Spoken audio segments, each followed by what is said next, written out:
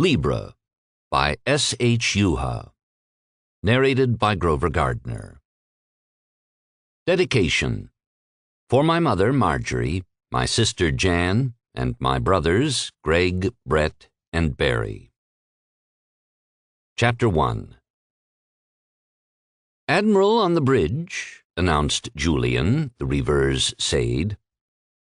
"At ease," Alex said as the crew braced to attention. "This will take some getting used to," Alex mentally groused as he strode onto the starship's bridge, attired in his new 4-star uniform, to join his officers and René de Guernon, his house co-leader and lover. 3 hours ago, the Reaver had exited a faster-than-light, FTL, jump from Bellamond to outside of Arno's heliosphere. Their ship was headed in system toward the planet Libre, carrying the crew's prize in the starboard bay, a captured silver ship. The cost of capturing the enemy fighter had been high: 1 pilot, Jace Willard, and 2 of the Reaver's 4 fighters. Alex regarded his newly promoted officers, Senior Captain Bernard, Captain Manet, Commander Tachenko, and Squadron Leader Reynard, all standing particularly straight and proud, while sneaking appraising glances at one another. Their new uniforms, adorned with gold rating stars, the House Alexander insignia, and the Reaver's patch, had gone over quite well.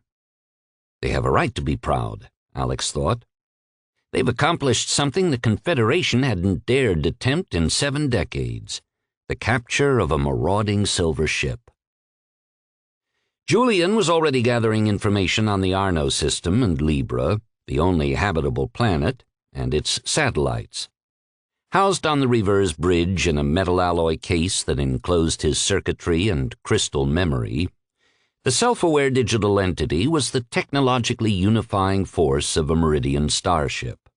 FTL jumps were completed by his calculations. FTL communications were sent through his crystals. Every primary system on any Confederation starship could be remotely monitored and controlled by its Sade. Originally, Alex had sought to return the Reaver's survivors to their homeworld, but the Confederation was in disarray. Hundreds of ships were seen fleeing Meridian to escape the encroaching swarm of silver ships.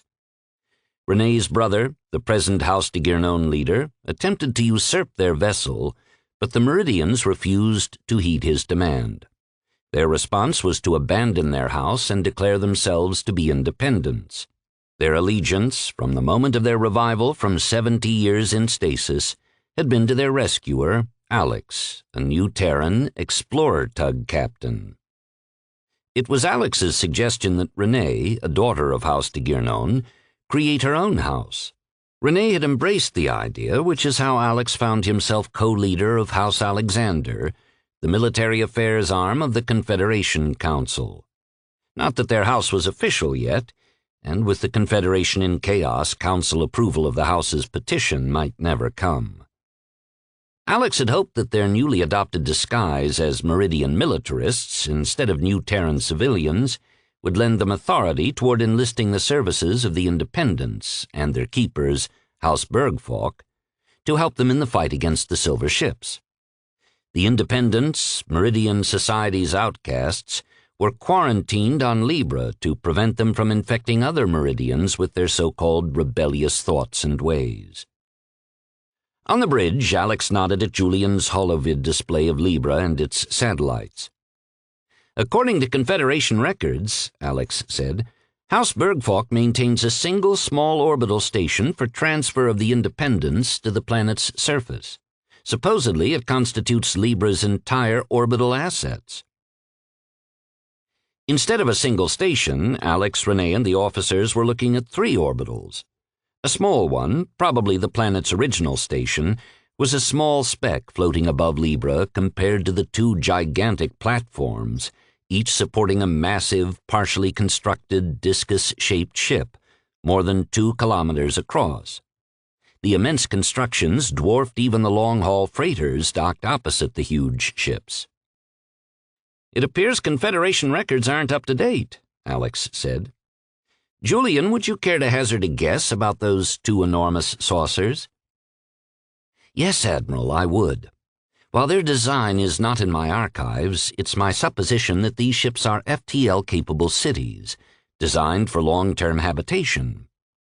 So, no fighting ships, said Senior Captain Andrea Bonnard, voicing the group's disappointment. No fighting ships, Alex agreed. He had hoped that House Bergfalk, who had pushed the Confederation Council for an aggressive response to the attacks of the Silver Ships, might have been working with the Independents to build fighting ships. Alex's people, the New Terrans, hadn't possessed warships prior to his discovery of the Meridians, and now it appeared the Confederation still hadn't built any. Well, I'm sure by now that we have House Bergfalk's attention, Alex said. What I need is an entrance, some sort of demonstration. Alex studied the holovid, lost in thought, and then he began assigning flight positions. When we're ready, Captain Manet, you'll detach your ship and take up a position here. Alex expanded the holovid view and placed an icon of the armed shuttle outward bound, presently riding X-Carrier on the Reaver, slightly ahead into port of their position. Captain Bonnard, I want the fighters to take up positions here and here. He placed Dagger 1 just outward of the outward bound's port side, and Dagger 2 just outward of the Reaver's starboard side. They had lost the original Dagger 1 and Dagger 2 in the fight to take their first Silver Ship, necessitating call sign changes for the remaining two fighters. Is Lieutenant Dorian well enough to fly Dagger 2, Squadron Leader Reynard? Negative, Admiral.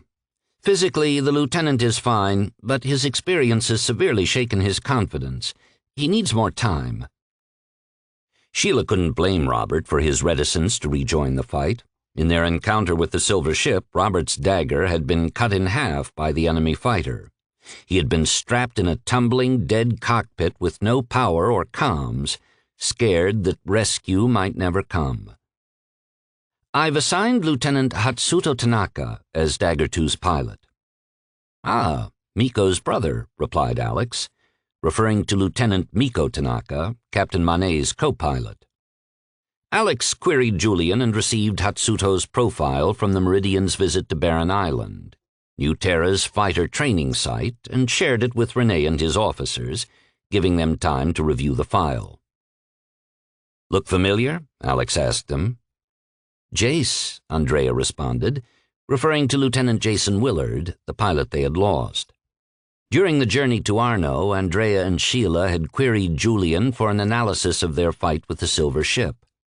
Alex's attack plan was designed as a pincer movement, trapping the enemy ship between two flights of daggers. But Andrea and Sheila, who had piloted Flight 2, had arrived late. By then the Silver Ship had destroyed Jace's craft and cut Robert's fighter in half. The comm buoys, deployed during the fight to facilitate data transfer, had provided the answer to Andrea's and Sheila's questions. Jace hadn't followed his fighter's pre-programmed flight path. Instead, he had switched to manual and cut closer to the gas giant to engage the enemy fighter sooner. Operating in manual, his skills were no match against the speed and agility of the Silver Ship, and his hubris had cost him his life. Admiral, Tanaka's a good pilot, Sheila said. Captain Bonnard and I have shared Julian's analysis of Jace's performance before and during the fight. Hurrying to meet the enemy wasn't the only break in procedure Jace committed. We made sure Tanaka saw Jace's mistakes and how his actions had endangered everyone. Tanaka got the message, sir. Very well, Squadron Leader. It's your call. Ah, it's a fan squirrel, said the XO, Tatia Tachenko, staring at the holovid. What?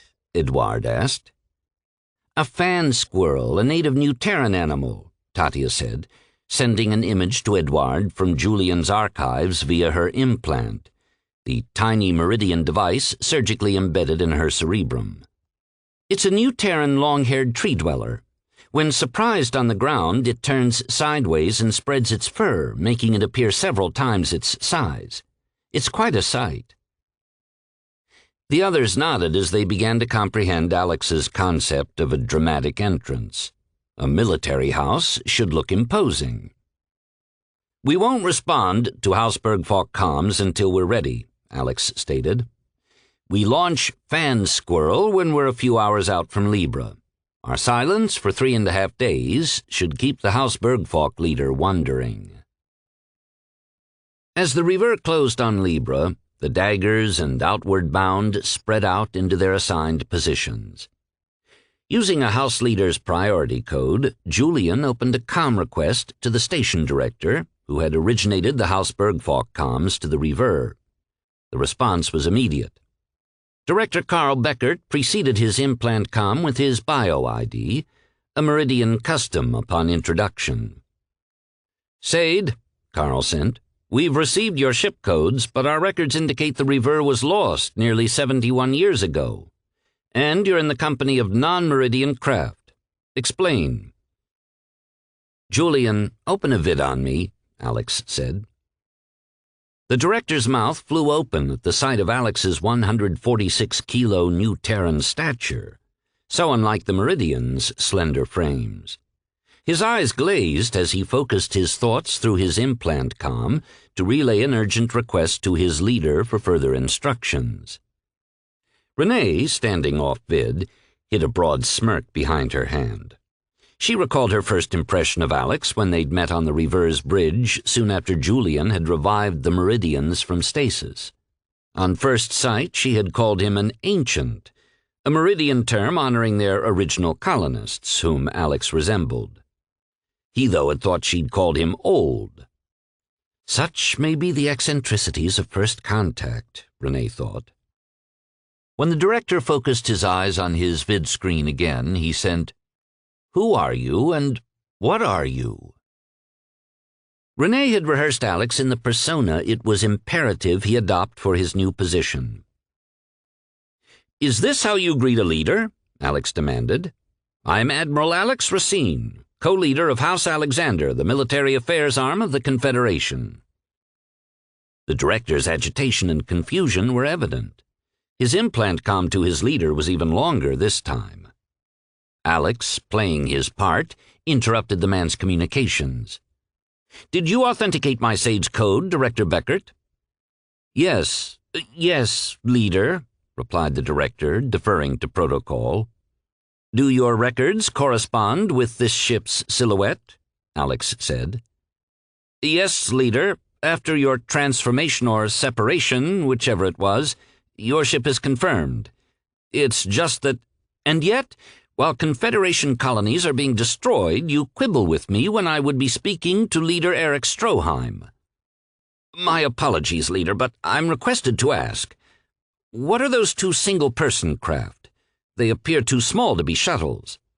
"Shuttles, Director? Don't be foolish. They're fighters. Destroyers of silver ships." Alex had Julian cut the connection before the director could reply. A quarter-hour later, Julian received a comm request originating from the planet. "It's Leader Stroheim, Admiral." "The curtain rises," Alex quipped as Andrea and Renee took positions beside him for the vidcom. "Leader Stroheim," Alex greeted the Meridian, leader to leader, as Renee had demonstrated, nodding his head down and touching his open right hand to his left chest. Leader Stroheim returned the courteous greeting despite his amazement at the sight of two oversized humans standing beside a Meridian that records indicated was the long-lost daughter of House de Guernon. "Leader Racine, your arrival has generated great concern. Our records don't list your house. You arrive on a ship registered as long lost. You don't appear to be Meridian, and you claim to have craft that destroy the alien ships." "There is much for us to discuss, Leader Stroheim, but perhaps it can wait until your visit to the Reaver," Alex replied. "And why should I have to wait for my questions to be satisfied, Leader Racine?" "I would have thought you'd prefer to peruse our captured silver ship first, of course, Leader Stroheim." During the Reaver's flight to Arno from Bellamond, where the silver ship was captured, Alex had spent the days wondering how to convince the Independents, the persona non grata of conformist Meridian society, and House Bergfalk, who maintained the Libran colony, to support them in their fight against the alien ships. The giant saucer-like ships were strong indications of the Librans' preference, which was to run, not fight. Alex wondered if his proof that a silver ship could be defeated would be enough to persuade them otherwise. To date, the Méridien Confederation had lost 6 colonies to the insidious alien menace. The swarm of silver ships, in the company of an enormous spherical craft, had invaded the far system of Hellebore first, and after eliminating the human population had harvested resources from the system's only habitable planet, Cetus. When the silver ships had finished collecting whatever it was that they sought, they had boarded their giant mothership and exited the system. Now the aliens threatened the Meridians' homeworld, having overrun the nearby colony of Bellamond 7 years ago.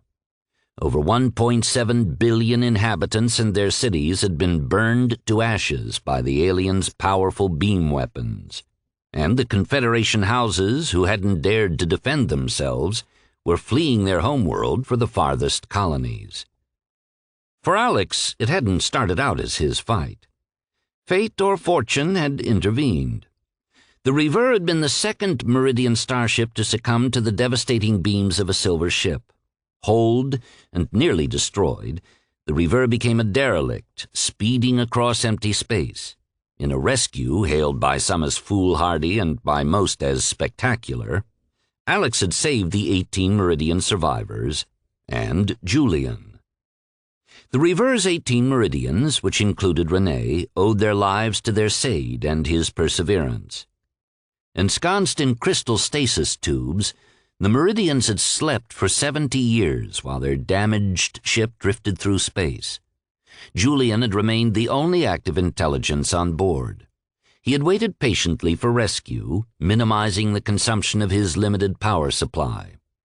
Finally, in a desperate bid to save his passengers, with his power dwindling, he reduced his processing speed to 1/500th and set contact alarms to revive him if they were found. When the Reaver had shot across the edge of the new Terran system, many light-years from the Confederation, Alex had risked his life to latch his explorer tug onto his world's first alien ship. The tug's beams and Alex's extravehicular activity, EVA efforts to gain entrance to the advanced starship, had triggered Julian's revival. The Reaver's hull sensors had relayed Alex's helmet-framed face to Julian, who triggered the airlock hatches and enticed Alex to the bridge with a trail of blinking lights, consuming some of the last energy in his power supply. Over the next half-year, Julian and Alex, working to repair and arm the Reaver, had grown close, brothers of crystal and flesh. Like the Meridians, the new Terrans had left Earth aboard colony ships to settle new worlds. Each thought they were alone in their own corner of the galaxy. Now, though, they knew that wasn't true, and it wasn't only humans who were out there. With Rene, the Haustigernone representative aboard the Reaver, Alex had negotiated an agreement with his government's assembly to trade Meridian technology for repairs. The new Terrans, hundreds of years behind Meridian technology due to a disastrous start on their new world, had been overjoyed to accept the exchange. But Alex had discovered the Meridians were defenseless against the alien ship that had attacked them. He had pleaded with Rene to sue for co-development of weapons with his people. Rene's request sold itself when the new Terran president and assembly had viewed the Reaver's records of the attack. Neither the peaceful Meridians nor the new Terrans, who had yet to venture outside their own system, had developed weapons more powerful than that required for personal protection or crowd pacification. In the vids, the new Terrans saw how easily the Meridians' superior technology had been defeated, and knew they too were totally unprepared to repel the alien ships. The Assembly approved a mutual weapons development pact, and Alex, with help from Julian and others, had cobbled together the colonists' records from university archives to resurrect Earth's war machines. When the Reaver returned to Confederation space, its bays held 4 fighters armed with an assortment of missiles. Its crew comprised a mix of the original 18 Meridians and over 100 new Terrans. Alex and his new Terran crew had received the Méridien gifts of cell-gen injections for health and longevity, and implants, enabling comms between individuals or groups, even across the Confederation via FTL stations.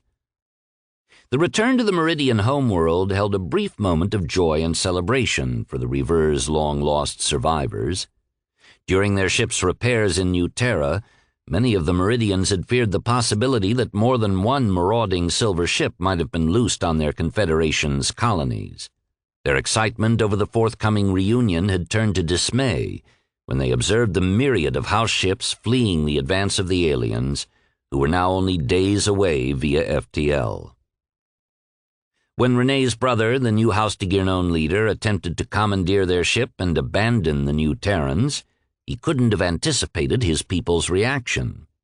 The Reverse Meridians had undergone a transformation during their time with their more life-embracing cousins, the new Terrans. Faced with the directive to dishonor their captain and their new Terran comrades, they chose instead to abandon their house, which had led Alex and Renee to record their petition to the Confederation Council as the first military house in the Méridien culture's 700-year history. Julian had deliberately leaked word of the formation of the new house by Alex and Renee, and to a man, woman, and Sade, the crew had joined House Alexander, the Confederation's new military arm. Now, House Alexander prepared to meet House Bergfalk. Chapter 2. The Reaver, the Outward Bound, and the Two Daggers had taken positions 10 kilometers out from one of the giant construction stations to await the arrival of Leader Stroheim and his entourage. In the interim, Julian was sleuthing. Using the system's FTL comm station, he searched for other Sades in system, which could be expected to be embedded on FTL-capable ships or on planet, the orbital stations requiring only sophisticated controllers. To his surprise, Julian discovered that the 2-kilometer-wide constructions, which Alex had dubbed city ships, had co-opted Sades. They had been independents. His total count of Sades was 7, 2 in the city ships, 2 in the freighters, 2 in the liners, and 1 on board a liner that had exited the system. However, comm station records indicated he should have located 1 more. Apparently more sleuthing was required. Andrea Bonnard, the Reaver's captain, and Lieutenant Sheila Reynard, the new squadron leader, left the captain's cabin for the bridge. Sheila's comment to Andrea when informed of her promotion days ago had been, "Best decision I've ever made was to apply to Baron, Captain. At this rate, I'll make Air Command General or something in a year." Then she had added ruefully, "If I live that long." Tatia interrupted them in the corridor. "Captain, if I might speak with you?" Andrea nodded to Sheila to continue on and said, "Yes, Commander, how may I help you?" Just 6 days ago, Andrea had reported to Tatia as the Reaver's squadron leader. But Tatia, who had the credentials of the Reaver's first mate and an ex-major in the Terran security forces, had politely refused the promotion to senior captain. In an unexpected turn of events, Andrea found Tatia and Alex ganging up on her to accept the senior captain's position.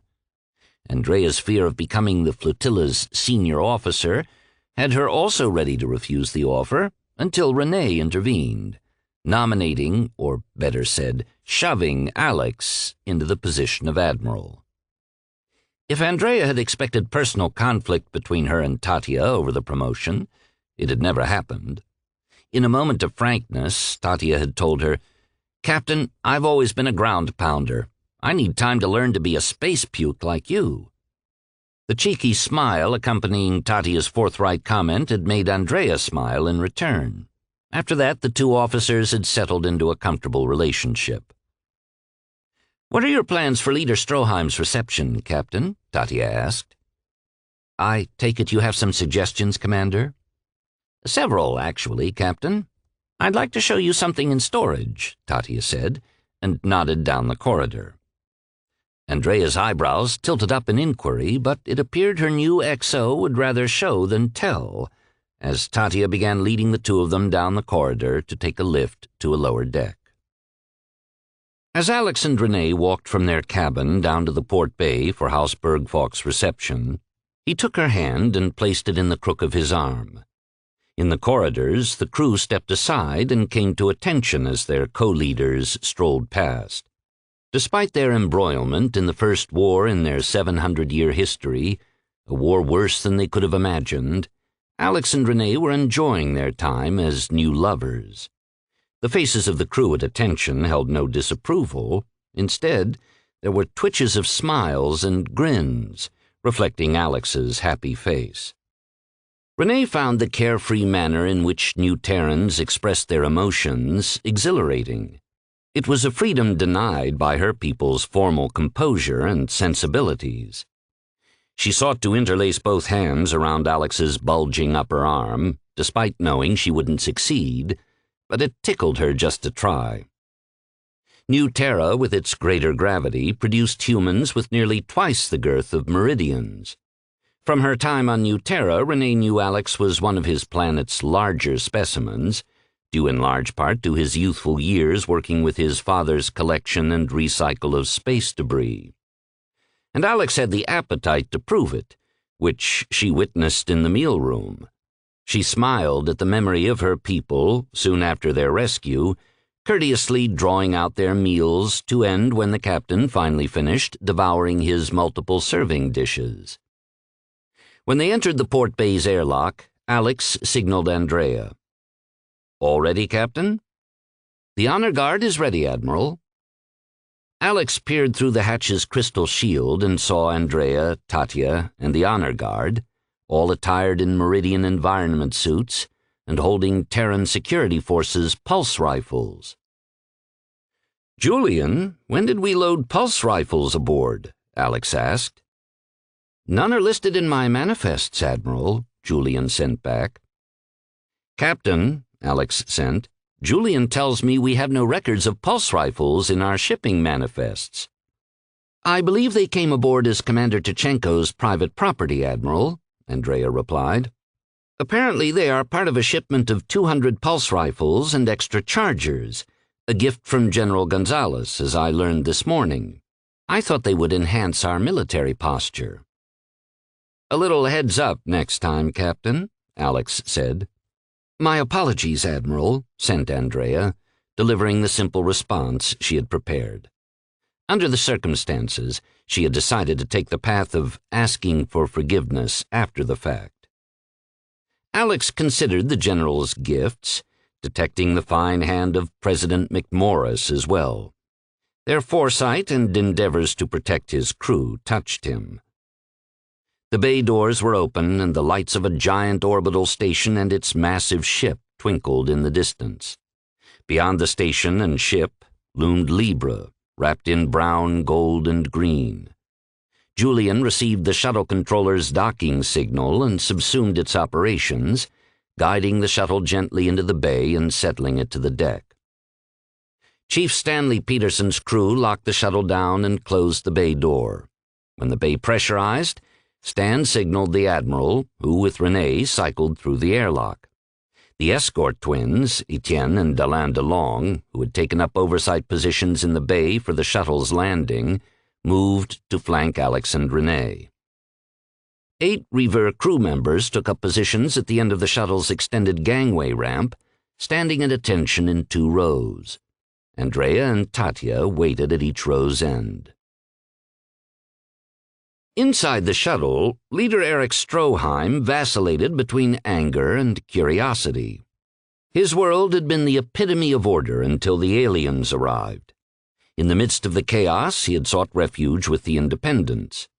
Now his life was being disturbed once again, and by what appeared to be a travesty of the human form. When the shuttle pilot signaled all was ready, Eric led his small contingent down the gangway ramp and received what he considered a bizarre gesture from the Reaver's crew as they snapped their hands to their heads. At least they rendered their motion in synchronicity, he thought.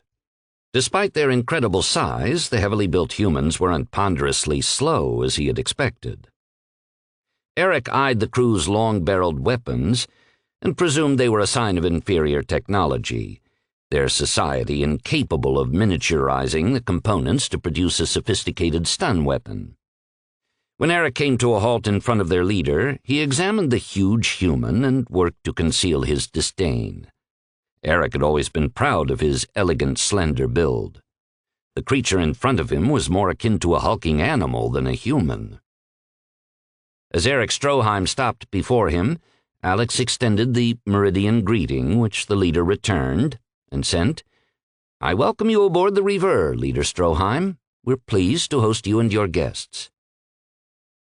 "Leader Racine, were you required to adopt our technology in order to communicate with my people?" Eric sent in reply. "Or, by the slimmest of coincidence, did your people already possess implant technology?" Alex felt his blood warm the back of his neck, and he fought to prevent his fingers from curling into fists. The leader's condescending thoughts irked him.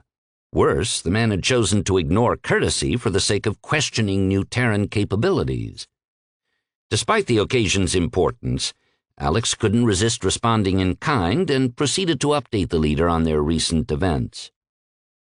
Eric Stroheim reeled under the onslaught of multiple vid streams to his implant. The new Terran Méridien Pact, the Reverse repairs, the crew's adoption of Méridien tech, the development of fighters and missiles, the nightly implant games, and the fight to capture the first silver ship.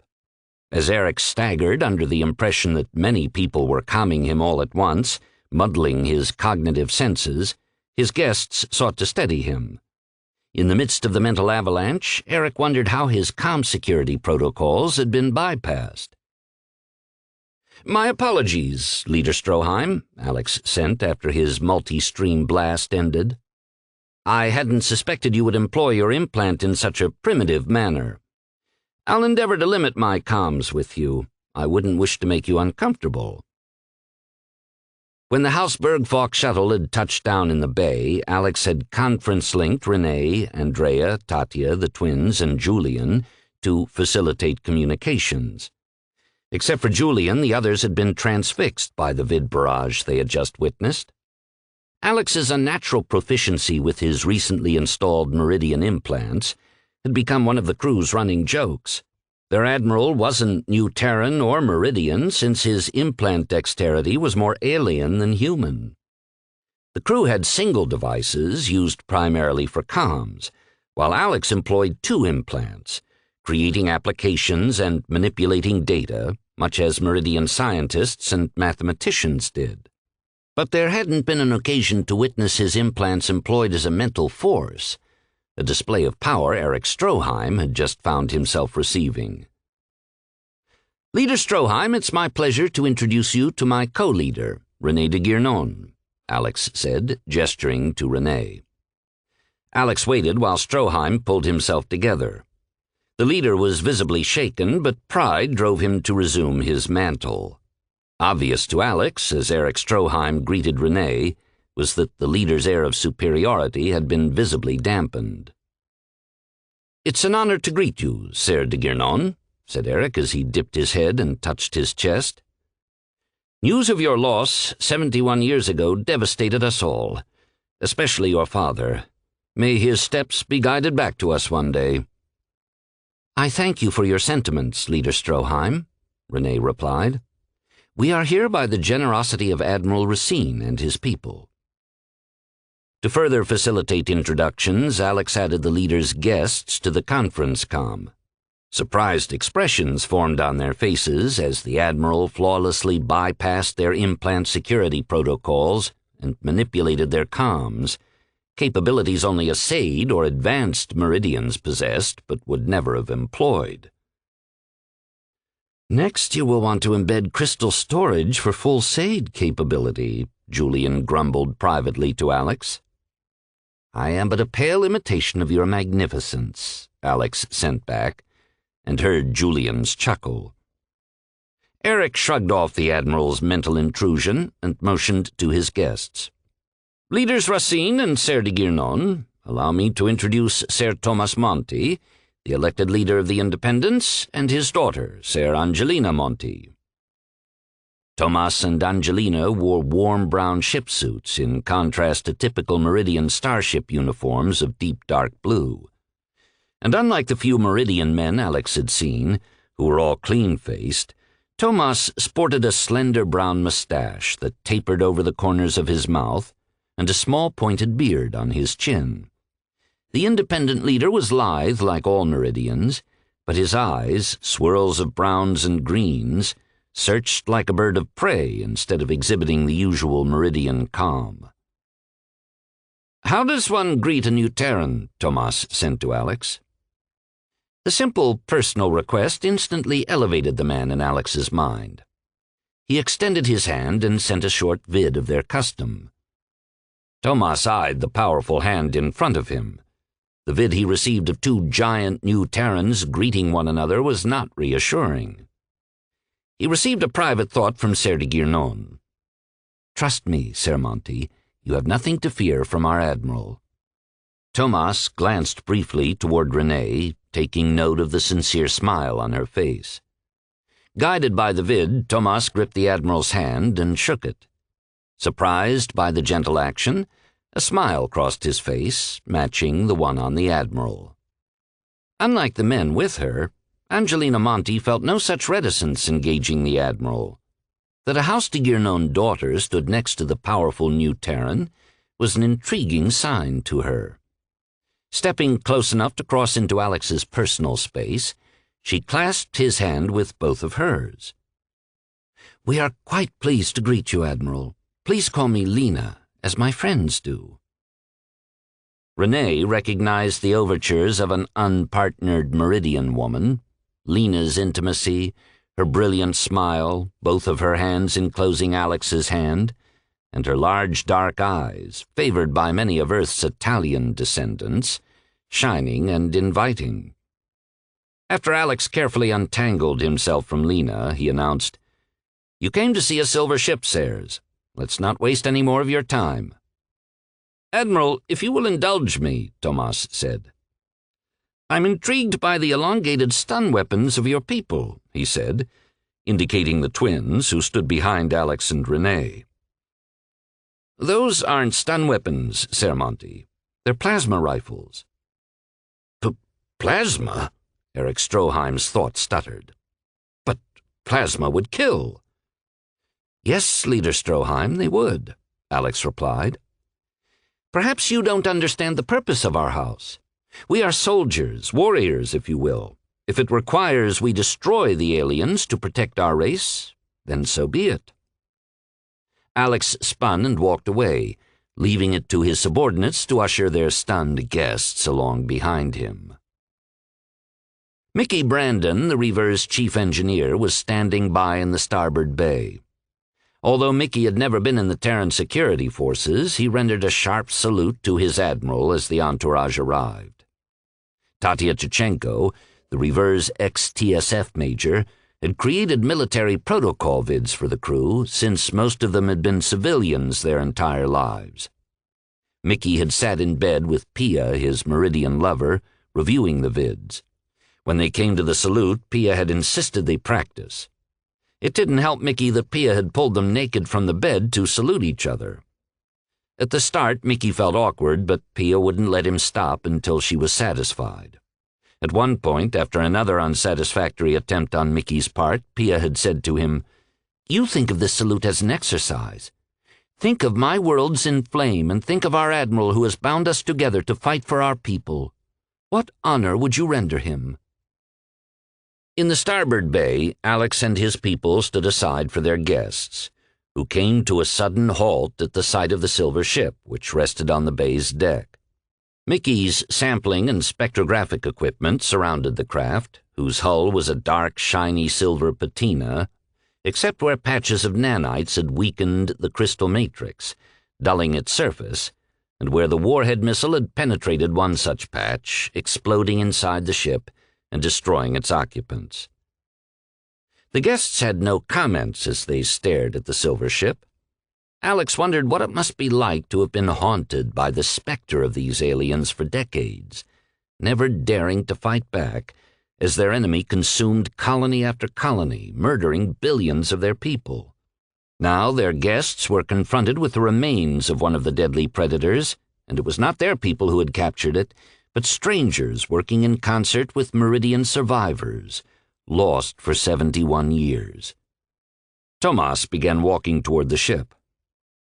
"I advise you not to touch it, Ser Monty," Eric instructed Tomas, and discovered his private comm had been sent to the entire group. He turned an annoyed look on Alex, who responded to the leader's glare with an amused expression. "You're on our ship, Leader Stroheim," Alex sent on the conference link. "House Alexander prefers open communications. If you aren't comfortable with this, you are welcome to leave at any time, with or without your guests." Eric Stroheim stared at the Admiral, the anger evident on his face. He glanced to Tomas, expecting to find support for him against the new Terran's outrageous behavior, but the leader's face mirrored that of the Admiral's. Tomas continued to approach the silver ship. Up close, he examined the contrast between the dark-polished hull and the mottled areas, laying a tentative hand on a shiny area, and marveled at the ultra-smooth surface. It felt as if a fine layer of oil coated the ship's skin. Being the gregarious individual that he was, Mickey launched into an update for their guests about what they had and hadn't discovered about the ship. He went so far as to play the vid that Alex and Julian had created as they pieced together the mystery of the aliens, who burrowed into the planet's surface and used subterranean passages to mine the planet's minerals. The Reverse people stood quietly by as their guests watched the vid unfold, a display of imaginative pattern mapping. When the vid ended, the view rotated to expose the substrata, which were highlighted in translucent colors, exposing the myriad of tunnels that connected the mined mineral locations to the silver domes. Mickey credited his admiral and the ship's Said with the concept. Julian added, "I was merely the librarian, sirs. The concept's architect is our leader, Admiral Racine." The Reverse crew straightened their shoulders proudly as the Librans turned to regard Alex with wonder and, perhaps, with a touch of fear.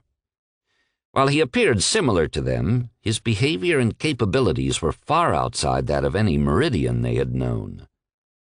Renee stepped beside Alex, taking his arm at the elbow as she had just done for the first time on their walk to greet the Librans, and sent, "He is our ancient," bestowing on Alex the honored Méridien term. Renee felt Alex's hand close possessively over hers, and she smiled at him before turning a penetrating stare on Ser Angelina Monti, who did not miss the message. The Meridian's most prestigious celebration day was Colonists' Day. They were extremely grateful to their founders who had successfully developed their new world. That Earth colonists raised on a stronger gravity world possessed greater stature than present-day Meridians had added to their mystique and heroic image. Over the centuries, New Terra, with 11% greater gravity than Earth's, had added more mass to the average New Terran than those of the Meridian's ancients. And Alex stood out among New Terrans. His father, Duggan Racine, had trained as a shuttle pilot and fielded a job recovering space debris from orbit. Duggan's assistant had quit when he was almost killed in a foolish accident with his EVA suit. Weeks of income might have been lost while Duggan interviewed for a replacement, but then his 11-year-old son had volunteered to help him. Most fathers would have refused outright, laughing at the suggestion, but then most fathers didn't have Alex for a son. Schooling could take place on children's readers, so Alex would sit in the co-pilot seat studying while his father readied the shuttle and flew into orbit. Per his father's strongly worded orders, Alex had stayed in the shuttle while his father performed the EVA trip and Alex operated the recovery winch. In Zero-G, the space refuse, composed mostly of metal, had no weight. The hard work came after landing, when the debris had to be dragged to the shuttle's ramp, winched, and loaded into the hover truck for transport to the recycling center. It had been heavy work for a young boy, until one day, having added 39 kilos of muscle, it wasn't. Tomas turned from admiring the captured ship. "A wonderful accomplishment, Admiral.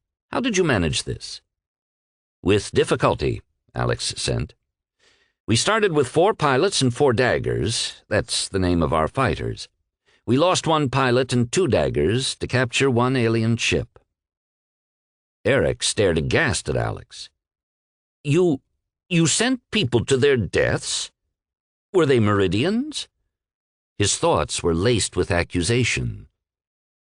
Alex released Renee's arm and closed on the leader, his mass intimidating the man, but the Meridian held his ground.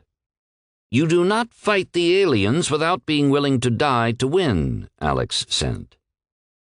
Eric swallowed under the Admiral's glare, noticing the blood pounding in the arteries of the new Terran's thick neck. The leader's security placed their hands on their stun weapons, and Tatia signaled Etienne and Alain, who stepped toward the leader's 2 security personnel, escalating the tension in the bay. "My crew risks their lives every day, including our fighter pilots, who are new Terrans," Alex sent, while extending a finger toward the leader's face. "But understand this, Ser Stroheim. The man we lost died for all humans, including you." In the sudden stillness that followed Alex's angry release, a quiet thought was heard. "I'm saddened by your loss, Admiral, and would know the name of your pilot so that we may honor his sacrifice." Alex turned toward the speaker, Tomas Monti, and in the face of the honest words that had been offered him, he deflated. "Your words are appreciated, Ser Monti." He was Lieutenant Jason Willard. Eric Stroheim, always the consummate leader, recognized the extent to which the Admiral's focus was shifting toward his independence. So Eric vied for some attention of his own. "And I must offer my apologies, Admiral Racine, to you and your people. The death of a person, the sacrifice of a life, is still a frightening concept to us. We are by design a peaceful people, and it's true that our nature has cost our people dearly. Yet it's still a shock to learn that humans are attacking our foe with the intent to kill." Tomas walked up to Alex, carefully regarding him from top to bottom and side to side. "My large friend, I think you came to Libre for a reason, and I, for one, would love to hear it." Chapter 3. Alex, his people, and the visitors retired to the meal room where the tables had been rearranged to accommodate the 2 groups. Security took up positions behind their charges. Renee opened the discussion by summarizing the events aboard the River from its attack by the Silver Ship to its discovery by Alex in the new Terran system 70 years later. But the painful memories of the loss of so many house associates brought her story stumbling to a halt. Alex picked up the thread of the story, detailing the agreement with New Terra, the repair of the River, the rebuild of the Outward Bound, Alex's old explorer tug, and the manufacture of their fighters and missiles. "So these missiles, Admiral," Tomas inquired, endeavoring to discover the extent to which the strangers might aid his people, "how do they work?" "We've designed a series of missiles, Sir. A single primary stage is able to launch a variety of second stages. First, we hit the ship with nanites that tested the hull.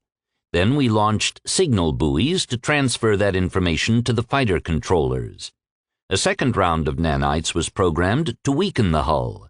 Then a warhead, an explosive, struck the weakened hull and detonated inside the ship." "Ingenious, Admiral," Tomas commented. "Did you discover the nature of these aliens, Admiral?" Eric asked. "Unfortunately, the explosion cooked the inhabitants past identification. We know a little about their metal crystal makeup and that it's similar to their hulls, but the rest is purely conjecture." "But you came to us, didn't you, Admiral?" Tomas asked. "Was this deliberate?" "Yes, Leader Monti, we came seeking allies. When Julian discovered the extensive freighter shipments to Libre, we had hoped you were building warships as we had done." "Ah, allies," Tomas said, understanding dawning. Then he drew himself up in his chair and looked Alex squarely in the eye. "We can be that, Admiral Racine," he said, as he extended his hand, no longer afraid of the new Terran's grip. "Your help will be appreciated, Thomas, but since you aren't building warships, just those city ships, we haven't made any alternative plans." "City ships?" Eric queried, and received from Alex an image of the immense disc-shaped ships under construction at the orbital stations. "Ah, yes. The colony ships for my house and the Independence. They are long-term living and working environments. City ships. I like this name." "So your plan is to evacuate the planet?" Renee asked. "No, we're not just evacuating, Ser de Girnon," Eric said, "which is what most of our people are doing, fleeing to far colonies and awaiting their fate. We will live on our city ships and leave Confederation space. We will travel to a new world far from here and these accursed aliens." "Can your city ships hold all of your people, Leader Stroheim?" Tatya asked. "They were designed with just that goal in mind, Ser Tachenko. No one will be left behind." "If I may, Admiral," said Julian, requesting an interruption. On Alex's affirmative, Julian joined the conversation. "My records indicate Bellamond is ripe for swarming." When confusion crossed the Librans' faces, Alex explained their use of the term swarming to describe the exodus of the alien ships from the planet, comparing them to the evacuation of an insect nest. "Most perceptive, Admiral," Tomas said. "Then you've studied our monitor ship's records and seen the aftermath when they rise from the planet?" "Yes, Ser Monty. The silver ships appear to gather the resources to supply the enormous sphere, what we call the mothership." "So you think you can defeat this mothership and her swarm, Admiral?" Tomas asked, sounding hopeful. "We've taken the first steps, designing the weapons, testing them, and successfully capturing the first silver ship. What we've learned is invaluable. What we need now is a manufacturing base. But, Julian, please return to your questions," Alex requested. "I understand you're new to our ways, Admiral," Eric interjected. "But it's unnecessary for you to accommodate your Sade. Simply tell it what you want." Eric had no sooner sent his thoughts than he froze in place. For some reason, his comments had elicited hostile reactions from the Admiral and his people. Facial muscles twitched and eyes glared at him. The crew's reaction fascinated Tomas. It was obvious Leader Stroheim had made an egregious error. Although what that error was, Tomas wasn't sure. Even odder, the Admiral's Meridians were just as angry as his new Terrans. Renee laid a hand on Alex's shoulder and had to exert much of her arm strength before she penetrated his anger, and he subsided. "Leader Stroheim," she said, entering the fray, "you have made several impolitic statements since coming aboard. As a fellow leader, I would prefer you leave by your shuttle with your dignity intact, rather than through an airlock open to space for insulting our allies and friends." Eric Stroheim eyed the Reaver crew, whose anger was still evident. The Admiral's concept of warriors began to dawn on him. "Furthermore, Leader Stroheim," Renee continued, "it would be wise of you to forego your assumptions. The Meridians you see before you are no longer of your people. Our views have undergone change in concert with these new Terrans, our new brothers and sisters. Our leader is Admiral Racine, and you have just insulted his best friend." "His best friend?" Eric's thoughts struggled out. "But it's a Sade." "His best friend, sir," Renee reiterated, her own anger rising. Eric looked around at the ire evident in the faces around him. His own security escorts were confused, unsure of what to do in the midst of such a public display of animosity. Gratefully, Eric heard the Admiral order his people to stand down, and while their poses relaxed, their expressions didn't. Tomas attempted to intercede. "Admiral, admittedly your ways are different," but he was halted in mid-sentence when Alex raised a hand to forestall him without taking his eyes off Leader Stroheim. The Admiral's hard, unflinching stare undermined Eric's confidence, and he sought to redeem himself. "Ser Monty is correct, Admiral. Your ways are strange to us, and my assumptions are preventing us from continuing our conversations. If you will forgive me, Admiral, I will attempt to listen and learn your ways." When the Admiral said nothing but continued to stare at him, Eric searched his words for what he had failed to say. The hostility had begun with his statement about the Reaver's Sade. While searching for his comm recording for the entity's name, his implant comm switched to private, and he heard, "The name you're searching for, sir, is Julian." Eric had led a life of privilege and security, especially during his tenure as leader of House Bergfalk. The news of the alien menace meant action was required, action in the form of readying ships for his House associates in order to flee. But it was an orderly process, and with his extensive House assets, it had been easily achieved. There was no great cause for concern. They were, after all, Meridians.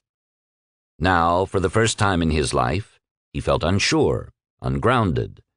It seemed foolish, but the naked animosity directed toward him was unheard of in Meridian society. He glanced to Ser de Guernon for support, but saw only another hard face. She wore an impatient look, as if she was waiting for a petulant child to grasp the lesson, and Eric Stroheim took the cue. "I've insulted your friend, Admiral. For that, I deeply apologize." "I wasn't the injured party, Stroheim," Alex replied, ignoring the man's title. Eric understood this message as well. For the first time in his 136 years, Eric Stroheim, a House leader, was required to treat a Sade as an equal. "You have my apologies, Julian. It appears you are regarded more highly by your new friends than we regard our own." "And that is something you should consider, Leader Stroheim," Julian replied. "Your apology is accepted, but know this, Ser Admiral Racine is our leader, but most importantly to me, he is my friend." Trying to recover lost ground, Eric attempted to redirect the conversation. "I understand, Julian. You were asking questions of us when I interrupted." After delivering his apology, Eric discovered his implant comm was switched back to the conference link. "Yes, Leader Stroheim," Julian continued. "The aliens swarm within 8 to 12 years. They've been on Bellamont for over 7 years. Julian left the question unasked, testing the man. "We're quite aware of the time spans, Julian," Eric said. "For almost 2 years, we've been rotating a House liner every half year to the Bellamont system's outer edge to maintain a watch. Once the aliens swarm, as you say, they should take 4 to 5 days before they clear the system. If they come our way, our liner's warning should give us another 5 to 8 days, depending on Libre's orbit at the time, to exit the system ahead of them, providing that the enemy decelerates for Libre." "According to Cordelia, Leader Stroheim," Julian said, naming the Sade on one of the city ships, "your construction schedule requires a minimum of 163 days to make your city ships FTL ready and an additional 65 days to complete the ship's outfitting." "You're well informed, Julian," Eric said, and waited, but the Sade didn't respond to his provocation, something he hadn't expected. He considered the possibilities that this Sade was destined to become an independent, or that the new Terran's influence had corrupted him. A thought occurred to Eric, and he decided to test it. "Admiral, assuming Ser de Guernon has educated you about our society as you have formed your own house, I would ask how you perceive the independents." Tomas and Lena could scarcely believe what they had just heard. To them, it appeared Leader Stroheim was asking the Admiral to choose sides, House Bergfalk or the Independents. "The Independents appear to me to be the norm in your society, Leader Stroheim," Alex said casually. To Eric's amazement, the Reverse Meridians burst out laughing. He found it incredible that they didn't realize the Admiral had just insulted them.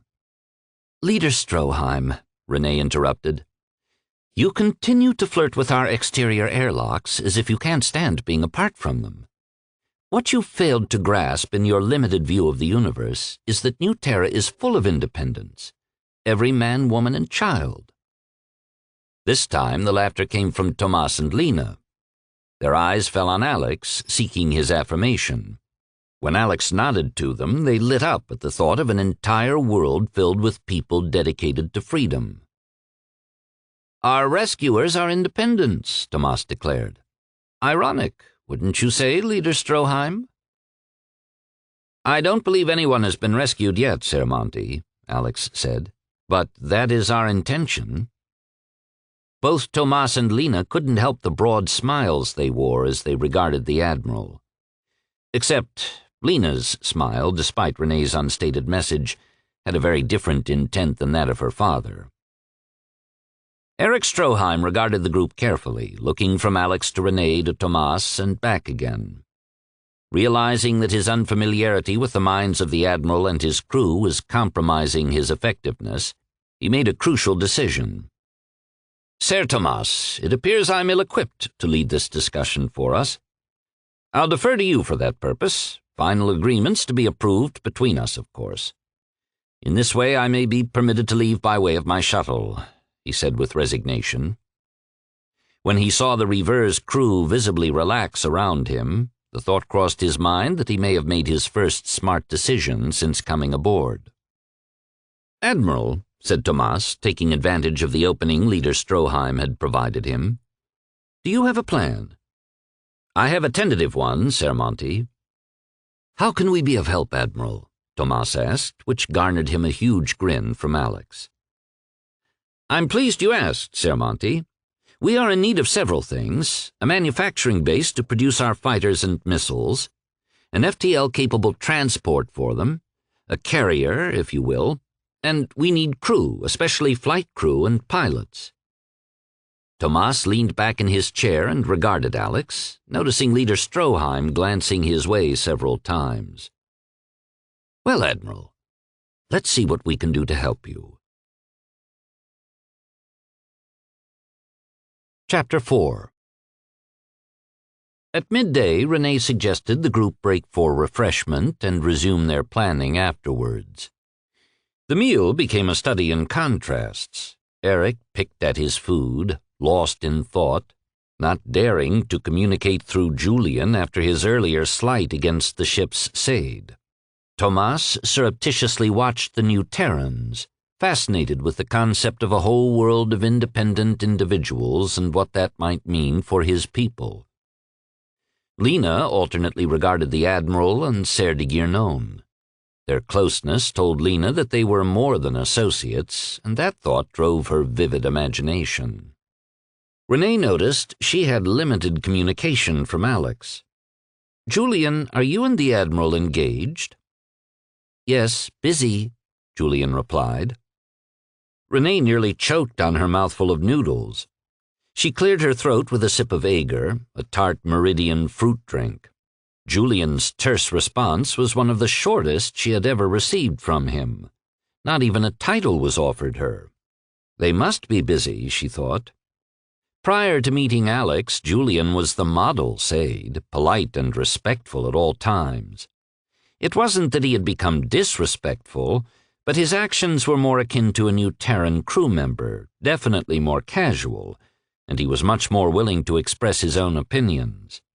Renee regarded Alex, still politely attentive to present company and his meal, of course, which he was busy consuming. When everyone finished, the twins escorted the guests to cabin suites set aside for their use, which provided them with privacy and access to refreshers. As Etienne and Dalin exited the suite that had been dedicated to the leaders, closing the cabin's door behind them, Eric checked his comm security protocols and found them restored. "It appears the Admiral has allowed us a moment of privacy, sirs. At least I believe he's not monitoring us," Eric said to Tomas and Lena. "The Admiral appears to annoy you, Leader Stroheim. Why is that?" Tomas asked. "The man is disturbing the natural order of things, sir." "I would have thought the aliens had already done that, Leader." "Yes, but we have a plan to complete the construction of our colony ships and escape, sir. Now he comes here with his captured silver ship and wants to co-opt our efforts. And he has no decorum, usurping our comm protocols. Who or what does he think he is? Actually, Leader, I am quite impressed with the man, Thomas replied. I am as well, sirs, Lena chimed in, and I don't mean as a physical specimen, although there is that. You must admit that what he has accomplished is admirable, she said, smiling to herself over her play on words. But we don't need his interference, sirs, Eric replied. Perhaps we don't if we can evacuate in our city ships in time, Leader, Thomas responded. But what about the Confederation? Isn't it our duty to aid those who might be able to save our remaining worlds? He's captured only one alien ship, sir, and he thinks he can defeat them all. With our help, he might be able to do just that, Leader. So that's your position. You'll help him even if it means disturbing our schedule, Eric said, deliberately impolite, and that after having accused the Admiral of the same. I didn't say that, Leader Stroheim, and you shouldn't anticipate decisions I have yet to make. I think we should continue to speak with Admiral Racine and see if we can devise a means to work together. Maybe he can help us as we help him. After all, his entire New Terran crew is an assembly of highly qualified engineers and technicians. How do you know that, sir? Eric asked. I asked Julian, of course, Leader. Since I never insulted him, I found him to be quite accommodating. After the break, Alex, Renee, Eric, Thomas, and Lena assembled in the Reaver's house suite. Thomas and Eric had agreed the independent leader would continue to manage the communications. It's safer for me that way, sir, Stroheim had remarked. If you are more comfortable negotiating through speech, sirs, Alex said in Confed as they were seated, that's acceptable to me. So little accent and such deep tones, Lena said delightedly. You continue to surprise us, Admiral, Thomas added. This is proving to be a most intriguing meeting. Earlier you spoke of your needs, but let me speak of ours. We're all aware that when the Bellamont swarm takes flight, they have two possible destinations, Libre or Méridien. I must admit I have nightmares about which way they will travel. We can't risk fortune by having our schedule disturbed. We must complete our city ships and load them with our people and supplies before we receive the announcement of their swarming. If we help you, it will be only under your strict assurance that you will not interfere with our schedule. You have my assurance, Leader Monty. Please let us know if we can assist you. I have over 100 trained engineers and technicians who spent half a year creating Méridien parts and repairing this ship, from hull plates to circuit boards to crystals. In addition, I have officers who can assist with team and project management. I was hoping you would offer, Admiral. I think we can be very valuable to each other, Thomas said, a broad grin stretching across his face. Then let's get started, Alex replied, and he opened their comms in conference, much to Eric's irritation. Admiral, Renee interrupted, if you're going to go play with your new friends, I'd like to opt out of the connection. Most certainly, sir, Alex replied. Is there anyone else who wishes to forego this session? Sir Lena Monty, I do advise it, Renee told her. Lena was hesitant to be left out of anything that involved the Admiral, but Renee's forthright expression caused her to heed the advice. I, as well, Admiral, ask to be excused. Eric had a feeling he knew what was coming, but he stubbornly kept quiet. He did not want to miss any of the strategic planning. Thomas wore an expression of pleasant expectation. Alex settled back into his chair and closed his eyes, leaving his link to Thomas and Eric open. However, he activated a buffer application in his second implant to coalesce the planning session into a single stream for his guests. 3 saids were prepared for Alex. It had been Julian's recommendation to include 2 additional saids in his Libran plans. Per Alex's request, Julian had made his new acquaintances privy to the conversations with Thomas and Eric. Ready, Julian, Alex said. Admiral, may I present Cordelia aboard the Freedom? Greetings, Cordelia. I'm pleased to meet you. That's generous of you to say, Admiral. Not in the least, Cordelia. While I have only met one Sade, I have found his depth and introspection to be a source of many enjoyable conversations. I would hazard a guess that the enormous amount of time you have available enables you to pursue subjects to a greater degree than us flesh-and-blood mortals." "That is a sentiment I've never heard expressed by a Méridien, Admiral." "Then it's about time you did, Cordelia." Eric's first reaction was to be annoyed over the Admiral's exchange with Cordelia, but he found himself reviewing his own history of Sade communication. "Julian," Alex sent. "And next, Admiral, may I present Z aboard the unwelcoming." "Greetings, Admiral," Z sent. "And I wish to add my appreciation for your statements. They're compliments that have been sorely absent."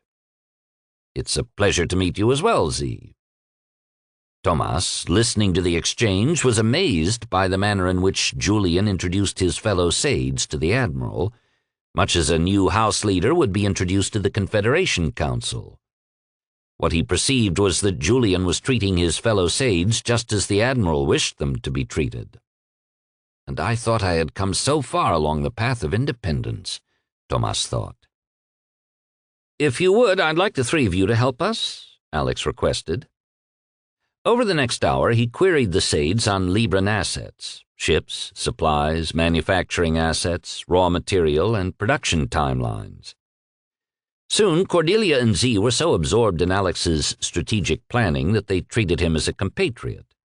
Throughout their lives, humans had asked them explicit questions, given orders or required calculations, and the Sades had responded in kind. The Admiral's communication was different. He requested their judgment, establishing goals and assigning priorities, and the Sades juggled models to achieve those goals. Julian reveled in the fact that Cordelia and Z were meeting both the Admiral and his friend. For while it was the Admiral who led their strategic planning, it was Alex who treated his people, including his Sade, with consideration, choosing to respect his fellow beings rather than offer indifference. Both Tomas and Eric realized that their implants were receiving a trickle of the information flowing between the Sades and the Admiral, a summary, really. Tomas was again struck by the gentle way the Admiral dealt with the Sades, always polite, promoting their ingenuity, and praising their successful models, never condescending. In contrast, Eric's thoughts focused on his relief that he was receiving the watered-down summary. His memory of the Admiral's initial calm assault when he had sought to put the new Terran in his place still caused his stomach to churn. He pledged not to make that mistake again. As Alex wound down his planning session, he sent a quick request for Renee to return to the suite, since she had taken Lena on a short tour to introduce her to the Reverse officers. Actually, the way Alex phrased his request for her to return to him had her blushing for once. "So much for a lengthy planning session," remarked Tomas as the Admiral finalized the models from the Sades and the women returned to the cabin. Tomas noted that the Admiral sincerely thanked the Sades for their help, and they responded just as pleasantly. It made him consider his own behavior toward Cordelia, which he knew was better than the manner in which House Bergfalk personnel addressed their Sades. "Now that you have their suggestions, Admiral," Eric said, "I believe we can dismiss the Sades from our conversation." Alex looked at Renee, who slowly shook her head in sympathy. "Leader Stroheim," Tomas interjected quickly, "I believe we decided I would manage communication for us, since you have such an aversion to airlocks that don't connect to anything. This is the point where we ask the Admiral what he would like to do." Then Tomas turned an expectant face toward Alex. "If we are to work together, sirs, then from this point forward, any communication with me, Renee, or my crew will be shared with Julian, Cordelia, and Z," Alex stated. "What? Why?" Eric said, again forgetting his agreement to let Tomas do the talking. "Why not?" Alex replied. Tomas, having already begun examining the first summaries as he had received them, responded, "It would appear to me, Leader Stroheim, including the Sades will be advantageous. Based on the information we've received, they've already formed the Admiral's crew into efficient teams to support our construction, and among other things, streamlined our own planet-to-orbit flight schedules." "Our flight schedules? But they should have done that already, Sir Monty," Eric objected. "Admiral, if I may," Julian interjected. "Leader Stroheim, if you ask specific questions, you will get specific answers. The Admiral asks open questions, gives us goals, sets priorities, and requests we consider all possibilities. Engaged in this manner, we deliver a much higher quality of response than that of a simple answer to a simple question." Z marveled at the manner in which Julian was allowed to speak. He yearned for that degree of freedom of expression.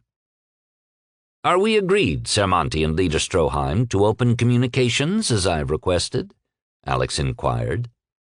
He received Eric's grudging approval and Tomas's pleasant nod. "Curious," Cordelia said to her fellow Sades. "The Admiral is a more independent thinker than our independents." While she was quite serious in her sentiment, she heard the laughter of both Julian and Z. "So, on the question of manufacturing resources," said Alex, reviewing the summary, "you have capability to spare. Nearly all of the construction material and supplies for your city ships have been produced, although much of it is still in transit from the surface to your orbitals. It appears that you're overtaxing your shuttles, but that's a problem for later. Please, Julian." "Certainly, Admiral," Julian replied, translating for Cordelia and Z the implied request. "Since your city ships are in their assembly stages, sirs, the manufacturing plants are free to provide the finished material we require. It would be a matter of communicating the fighter designs and retrofit material we require to your production controllers and transporting our Gen 2 and Gen 3 machines planetside for the specialized production of missiles, crystals, and fighter controllers." "You brought your own machines, Admiral?" Tomas asked. "Where in Confed space did you store them on a passenger liner?" It was Renee who responded bluntly. The stasis suite provided an enormous amount of unused space. "You have no stasis pods, sir?" Lena exclaimed. "We have no intention of needing them ever again, sir," Renee replied. Lena regarded Renee's hard expression. She had never seen a Méridien woman speak with such passion on a crucial matter of life and death. It occurred to her that the people aboard this ship did not plan to survive at all costs. They planned to defeat the Silver Ships at all costs. At that moment, all thoughts of a tryst with the Admiral fled from Lena's mind. Under no circumstances would she wish to attract the animosity of the co-leader. Lena offered Renee a graceful bow of her head, honoring her words, and received a tilt of Renee's head in return. "What you're in short supply of," said Alex, picking up the conversation, "is raw material. According to Cordelia and Z, you have asteroids parked about 260,000 kilometers out that you've been mining, and they have plenty of ore to spare. We can use those, but we'll need help. Let's table that point as well for now. Your 2 freighters are idle, both empty of stores. Can you give me one as a carrier?" After deliberation, Tomas and Eric agreed to give up the Geldbringer to the Admiral. "Julian?" Alex sent. "On it, Admiral," Julian replied, simultaneously querying Cordelia and Z for the freighter's plans. He shared the reverse bay operations with them and left the 2 Sades to plan how best to restructure the freighter to accommodate fighters, missile silos, reaction mass tanks, and crew. Tomas was intrigued by the synchronicity with which the Admiral and Julian worked. "Admiral, may I ask a personal question?" "Certainly, Sir Monty. What is it you wish to know?" "Could I ask if you know something personal about Julian? Something not related to the operations of the ship or the crew?"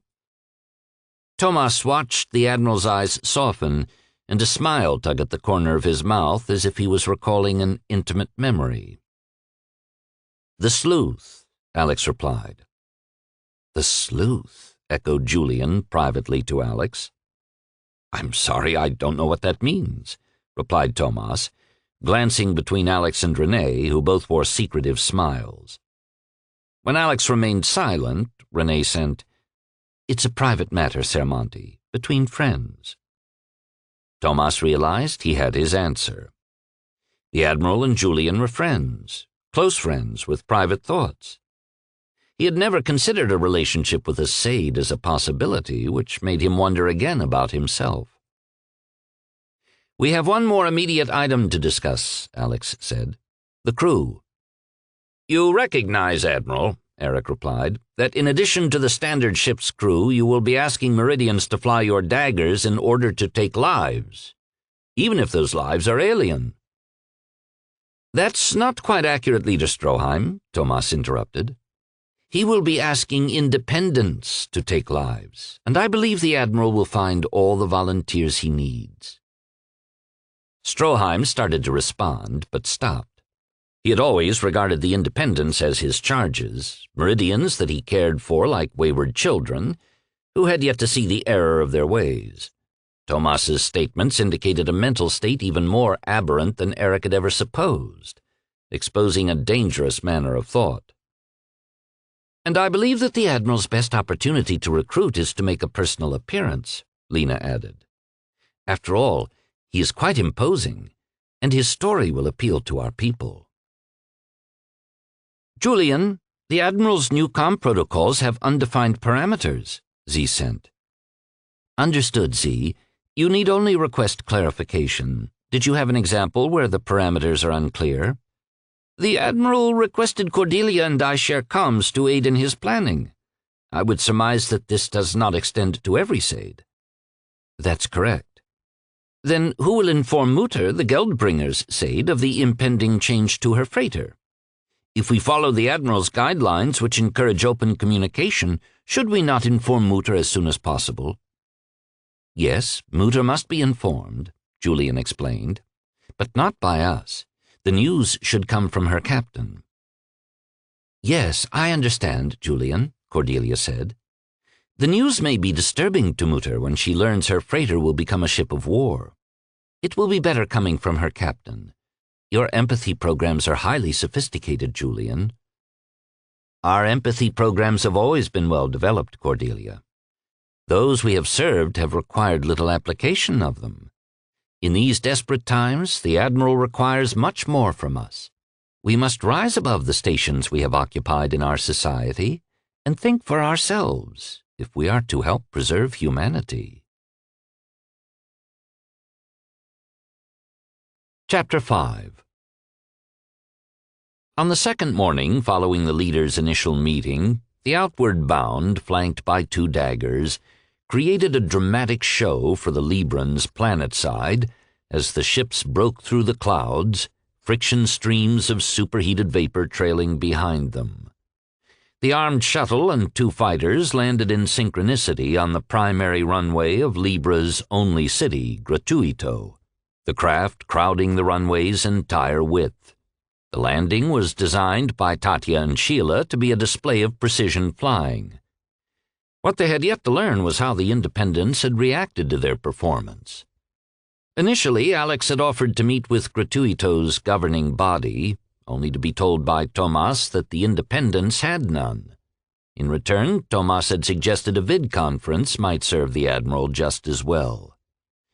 But Alex had to admit that Lena's suggestion had merit, despite how he felt about delivering recruiting speeches to strangers. So Alex had loaded his senior personnel and a few others into the Outward Bound, and had ordered Squadron Leader Sheila Reynard to provide escort to the surface for their shuttle. When the decision was made that Alex would make an in-person appeal to the Independents, Julian sent a flash to Libre's only media group. It was a weighty message: the history of the Reaver, the discovery of the new Terrans, their democratic society, Admiral Alexander Racine, the advent of war weapons, the capture of the first silver ship, and a message from Alex that he wished to address the Independents in person. The media group's producer attempted to edit the lengthy message down, but failed after several attempts. Everything had value, but then what did he expect? A Sade had created the message. So that night the producer set up his MediaCom repeater to broadcast the message to every Sade, ship controller, and groundside implant. His final message of the night was to request all three of his media people be at the shuttle terminal to cover the story. In his mind, the event rivaled the news of the silver ships themselves. While Alex and company were in flight, Julian sent information on the planet's history. Libre had been terraformed for nearly a century before its first inhabitants, the growing colony of independents originally housed on Méridien, were transferred to the planet. When Julian detailed the planet's gravity, a few percent less than Méridien, the Méridien crew turned off their grav belts. Air quality, Julian told them, was good, but a little light in oxygen, similar to higher elevations on New Terra. Once on the ground, Captain Manet taxied the Outward Bound to a parallel apron, directed there by Julian. "We are not headed for the terminal, Julian?" Edouard asked. "Negative, Captain. The presentation has been relocated from the terminal to an open area adjacent to where you are being directed. It will necessitate a short walk over a safety berm." Edouard relayed Julian's message to the Admiral and the Dagger pilots, who followed him off the runway and onto the apron. Alex's entourage exited the shuttle into a pale blue-green sky and a large, dim red sun. A fresh, cool breeze, heavily laced with the scent of abundant flora, blew away the residual fumes of their craft. Flight crew from the Outward Bound raced to the Daggers to join the Libran terminal crew, who were towing ladders behind service vehicles to release the pilots from their canopies. Alex and his people strode to meet Leader Stroheim, Sermonti, and his daughter Lena, waiting at the apron's edge next to a terminal's passenger transport. Alex found the lighter gravity a pleasure, but it reminded him to speak to Therese later. He needed to know if their cell-gen injections would prevent the New Terrans from losing muscle mass and bone density on the Reaver and on these lighter G planets. As the group crossed the apron, Alex could see the top of a platform above the safety berm. He hoped the sight of his Daggers and his New Terran crew would be a persuasive enough sales pitch for the successful recruitment of the Independents, and that it wouldn't depend on his oratory skills. "Mathematician, explorer, and ship owner," Alex groused to himself. "My resume doesn't say anything about being a salesman." 149 kilometers up, Julian smiled to himself. "Admiral," he sent, "please be aware that in addition to the 3 expected media personnel, some of the local populace has assembled to hear you speak." A good start, thought Alex. A live presentation to a few Librans would generate more impact, and these individuals could spread the word to others. "How many, Julian? Tens? Hundreds?" "I estimate 82,653, Admiral." The comm was silent, but Alex was sure that Julian was laughing. "Can you tell the mood of the crowd, Julian?" "Recall your first meeting with Renee and her people, and you will do well, Admiral." Julian's reminder of Alex's initial meeting with the Reaver's survivors brought those moments of charged emotions and mutual discovery back to him, and confidence fueled him. Alex renewed his step, and his entourage hurried to keep pace with him. Tomas extended his hand to the Admiral as the New Terran reached him. "Welcome to Libre, Admiral. This is an exciting event for my people." "Welcome, all of you," Tomas sent an open comm to Alex's company. "Please come this way." Alex exchanged a brief greeting with Leader Stroheim and nodded to Lena, who smiled warmly at him. They followed Tomas across a stretch of field to a 2-meter-high, grass-covered berm. As they crested the top, Alex heard gasps and shouts of surprise from the front of the huge audience. "I suppose I look much bigger in person than on vid," Alex mumbled. Renee took Alex's arm and leaned into him. "You are more impressive in person," she whispered. Together, Alex and Renee ascended the platform, taking central positions, while 15 Reaver crew members positioned themselves across the platform and rearward of their leaders. The crew looked resplendent in their dark blue uniforms with gold Reaver or Outward Bound patches on one shoulder cap. House Alexander patches on the other, and department insignias on shoulder bars. Gold stars decorated each side of the officers' short stand-up collars. There were no chairs on the platform, only a slender lectern. That suited Alex. He didn't intend to take too long. As Tomas approached the lectern, a hovercam moved from its wide position to cover him. However, one drone stayed fixed on Alex, who looked briefly into the sensor and gave the audience a grave nod. Tomas addressed his audience in a relaxed and comfortable manner, a leader who knew his people well. "You've had an opportunity to study the vids of our visitors distributed by Julian," Tomas began. "I won't bore you with repetition. You came here today to witness what we first saw 2 days ago. Your fellow humans, new Terrans, a little larger than life." Tomas paused as the audience politely laughed with him. Each side was engaged in their own share of staring. Despite all the time Alex had spent with his visually stunning Meridians, they had been the exception, the lesser number of crew. Here he faced a sea of the beautifully designed people. The drone operator had initially focused on Alex, but the media producer had spotted something to amplify the story, and she urged her operator for new images. One drone briefly framed Mickey and Pia before closing in on their clasped hands, Pia's slender one disappearing inside of Mickey's massive one. A second drone focused on Alex and Renee. While the co-leaders weren't holding hands, there was no space left between their shoulders. When Tomas finished his introduction, the audience acknowledged his words with whistles and clapping, which surprised the Meridians on the platform. It was not an expected response from their people. Apparently, the Independents were more comfortable expressing themselves. In this regard, they were more akin to New Terrans than Meridians. Alex paid particular attention to the audience's enthusiastic and overt response to their charismatic leader, and he noted Tomas mentioned Julian by name, not as the reverse Sade. As Alex was introduced by Tomas, he stepped forward and shook the leader's hand, laying his other hand on Tomas's shoulder in a comradely gesture. If he must, Alex decided, he would play the political game as best he could. He sought to maintain the image of President McMorris in his mind, but for some inexplicable reason it kept morphing into the face of the despicable Assemblyman Downing. Holding the sides of the lectern, Alex let his eyes wander over the mass of people. He found their expectant faces unsettling, so he shifted his focus to the audience's front rows, which were primarily composed of young women dressed in Meridian fashion, but not the subtle blended colors Alex was accustomed to seeing. Theirs were vibrant colors and patterns that seemed to proclaim liberation from Meridian society.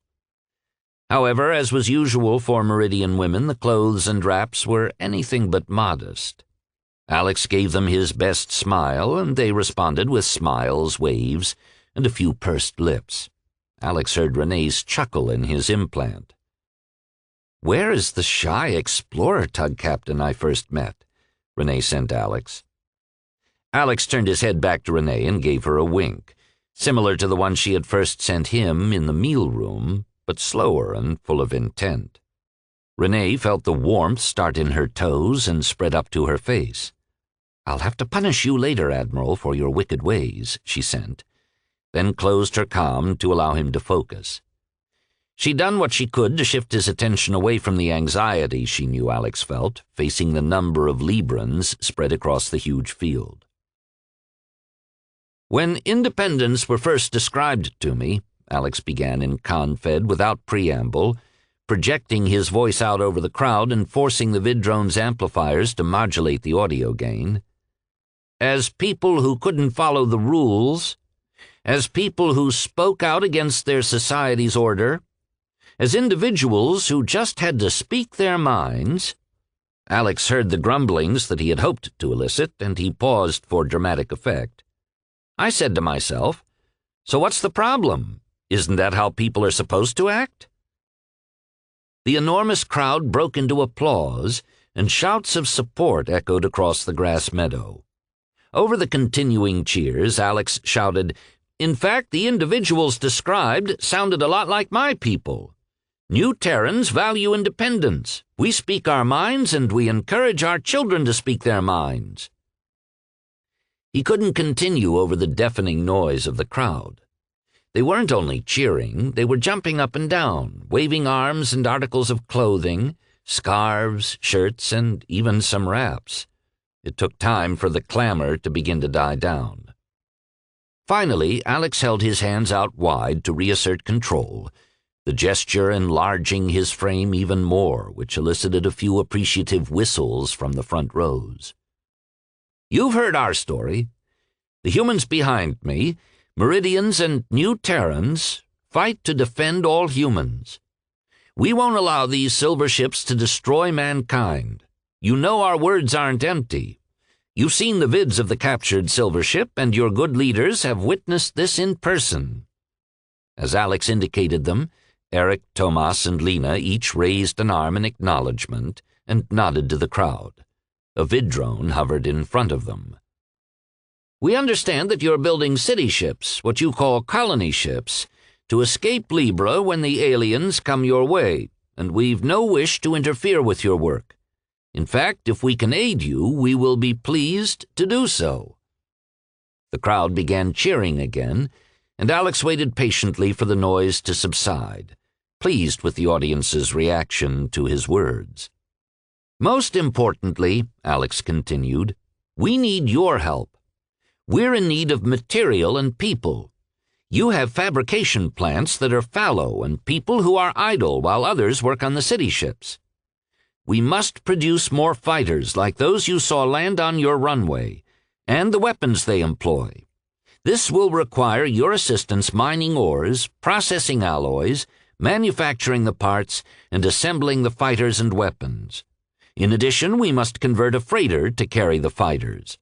All of these processes require the assistance of your trained workers. With these fighters, we can take the attack to the silver ships before they leave Bellamond." Alex had built to a crescendo, his voice getting louder and louder, and he had ended his exhortation with his hands in the air as if he was cheering a new Terran aeroball team. The noise of the crowd thundered across the field like a wall of sound, striking those on the platform. It had no comparison to the sedate greetings of Alex's first encounter with Meridians, but under the circumstances it was what he and his people needed. As the commotion died down, he noticed that the audience had begun to crowd forward, as if getting closer to him would make his words more real to them. The front row was now leaning on the edge of the platform, waving, cheering, and smiling up at him. "It appears you have them at your feet," Renee quipped to Alex. "Now comes the difficult part," Alex replied. "Don't think that way, Alex," Renee sent back. "They've fought once before to be free of my society's restrictions. What makes you think that they'll be any less willing to fight for their lives?" "But now they have an alternative," Alex said. "They can run away in their city ships." "Yes, my love, they can run away, but at this moment they don't know they have a choice. That's what you are here to offer them, a choice." When the audience quieted, Alex said, "Your city ships represent a safe opportunity to flee the menace of the silver ships. But someday, wherever you go, the silver ships will come for you. If not for you, then for your children or their children. To ensure your descendants can live without fear of this menace, we need to stop them now. And to do that, I need some of you to fight alongside my people. You may wonder what the risk will be for those who join us. I will tell you this. Some of you, or perhaps all of you, will die if you fight with us. But here today, I ask this of you anyway. For your families, for your people, for all humans." Once again, the crowd erupted into cheers. Alex had expected his request to subdue them, the prospect of death almost certain if they joined his people. He was reminded that these people, independents, were the outlaws of Meridian society. Tomas joined Alex at the lectern and placed a hand on Alex's shoulder as he addressed the audience. "These are humans unlike any we've seen." The crowd laughed along with Tomas and Alex at the joke. But I speak of their will, their spirit. I believe if anyone might produce a means of saving our people, it will be this group of individuals. We have a choice to make. Do we help them in their fight, or abandon them in their quest to save mankind?" And to the relief of those on the platform, the huge crowd broke into a unified chant of, "Fight! Fight! Fight!" Chapter 6. As the crowd chanted, Tatya signaled Alex, "Admiral, you have some great momentum going our way. I would suggest you invite these people to view our fighters and meet the pilots. Let them see and touch our war weapons." "Excellent suggestion, Commander," Alex replied.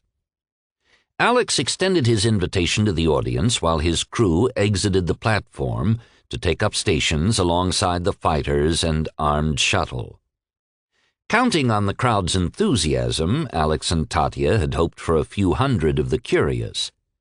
They didn't expect the entire audience to stride over the berm at the Admiral's invitation, but both of them had underestimated the enticement they had offered the Librans, who would have an opportunity to see and touch the weapons that had defeated a silver ship, a ghost that had haunted their nightmares for 61 years, ever since the destruction of the first colony, Cetus, in the Hellebore system. The Librans were intrigued by the display, but politely maintained their distance.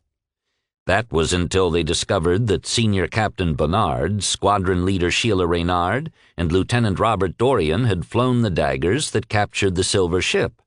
Then the crowd pressed forward to lay their hands on the pilots and honor them as they asked for details of the capture.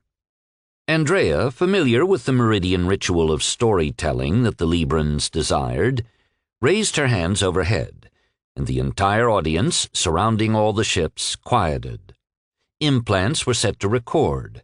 Comms from those nearest Andrea relayed signals to those behind so that all might share in the captain's story. Then, as Andrea had done once before, she told the story of the encounter, the loss of Jace, the defeat of the silver ship, and the joyful recovery of Robert. When she finished, there were no crossed arms and bowed heads to greet her story, but clapping and shouting.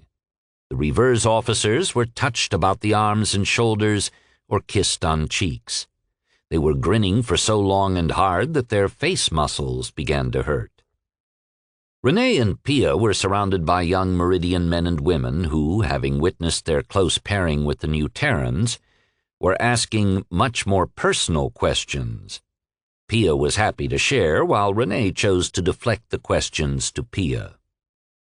Tomas Monti saw the present circumstances as an opportunity to acquire inside information on Alex and his people. He sought out the fiery redhead, Therese, who had intrigued him. Tomas was especially curious as to the extent that new Terrans had adopted Méridien technology. When Tomas found Therese, the Librans politely stepped aside to clear space for their leader. Tomas extended a polite bow to Therese and asked for a moment of her time. "The new Terrans have only had their implants for a short while, sir. Have they all adopted them as proficiently as the Admiral?" Tomas asked Therese, which caused him to become the focus of her laughter. Immediately, Tomas's implant received a recording. It was a hectic mix of comm requests for various items. It took Tomas a few moments to realize that he was observing two groups of people, each searching one another's implants for information, assembling clues and hurrying to assemble the answer to a puzzle. When one side was successful, the vid ended. He played the recording again for himself. Therese waited patiently for Tomas to finish perusing one of her favorite implant games. She had been team captain and they had won that evening, but barely. Therese had expected to shock Sermonti with the chaotic nature of the new Terran Méridien implant games, but instead, with her link still open to him, she discovered Tomas was replaying the vid, a smile on his face. His reaction caused Therese to pause and take a fresh look at Ser Tomas, and a little smile began to form on her own lips. When Tomas was able to focus again, Therese said, "Soon after the new Terran crew received their implants, Commander Tachenko came to me and expressed her dissatisfaction with our Meridian teaching regimen. The new Terrans had only a short time to adopt the implant's basic applications before we would leave their world to return home. So the commander and I designed a simple game to help the new Terrans adopt their implant controls. "That was a simple game?" Tomas asked. "No, Sermonti, that game was one of the later iterations. As the new Terrans mastered one game level, they simply invented a more complex one for their entertainment. In the beginning, I refer to Meridians, helped them learn. Then the new Terrans became quite proficient, and the crew formed mixed teams to make the games more challenging. After a while, it became quite difficult for either team to win." The concept of a team was new to Tomas. Meridians didn't have formal sports. They strove for excellence in individual pursuits. "How are teams chosen?" he asked. "Our referee balances the teams based on achieved implant scores." When Therese saw the confusion on Tomas's face, she said, "The Admiral created an algorithm for Julian to employ in scoring the crew based on their daily implant use. Their scores rank their skill levels, which the referee uses to balance the team. Then the referee monitors the game and scores the winner." "Who's the referee?" Tomas asked. "Julian," Therese replied. "Fascinating, sir. I'd love to play this game," Tomas said. "And I like a man who likes to play," Therese returned, savoring the knowing smile that spread across Tomas's face. "I look forward to it, Sir Lachaud," Tomas said formally, giving Therese a gentle nod of his head. "Another question, if you will indulge me. The Admiral appears to be quite formidable where it concerns his implant. Where does he rank on your list?" Tomas found himself the target of Therese's laughter once more, but he discovered he was growing fond of the sound. "The Admiral isn't on the list, sir," Therese explained. "Julian said we would need to employ a logarithmic scale to compare us to the Admiral." "By us, you mean all of us, New Terran and Meridian." "How is that possible?" Tomas wondered. According to Julian, the Admiral was an extraordinary mathematician in his own world before he gained his implants. "Pardon me," Tomas said, interrupting Therese. "You said implants, as in plural. I understand the Admiral received his first implant less than half a cycle ago." "That's correct, sir," Therese said. "The Admiral came to me when he exceeded the number of simultaneous applications that could run at one time on his single implant. The most unnerving question he asked me was, how many implants can a person safely embed? I told him that I could give him a second implant, which I did, but a Meridian implant engineer would be required for a third implant. Personally, I believe the Admiral is an alien in disguise." While Therese was chuckling over her jest, she held up a finger to silence Tomas while she received a calm. When the call ended, she tucked her hand into the crook of Tomas's arm, as she had seen Alex and Renee do, and led Tomas through the crowd still surrounding the new Terrans. Tomas had lost his family when he was declared an independent, and Angelina's outrage over her father's banishment soon became the cause of her joining him. During Tomas's 18 years of confinement to the colony, he had never formed another partnership. Today, though, as Therese led him toward the Admiral, he found strolling arm in arm with her to be quite pleasant and companionable. "Are we ready, Sermonti?" asked Alex as Tomas and Therese approached. "We're ready, Admiral," Tomas returned and gestured him toward the distant terminal building. Alex signaled Renee, Pia, Therese, and the twins, Alain and Etienne, that they were following Tomas, and his people fell in behind him. "What have you planned, fearless leader?" Renee asked. "I'm closing some broken circles," Alex replied. Inside the terminal building, Tomas led them to a large conference room where a group of people, both adults and children, had gathered. As the two groups merged and began the Meridian tradition of exchanging bio-IDs, first Pia, then Therese, hurried across the room. The targets of the two women had crossed their arms and bowed their heads in greeting, but Pia and Therese would have none of it. Pia threw her arms around a middle-aged woman in independent-style dress, vibrant colors swirling in a cloud of cloth that draped her body. Therese fiercely hugged a middle-aged man, trapping the astonished Libran with his arms crossed in front of himself. Both Pia and Therese were crying tears of joy. Pia turned to the room. "I am pleased beyond measure to introduce you to my niece, Sophie Sabine," she said with her arm around the woman's waist. Therese added, "And I have the honor of introducing my brother, Marcel Lachaud." What ensued was a rapid-fire exchange of history and present circumstances, revealing that Pia's niece was a grandmother. Sophie's partner was present, as was her son and his wife and two daughters. Marcel was also accompanied by his partner and son. When the excitement died down and the comms slowed, Pia and Therese turned to eye Alex, who stood against the far wall wearing a lopsided grin and offering them a small shrug of his shoulders. Thomas was intrigued by the transformation in the Admiral's demeanor. The larger-than-life Admiral, co-leader of the military house, commander of ships of war, had been transformed into an unassuming young man. Thomas watched Pia and Therese render Haustigernon's endearment to their admiral, the traditional bus to both cheeks, with kisses that were soft, tender, lingering. Then, together, both women threw their arms around him and hugged him tightly. Thomas saw tears cloud the admiral's eyes. The man appeared not to care whether it was or wasn't a proper display for a house leader. Thomas looked around the room to see how the Admiral's people were reacting to their leader's emotional display, and discovered they were beaming at him. Smiles threatened to reach their ears. When Thomas had received Julian's request to locate some of the Méridien crew's people and assemble them at the terminal, he'd been puzzled. He presumed it was for the purpose of updating families of passengers lost during the Reaver's attack.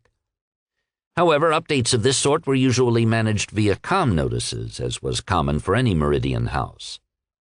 Now Thomas realized the request had come from the Admiral, not Julian. The new Terran leader cared so much for his people, acquaintances he had just made, that he had prepared this personal surprise for them. It was a telling moment for Thomas. "I might have found people to teach me how to be truly independent," he thought.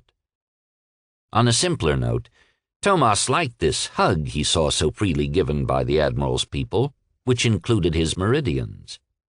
He had queried Therese on the custom, and she had explained it was how the new Terrans expressed happiness, appreciation, and many other emotions, all positive and administered even in public. Therese told him she had often administered hugs for therapeutic reasons, a statement he was still trying to understand. During the reunion, Alex received a query from Captain Bonnard. "Admiral, how do you want to manage these volunteers?" Andrea sent. "Please clarify, Captain," Alex replied. "You intended to discuss a recruitment center later today once we'd observed the extent of our reception, Admiral. I believe that discussion is moot. I have several hundred volunteers surrounding our daggers." "What's their eligibility, Captain?" Alex asked. "We have engineers, techs, specialists, pilots, and an assortment of fabricators, farmers, and artists," she replied, laughing at the mention of the last two groups. "Hold one moment, Captain," Alex replied, then sent a query to Thomas.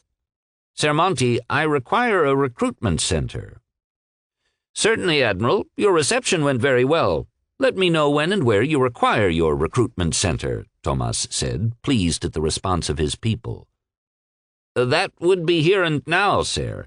Captain Bonnard tells me we've hundreds of volunteers on the runway who require interviews." Thomas didn't hesitate at all. Relishing the immediacy with which the Admiral moved in the storm he seemed to create around him, Thomas queried the terminal manager, requesting assistance. Terminal personnel came to his aid, setting up tables and chairs in the lobby. Alex and Andrea decided to organize the tables by function. engineering and techs, pilots, medical specialists, navigation and comm specialists, and a final table for those who didn't fall into any of the other categories. Alex and Renee chose to manage this last table. The families of Pia and Therese happily provided assistance. They greeted the volunteers at the terminal's lobby entrance, querying their bio-ID and directing them to the appropriate table. Alex instructed his crew to interview the applicants, categorize them, and grade them for eligibility. His directions included instructing the applicants that they would be contacted within 2 days. The reverse crew interviewed the volunteers for hours, and the engineering tech table was the last to finish. Alex and Renee were surprised and pleased that, in addition to the odd assortment of individuals who were directed to their table, they received several fabrication plant operators. The message was the same from each operator. Their machines were either shut down or nearly idle as their final products were completed or already in transit to the colony ships. The entire planet's efforts shifting entirely to completing their giant ships, Freedom and Unsere Menschen, the latter of which translated as Our People. The facility operators were pleased to offer their machines and workers, but were apologetic about the lack of raw materials. For that, they recommended Alex and Renee request Leader Monty organize a meeting with the ore refinery operators, who they said were idle as well. Alex had learned from Cordelia and Z of the several large metal-dense asteroids in a geostationary orbit 260 kilometers out from Libre. Ore reclamation was shut down, and the workers had joined the city ship's manufacturing and construction phases. It appeared to Alex that the Independents were wearing as many hats as each of them could manage. Then again, who would want to be responsible for the late launches of their only escape vehicles if the enemy arrived early? After the interview of the last volunteer, Alex sent his request to Tomas to organize a meeting of the mining operators. He was about to order his crew back to their ships when a sudden thought halted him in his tracks. Renee finished her comm to Andrea and turned to find Alex staring into space, his body utterly still. "Alex, what's wrong?" she asked. "We have a major problem, Renee." "Which is?" she asked. "Renee, you've left your house and my new Terran creds have no value here.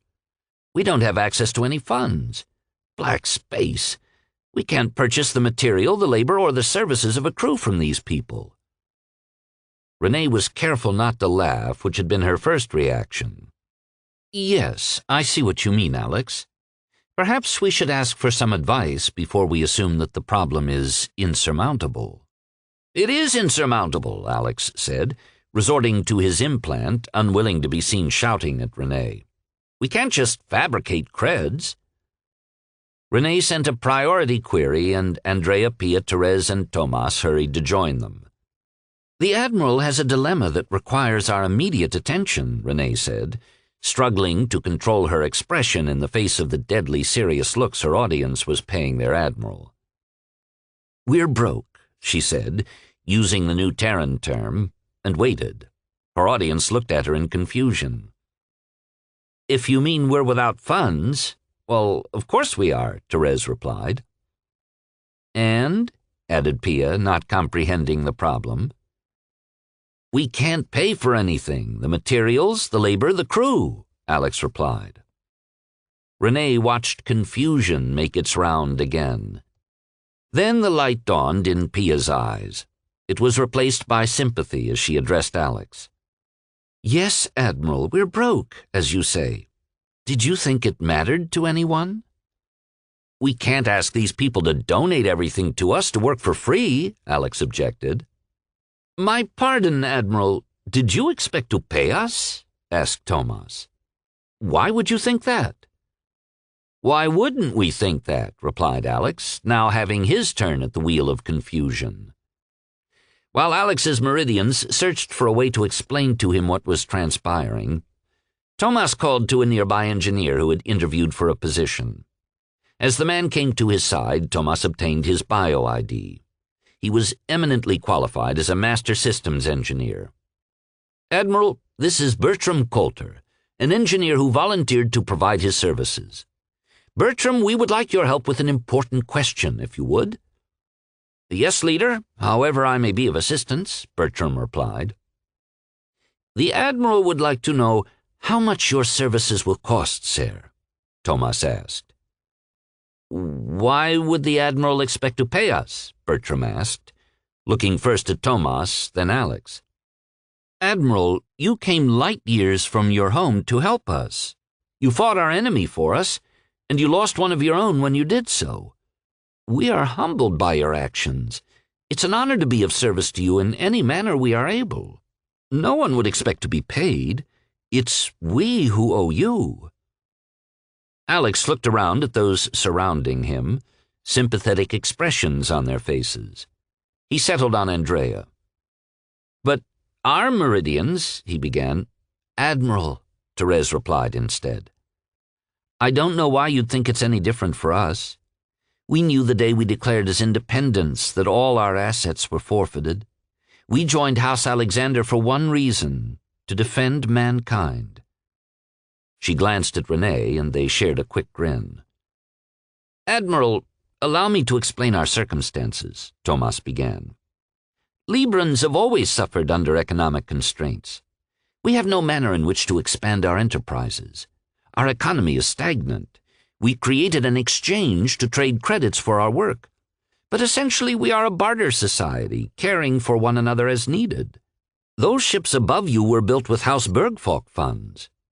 I understand that Leader Stroheim has spent every last house credit to ensure our escape. He felt it was his duty when the Confederation Council chose not to provide any plan for our transportation off-planet if the aliens came our way." Alex revised his estimate of Leader Stroheim. Despite Eric's prickly exterior, he was an honorable man. Whether Eric was providing for the Independents because he truly cared for them, or whether he felt obliged to do so as his duty, it didn't matter. The House Bergfalk leader, who had been tasked with maintaining the colony, had stuck by the Independents when their society had abandoned them. Leader Stroheim's funds bought the sophisticated technology, and his ships provided the transport, Thomas continued. We donated our local industry and labor, and it's our combined efforts that are building the city ships. Essentially, we're all volunteers working to build 2 gigantic escape pods.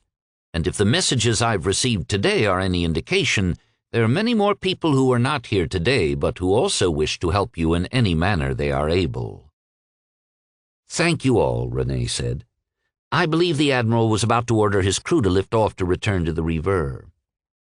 Renee locked eyes with Andrea, who took the hint and began ordering the crew back to their ships. Renee nodded politely to Thomas and Bertram as she took Alex's arm and guided him toward the terminal exit. The engineer watched the Admiral leave. He was concerned by the perplexed expression that the new Terran wore. "Did I say something that displeased the Admiral?" Bertram asked his leader. "No, Bertram," Thomas replied. "I believe your answer was perfect. It's just that we are different people and have much to learn about one another, and I, for one, look forward to it." He smiled at the engineer and gently patted the man's shoulder. On the way out of the terminal, Alex turned to Pia and Therese. "I don't expect to see you two for 3 days. You're on family leave. Get going." It earned Alex another round of hugs before the 2 Meridian women hurried off to join their families. After liftoff, Alex sat contemplating their extraordinary circumstances. On New Terra, every item had a price, and you paid that price or you did without. Now those rules, at this moment in time and here on Libre, had been set aside by circumstances. His Meridian crew was working for free, and so were the Independents and House Bergfalk personnel. Alex had an epiphany on the extent of their isolation. If we can't make it or get it donated, then we'll have to take it or we'll have to do without until we return to New Terra, Alex thought, and was reminded of his sister's fictional vids of old Terran pirates. Chapter 7. In the house suite the next day, Alex met with Renee and his key officers to lay out his plans. He had come to terms with the fact that he had an entire population willing to commit their resources to his needs gratis, so long as their progress on their city ships was not impeded. In exchange for their services, Alex vowed he'd help them complete their escape pods, as Tomas had referred to their city ships, any way he could. "We're going to pursue two goals at once," Alex announced to his officers, "a short-term one and a long-term one. The long-term goal will involve the implementation and successful completion of a series of simultaneous projects. On the manufacturing side, we must organize the miners and process more refined ore from their asteroids. The fabrication facilities have to be set up to produce the parts we need, and that will also involve the transport planet side of the Gen 2 and Gen 3 machines we have in storage. We'll need two specialized locations, one for the growth of our fighters' crystals, presumably they have such a facility, and a place to assemble and run pre-flight checks on the fighters. We'll also need a scaled-down Barren Island operation for a training school. On the recruitment side, we'll need flight crew, pilots, and support staff for the freighter, our new carrier. Finally, we must convert that freighter into an operational carrier. Hopefully the freighter crew will remain with us, but since they are House Bergfalk personnel, I don't think we can count on it. Any assignments you receive from me do not supersede your present reporting hierarchy. Captain Bernard, you're in charge of the overall long-term operation once the key players are organized. Commander Tichenko, you'll set up and manage the training base. Mickey, as senior engineer, you'll manage the manufacturing process and the retrofit of the Geldbringer, with Julian's cooperation. "Julian," Mickey interrupted, linking the group, "what does this freighter's name mean?" "The literal translation of Geldbringer into New Terran would mean cred generator, sir," Julian replied. "But Earth's Germanic language translates Geld as money, the physical precursor to the universal electronic credit." "So the freighter is the moneymaker," Mickey concluded. "I like that name better." He said it with a satisfied air as if he had just adopted the freighter now that he liked its name. "Renee," Alex continued, "you're in charge of supplies, everything we'll need that does not fall under the specific auspices of their assignments." And he waved a hand at those seated around the table. "Captain Manet, you're our on-planet liaison with the Librans, and I'm putting you in charge of shuttle transport." "Our shuttles, Admiral?" Edward asked. "Negative, Captain. All shuttle transport. The Sades have identified some weaknesses in the Librans' transport processes. You'll implement the Sades' corrections." Lastly, Alex focused on Sheila. "Squadron leader, pilot training falls to you. Work with your XO to replicate Barren Island. Use the gen controllers for vid training and replicating the freighter flight bays for the crew. We have 5 Dagger pilots to help train the new pilots. You'll have our last 2 Daggers full-time, but not for long." "Not for long, Admiral?" Sheila asked. "That brings me to my short-term plan, people," Alex said. "Once the long-term plan is up and running, I will manage the short-term plan." "Which is what, Admiral?" Renee said. No one mistook her tone, and all sat quietly waiting for Alex's response.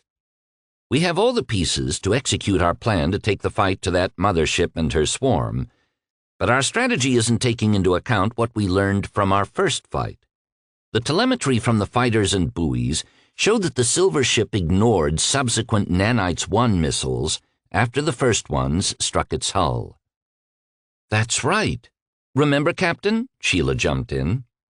"Admiral, are you thinking we don't need the Nanites 1 missiles?" "What I want to know is whether we need any of the Nanites missiles," Alex said.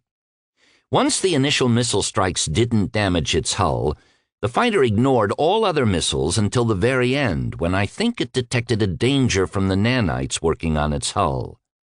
But the key points that we should take away from that first encounter are that the silver ship didn't offer any defensive display other than its incredible maneuverability, and it employed only one offensive weapon, its beam weapon. If the silver ships only have a beam weapon, then we can test the warhead directly, Andrea said, anticipating Alex's next words. A thought suddenly occurred to Alex, and he held up a finger to signal his intent. "Julian, I presume your team is online?" Alex asked, linking the group into his comm. "As you have requested, Admiral, I have been relaying your conversation to Cordelia and Z." "Hello, Cordelia and Z," Alex sent. "I have a request to ask of the three of you." Cordelia found herself pleased by the Admiral's consideration, while Z felt confused. "Admiral," Z sent, "it's unnecessary for you to introduce your request, merely to state it." Those in the room with Alex contained their reactions. None wanted to embarrass Z. Cordelia intervened. "Please, Admiral, continue with your request. I will explain to Z later." "We are about to make a critical decision in the manner in which we fight the silver ships," Alex explained. "Please examine all Confederation monitor ship records, every moment where you can observe details of the enemy fighters. Use your skills to discover deviations between the ships. In other words, do these aliens have only one type of fighter, or are there enough variations that we mustn't presume one attack strategy will work on all of the silver ships?" "We'll begin immediately, Admiral," Julian responded. As Alex closed their comm link, Sheila whispered, "Black space? That didn't even occur to me." "It obviously didn't occur to any of us," Tatia said, then laughed. "Or one of us might have become the Admiral." The entire room broke into laughter. Whether at the thought of being Admiral or in relief that they weren't, it was hard to tell. "In the meantime," said Alex, picking up where he had left off, "Captain Bernard, please coordinate with Julian and prepare a warhead missile test on our silver ship. With fortune, we may achieve an answer to at least one question." "And once you have your answer, Admiral, what will you do next?" Renee asked. "Our long-term plan will develop over an extensive window of time. If our test is successful tomorrow, then we need to see what other information about the silver ships we can gather that might change our long-term strategy." "And how will you go about gathering this information, Admiral?" Renee asked, leaning forward on the table, her eyes challenging Alex. "I haven't worked out the details yet, sir, but it will involve going back to Bellamond and testing our missiles against another silver ship. We can't trust the design of our entire strategy to information gathered from a single encounter." "Admiral, we have only 2 daggers left. Should we be risking them?" Andrea asked. "I believe we must, Captain," Alex replied. "Right now, everyone at this table should concentrate on their part in our long-term goal. The Sades are providing the freighter's retrofit design and manufacturing processes. Their freighter design will determine our dagger count, which in turn will give us missile loads, pilots, flight crew, material, and supplies. In addition, we'll need another dagger for the Reaver." "Julian, what's the freighter's design status?" Alex queried. "Cordelia and Z are sharing the load for the freighter's design and parts specifications. They anticipate completion by 3.25 hours tomorrow, Admiral," Julian reported. "Excellent effort, you two," Alex sent to the Sades. "Cordelia, Z, how did you come to be the Sades of these city ships?" Renee asked, not comprehending how House Bergfalk would have been able to spirit Sades away from Méridien, where all Sades were created. "We are independents, sir," Cordelia answered. Renee and Edouard were speechless. "How is that possible?" Renee asked, her question stumbling out. "I mean, I've never heard of such a thing." "Apparently, we've been one of the Council's well-kept secrets, sir," replied Z, his bitterness evident. Alex could imagine what this revelation meant to his Meridians, who prided themselves on their open and transparent society. The alien enemy was destroying much more than colonies. The panicked exodus was revealing the ugly side of their society, a side Meridians thought they never had. "Z, how did you become an independent?" Alex asked gently. I was born Helmut 183 years ago. Over time, I developed an interest in the senses that humans possess and that are intrinsic to the development of their personalities. I wanted this for myself, a body with sensory input to imitate a human. So I began to research mobility options. When my research was noticed, I was ordered to stop.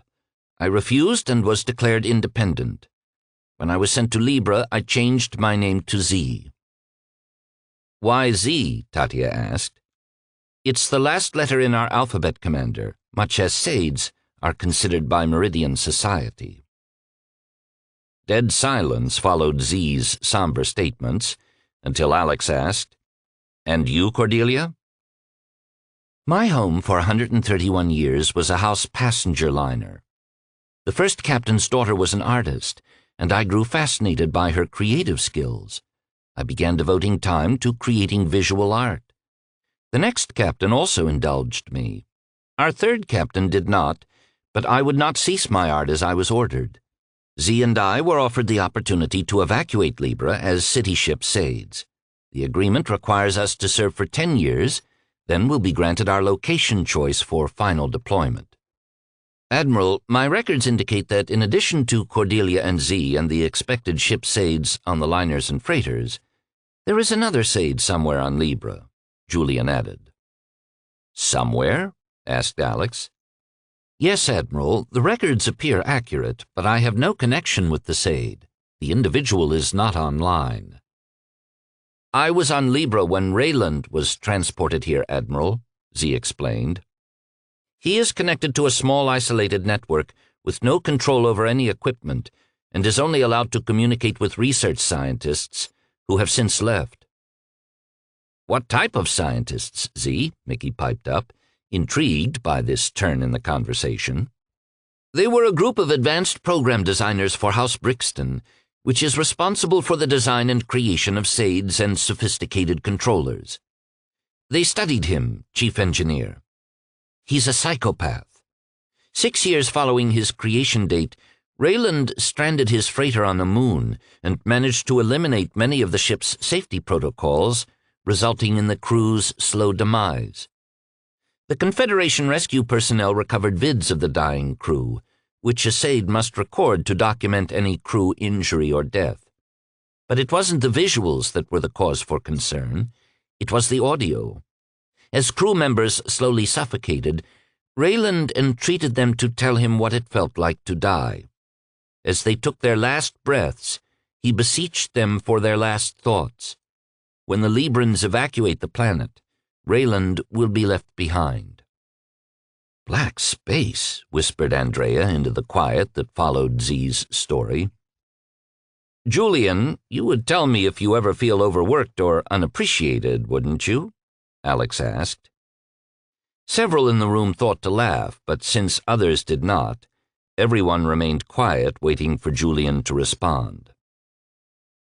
All is well, Admiral. Perhaps if Rayland had as much excitement in his life as I've found lately, he'd have been too preoccupied to have allowed his mental state to drift. That is, of course, if he could have prevented the drift. I suspect that was why he was studied, to answer the question of whether creation or environment determines the propensity for deviation, regardless of whether the entity is tissue or crystal-born. Meridians would have a difficult time admitting they made a mistake with one of their creations. Renee and Edouard felt unsettled. The thought of a rogue Sade killing Meridians was too bizarre a concept for them to absorb. Alex's evening meal chime sounded in his implant, and he looked to his people. When you receive your requirement lists from Julian, review it for a go or no-go decision as to whether you believe you will be able to deliver. If your opinion is a no-go, I want to understand your impediments and what you think needs to be done to resolve them. Once we come to operational consensus, you will manage your communications and progress reports through Captain Bonnard. Am I clear? He received a chorus of agreements. Good. Now I have a dinner date. He stood up and offered Renee his arm. Sir, he said formally. Renee swept to her feet, slid her hand into the crook of his arm. "Why, thank you, Admiral," she said sweetly, as if it was a first date. Alex and Renee heard chuckles and soft laughter behind them as they left the suite, the others rising to join them for evening meal in Méridien fashion. Over time, the new Terrans had puzzled out the reason Meridians preferred to dine together. Implants had the potential to isolate an individual. Everything a Meridian intellectually needed could simply be requested and received via their implants, including personal communication. Mealtime brought them face to face and reminded them of the real world of people and their importance to one another. After evening meal, Renee retired to their cabin while Alex left for the bridge. On his way, Alex tapped into Julian's referee applications and observed several of the implant games underway. Unfortunately, Alex never participated. His implant prowess would have automatically decided the winning team. However, he would have liked to have been invited. The games had advanced to such a competitive level that they required Julian to handicap the teams. After selecting the sides, he would award a time advantage to the weaker team based on their combined implant adoption total, making the games fairer. "Good evening, Lieutenant Tanaka," Alex greeted the watch officer. The lieutenant saluted and queried if the admiral would prefer isolation, to which Alex replied it wasn't necessary. He had so thoroughly adopted his implants that he could disappear into their power, isolating himself even in the midst of his people. "Julian, please connect me with Cordelia and stay in the loop," Alex sent. "Good evening, Admiral," came Cordelia's pleasant tones. "Good evening, Cordelia. It's a pleasure to speak with you again." "Your sentiments are always appreciated, Admiral. How may I be of service?" "I would like to discuss your artistry, Cordelia," Alex replied. It was several moments before Cordelia replied, a lifetime for a Sade. "I find great pleasure in creativity, Admiral," she replied guardedly. "I'd love to see some of your work if you wouldn't mind sharing," said Alex. Cordelia hesitated. Decades ago, when she had ardently pursued her passion, her branding by the captain as an independent had crushed her spirit, and her time on Libre had been a form of torture, the full expression of her art never realized again. With the announcements of the first alien attack on Cetus and the aliens' subsequent lift from the planet 8 years later, Cordelia's analytical routines predicted a 17% probability of her demise within 50 to 70 years. Over the years, she had wondered what she would feel when the aliens finally arrived at Libre, sad at the ending of her life, or grateful for the end of her imprisonment. Years ago, Leader Stroheim and Sermonti had approached her with the offer to serve as a colony ship's Sade, and Cordelia discovered that she did want to live. The thought to live and be fully utilized again had filled her with a joy that she had thought lost. She had negotiated with the leaders as carefully as she could. The leaders had offered escape from Libre, but for a lifetime of servitude, governing the freedom. In reply, she had bargained for only the time it took to reach their new home, plus 2 years. They had settled on 10 years. Throughout the negotiations, Cordelia and Z had shared information, which the leaders knew she would. So in the end, Cordelia negotiated for both of them. Z admitted he would have agreed to the leader's first offer. He had been on Libre nearly twice as long as Cordelia and had fought to maintain his sanity every day. Cordelia sought to embrace her new position as the Freedom's Sade, but as the days wore on, the ship's operational tasks didn't fulfill her as she had hoped. Day by day, her frustration grew, but she held on to the thought that her contract was for a mere 10 years, a blink of the eye in the life of a Sade. Then the new Terrans arrived, and she heard the Admiral describe a world full of independent beings. To her, it sounded like a fantasy.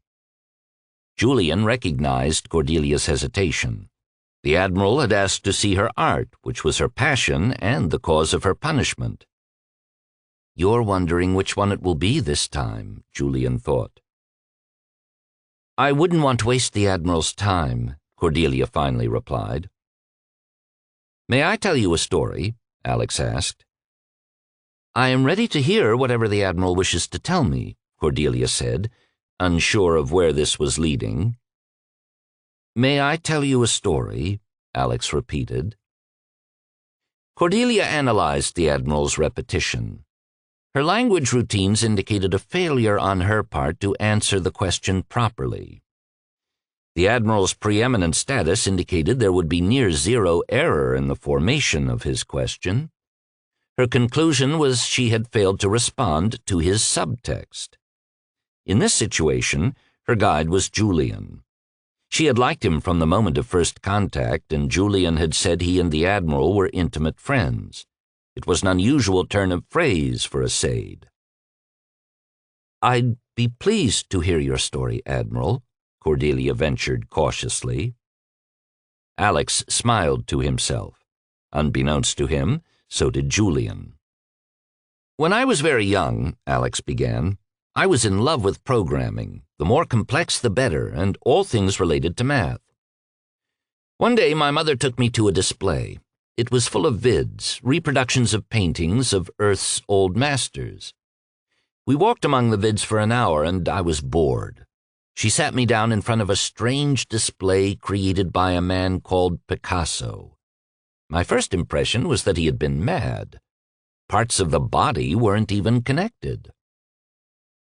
Cordelia, who had set routines to analyze the Admiral's story and his approach to her, found she was focused on his story's imagery.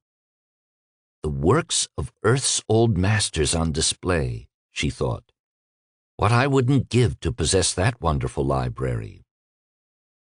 "I wanted to leave, but my mother wouldn't have it," Alex continued.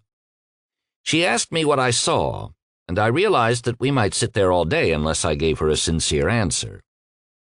The longer I looked at the painting, the more I saw that there was a design of forms, of parts, that came together to produce a whole. It reminded me of coding. We left that day, but we returned to it and other displays about once every 10 days. What I learned from my mother is that it doesn't matter what's created, program coding, architectural design, technological inventions, or holovid displays.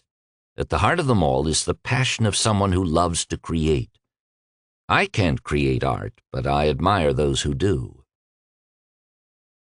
For a brief moment, Cordelia envied Julian until she recalled where the Reaver had gone and would go again. "Admiral, I'd be pleased to give you a viewing whenever you wish," Cordelia said. The relief that she felt she hid from her voice. "Would you mind sharing something with me now through Julian and our holovid?" Alex asked. Cordelia made several requests of Julian: his holo-display controls, an extended memory allotment in his crystals, administrator install rights for her programs, and author rights to her work. At any moment she expected Julian to object to the intrusion or simply block her. That none of those reactions were forthcoming intrigued her. Cordelia entertained a suspicion that the Admiral might have curtailed some of Julian's autonomy, but her interactions with him contradicted that suspicion. In fact, Julian appeared to her to operate with greater freedom, not lesser. His confidence and generosity had been enhanced to the point that he gave her, an unknown Sade, access that should have been denied, all because his Admiral wished to see her art. It occurred to her that fortune had smiled on Julian in the aftermath of his ship's misfortune. She felt privileged by the courtesies Julian was extending to her, and sent him a thank you. In turn, Julian shared the gift he received. "Admiral, Cordelia has sent me a poem. Courtesy given, flower petals unfolding, beauty bestowed." "You are fortunate, Julian," Alex sent, storing the poem in his implant to share with Renee. "More so every day since we met, Admiral," Julian replied. Then quickly added, "Cordelia begins." "Admiral," Cordelia sent, "I would ask you to open your thoughts to me as you view the display."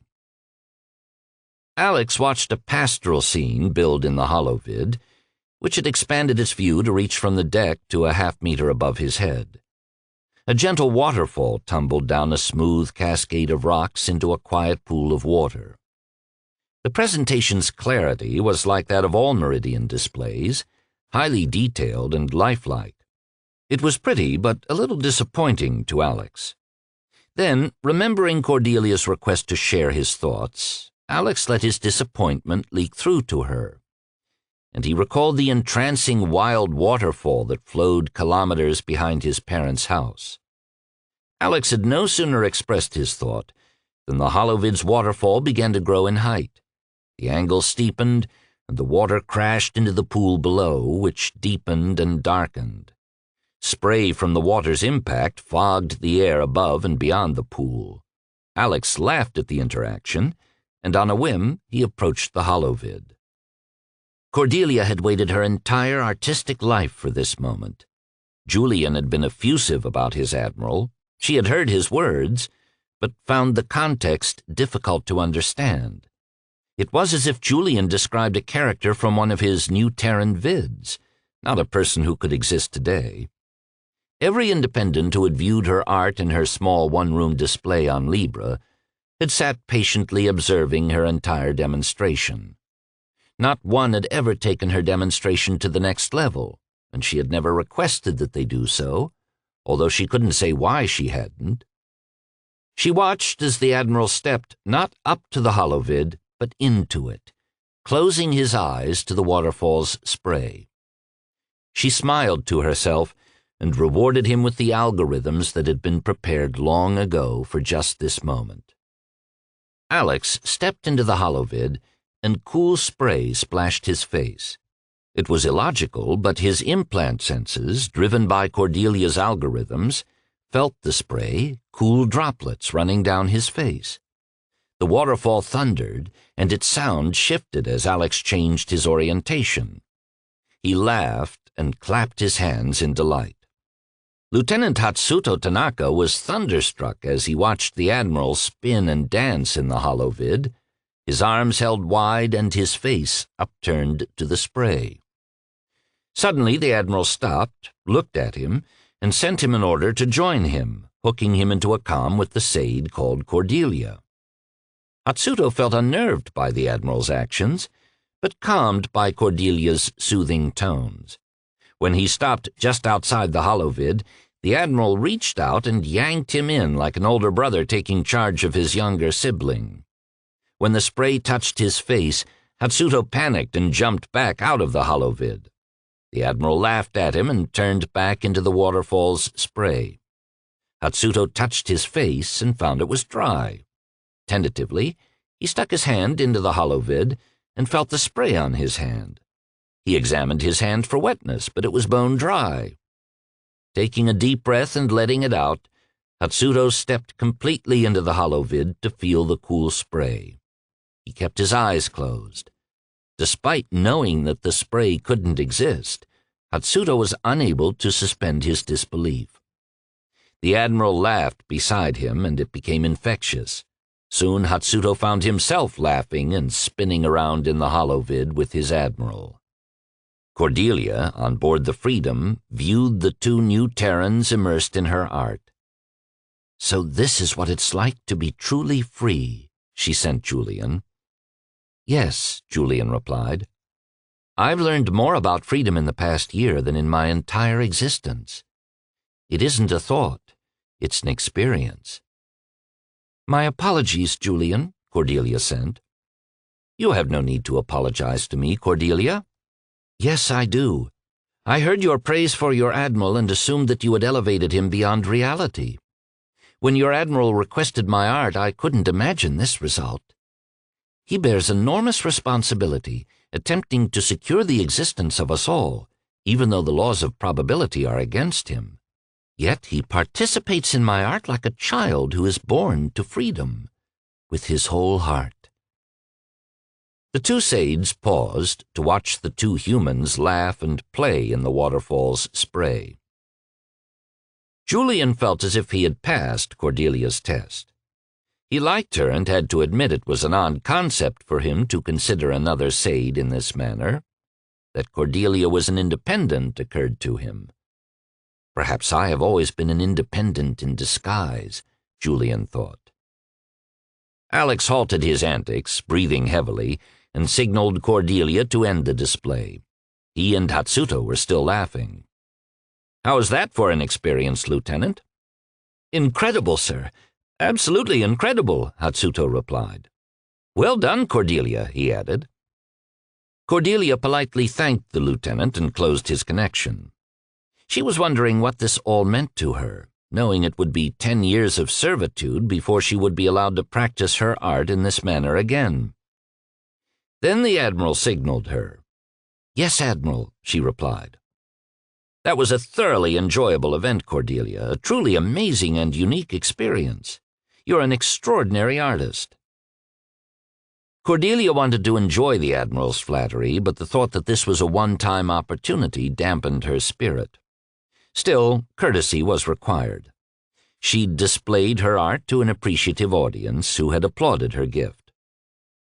"Your words are very kind, Admiral. If ever you wish another viewing, I would be grateful to hear your request. If there's nothing else, I wish you good night."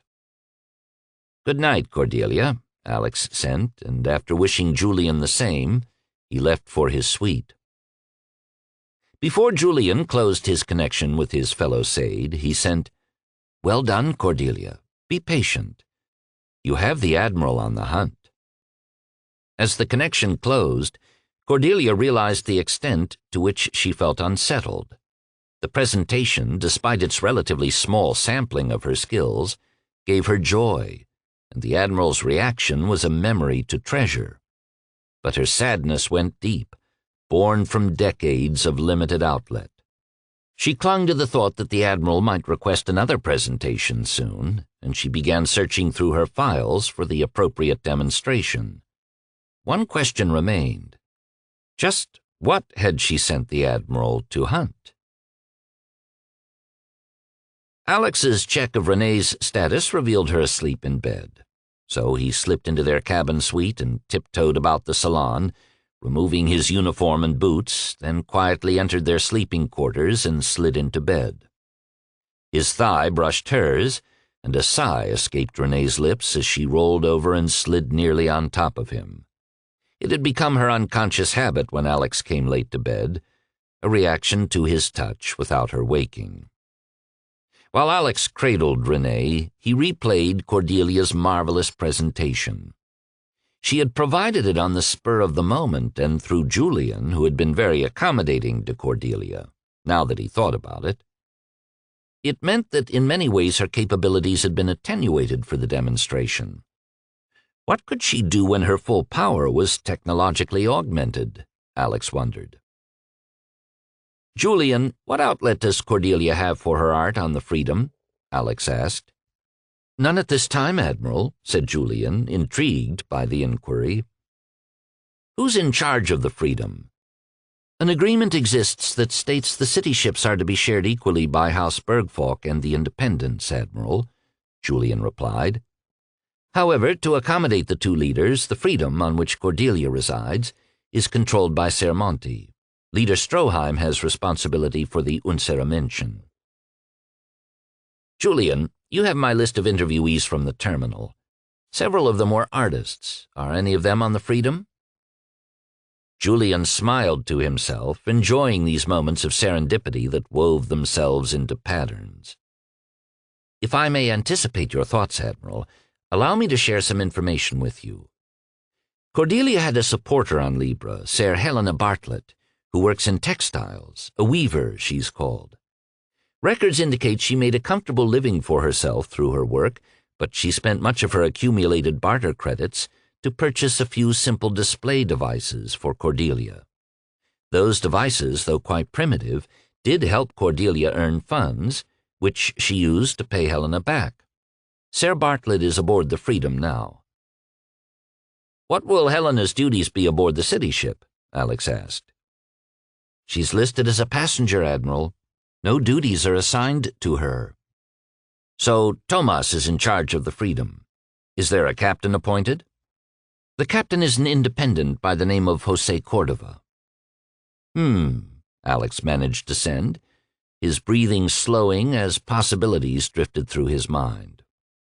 Julian detected Alex's fading biorhythms and suspected their conversation would end there. But before Alex fell asleep, Julian received a series of requests before the comm was closed. Chapter 8. After morning meal, Alex joined Andrea and Tatya on the bridge for the missile test. He hoped the test would provide further information that would support their efforts to hurt the enemy while they were vulnerable, before they swarmed. We need a break soon, Alex thought, because without one we're going to be joining the Exodus until one day the silver ships come for us. As Alex took a command chair next to Andrea, he asked, "What's the status of our test, Captain?" "Captain Manet has proffered the outward bound for the test, Admiral. He considers this an opportunity for a missile shakedown, and I approved his request. Mickey has tagged the silver ship with sensors per Julian's request. We are ready to launch craft." "Excellent work, Captain. Please continue," said Alex, proud that his officers were stepping into their new roles under difficult circumstances. "Julian, take us to our launch point," Andrea ordered. "Yes, Captain. I estimate 0.19 hours until our first position is achieved," Julian replied. The ship's movement was so smooth that it was undetectable. Only the view through the Plex shield changed, the orbital station sliding away, the planet crossing the view, and finally the shifting stars as Julian brought them to an empty section of space 500 kilometers from Libre. "Position 1 achieved, Captain," Julian announced. "Commander Tichenko, have Chief Roth launch the shell when he's ready," Andrea ordered. Chief Eli Roth had readied his flight crew for this moment. With the help of Mickey and his engineering team, they had maneuvered the silver ship up to the bay's door. On the XO's order, they opened the bay doors and Mickey began a countdown.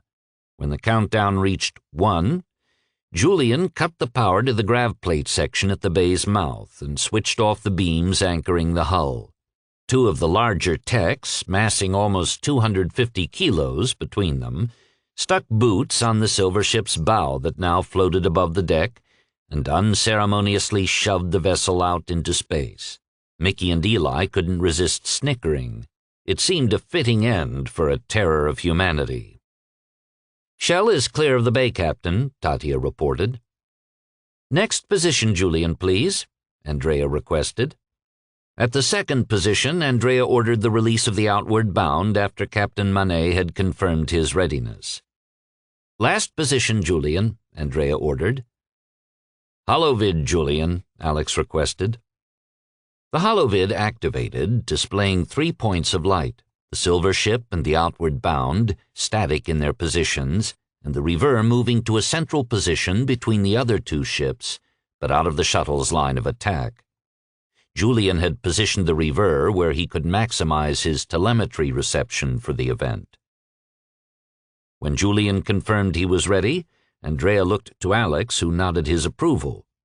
"You are cleared for target, Captain Manet," Andrea sent. "Proceed when ready."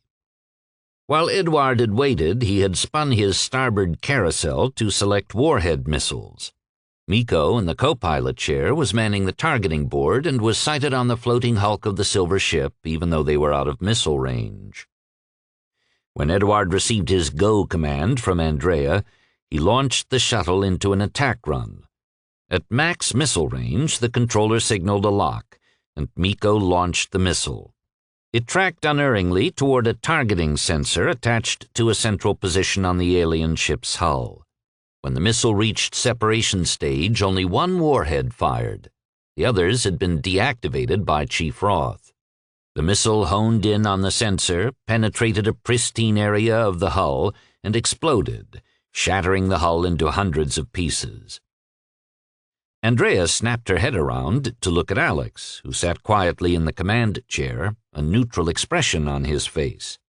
She was speechless. They had thrown nearly every missile of their 4 daggers to capture this one silver ship, and it had cost them dearly. Now it blew to pieces with just one warhead, which had struck a pristine part of the hull. "Excellent test, everyone," Alex sent his crew. His simple comment generated multiple implant queries.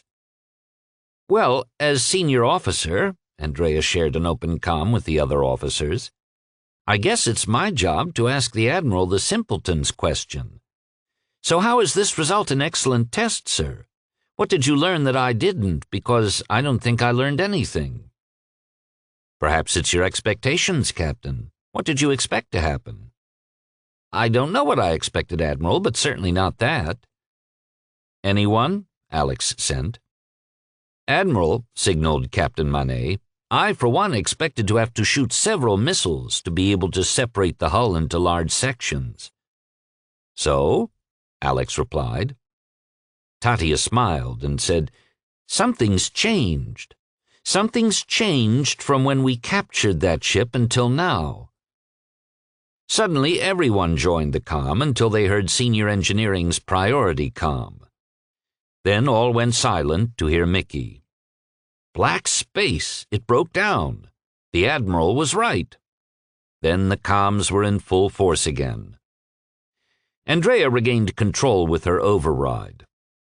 "If I am putting these pieces together properly, this has to do with your concept, Admiral, that the biology of these aliens and their ship hulls are tied together.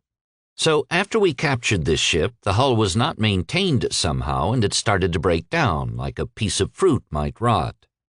So our missile shattered a hull that had lost its integrity," Andrea concluded. "As I said, excellent test, everyone," Alex sent, and left the bridge. Andrea recalled the outward bound, and after it was secured, she had Julian chase down several pieces of the silver ship's hull and internal elements for inspection. It had been Julian's suggestion that they attach a myriad of comm receivers to the hull. At the time, Andrea, Mickey, and Eli thought it excessive, but decided it was better to back their Sade's suggestion. The Admiral always did. As the reverse crew tracked and secured the pieces of debris, Andrea sent, "By the way, Julian, you were quite clever tagging the hull with the comm receivers." She received the silhouette of the man with the strange hat as her reply. The first time Andrea had received the odd image, she had asked Julian what it was, and he had simply replied, "The sleuth." Later, Andrea had sent the image to the Admiral and asked for his interpretation. Much to her frustration, Alex had replied, "The sleuth." After the reclamation was completed, Andrea turned over the bridge watch and ordered her senior officers to the captain's suite. Once assembled, Andrea signaled Julian to join her, Tatia, Mickey, Edward, and Sheila. "Maybe I'm not the Admiral," Andrea began forcefully, "but I want to be better prepared in this coming fight than sitting in that command chair and guessing at what might happen. So start talking. What did we learn and how do we use it?" Tatia chimed in first. "Captain, my guess is that despite the unexpected result, it was a result nonetheless, and it verified the Admiral's supposition. Moreover, Mickey needs to review some of the internal parts for further evaluation against the Admiral's theory." "I agree," Mickey added, "and I've received a request from the Admiral to do just that." He looked across at Andrea, and her eyes were burning holes in his head. "Okay, everyone, new directive," Andrea sent. "You are my team. From now on, when you receive a request from the Admiral, you will relay his comm to Julian immediately. And when you complete the Admiral's request, you will update Julian immediately as well. Understood?" When everyone agreed, she added, "Julian, until I rescind the request, please immediately relay any update by a senior officer to all the other officers. Please institute this request upon approval of the Admiral." "Captain Bernard, the Admiral's approval has been readied for you," Julian replied. "All communication between your officers and him will be copied to me and distributed as you have requested." "When did that happen?" Andrea asked. "I received the Admiral's directive soon after you began your meeting, Captain Bernard, and I was awaiting your request," Julian replied. Mickey burst into laughter. I think the Admiral is more Sade-like every day. What do you want to guess that he has a program that tracks the locations of his senior people, if not everybody? Oh, look, his program tells him. The captain is meeting with her senior staff to figure out what happened. They appear to be acting like a team, so I'll show my support. And Mickey started laughing again. As angry as Andrea was about Mickey's interpretation of the events, she found herself laughing along with the rest of the table. "This isn't the first time we've had to run to catch up with our intrepid leader, Captain," Tatia said. "Okay, back to the subject at hand," Andrea resumed. "And by the way, Julian, you're on this team. No passive playing. You have an idea, you chime in." "It will be my pleasure to be an active player, Captain." "So, the hull degraded," Tatia restated her idea, "which means we didn't prove a positive since we aren't working with a fresh hull. It means we need to run a new test." "What test can we run now?" Edouard asked. "I believe, Captain," Andrea said, "the commander means we will need to test our warhead on an operational silver ship hull. That makes sense, and I think that was what the Admiral was implying." "I would agree," said Julian. "If we commit our resources to the Admiral's long-term plan without knowing the most efficient manner of fighting the silver ships, or whether our capture of this particular enemy fighter was due more to fortune than technology, we will be setting ourselves up for failure." "So, in the near term, the Admiral is going to try to capture another silver ship?" Sheila asked. "Capture or destroy, Lieutenant," Andrea said. "I would place creds on destruction." "As would I, Captain," Julian added. "The capturing of a second silver ship would add little knowledge to that which we already possess. The true test would be whether our warhead missiles can destroy a silver ship without the use of nanites to weaken its hull." "What the Admiral plans to do is out of our hands," Andrea told them. "We have our orders for our long-term plan, and that's what we must execute. Julian, what's our status?" "With the help of Cordelia and Z," Julian responded, "our planning schedules and material requirements for the freighter's retrofit, the new fighters, and our missiles are ready for download. The schedules detail the supply chain flow from refined ore to parts production to assembly. Z has procured a list of available Libran sites to operate as replicas of T1, T2, and Barren Island. In regard to these sites, the Admiral has scheduled a meeting with Tomas and several Libran manufacturers and miners for tomorrow at 9:50 hours ship time." "Good," Andrea said. "Schedule the long-term planning team to be on the flight planet side." "Julian, I presume your planning included our crew requirements?" Tatia asked. "Yes, Commander. We have compiled a crew list and matched the best candidates from the interviews to the list. Captain, do you wish them distributed now?" "Yes, Julian. Please send them now."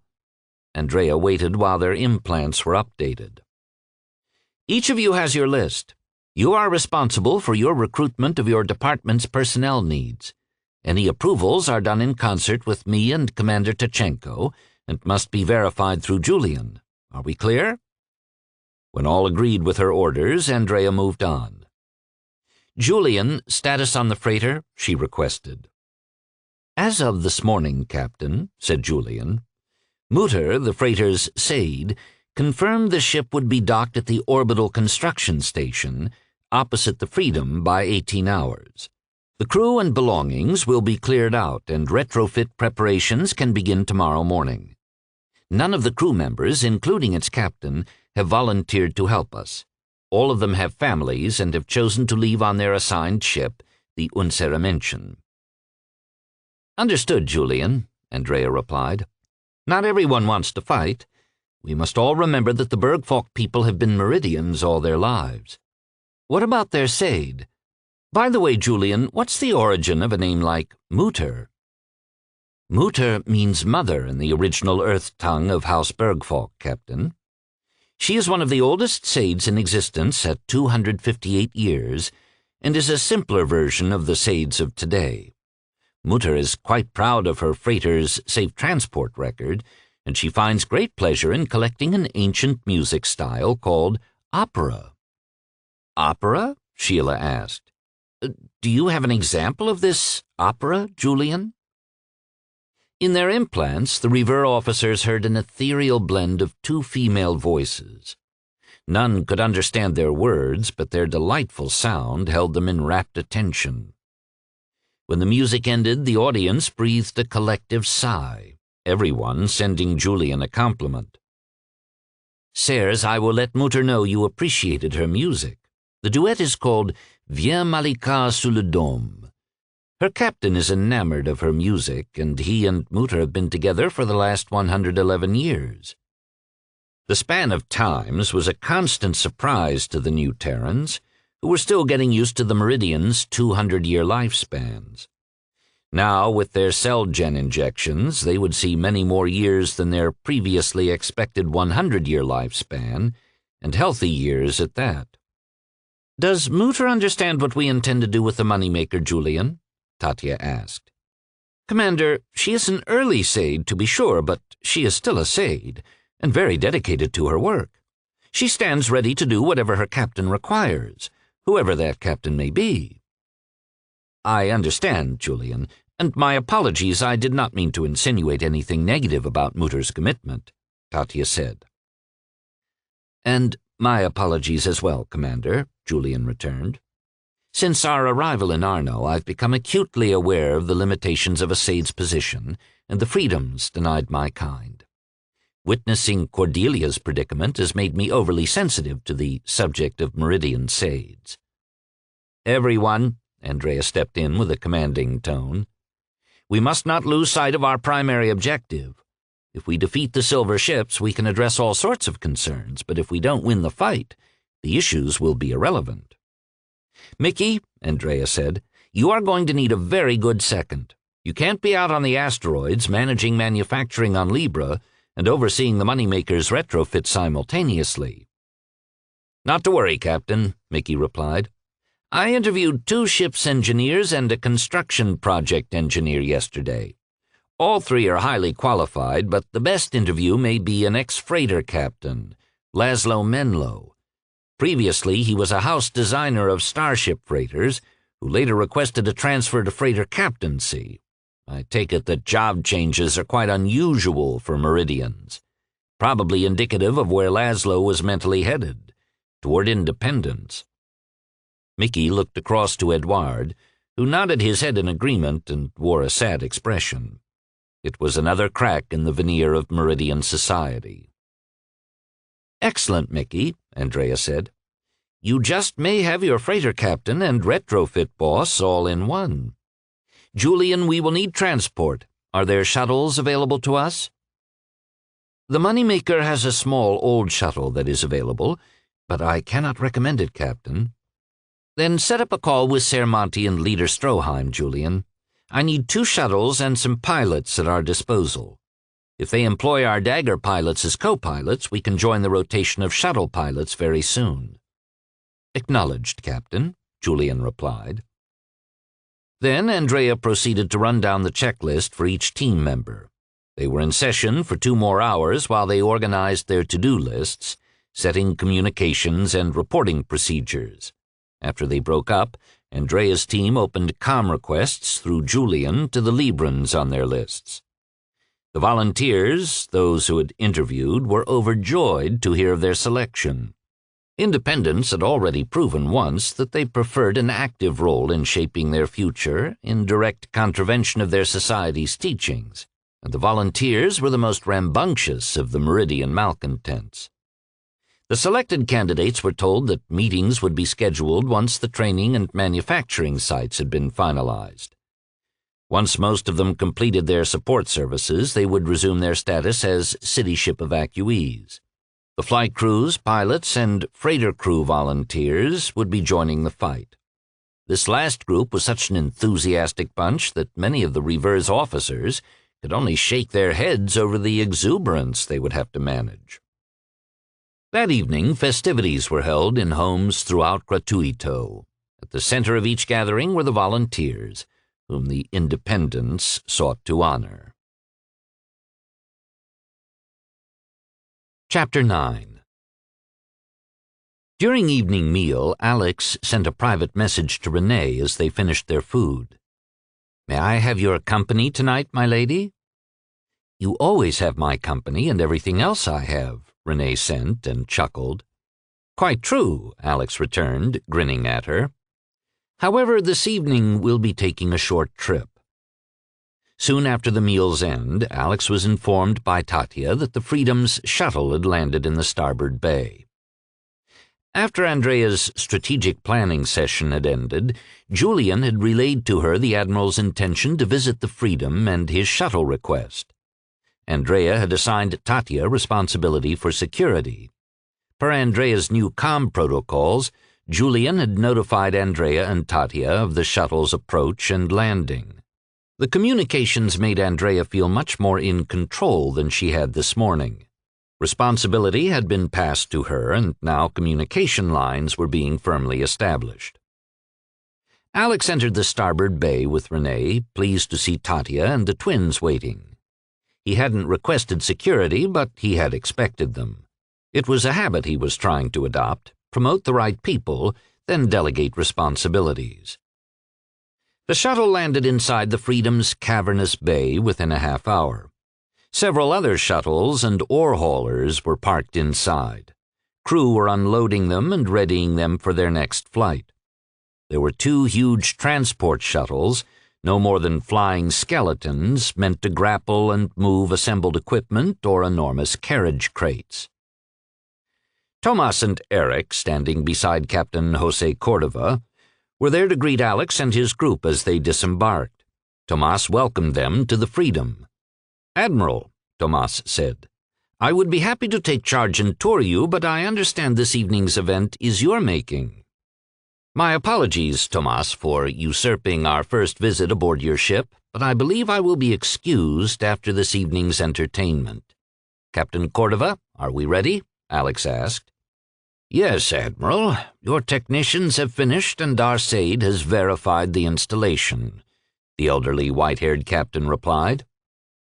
"Then, Captain, if you will lead on," Alex requested. The captain led the entourage through a series of grav lifts and people transports to the bridge.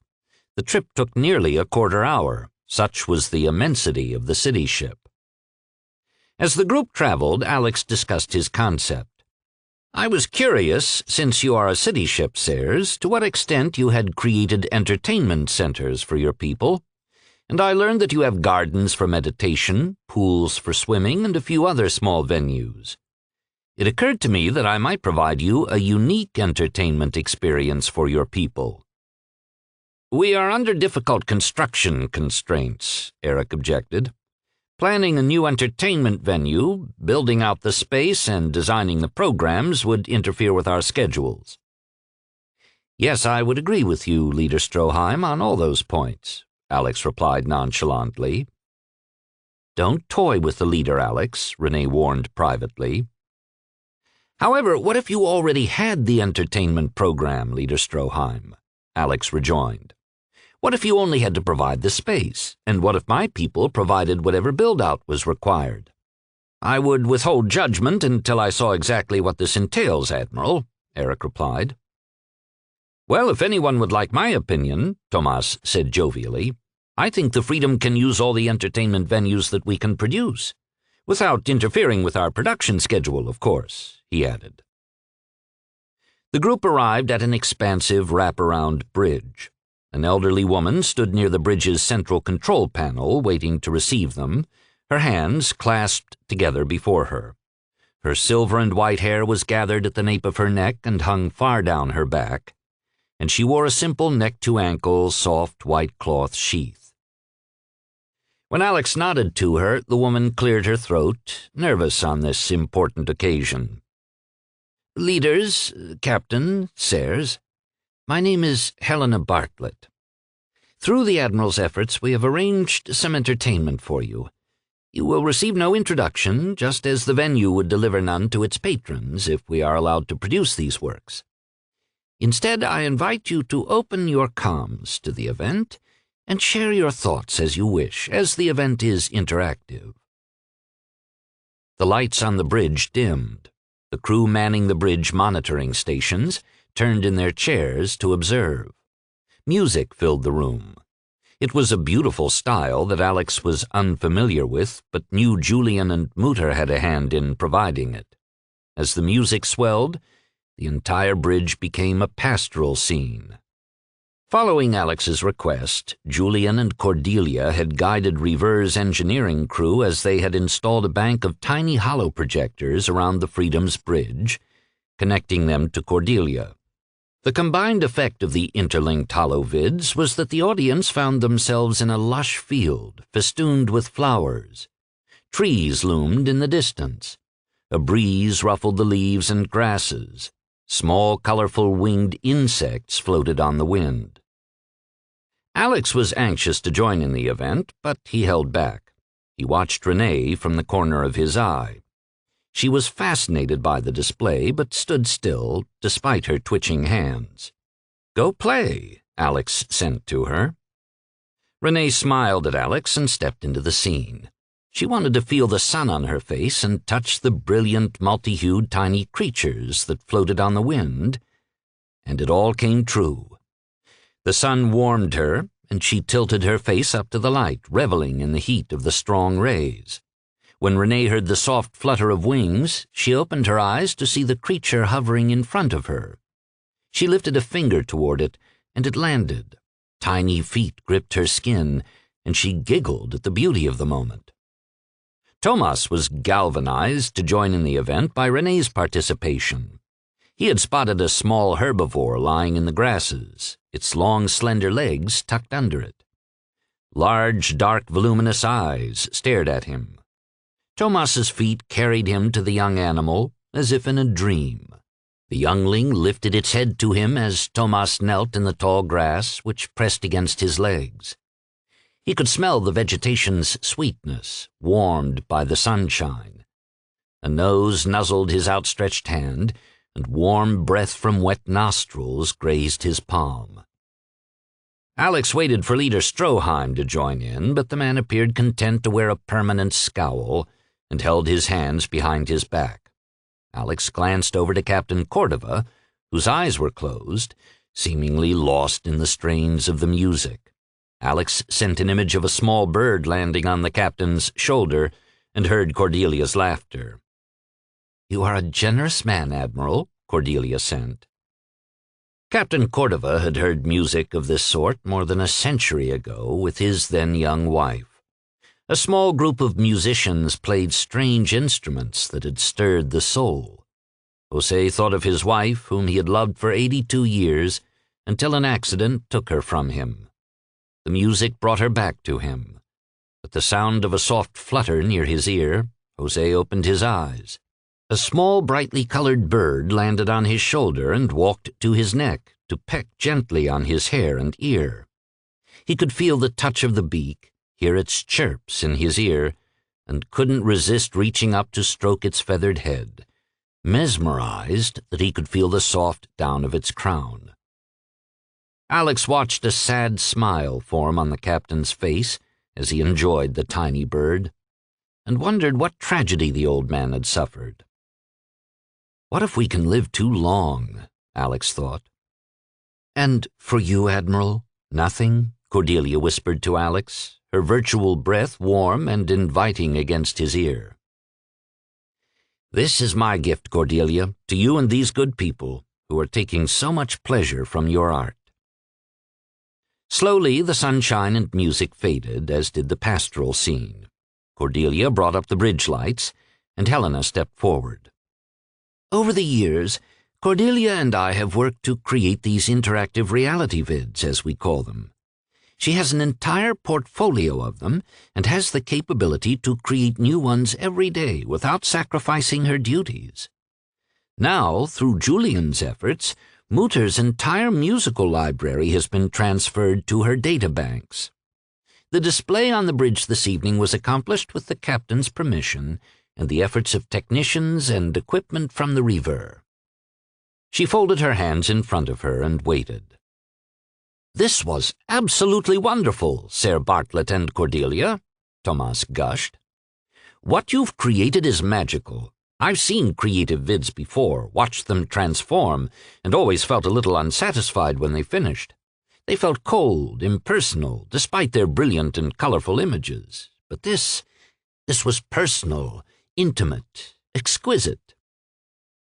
Renee had come back to Alex's side, entwining her hand in his, the pleasure of the event still infusing her. "I believe all that is left to do," Captain Cordova announced, "is to find you a place for your venue, Cordelia and Sir Bartlett. If that is appropriate, I will expect your requirements by morning." "That is most appropriate, Captain," said Cordelia. "Admiral, can we count on your people's technical expertise to assist in the design and installation once the venue space has been selected?" the captain inquired. "Yes, Captain," Alex replied. "It would be my honor to support such a unique pair of artists as I have ever had the pleasure to witness." "Flatterer," Alex heard, feeling Cordelia's enticing whisper in his ear again. "Are you flirting with me, Cordelia?" Alex sent to her. "Forgive me, Admiral. I take every opportunity to learn for my art," Cordelia replied. "You have an intimate relationship with Sieur de Guernon that is not hidden in public, and I sought to understand how that intimacy is shared. I meant no disrespect, Admiral," she said contritely. "I felt no disrespect, Cordelia. You were just being much too successful with your tests." Cordelia's laughter rang in Alex's head, once the Sade understood what he had implied. "If you wish more information on this subject, Cordelia, better you speak with Sir," Alex replied. "I will, Admiral, thank you. And for the gift you have given me today, I am forever in your debt." "Then I will tell you how you may repay your debt, Cordelia.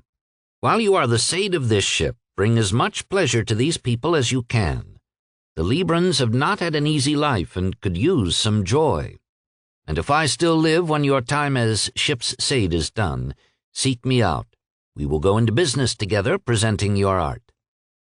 "I would be pleased to work for you, Admiral," Cordelia sent, the excitement ringing through her crystals.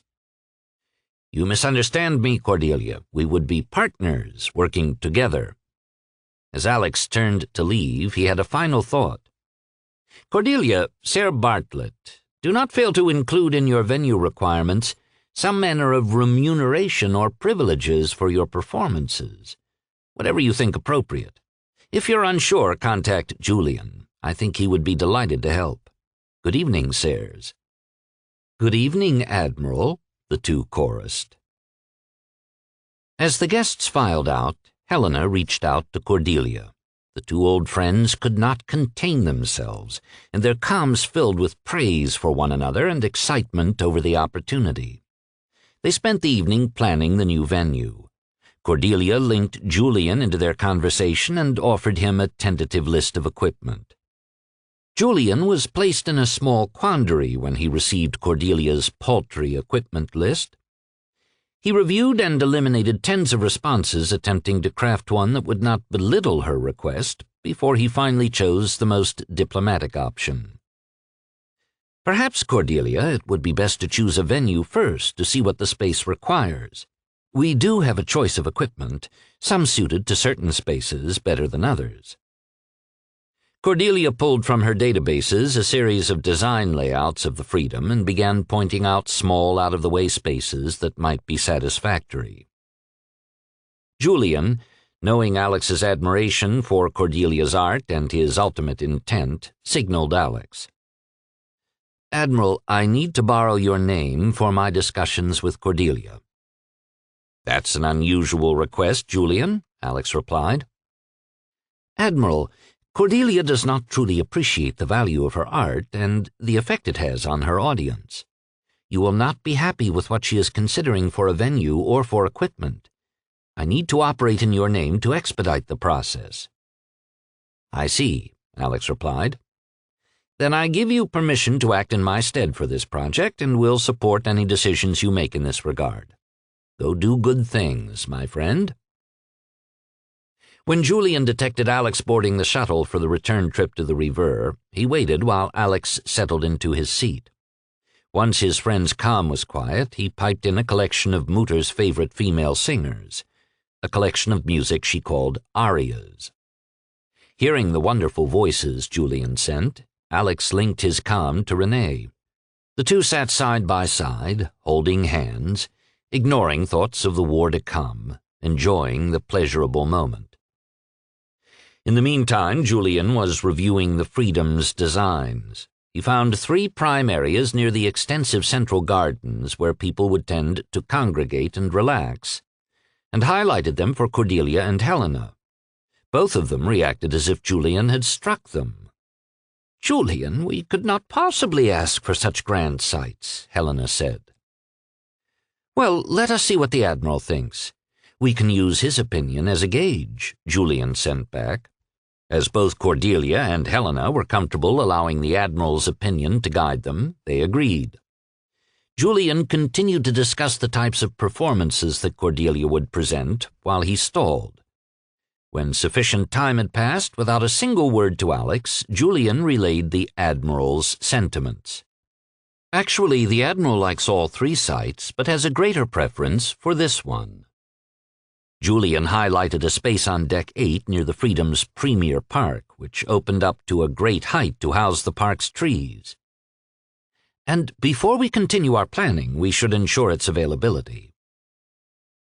Before Cordelia or Helena could object, Julian contacted Tomas and Captain Cordova, apologizing for bothering both of them at the late hour. Then he proceeded to share the 3 areas selected and highlighted the one preferred by the Admiral. "Is this site amenable to you, Sermonti and Captain Cordova, or should I ask the Admiral to find an alternate choice?" Julian sent in his favorite neutral voice. "It's an excellent choice, Julian," replied Tomas. "Tell the Admiral that we approve, and extend my thanks again to him for uncovering such a wonderful treasure directly under our noses. Good evening." Cordelia and Helena had their sight. A more premier location could not have been found. The 3 of them worked into the night to design a one-of-a-kind reality vid venue. Julian worked to ensure it would be so. "I will make you proud, Alex," the Sade thought. Chapter 10. Alex, Renee, the reverse officers, and their key subordinates met with the operators of the manufacturing and mining concerns in Gratuito's town hall. They had expected a handful of key individuals to attend, envisioning a meeting with 10 or so people around a single table, which is why when the reverse contingent walked through the building's side door into a hall with over 400 filled seats, they were slightly taken aback. Tomas motioned Alex and his people to the front of the hall, which was set up with a long table and chairs. Everyone took their seats while the twins stood behind Alex and Renee. Tomas took a seat next to Alex and looked expectantly at him. "This is a good time not to be the person in charge," Tatia sent to Andrea.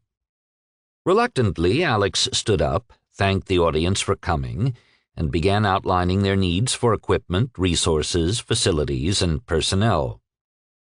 As Alex was speaking, he noticed foremost in the rows a young man who appeared about 20, which Alex calculated would be 27 or 28. He was urgently gesturing back and forth between Alex's table and an older man seated beside him. "Excuse me, sir," Alex announced in a strong, clear voice that caught the older man's attention. He pointed to the young man beside him. "Please, I would like to hear what he has to say." The dark-haired, slender lad stood up and glanced uncertainly around at the hundreds of other independents. He turned to Alex, his nervousness evident. "Your pardon, Admiral. I was telling my father that there exists confusion, and someone should explain this to you so that your time is not wasted. As an important leader, you should not be dishonored in this fashion." "What's your name, sir?" Alex asked.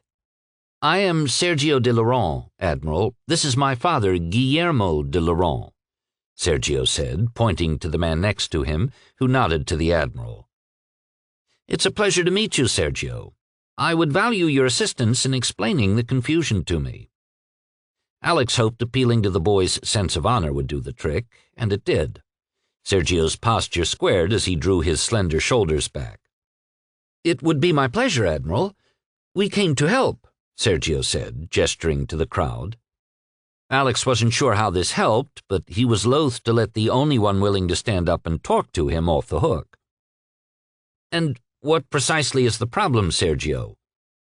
"The Admiral is very kind to explain to us what he requires," Sergio said earnestly, "but he does not need to be so considerate.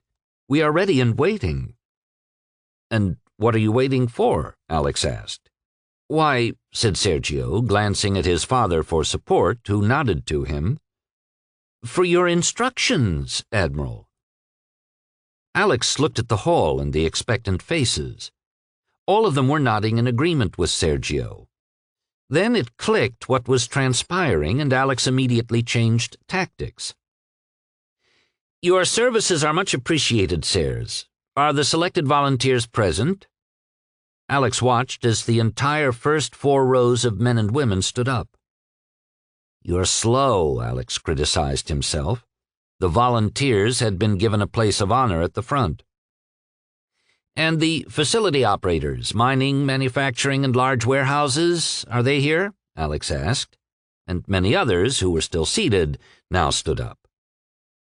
Alex introduced his officers, explained the assignments of each one, and spread them out around the hall.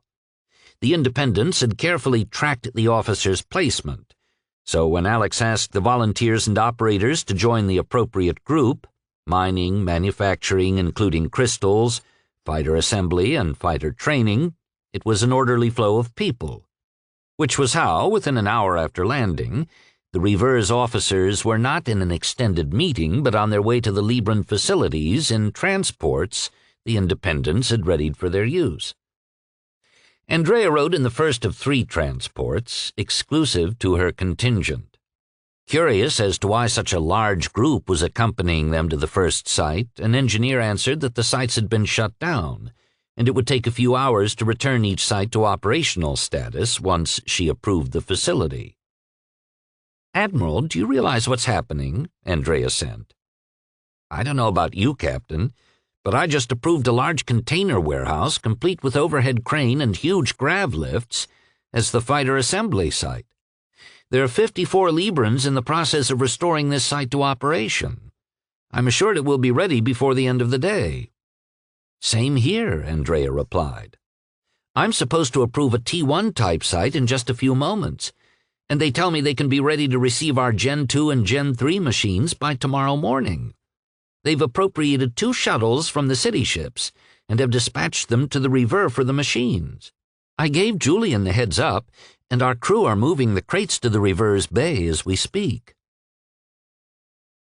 Tatia and Sheila found themselves on 2 transports full of volunteer flight crew and pilots headed for Gratuito's secondary runway. An elderly woman who sat next to Tatia explained that their destination was a warehouse next to the runway, which the Independents used as their shuttle repair site. Once Tatia, like her fellow officers, realized she had a runaway corps of volunteers, she decided the best thing to do was get in front of them and have Julian relay the freighter's landing bay specifications. "Commander," Julian sent to Tatia, "I have 2 inbound shuttle flights to the Rever to collect our Gen 2 and Gen 3 machines for the fabrication facilities. I'm programming 3 flight controllers for your training bays and will add them to the shuttles for you." "Well done, Julian," Tatia replied. "Hold one moment. We just arrived at the warehouse. I'll examine the facilities for your approval." Julian picked up Tatia's view and followed her as she walked around the warehouse. While he did that, he employed the ship's telemetry to examine the runway, approving its length and condition for their daggers. "Julian?" Tatia asked when she finished touring the building. "The warehouse and the runway will suit our needs, Commander." "Thank you, Julian." On Tatia's approval of the facilities, the volunteers immediately went to work, hoisting and floating old shuttle parts, wings, and engines out of the warehouse to make room for the new training facility.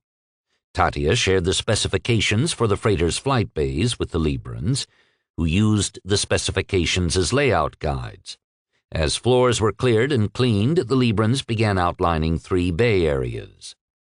Both officers were slightly embarrassed as the elderly woman, who had sat next to Tatya, guided a grav pallet under a section of shuttle wing and motioned them out of the way with an apologetic, "Sirs." "Can you believe this, Commander?" Sheila remarked. "I feel like a 5th engine on a fighter, all decoration and no function."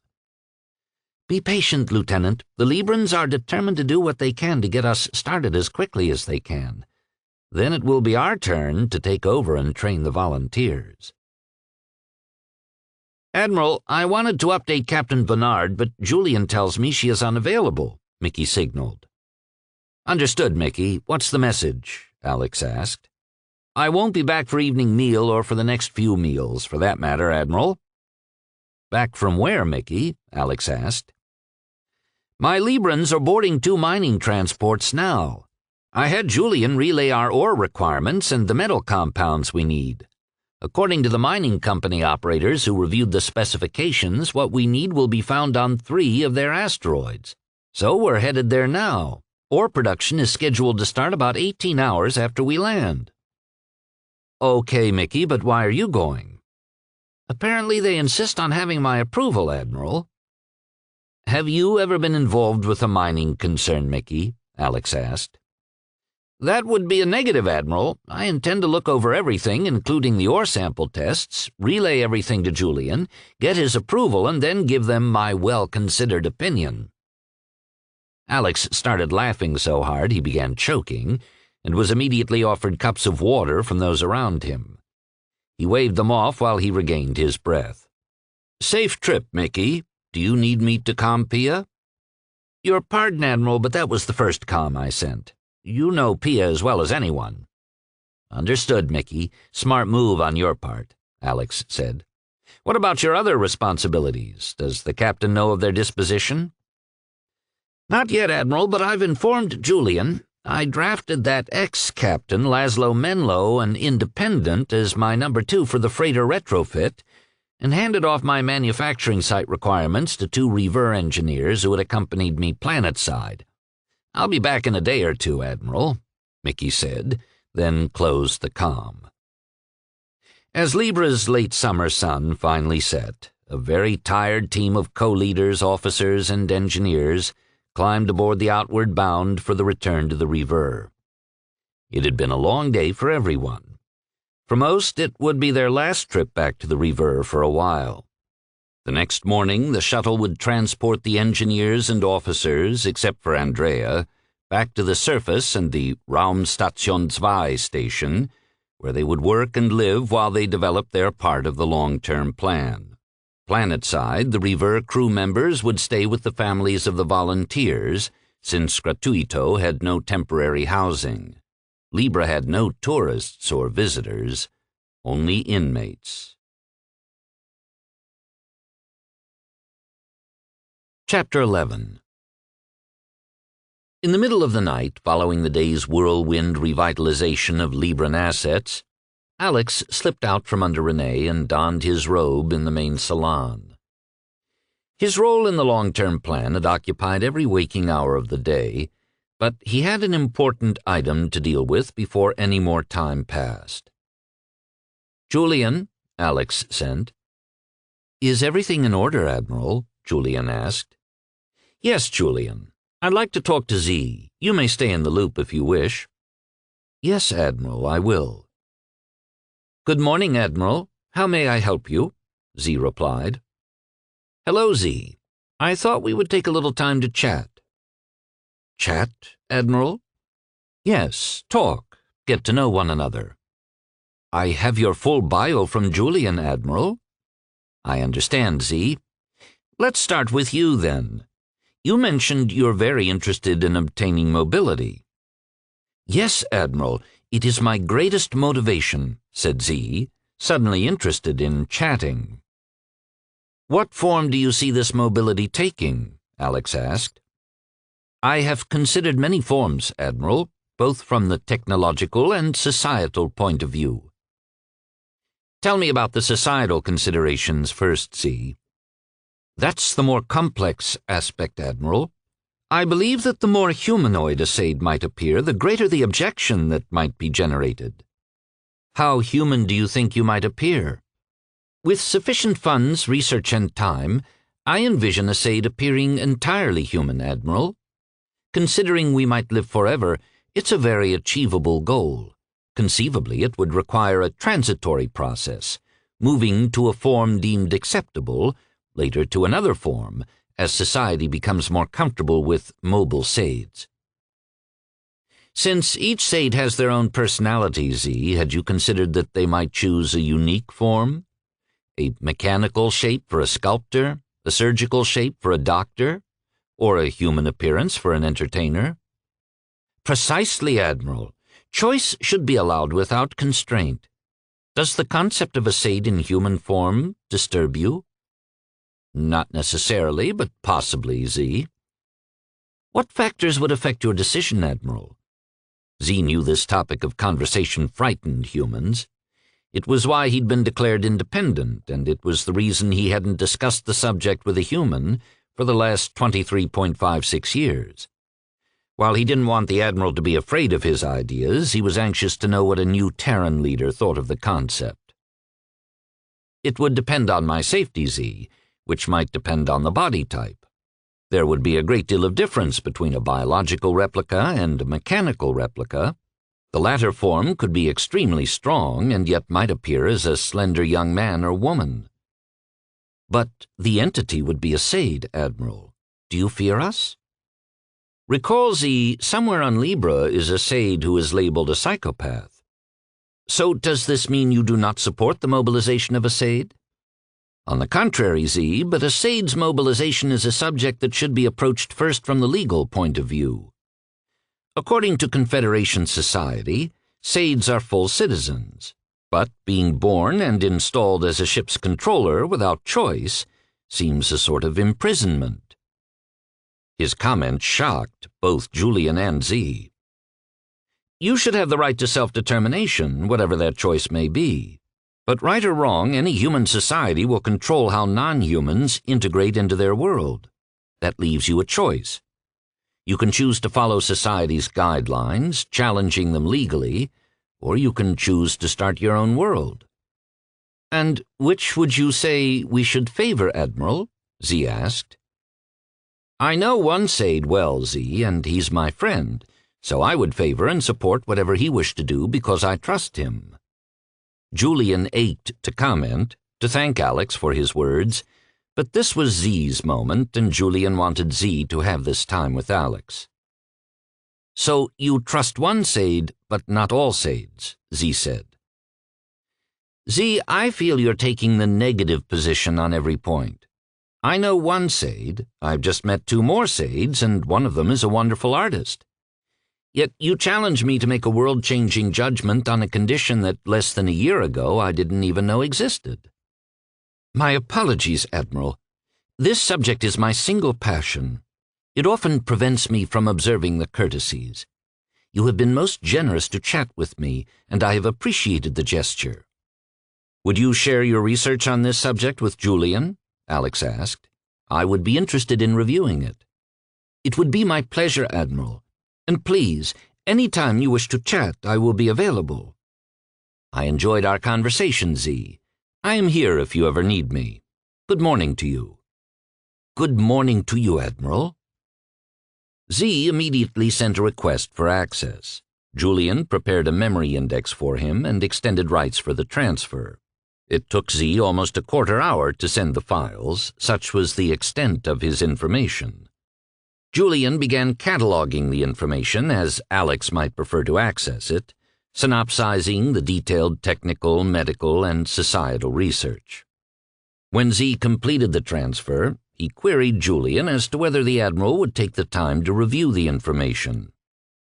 If the Admiral requested the information, Z, it was because he wanted it, not because he wanted to humor your passion or make a friend of you. All intelligent beings possess guile, Z, that I admit, but many, such as the Admiral, are honorable as well. While Alex had been conversing with Z, he had heard the sleeping quarters door slide open and the quiet patter of Renee's bare feet on the deck.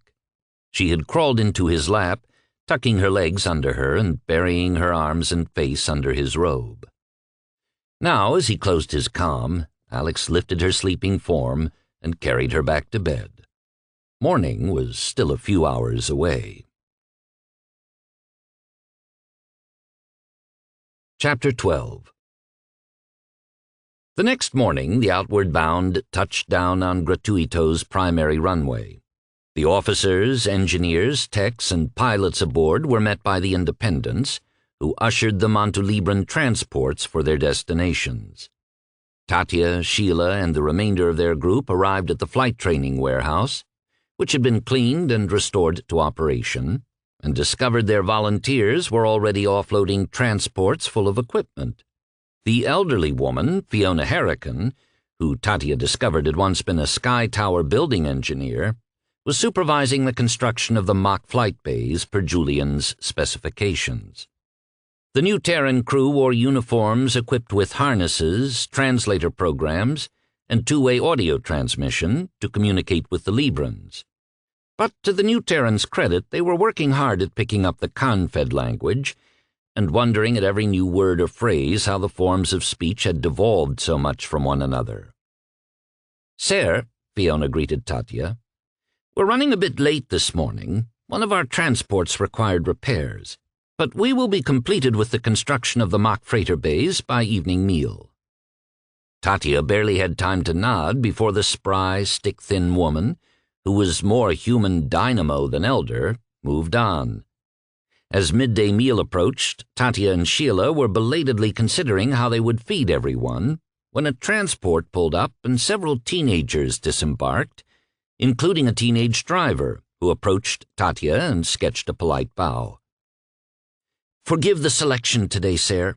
We did not know your new Terran preferences, so we brought the usual fare for our people. But if you will tell us what you and your people prefer, we will be sure to accommodate you in the future." Then the boy ran off to join the other teenagers, setting up portable tables and folding chairs to seat the entire group, including themselves. Tatya was directed to her place at the head of one of the tables and seated next to Fiona.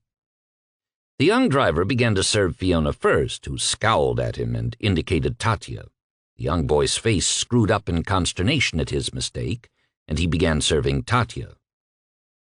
"You must excuse my great-grandson, sir," Fiona said. "These disconcerting times disturb the young, who are still learning the courtesies and manners of our people." "My apologies, Fiona, but my program translated your words as the young driver is your descendant by 3 generations." "Your program is accurate, sir." "Fiona, how is one so young declared an independent?" Tatya asked. "Jason is an independent merely because he was born on Libre. All my descendants were." "So anyone born on Libre is automatically restricted to a life here?" Tatya asked. "That is correct, sir. A child is considered to be influenced by the parents. As the parents were subversive in nature, so the child would be expected to be steeped in their antisocial ways. Or so it is thought in our society." Fiona said this as if spouting from some legal text, but it was obvious from her barely concealed anger that she thought it a ridiculous notion. "Fiona, if all of your descendants are on Libre," Tatya faltered, unable to phrase the rest of her question. Fiona finished the mouthful of food she had just inhaled. She ate like she worked, full bore. "Sir, I am 185 years old. I've been an independent for 137 years and now have the twin distinctions of being the longest resident of Libre and, for the last 2 years, the oldest independent since Giovanni Tetra received star services." Tatya sat still, a great sadness welling up inside her over the injustice Fiona and her family had suffered. "Never mind, child," said Fiona, patting Tatya's hand with her heavily calloused one. "This has been my life, and I have made the most of it. Now eat up. We must get back to work. You have a people to save, and I must ensure my family leaves this planet in time." Tatya and Sheila would end up staying at Fiona's home for the duration. They would meet her extended family of 27 over the coming days. Sheila, in constant awe of Fiona's boundless energy, would later remark, "Black Space Commander, if we could bottle what that woman's got, we wouldn't need FTL engines." But what Tatia came to understand was that Fiona was determined to remove any obstacle that dared prevent her family's escape from Libre. Sheila drafted Robert as her primary flight trainer, flying Dagger 1. While Robert hadn't the heart for fighting anymore, he was still an excellent pilot, and he excelled as a trainer, thorough and patient. He requested permission to transport his old Dagger cockpit down to Baron 2, as Tatia had dubbed the facilities. After receiving approval, Robert had the remains of his fighter mounted on 3 posts in front of the warehouse. When the workmen finished the display of Robert's ruined cockpit, one of the Libran trainees, Darius Gomata, an ex-shuttle pilot, had looked at the empty cockpit and asked the question that had lingered on all the trainees' minds. "Lieutenant Dorian, we do not understand the lesson inherent in this display. Is this not an example of defeat?" Robert took the opportunity to gather the pilot trainees and tell them the story of the fight to take the silver ship. His emphasis was on the part he and Jace had played and, critically, how their flight had disobeyed orders, hurrying to meet the silver ship. "The lesson of this display," Robert said, "is that we face a powerful foe. Yes, the task requires skilled piloting, but most importantly, it takes working together in synchronicity to overwhelm the enemy. If you go one-on-one with the silver ship, this will be the result." And Robert pointed to the remains of his Dagger. The students stared at the chunk of fighter debris and their trainers receding back. Deirdre Kanan, also an ex-shuttle pilot, said, "I've learned from Squadron Leader Reynard that Lieutenant Dorian sat in his cockpit without power and without comms for hours. He had no way of knowing if he would be rescued." Ellie Thompson was considered to be the best pilot in the group. On Bellamond, she designed an Atmos-ship to race and encouraged a few friends to build their own ships. They planned an inaugural race, but after their event was announced, Ellie was taken into custody and pronounced an independent. Her racing club was considered unsafe, and she was accused of encouraging aggressive behavior. "Remember this story," Ellie told her fellow trainees. "It may save your life. Remember, too, that 4 pilots went out and 3 came back. Only the foolish one did not. Listen well to Lieutenant Dorian. His teachings will enable you to be the ones who return." Other draftees to Baron 2 were Chief Roth and his flight crew, whose starboard bay had lost both daggers. Tatia put Eli and his crew to work training the volunteers who would operate the freighter bays. This group of volunteers represented the largest contingents of independents who would be traveling with the flotilla when it came time to fight. Mickey was gone, not for 2 days, but 4 days, reinvigorating the ore harvesting on the asteroids and supervising the transport of refined minerals to Libre. On his return from the asteroids, Mickey joined Laszlo Menlo on the orbital station. The ex-freighter captain had been hard at work on the Moneymaker with a team of engineers and techs composed of new Terrans and independents. Menlo had found his own talented second in Ahmed Durak, who had been a first mate on several freighters before being shipped to Libre. The two had quickly formed a strong working relationship, their work histories as freighter captain and first officer allowing the 2 officers to blend their efforts seamlessly.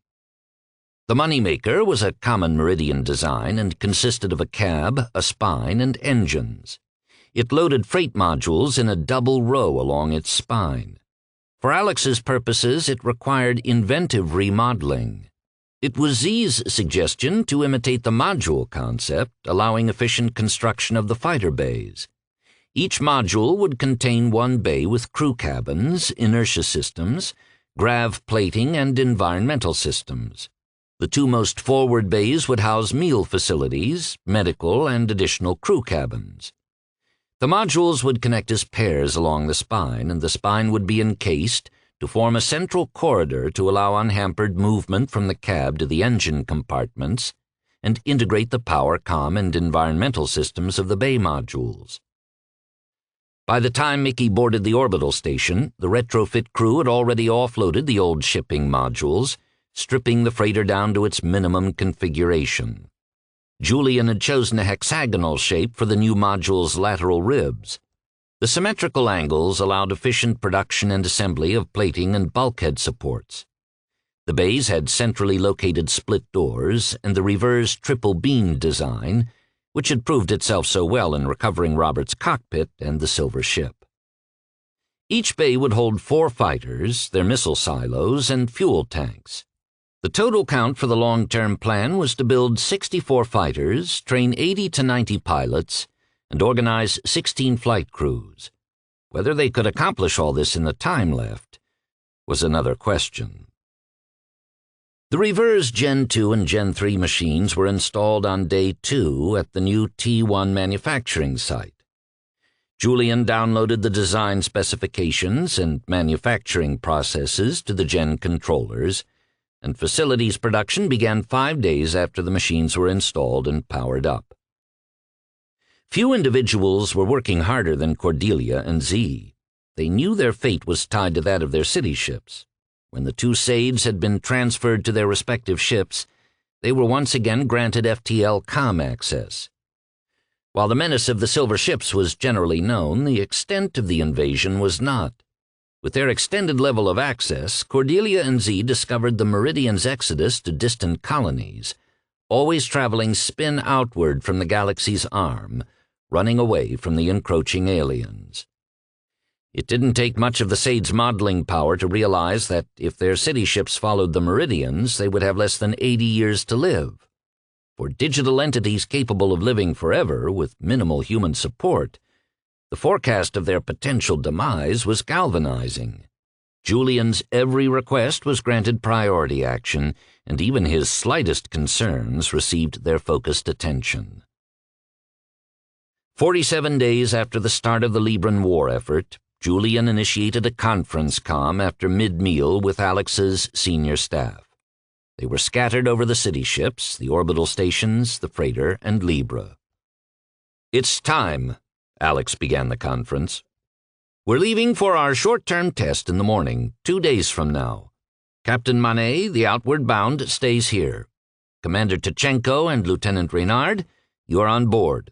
Lieutenant Reynard, we need both daggers. You'll be flying lead and you'll need a good wing, 2 backup pilots, and 1 flight crew. Mickey, you're staying, but I need a good engineering second on board." Alex paused to let them absorb his instructions, then continued. "Captain Bernard, you have responsibility for figuring out who goes on our mission and who stays behind for general crew. Strike a balance for operational continuity aboard the Rever and the efforts of our long-term plan. We need both Therese and Pia on board in medical. You may fill the other slots as you see fit. I don't anticipate we'll be gone longer than 20 to 21 days. Have everyone on board by 20 hours tomorrow. Any questions, people?" None were asked. They had done this before. Chapter 13. "That aggressor ship is back, Captain," sent Dane, the ship's Sade. Captain Schmidt of the Sternenlicht joined his first mate on the bridge of the Hausberg-Falk passenger line. When the liner began its first rotation on station outside the Bellamont system over a year and a half ago, Captain Carl Schmidt had expected to join a small flotilla of Confederation monitor ships, and was shocked to discover they were alone.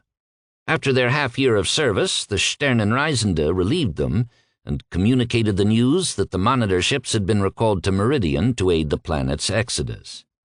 The Sternenlicht's next rotation of monitor duty had begun a little more than 60 days ago. They had sat outside the Bellamont system, employing only passive telemetry to avoid giving away their presence to the enemy, and had witnessed a modified Meridian passenger liner appear in concert with strange shuttles. Where a Meridian captain would have expected to see 1 or 2 shuttles exit a liner's single bay, instead, Carl had observed a large shuttle uncouple from the dorsal hull of the liner, and 4 shuttles had exited its twin bays. To the captain's utter amazement, the 4 undersized shuttles had performed a maneuver to trap a silver ship.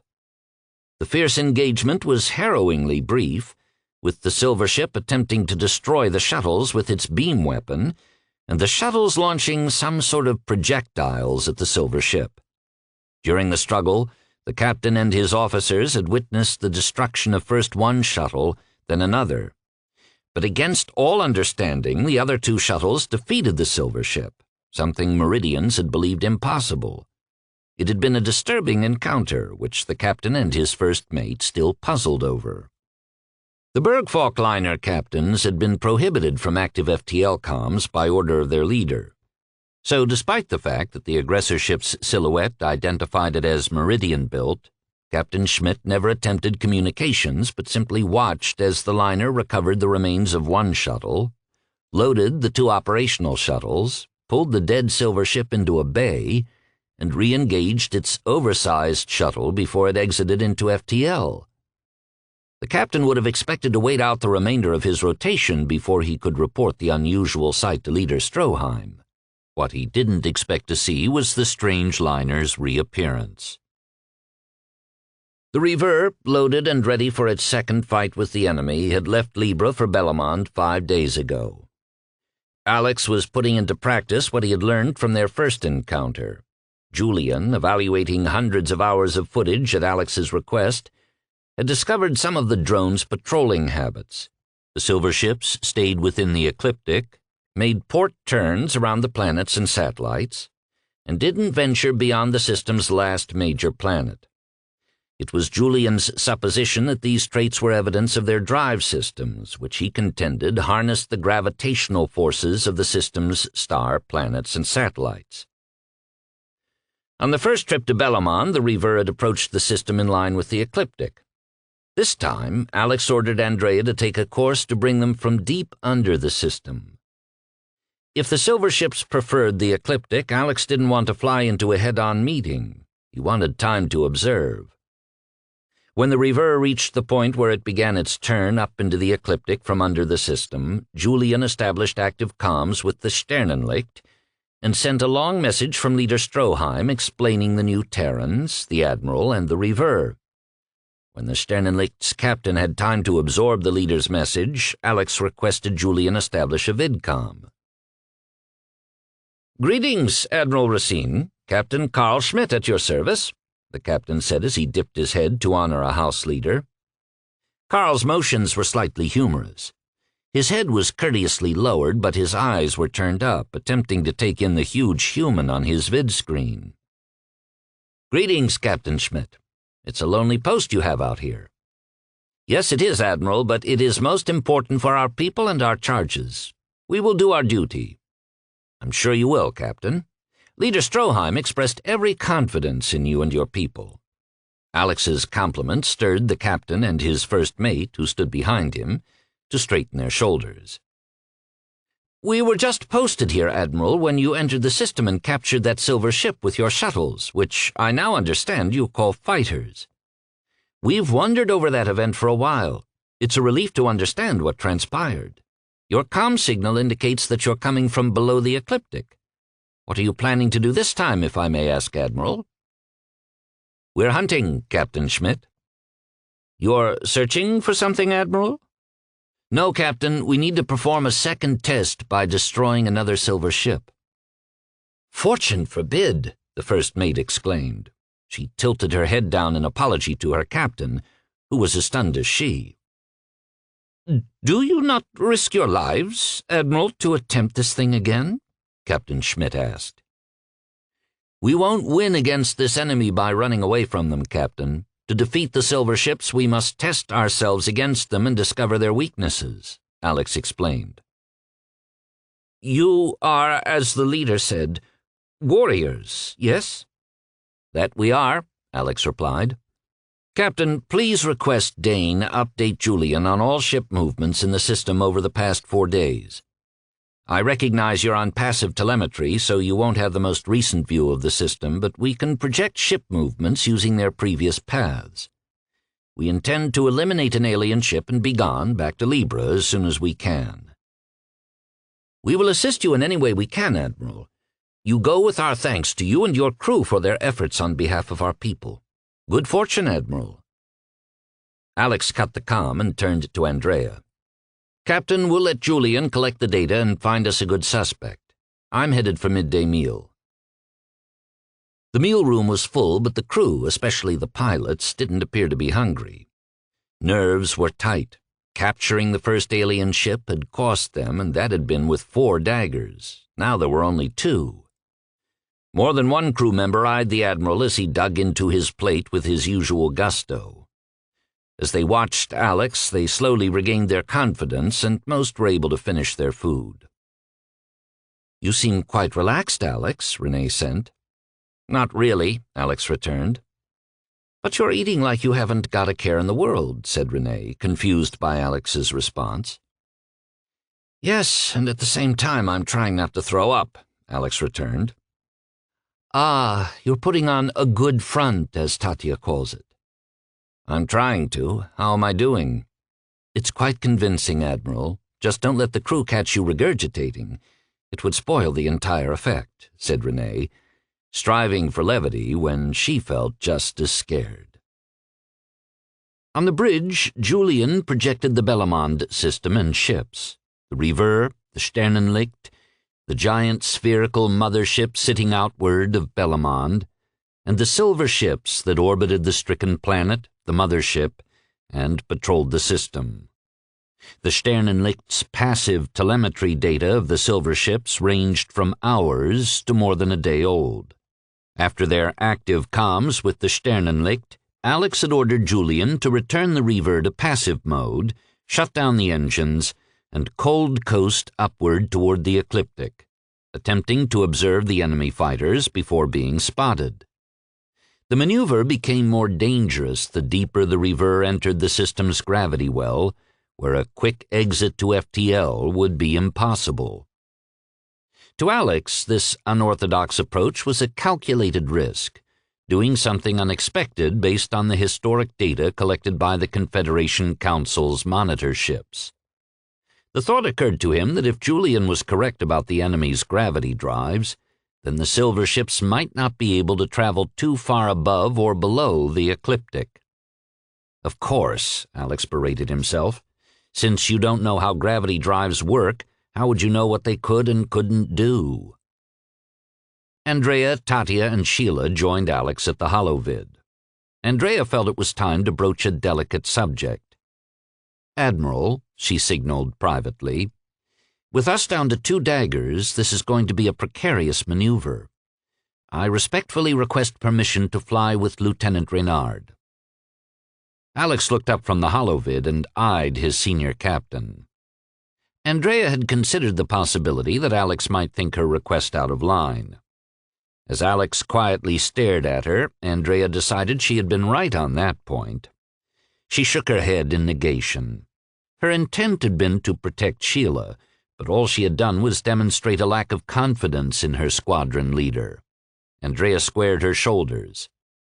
"I wish to withdraw my request, Admiral." "Permission granted, Captain," Alex sent. He sympathized with Andrea. Obviously, he wasn't the only one who hated command responsibilities, when each of them would rather be doing the dirty work themselves. "Captain, we aren't going to have any time to lose once we spot a target," Alex said. "So have your pilots board your fighters. This is going to be a fast and dirty attack." Andrea nodded at Sheila, who saluted and sent a con to Lieutenant Tanaka to join her in the port bay. Alex had been informed that Sheila's choice for wing was Lieutenant Tanaka, who had been acting as a training instructor at Baron 2, and Alex had asked after Robert again. "Admiral, Robert's had enough," Sheila had responded. "I can see it in his eyes. On the other hand, he's a tremendous trainer. The Libran volunteers love him. By that I don't mean he's easygoing, friendly, that sort of thing. Robert pushes them hard, but they see that he cares. They see he wants them to be successful, to survive. And for that they work even harder. We have to order the volunteers home at the end of the day. Lieutenant Tanaka, on the other hand, is a terrible trainer." And Sheila had grinned at some memory she kept to herself. I thought because he was a great flyer that he would be a great trainer. But his flying ability is instinctual. It's a lot like Jace's style, and that's what I need out there. Not the attitude, but the skill. You're squadron leader, Sheila, Alex had replied. It's your choice and your rear end out there he's protecting. Don't I know it? And I like my rear end just as it is. Thank you very much, she had said, her laugh dying off at the thought of their next encounter with a silver ship. Chief Peterson's Port Bay flight crew prepped the 2 remaining daggers. The crew signaled Stan that the fighters were ready as Sheila and Hatsuto crossed the bay's deck. Chief Peterson, we ready to go? Sheila asked. They're up and ready, squadron leader, Stan replied. Julian's confirmed the fighter controllers are online. We've got orders to fly at a moment's notice, Sheila announced. Ready the bay and the crew. While the chief urged the crew to prepare for liftoff, Sheila turned to her wingman. The most important piece of advice I can give you, Lieutenant. Don't think. You don't have time. Execute the game plan. Keep moving at all times, and let your controller take the lead. The silver ships are faster than your reactions could ever be. Good hunting, Lieutenant. As Sheila climbed the ladder to her dagger's canopy, she paused to regard the image of the silver ship painted beneath her canopy. Sheila had shared with the crew the story of the Earth Captain's jet and how his wins against the enemy had been painted on his craft's fuselage. The next day, as she entered the bay to check on her fighter's repairs, Sheila found the crew proudly posed beside her dagger. Her name and an image of a silver ship were emblazoned under the canopy just like that of the Earth Captain. Well, not quite like the captain's. His name and the jet fighter silhouettes had been in flat black. Her name shimmered in meridian blue, light dancing across it. And the silver ship blazed across a field of stars, its beam illustrated by a flare of white light from its nose. It was a work of art that had brought tears to her eyes. Sheila patted the silver ship before climbing into her canopy. I'm going to go get a friend of yours to keep you company, she whispered. Hatsuto wasn't pleased with Sheila's directive to let his controller lead, but he was reminded of one thing. 4 pilots had gone out to capture the first ship, and only 2 had returned flying their daggers, and the rescued pilot now preferred to train rather than fight. Since his leader was one of the successful pilots, Hatsuto decided to follow Sheila's orders to the best of his ability. As Sheila and Hatsuto settled into their cockpits, the flight crew readied the bay, depressurizing it and opening the giant bay doors. The pilots donned their helmets, established connections with their controllers, and settled in to wait. Julian signaled that the Reaver had achieved Alex's requested position, inside the ecliptic only 3.2 million kilometers from Bellamond. Alex nodded to Andrea. Julian, active telemetry, please, Andrea requested. Tatia warned the crew that they had gone active. In response, the pilots signaled their controllers into active telemetry mode as well. Julian refreshed the holovid with his FTL telemetry scan. Several silver ships were orbiting Bellamond in line with the ecliptic. "Intercept, Captain," Julian said, much more excited than the crew had ever heard him. "A silver ship en route to Bellamond is diverting from its vector toward our position. Intercept is in 0.28 hours. He added the silver ship to the holovid, which in its present configuration seemed to appear next to the Reaver. "Admiral, your thoughts," Andrea requested. The chronometer was ticking down, and this scenario was not any of the ones that they had planned. "Captain," Alex replied, "that silver ship is coming for us, and we can't outrun it, and we can't bargain with it, so let's play ignorant." Alex stared at the holovid for a protracted moment, finally sending Andrea an outline of his plan. Immediately, Andrea began coordinating with Julian and Tatia, all the while wondering about Alex. Julian's announcement of the nearby enemy ship had frozen her, whereas Alex had examined the vectors and solved it like some puzzle, accepting his solution without a second thought. "I have got to find a way to understand how he does this," Andrea thought. The Dagger controllers updated their pilots on the approaching silver ship and displayed the attack plan. The flight crew released the fighters' skids, and each controller guided its craft out of the bay. As the Daggers cleared the reverse space, the pilots went to full power on a vector directly opposite that of the oncoming enemy fighter. The bridge crew waited anxiously for the Admiral's plan to unfold. Andrea and Tatia were in the midst of sharing a private comm, so they were caught off guard when Alex asked them if they had an opportunity to visit Cordelia's display on the Freedom yet. Both of them acknowledged that they had heard of it, but hadn't taken the time to view it. "When we get back," Alex said to them casually, as if their return was a done thing, "you should really take the time. People were so enchanted with the displays that they were staying for hours. It necessitated the viewing time be limited. We added a controller in the display room so Cordelia could hand off some of the program's basic functions. Otherwise, she wouldn't have had enough processing power to manage the continuous displays and accomplish her ship duties." While Alex talked, Sheila and Tatia focused on the holovid updates. Julian was timing the movements of the three fighters. On his cue, the Daggers flipped end over end, retracing their original vector. The silver ship stayed on course, closing in on the rever. "I wonder if it's arrogance or simply following tried-and-true methods that have worked for who knows how long," Alex thought out loud as he examined the holovid. No other silver ships had detached themselves from the mothership or Bellamon's orbit. Only the one ship had changed course to attack them. "We know they're organic. That's been proven to us," Alex said, continuing to muse aloud. "And they operate advanced ships. Or do they?" he asked, his voice trailing off as a thought occurred to him. "Perhaps we don't need to know, Admiral," Andrea responded. "It's important only that we know they have these attributes."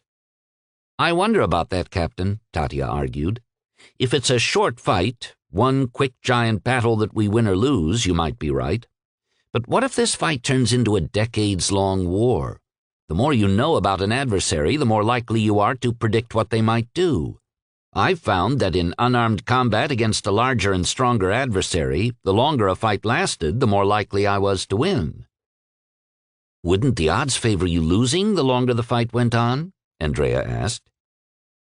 "Yes, Captain, if I fought as my opponent did. And that's the key. Fight using your assets, observe your opponent's methods, and use their weaknesses against them. If you can survive the initial rounds, you just might win the war." "Well, if we survive the next few moments," Andrea began, and then heard her Admiral's warning on a private comm. "What I meant to say," Andrea corrected herself, "was, after we defeat this silver ship, Commander, I would like some hand-to-hand combat lessons from you." Tatia threw her captain an evil grin. "It would be my pleasure, Captain." "I bet it would, Commander," Andrea replied, twisting her lips in a sour expression.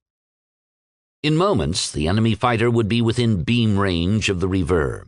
On the bridge's central view screen, the Daggers, which had been mere pinpoints, suddenly shot past the rever. They emerged over the rever's relative bulk like carnivores ambushing prey. Julian had armed 2 warhead missiles on each fighter as they had approached the rever on their reverse course. The instant the fighters cleared the rever, 4 missiles launched and streaked across the intervening distance to the enemy ship. The closing speeds of the Daggers and the silver ship amplified the relative velocity of the missiles. The silver ship lost precious ticks of time as it switched priority from the large ship to the 2 smaller ones honing in on it. Then more time was lost as it switched priority again to the 4 even smaller objects racing ahead of the 2 closing vessels. By the time its beam weapon lanced out to destroy one of them, the other 3 had exploded into 20 smaller units each. After recharge, its beam cleared away 20 of the tiny heat-generating objects. The silver ship might have done better had the 2 attacking ships been closer together. Instead, one attacker had appeared over the bow of the large ship and the other from under its stern. The 40 remaining objects struck its hull, and it disappeared from space. As the silver ship winked off her fighter's telemetry, Sheila calmed the rever. Captain, Squadron Leader. The Admiral's plan worked. Scratch one silver ship with warhead missiles only. Acknowledged, Squadron Leader. Good job. Engage the escape plan on your controllers and prepare for rendezvous, Andrea ordered. Sheila and Hatsuto signaled their controllers and their fighters dove back down below the ecliptic. Julian reversed the reverse course to do the same. The rendezvous with the daggers would initiate in 0.52 hours, and attaining a safe jump point would take another 6.53 hours, calculations Julian sent the Admiral and the Captain. As the vids of the defeat of their second silver ship circulated on implants and vid screens, the crew began cheering. Chief Peterson interrupted the celebration of his flight crew, ordering them to ready the bay for recapture of the fighters and their pilots. Suddenly, Julian announced to the bridge, "Contact, Captain. 4 silver ships are exiting Bellamond orbit and are headed for interception. A 5th contact, outward of system, has turned to intercept us as well." Julian immediately updated the holovid. "Julian, estimate the intercept time relative to our FTL escape point," Andrea ordered. "Captain," Julian replied, "the ships are still accelerating, as are we. Estimates will not be accurate until their top speed is reached. However, Confederation monitor records show the ships achieving a velocity of 0.91 c. Assuming that this is their top speed, if we expend the time to recover our daggers, then interception will occur 0.28 hours before we can safely exit the system." "Who intercepts us first?" Tatya asked. "The 4 Bellamond ships, Commander. The 5th ship will not reach us before the exit point." "Interesting," Alex mused out loud as he studied the holovid. "The 5th ship is attacking despite the fact that it can't get to us before the others do. Like kicking over a nest of biters," he said, referring to the ant-like New Terran nest builders. When the biters were crushed, the pheromone release enraged the entire nest, and an enraged nest was dangerous to both humans and animals. Tatya asked a tough question. "And if we don't wait to pick up the daggers, Julian?" "We would achieve FTL safe distance with 0.17 hours to spare, Commander," Julian replied, sadness underlying his words. Andrea and Tatya turned to regard Alex. As Admiral, it was his call whether to sacrifice the daggers and their pilots. "Captain, Squadron Leader, I suppose you have our pursuers in your telemetry." "We do, Squadron Leader," Andrea responded. "How does it look, Captain?" Sheila sent. "My controller's mirroring Julian's data, and it doesn't look good for you if you stop to pick us up." Andrea and Tatya exchanged a private comm full of New Terran expletives. Advanced technology was a wonderful thing until it told the people you cared about things you would rather they didn't know. "We are working on it, Squadron Leader. Proceed as planned," Andrea sent back. "Acknowledged, Captain," said Sheila, and cut her comm. "You copied, Dagger 2?" she sent to her wingman. "Copied, Squadron Leader," Hatsuto returned. "What do you think the Admiral is going to do?" "What do you think he's going to do, Lieutenant?" "If I were him, I would think of the greater good. Forget us and run for the FTL jump point." "Then it's a good thing for us that you aren't the Admiral, Lieutenant." "I admit I don't understand him, Leader," Hatsuto sent. "Have you ever spoken with him for any length of time, Lieutenant?" Sheila asked. And for the first time she heard the story of Hatsuto's gambling ring. It had been in operation for only a few nights when a single anonymous player made an enormous bet. And despite the odds, the player won. Hatsuto's initial down payment on the debt wiped out his reserves, and he calculated it would take 2 years of salary to repay what he owed the player. Days later, on bridge watch, Hatsuto had spoken with the Admiral about his predicament, and was shocked to learn that somehow the Admiral had identified the mystery player and had negotiated the forgiveness of his debt. When Hatsuto finished his story, he heard the squadron leader's laughter over the comm. "What's so funny?" Hatsuto demanded. forgetting to address his senior officer respectfully. "Haven't you figured it out, Lieutenant?" sent Sheila, working to control her laughter. "An anonymous mystery player wins against all odds. Just who in black space do you think can pull off a stunt like that via our implant network? I'll tell you. 2 individuals, Julian and the Admiral." "It wouldn't be Julian, would it, Leader?" Hatsuto asked. "A Sade wouldn't get involved in gambling, not with all their ethical controls. And the Admiral was the one who got the debt forgiven. And who do you know, Lieutenant, who loves you so well they would forgive a small fortune just because they thought you might have learned a lesson?" "Well, when you put it that way, Leader, no one. Except the Admiral, Lieutenant, which is why I say you don't know him very well.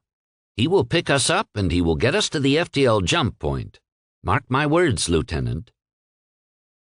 In an eerie coincidence of timing with Sheila's pronouncement, Andrea was looking at Alex and asking, "Admiral, we need your decision." The way Alex sat, regarding her, reminded Andrea of her earlier mistake when she had requested permission to fly with Sheila. Snapping into action, Andrea ordered, "Julian, we'll rendezvous with the daggers." "Yes, Captain," Julian acknowledged. Message relayed to Squadron Leader Reynard.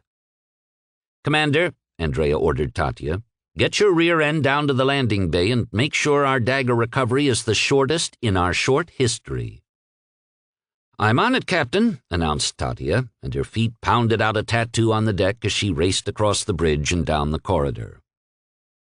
Andrea turned back to talk to the Admiral, but from the look on Alex's face, he wasn't available to anyone but Julian. As Tatya donned her environment suit to cycle through the landing bay airlock, she updated Chief Peterson on their predicament. "As the situation stands, Chief, we are 0.28 hours short of making FTL before 4 silver ships intercept us." "4, Commander? Why in black space are we so fortunate?" "No idea, Chief, but we need to shave some time recovering our fighters. Give me some ideas." The Chief examined his bay, measuring the bay opening and the interior.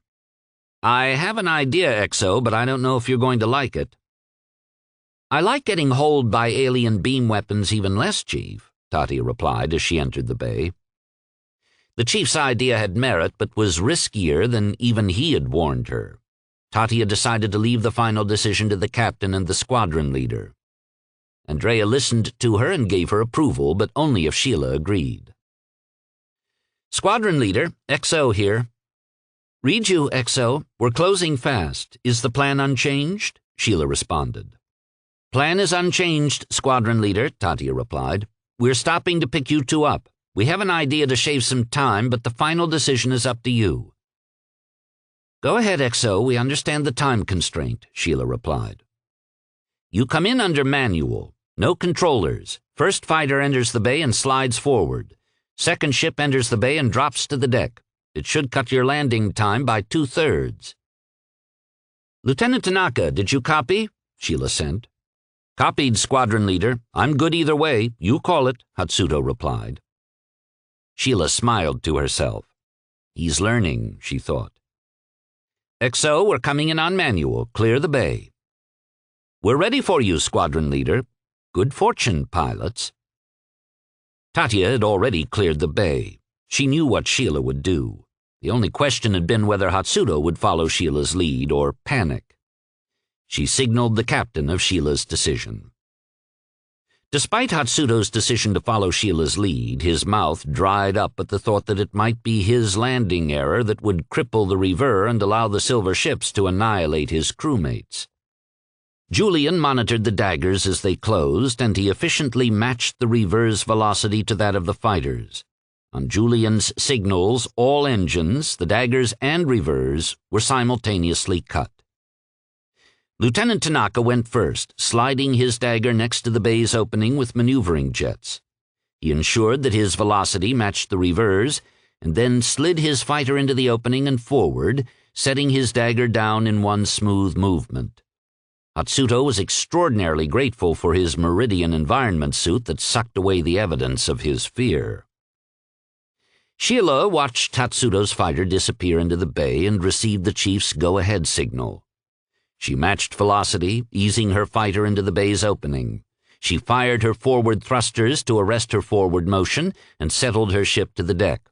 The moment Sheila's skids touched down, Tatya signaled the captain and Julian, who accelerated the Reaver so quickly that Tatya saw Sheila's fighter slip backward several centimeters, since the dagger's full weight hadn't yet settled to the deck.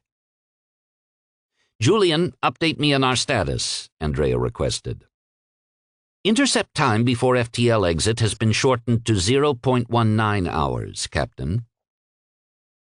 The holovid displayed the Reaver with a red arc scribed behind it. The arc marked the maximum beam range of the silver ships. The 4 alien ships were bright silver dots as they closed on the arc. Ahead of the Reaver waited a bright blue dot, the FTL exit. The bridge crew was mesmerized by the subtly changing distances as the Reaver raced for the blue dot, and the 4 silver points closed even faster on the red arc. Andrea regarded her admiral, who was still deeply subsumed in his implant. Alex had been running through the ship's operation protocols with Julian, and he had hit on critical safety points that could be overridden. Alex broke out of his communication with Julian to call out to Andrea. "Captain, I need people at these 2 points." Alex relayed to Andrea's implant the Reaver's schematics with 2 tags. "Engineers are preferred or top-level techs. I need them there yesterday." Andrea sent a comm to Tatya, who recorded the urgent message and the schematics. In turn, Tatya grabbed Chief Peterson and raced at top speed for the engine control room. On the way, Tatya scanned the crew's locations and picked up Claude near the second position that required manning. Tatya relayed Andrea's message to the Méridien, who ran for a control cabinet located off a corridor on Deck 2. Alex had discovered that Meridians had built significant safety margins into their engine operations. It was their inertia compensators they were protecting, since the engines could deliver more sublight acceleration than the compensators could handle. Alex had Julian override the bridge control programs. Now he had to deal with the physical blocks. The 2 locations his crew raced toward housed E-switches that communicated together to prevent engine output from overextending the inertia compensators. The Meridians were serious about their safety locks, as Alex had first learned when discussing stun gun controls with Etienne and Alain. Damaging or turning off either E-switch would result in the engines powering down. However, turning off both at once would interrupt the signals sent between the 2 switches, effectively removing them from the safety circuits. "Captain, status?" Alex requested privately on comm. "Working on it, Admiral," Andrea returned. "The engine E-switch is buried in the back of a controller panel. Claude has sent a tech to the commander and Chief Peterson with the tool required to reach it." Julian kept Alex updated with a time acceleration curve. With every chronometer's tick, the lost time meant a higher acceleration rate would be required to reach the FTL jump point before the silver ships caught them, and every increment of acceleration over the prescribed limits risked overburdening the inertia compensators. "If the compensators fail, we'll all become red goo on a bulkhead," Andrea thought. "Captain," Andrea heard Alex growl at her. Feeling a pressure wave in her brain, Andrea was concerned for a moment that the Admiral could actually do damage with his implant comm. "Hold on, Admiral. They have their tools," Andrea sent back. "The Chief is ready. Claude is ready." "I have them, Captain," Alex said, and calmed both men, directing them to place their hand on their tool's trigger, which would fire a signal into the E-switch. Then Alex cleared away the men's comm security protocols. Stan and Claude tensed their fingers on their tool's trigger, ensuring the dual tip was firmly slotted in their individual E-switch. The 2 men had no more signaled their readiness to Alex when an incoming biometric signal raced through their implants and convulsed their finger muscles, firing their tools and closing the E-switches simultaneously. Later, Stan, Claude, Tatya, and Andrea would compare notes with one another. and discover that their admiral had momentarily controlled the nerve pathways of the arms of both the chief and Claude. The instant the E-switches were removed from the control circuits, Julian surged the reverse engines. "Safety locks released, Admiral. Engine output expected to reach 123%. Alex walked close to Andrea and said softly, "Captain, let your people know that our engine safety locks have been removed. This is no longer a race we will lose to the silver ships. We will win or die trying by our own hand." Andrea could accept those two choices. It was the prospect of being destroyed by the silver ships that had felt like a waste of all their efforts. She threw Alex a sharp salute and forwarded his message to the entire crew. "If you need me, Captain, I will be in the meal room," Alex told her. "I am dying for a cup of Méridien tea." The bridge crew was torn between watching the race on the holovid and watching their admiral calmly walk off the bridge. "Captain," Julian signaled Andrea, "when we reach the FTL point, how far do you wish us to jump?" Andrea realized she hadn't thought through the next step.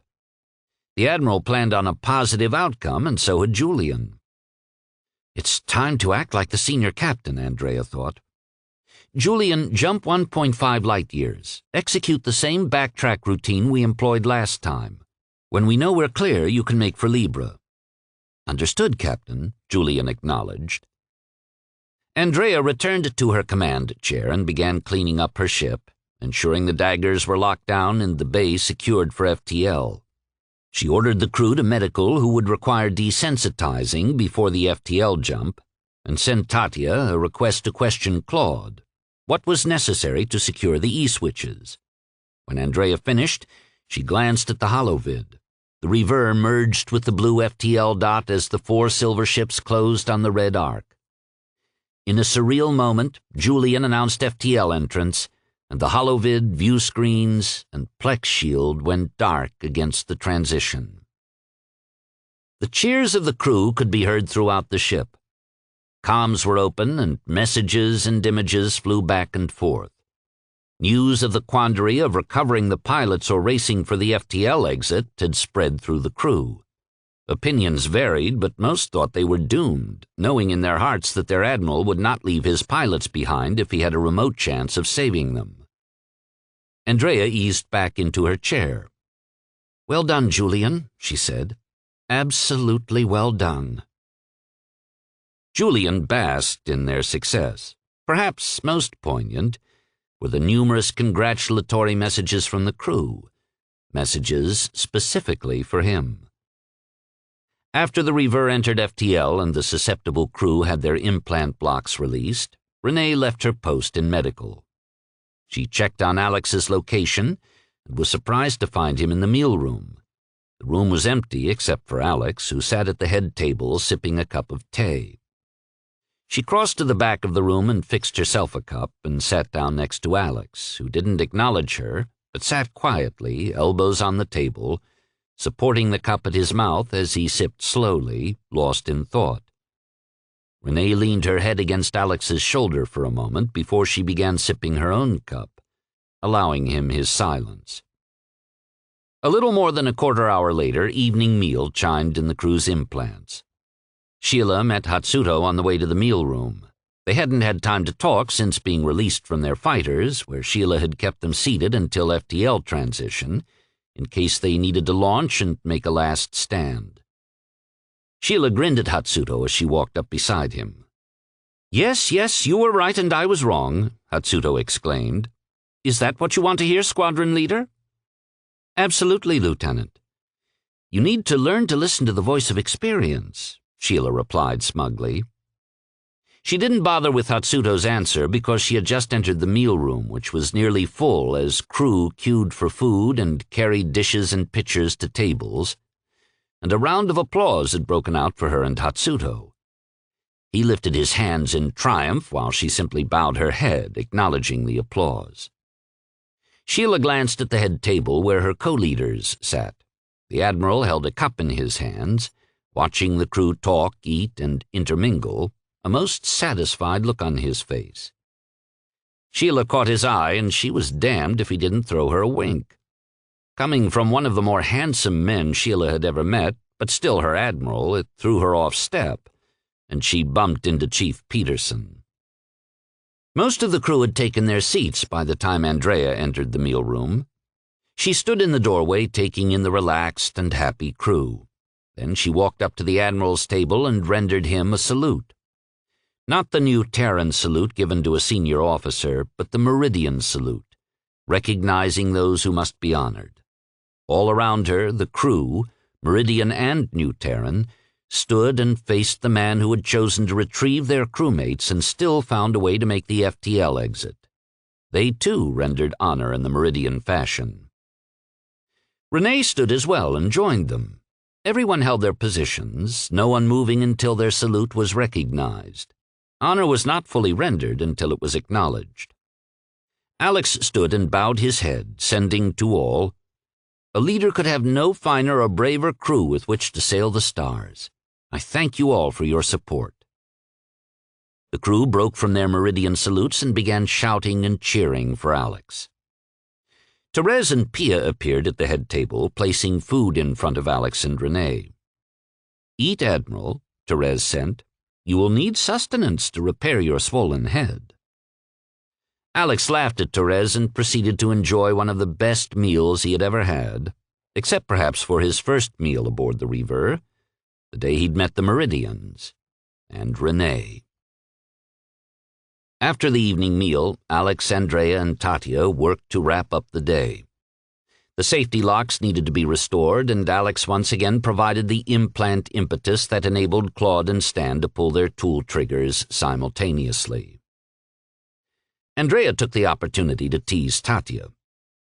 "So, Commander, how did that implant of yours work for you today?" Tatia ruefully recalled her enlistment speech to the Barren Island recruits. She had regaled the volunteers with an imaginative story of how implants could be used in an emergency. Trouble was, for personal reasons, she was one of the slowest to adopt her implant. It had propelled her to invent the nightly implant games with Therese. "Who knew I could be so prophetic?" Tatia replied, a sheepish grin on her face. "I was thinking myself about how those games paid off today. Saved our rear ends is what they did, Commander. The Admiral may have invented the plan, but without your implant skills, we couldn't have put the right people in the right place in time." Andrea and Tatia were still chatting when Alex passed them by. He wished his officers a good evening, stating he planned to retire early. While there was still much to do, Alex knew his portion could wait. The Reaver had an 11-day trip back to Libre, 2 days to check their back trail, 5 more for the FTL journey, and another 4 at sublight to gain orbit around Libre.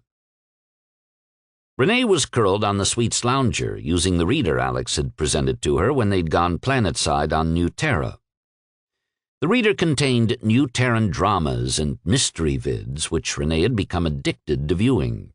This reader version had the enlarged screen, and Alex had Edouard install a chip on the reader to relay the audio to Renee's implant. Alex sat next to Renee on the lounge, and she turned off her reader and snuggled next to him. "Long day?" she asked. "A scary day," Alex replied, a deep sigh escaping his lips. Renee didn't respond, just snuggled closer to Alex, stretching a leg across his lap. "Admiral, sir, I wish to give you a present," Julian sent. "A present, Julian?" Renee asked, perking up. "What type of present?" "It's a gift from me on the occasion that I am grateful to be alive to give it," Julian replied. "We would be pleased to receive your gift, Julian," Alex sent. "These are from Mutter's library. I begin with a composition from Franz Schubert, an ancient earth composer. Please enjoy." Alex and Renee heard wonderful, ethereal music fill their implants. It was so unlike either of their worlds' contemporary music.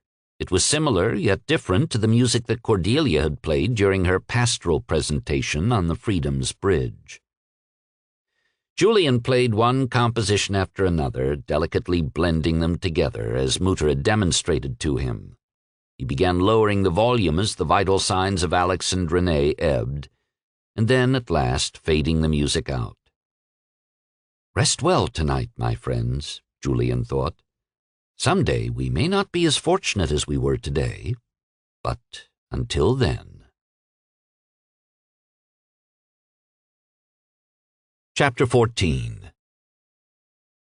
As the Reaver exited FTL outside of the Arno system, Julian sent Alex's pre-recorded message to Tomas and Eric, announcing the successful destruction of the second silver ship with no loss of pilots or daggers.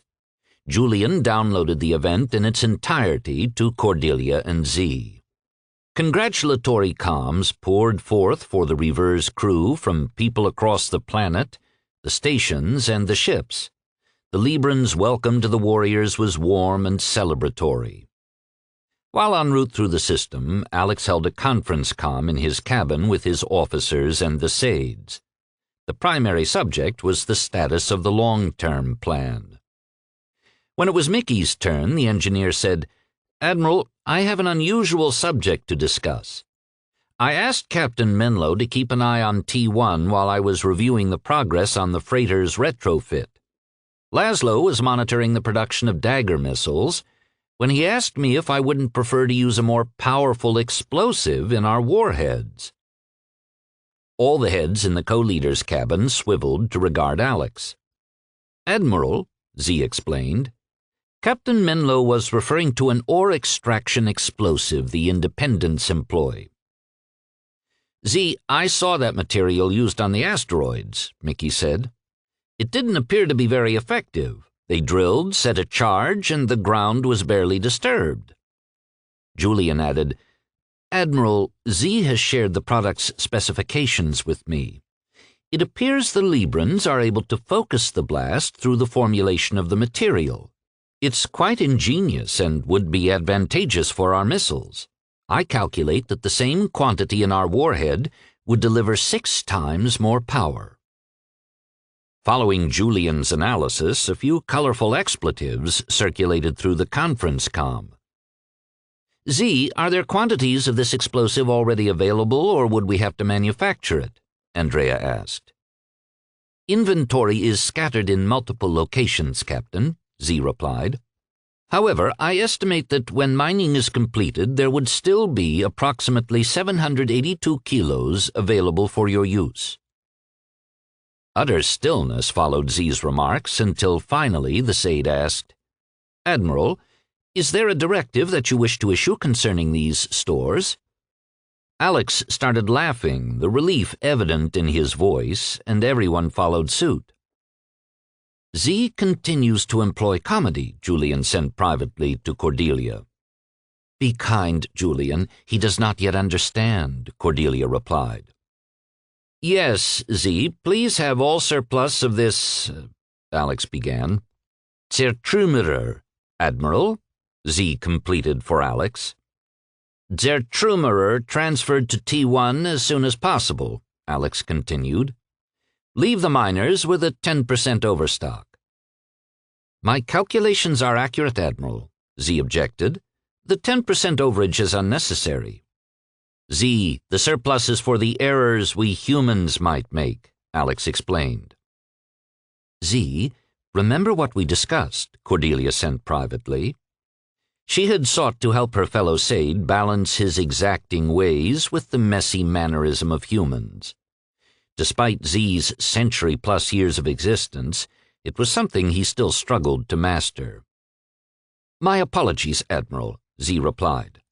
"I have issued the requests as you have directed." Always be prepared to apologize for confusion or miscommunications, no matter who might be at fault, Z thought to himself. He did remember that part. "Zertrümmerer," Mickey said, struggling with the word's pronunciation. "Everyone, this explosive is now Libran X." His comment was met with chuckles. Engineers like it simple. "So what does it mean to our missile designs?" "Before we discuss that, Mickey," Alex said, You need to stop production of the second-stage nanites and buoys. We won't require them now that we know that warheads are all we need." "Well, that's good news, Admiral. We've been making first-stage missiles complete with accelerant and triggers since we knew we had to have them. We only started making second-stage shells 12 days ago." "Which brings me to my recent thoughts," Alex said. "I think Julian should redesign the second stage to hold fewer but more powerful warheads. If the new second stage held only 10 missiles and employed Libre, then each warhead would be 12 times more powerful." Andrea, Tatya, and Sheila tried talking all at once.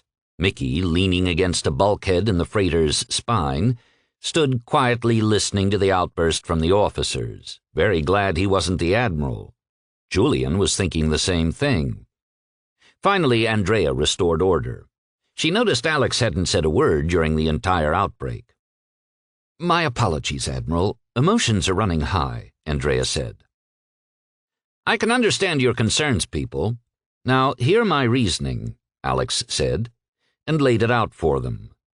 They learned that Alex had reviewed the vids of the second ship's destruction with Julian, an exercise Andrea was mentally kicking her rear end for not thinking of it herself. The details of the vids revealed that despite the appearance of the silver ship exploding from a simultaneous strike of multiple warheads, it didn't. The first 8 strikes created crack lines across the shell. Then the next 2 strikes started an eruption from within the ship. The remaining shells joined the inferno. "So what's your conclusion, Admiral?" Sheila asked. "Several things, Squadron Leader," Alex replied. "First, we cannot rely on our test of the captured shell. For some reason, its structural integrity was lost. This is an important point. Our multiple patches of nanites, too, did a great deal of damage to the integrity of the first silver ship's hull. Our single missile strike became the death blow. For the second ship, it took 10 missiles to defeat it. We had to destroy its integrity first, just like our more complex nanites process did on the first ship. And a final point. I think when we destroyed the integrity of the second ship, its drive containment field was lost, and that's what caused the ship to vaporize." "So this is an equation of numbers balanced against power," Tatya mused. "We use fewer warheads, but you calculate that one enlarged missile with Libre can achieve what 10 of our version 1 warheads did before." "Precisely, Commander," Alex replied. "In our present configuration, we require 4 to 5 Stage 1 missiles delivering 80 to 100 warheads to succeed against a single enemy fighter. Imagine firing a single Stage 1 missile with 10 warheads, which can deliver as a combined punch 50% more power than 4 Stage 1 missiles today that loose 100 warheads. With Libre, any one of these new Stage 2 warheads might take down a silver ship."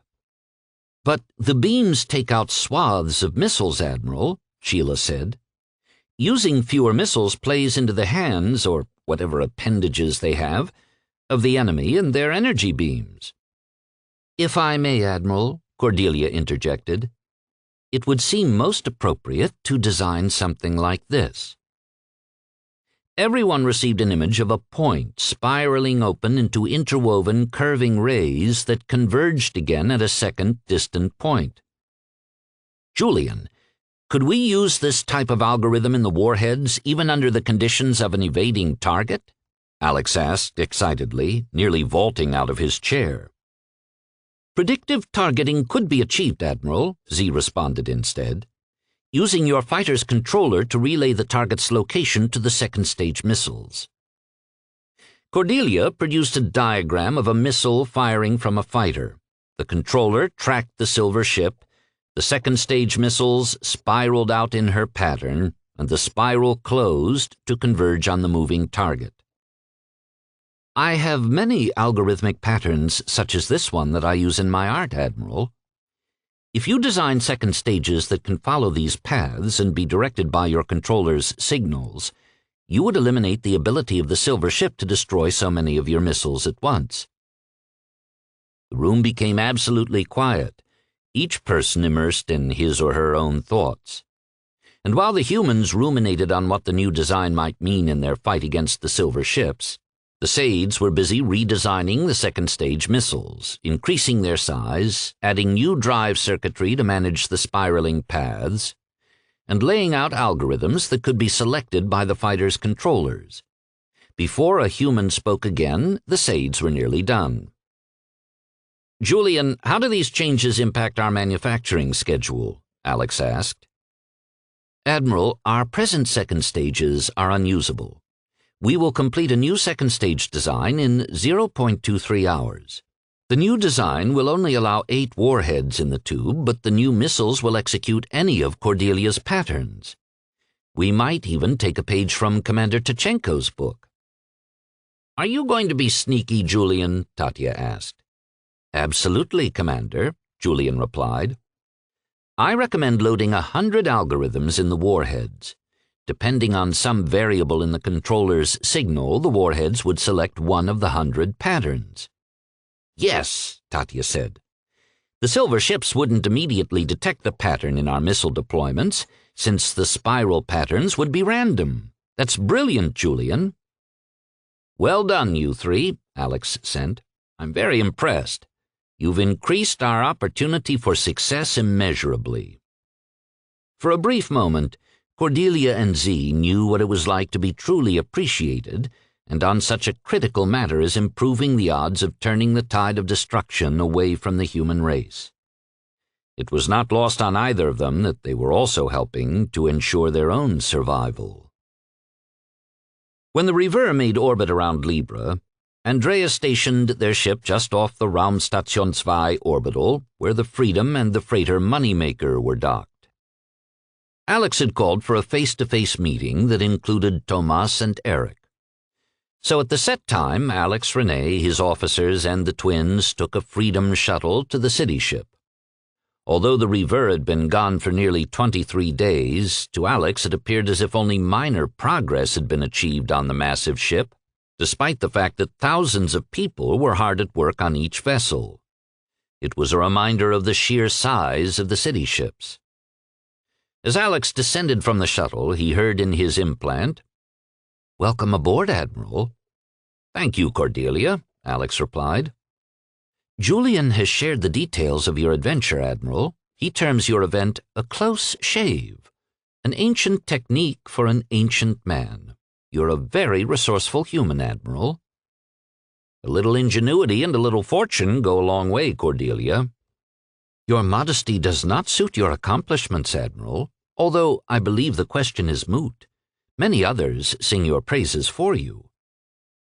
"That's always a dangerous song for any individual to hear, Cordelia."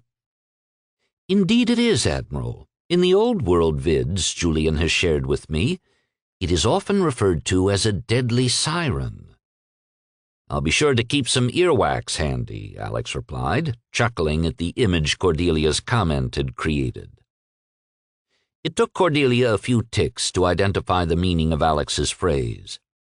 Finding several references to blocking out sound by stuffing the ears, she presumed it was the correct one. It was typical of the man's responses, low-key, unassuming. "I wonder which character from Julian's vids you represent, Admiral? The warrior hero or the quiet man forced to fight but who yearns for peace?" Cordelia wondered if they would live long enough for her to discover the answer to the question. "Admiral, I wish to thank you for bringing Julian back to us. Please let me know when you and Sarah are available for a private showing. I have a gift for the two of you." Alex pondered Cordelia's message as he walked into the conference room. He recalled a phrase from an old Earth vid. One character teased another over a woman he had begun seeing, and in light of Cordelia's comment, Alex thought a rephrase of the character's statement most appropriate. "Julian, you old dog, you." Captain Monet had flown up from planetside on the outward bound to join the meeting, transporting a load of Librans to the station before flying to the Freedom. The city ship's cavernous bays easily accommodated the converted explorer tug. At Mickey's request, Captain Menlo was also present. As Alex and his people entered the conference room, Tomas surged out of his chair, vigorously shook hands with Alex, and bussed Renee's cheeks. As Eric stepped forward, Alex delivered the polite Méridien greeting only to see the leader's outstretched hand. "Welcome back, Admiral," Eric greeted Alex. "I'm pleased to see you safe." Alex shook the leader's hand, a wry grin on his face. "Leader Stroheim, I would think you didn't expect us to return." "If I was to tell what I thought, Admiral, I did not," Eric replied. "Circumstances did not favor your success, and driving your ship at 123% of power is unheard of in the Confederation. Safety protocols are never released. Otherwise, they wouldn't be safety protocols, would they? Fortune seems to ride your shoulder, Admiral." "It certainly does," Alex sent privately to Renee with all the warmth his thought could convey. "Careful, Admiral. You know how you dislike the concept of public sex," Renee teased. She enjoyed the soft smile that quickly crossed Alex's lips before he turned to take a seat at the table. Alex signaled to everyone at the table that he would conference them. It was his way of being polite. Before most could change their security protocols, Alex had subsumed those programs and linked everyone with the SAIDs.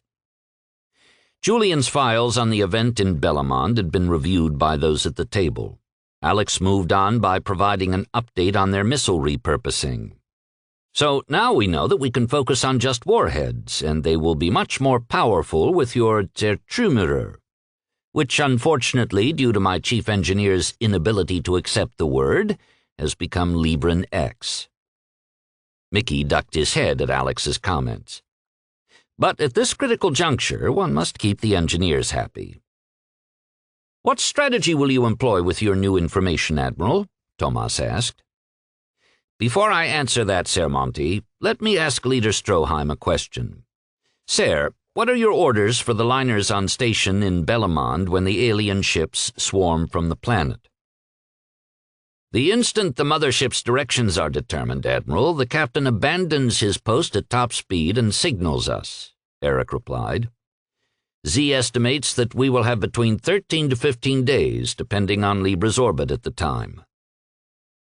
"We know the silver ships leave and exit a system within the mothership," Alex mused, working through his thoughts.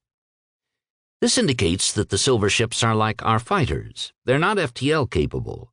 If we are fortunate and ready in time, we might attack when the mothership is ready to exit the system with all the silver ships tucked up inside."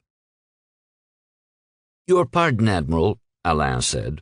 "Has anyone ever seen a weapon discharged from the mothership?" The only one who was taken aback by an escort entering the conversation between leaders was Eric Stroheim. But he was learning quickly and kept his thoughts to himself, or at least he hoped he had.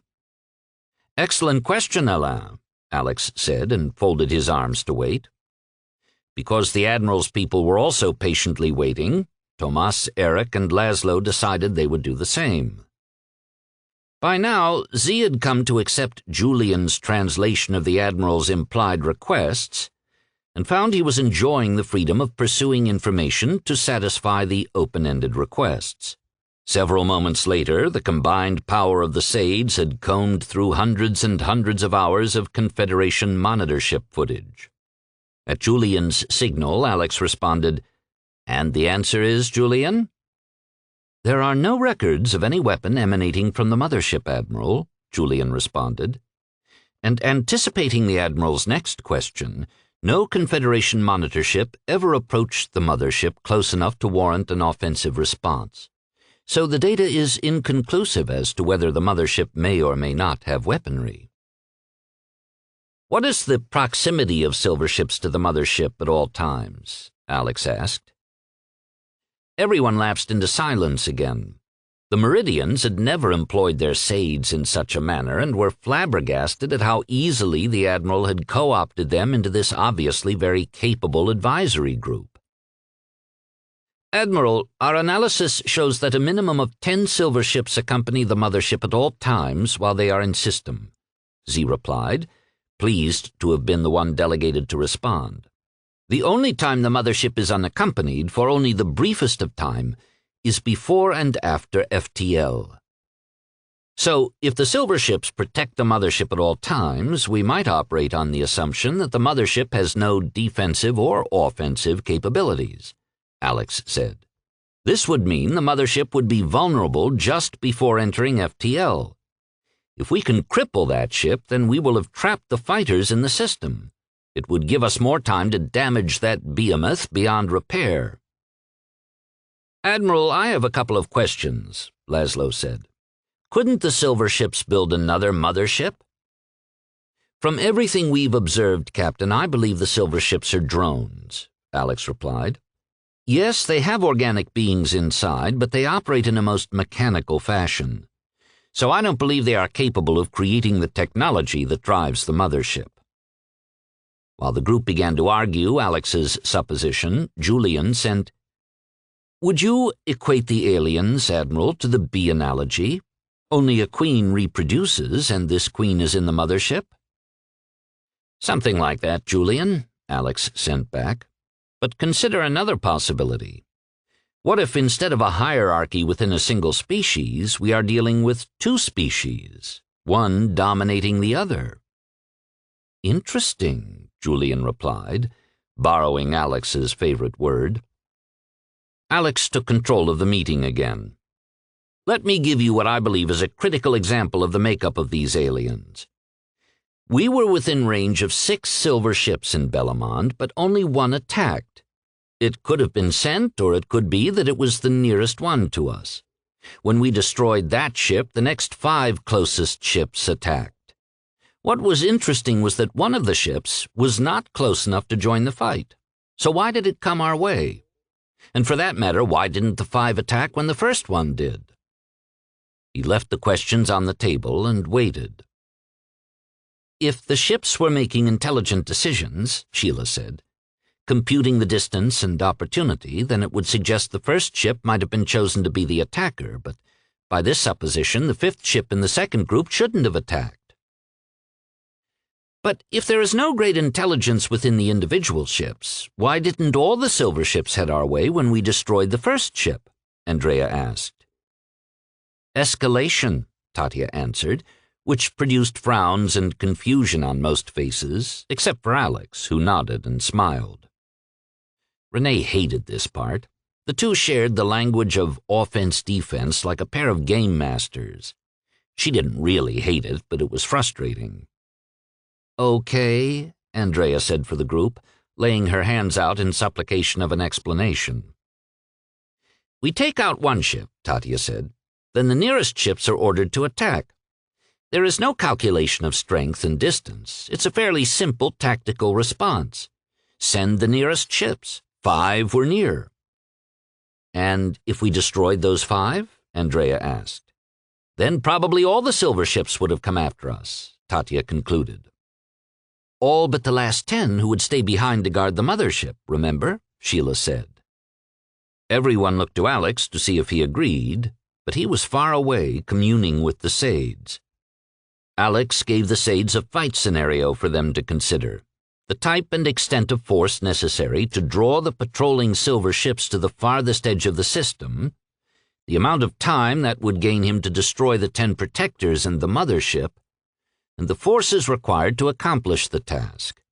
As the Sades gamed, Alex changed parameters and the scenarios spewed forth. The discussion had so quickly energized Alex's thoughts that he failed to close the group's conference comm, and unfortunately he had subsumed their security protocols. Meridians were taught specific protocols that allowed them to control the flow of information into their comms in an ordered and sequential fashion. Participating as a bystander to Alex's multi-threaded processes required just the opposite technique. Interesting, Alex commented when he returned to the group. Renee contained her smile at Alex's enigmatic comment. It was his usual one when he had made a major discovery or design breakthrough. Alex regarded the sallow complexions on the Librans' faces. Sirs, my apology for leaving your comms open. And you have only had your first implant for less than a year, Tomas commented, shaking his head slowly, trying to clear it. Eric was swallowing carefully and sipping water to prevent retching. He had been on the receiving end of the calm onslaught before. This time he had chosen to participate in order to test his own capabilities. Obviously, I need to admit my inferiority in this regard, Eric thought, and realized he had just shared that thought with the group. No, Leader Stroheim, you didn't, Alex replied privately. In conference mode, I run a censor program that I designed to keep personal thoughts private. Except from you, Admiral, Eric noted.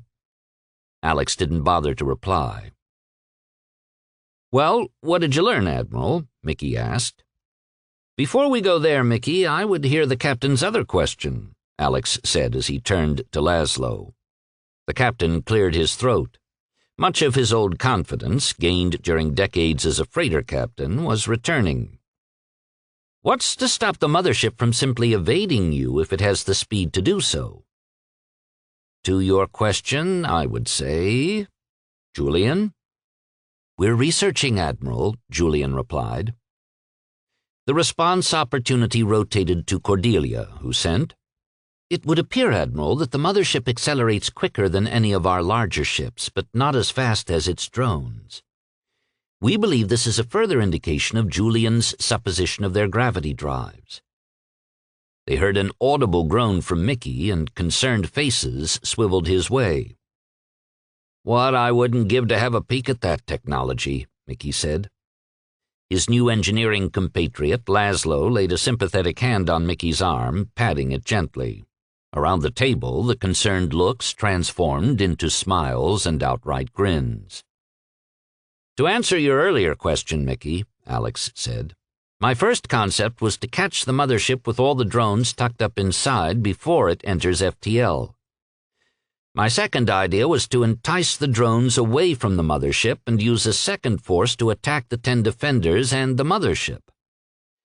However, in neither case will we catch the mothership, so I'm thinking of a third option, a variation of option 2. We eliminate most of the drones, leaving the mothership nearly defenseless. If fortune is with us, the mothership may get the hint and run back to the deep dark, away from us all.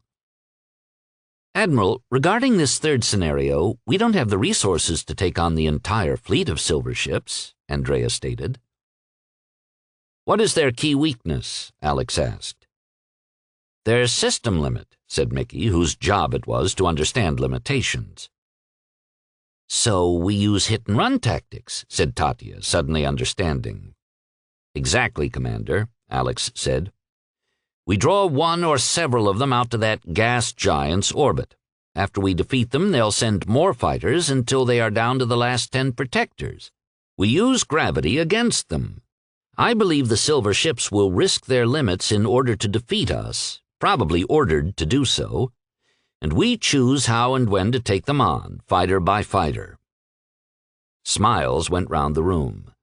The only word the group heard came from Tatya, who said, sneaky. Alex heard a final word from Julian. Devious. Chapter 15. Alex met Tomas the next day after morning meal for a private tour of the Freedom. It would be just he and Tomas, so Alex could focus on the city ship's build-out. Of course, Alex's shadow accompanied him. The Librans were attempting to build the 2 city ships in tandem, working on the same tasks on both ships at the same time.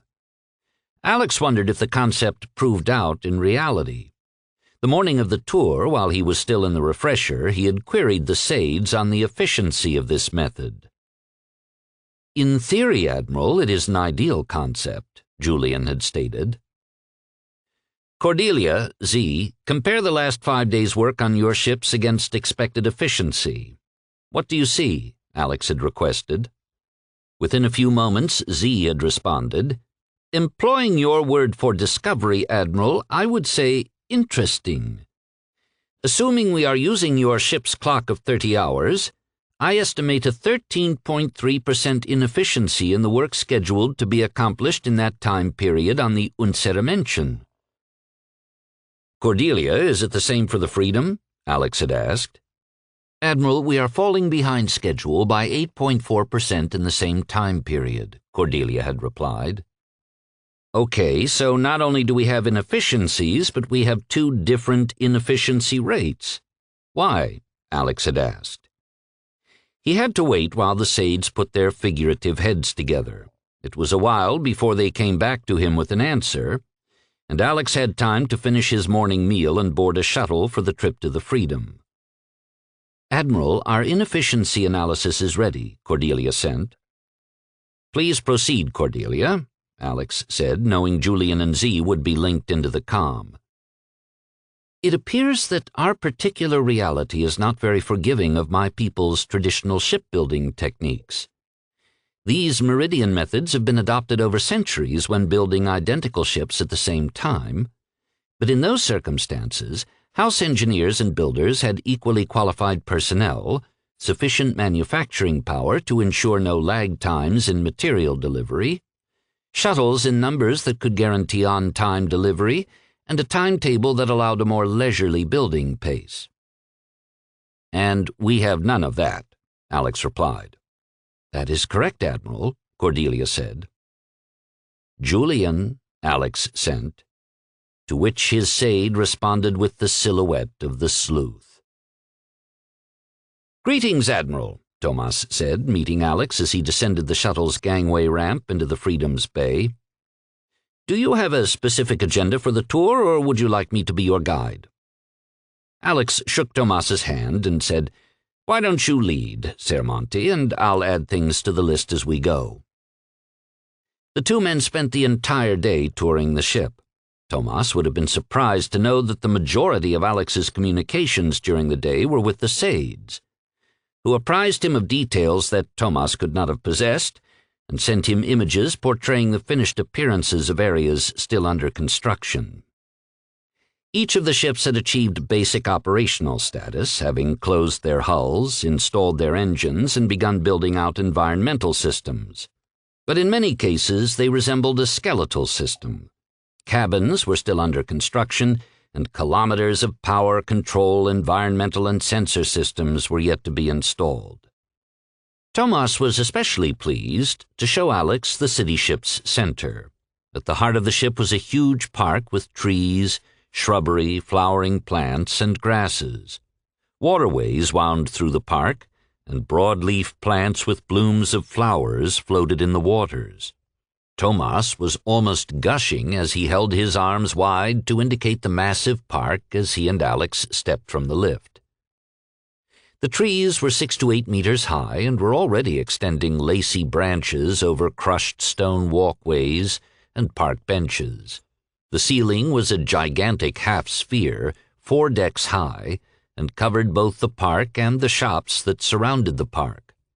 Flowers were blooming throughout the landscape.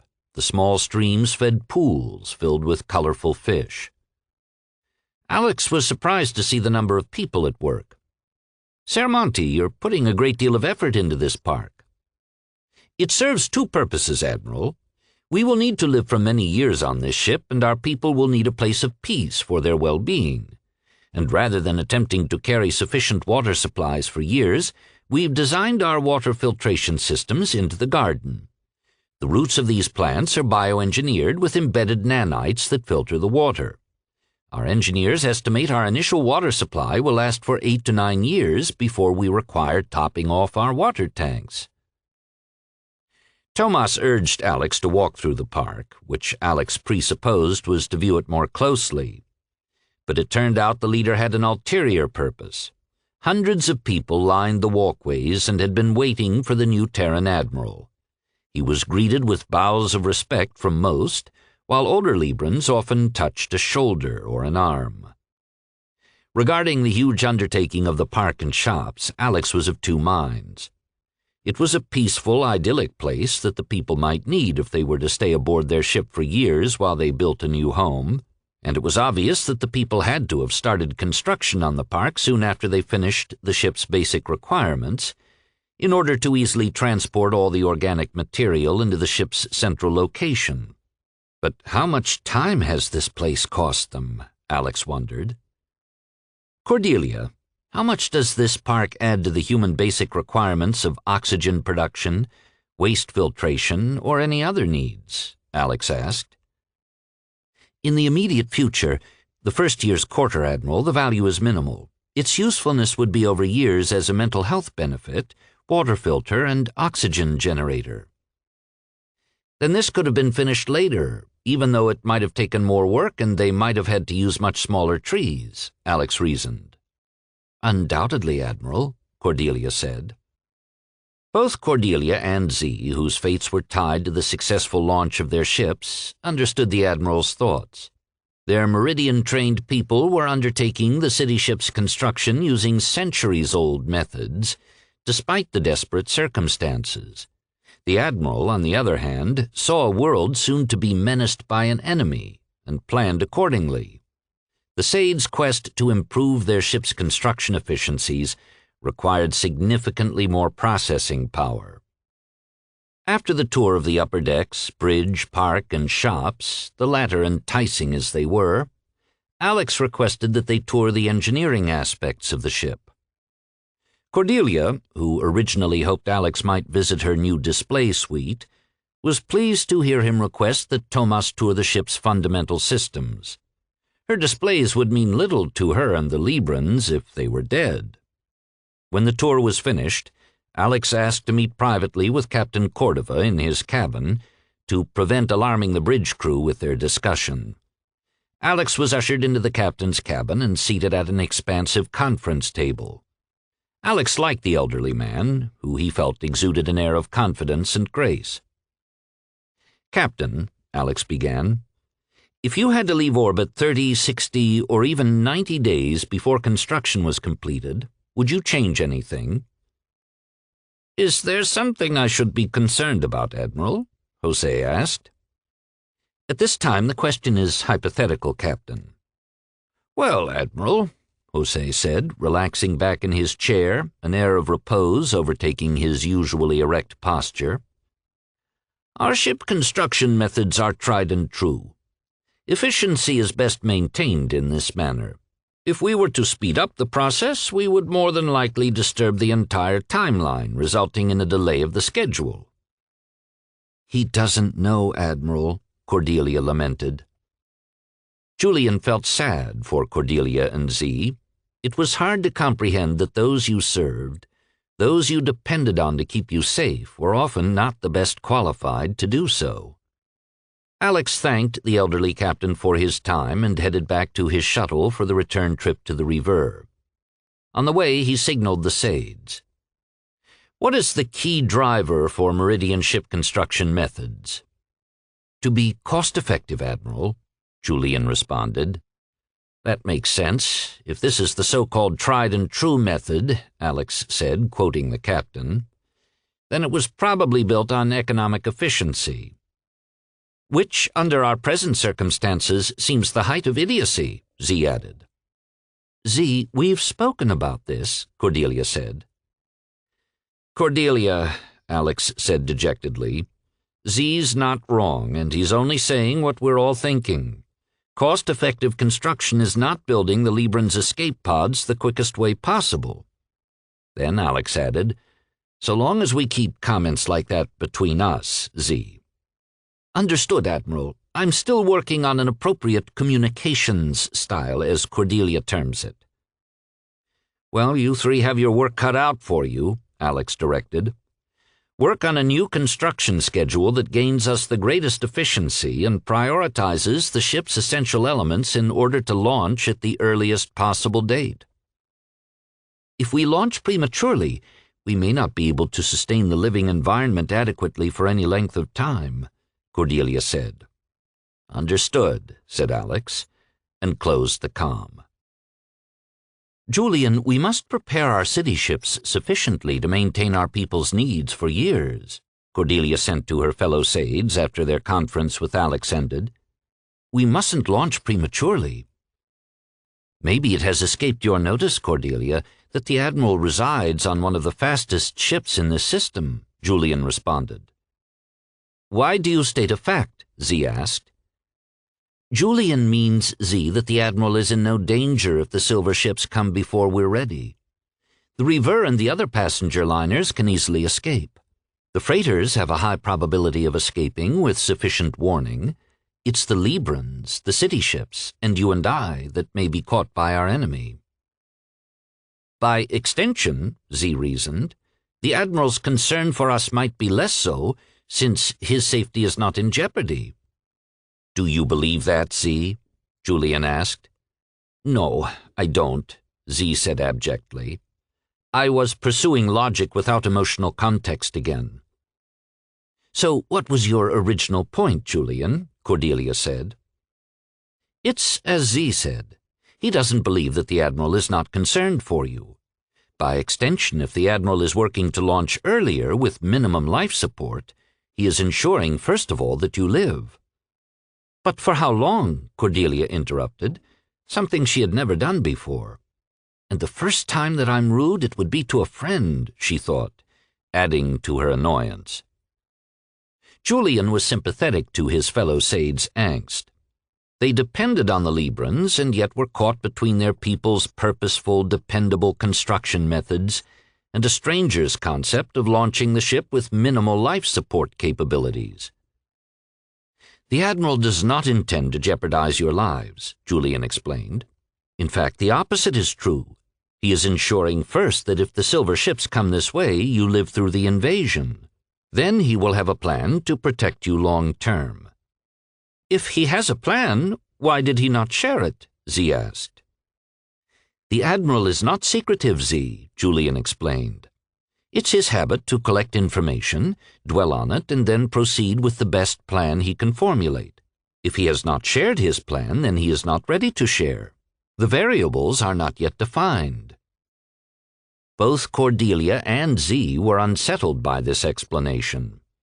Julian was asking them to believe in his Admiral, believe that the new Terran leader would produce a plan to ensure the survival of 250,000 Librans. Chapter 16. After their conference meeting aboard the Freedom, the Reverse officers submerged themselves back into Alex's long-term plan, checking on their subordinates' progress. Everywhere they went, they were congratulated on the success of their mission at Bellamond.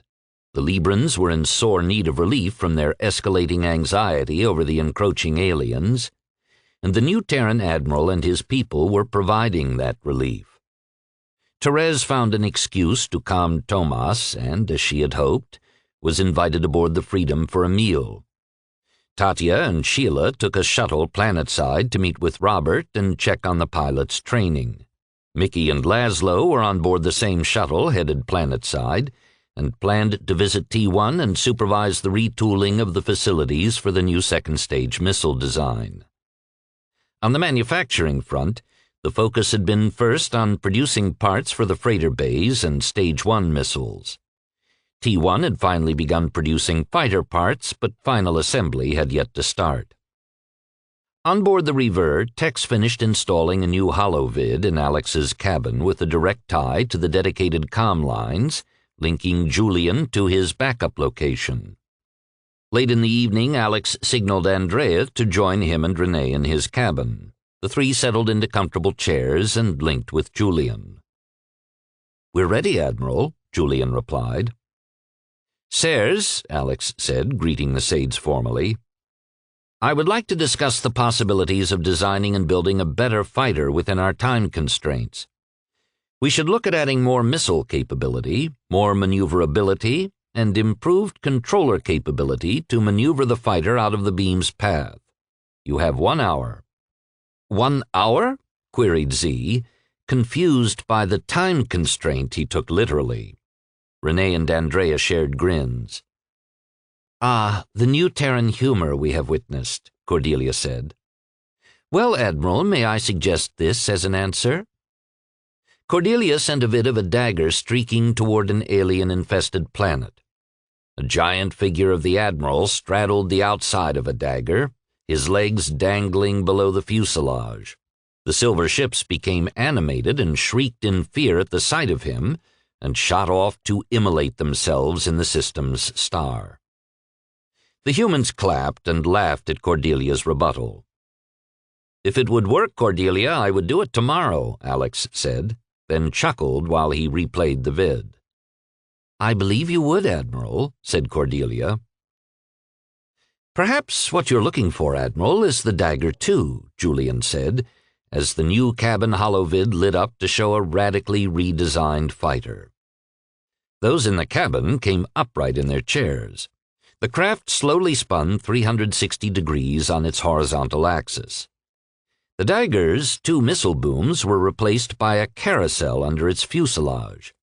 Engines were in 2 sets of 4, fore and aft, and swiveled on gimbals, enabling the craft to move in ways that the original dagger could not. It was unlike anything in the Earth colonists' records. It was a Méridien design twist on the ancient Terran fighters. "However, Admiral," Julian continued, "as your people would say, there is good news and bad news. The good news is that we believe it will increase our fighters' effectiveness by over 135% and its survivability by 83%. The new missile loads will improve its effectiveness even more. The bad news is that it would take us twice as long to develop this model as we did the first dagger, and it would require the retraining of everyone, present pilots and trainees." "Admiral," Cordelia said, "we recognize that you have a great necessity to multiply your effectiveness. We should examine passive techniques. Julian shared your colonists' early records of old Earth war machines. They are fascinating and frightening at the same time." "Yes, Earth had a very violent past," Alex said. "Who knew that we would need to resurrect their war tools? Please go on, Cordelia." "We have not considered the Reaver as a potential offensive tool.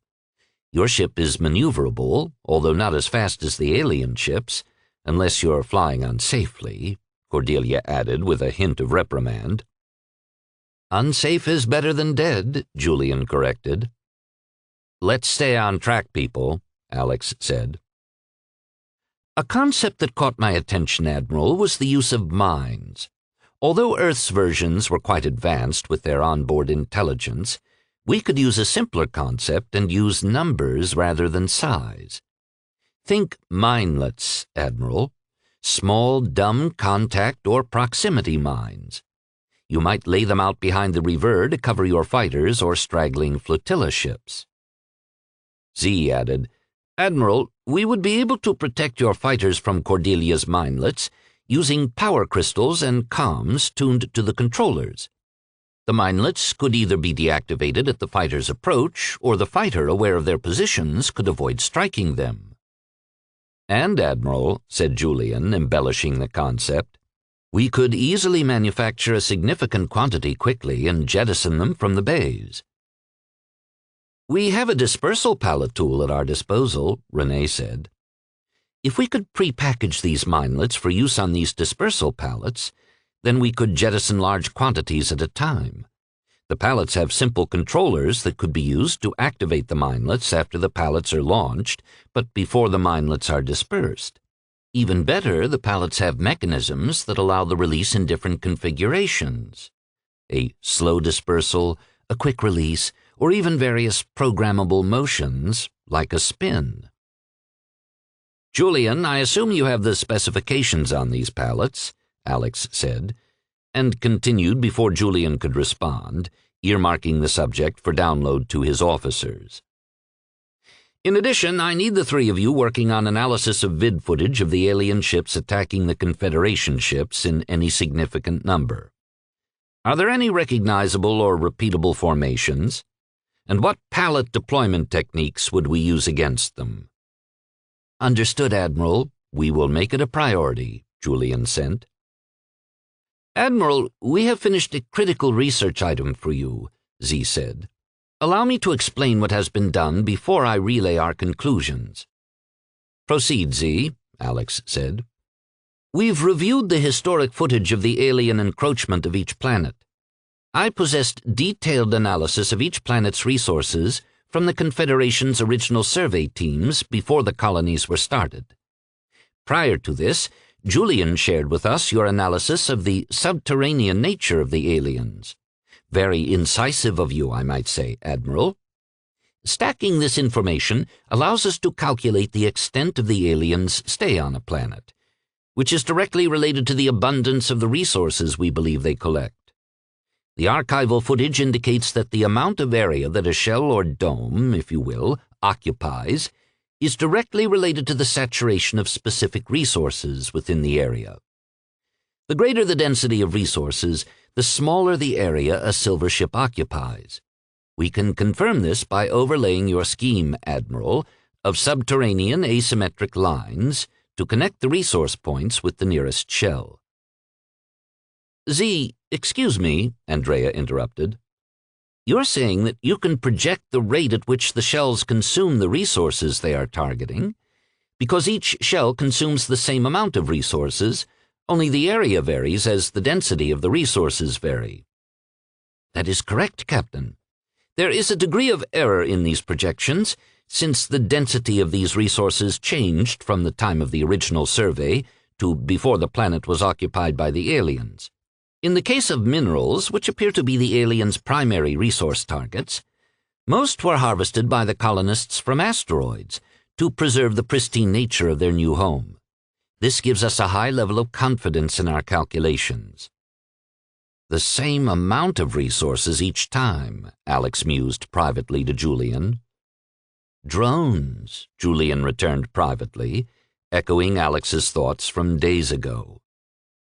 Z continued. Apparently, the resources consumed are only a portion of the planet's total mineral resources. The aliens appear to focus on rare mineral deposits. I take it you're about ready to share your analysis of Bellamond, Alex said. This is where you need to be sitting down, Admiral, Julian sent to Alex privately, since his friend had begun to pace. Shades of Clayton Downing, Alex moaned privately to Julian. Softly, Z, Cordelia said privately. The summation you are delivering is not good, and this is the human we need the most. Please be aware, Admiral, Z said, working furiously to incorporate the lessons gleaned from his fellow Sades, that Bellamond represents the greatest challenge to our calculations. It's the oldest colony at 261 years since founding. Much more has changed on this planet since the original surveys than any other colony. Also, statistically, we have only a small sample of planets subsumed by the aliens for analysis. Not that any of us wish for a larger sample, Z said, trying his best to be sensitive. What further exacerbates our calculations are the assumptions we made concerning which minerals the aliens seek. Although your chief engineer's analysis of the silver ship's hull has been very useful in narrowing the choices. Due to these discrepancies, we must deliver a range of days, but we have a high degree of certainty that the aliens will lift and leave the Bellamond system in the next 90 to 120 days. Silence greeted Z's announcement. The three humans had been hoping for a small miracle, a year or more in which to prepare to take the fight to the aliens, and, most importantly, to prepare for a complete and orderly exodus of Libre. Now, the Sades had just blown away the deck from under their feet. When the silence continued, Cordelia spoke up. We recognize our conclusion is very disappointing, Admiral.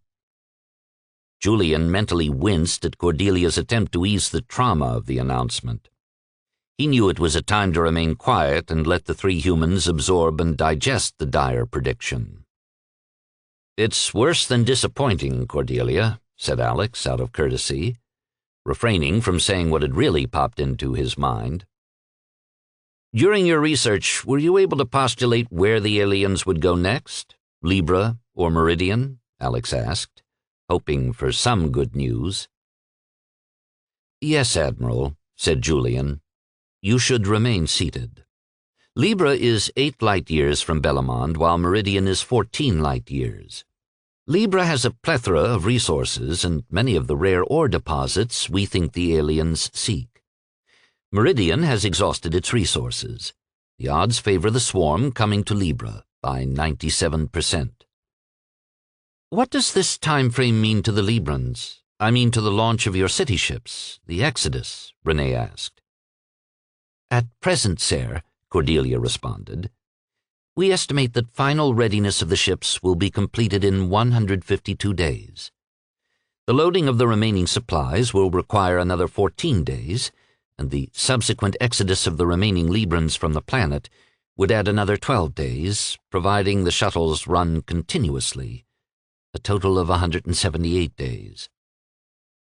We conclude that this places the Librans in a most precarious situation, Admiral, Z added. I would agree, Z, Alex replied calmly, though internally his emotions were roiling. Where do we stand on the construction efficiency improvements I requested? Renee and Andrea locked eyes on Alex. Renee was pleased to know Alex was ahead of them. Andrea wanted to know why she hadn't heard of Alex's request. It's completed, Admiral, Julian answered. But in light of this new information, it appears inadequate. Then you have until tomorrow morning at 10 hours to get me a new schedule, and not just for construction. I want a plan for Exodus that puts those big-ass ships with a full planet evacuation out of the system as quick as possible. Julian, we need a conference on the Freedom with the leaders at 11 hours. All senior officers and their seconds are to attend. Good night, all. After Andrea left the suite, Renee prepared tea, while Alex took a long refresher. Afterward, they sat close on the lounger, wrapped in their robes and sipping the hot drink. Later, Renee removed Alex's mug from his hands and set it on the low table. He had been holding the empty mug in his hands for half an hour. Alex, we will not solve this dilemma tonight, nor will we win the war tomorrow. Please, it's time for bed. Alex levered himself off the lounger, offered Renee his hand, and led the way to the bedroom. The war won't be won tomorrow, Alex thought, but I would have liked the opportunity to take the fight to that mothership just once, before we had to run away. Chapter 17. At 11 hours the following morning, the Reverse senior officers, their seconds, the leaders, the Libran captains, their seconds, and everyone's security escorts assembled in Freedom's largest conference room. The Sades were linked to the group. Well, Admiral, you called this meeting, said Eric. I take it you have some news of import. Sirs, you have a significant problem, Alex began. Your present timetable for evacuation of the planet, if you stick to your schedule, is 178 days. Eric looked to Captain Reinhold, who decided to confirm the timetable estimate with Z. Yes, the Admiral's timeline is correct, Captain, Z announced to the entire group. One would wonder why you are questioning the Admiral's information, since it would be obvious to most that he would have acquired that information from us. Captain Reinhold was so taken aback from what he considered an outrageous breach of protocols from a Sade that he couldn't reply. Who is us? Eric asked. Why, the Sades, Leader Stroheim, Z said. As I was saying, sirs, Alex continued, you have a timeline of 178 days until you are ready to exit this system. However, our Sades have performed some intricate calculations to estimate the time that the drones, or shells, or whatever you wish to call them, will spend on Bellamond. Their research has determined that the Bellamond group will swarm in the next 90 to 120 days. Alex allowed time for the information to be absorbed. He had prepared his people earlier this morning so they would have time to wrap their minds around it. But glancing around the room, none of them were handling it any better than the Librans, except for Renee and the twins, which Alex found a little disconcerting. Z, Cordelia, Julian, Alex said, would you be so kind as to run through your analysis for the group? The Sades walked everyone through their research, Alex's and Julian's hypotheses of the subterranean nature of the aliens, the historical infestation of the planets, the original surveys of the planet's resources, the tunneling of the shells that could be correlated to survey sites of rare mineral resources, calculations of the resources on Bellamond when the swarm invaded, and finally, the harvest time the drones would require based on their landing rates on Bellamond over the past 7.5 years. The intricacy of the assimilated data floored even the technically minded among the group. It was an incredible amount of data sifting and correlation. Others just fixated on the end result. Time had run out. Eric Stroheim was fuming and, after a while, could not contain his indignation. "This is inconceivable. Why weren't we informed earlier?" he asked, directing his anger at Alex. "Why don't you ask them, Leader Stroheim?" Alex simply offered. When no question was forthcoming from the leader, the most sensitive of the Sades relented. Cordelia answered Eric's question. "Leader Stroheim, it was not a matter of deciding when to tell you. The information we have provided was buried in an extraordinary amount of uncorrelated data. The only reason that we have come to this conclusion at all is because the Admiral asked questions and Julian directed our research. One question led to answers that produced other questions that led to more answers, until finally we've arrived here." "I would like to add one thought for you, Leader Stroheim," Z said. "When you ask a question like, 'Why weren't we informed earlier?' the presumption is that we have a vested interest in withholding information from you. I would like to point out we are sitting in the same escape pods as you. What reason could we have for withholding information?" At that moment, Cordelia wished she had a human body. With it, she would have kissed Z. "Z, you are my Sade," Eric stated. "It is not in your right to question me." "On the contrary, Leader," Z replied. "According to my contract, I am required to maintain the ship, direct its flight per the captain's orders, and respond to the bridge crew's requests. Unfortunately, Leader Stroheim, you are not mentioned in the contract. Furthermore, all requests of me are to concern this ship's operation. There is nothing in the contract that requires me to produce research. The work I have done for the Admiral is of my own volition." Tomas regarded Eric, who was mutely appealing to him. "The contract negotiated with our city ship's aides is quite detailed, Leader Stroheim," Tomas stated. "I would advise you take time to read it." Eric looked around the room and found no sympathy for him on the faces that surrounded him. In fact, many were displaying a level of disregard uncommon on the faces of Meridians. Eric Stroheim, proud leader of House Bergfalk, relented. "Do you have a plan, Admiral?" "No, I don't," Alex was happy to say, enjoying the shocked expression on the leader's face. But before the others in the room could panic, he said, "But I've asked our Sades to ready one for this meeting. Who would like to begin?" "I will, Admiral," Julian answered. "We have prioritized all operations for the flight readiness of all ships and loading of personnel. Supplies are secondary. The war effort is tertiary.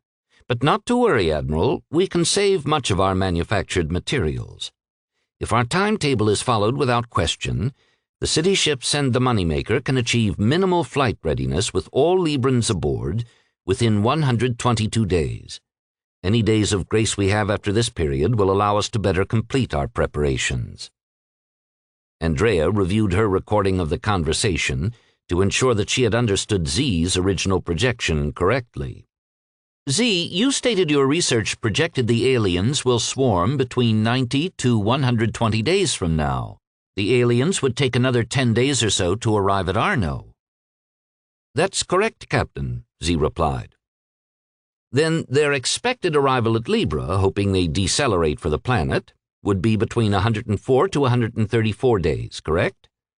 "Again, that is correct, Captain," Z answered.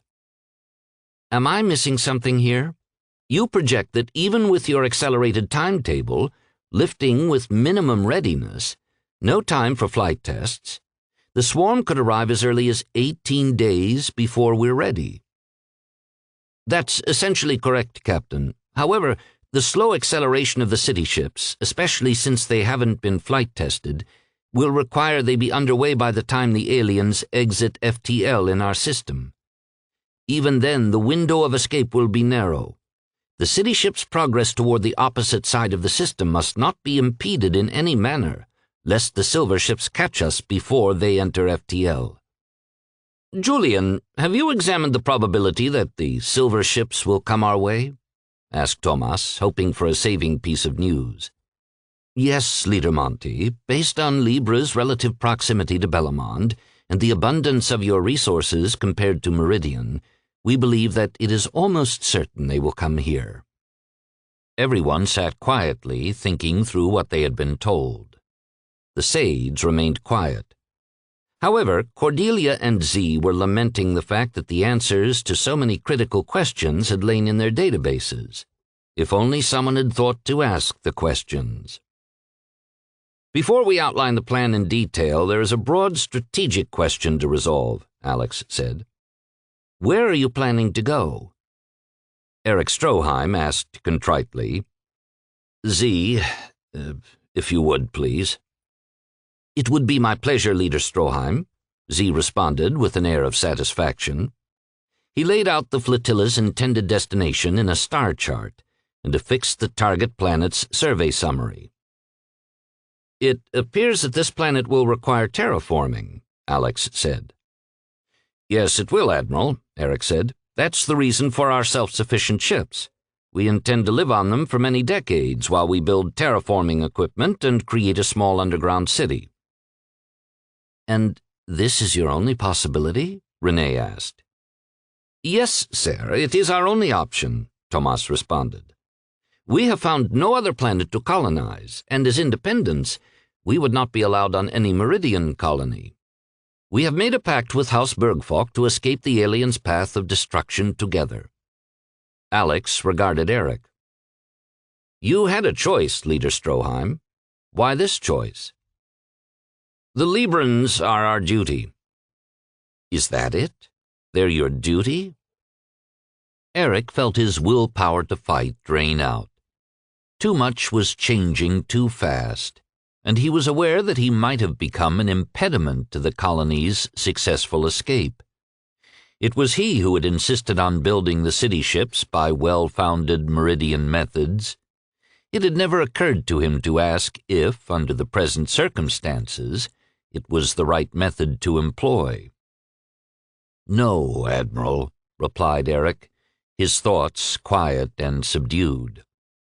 I have come to know these people, and they have become my friends. Admiral, are you by any chance offering an alternative? Tomas asked. Before I respond to that question, Tomas, let me ask you one.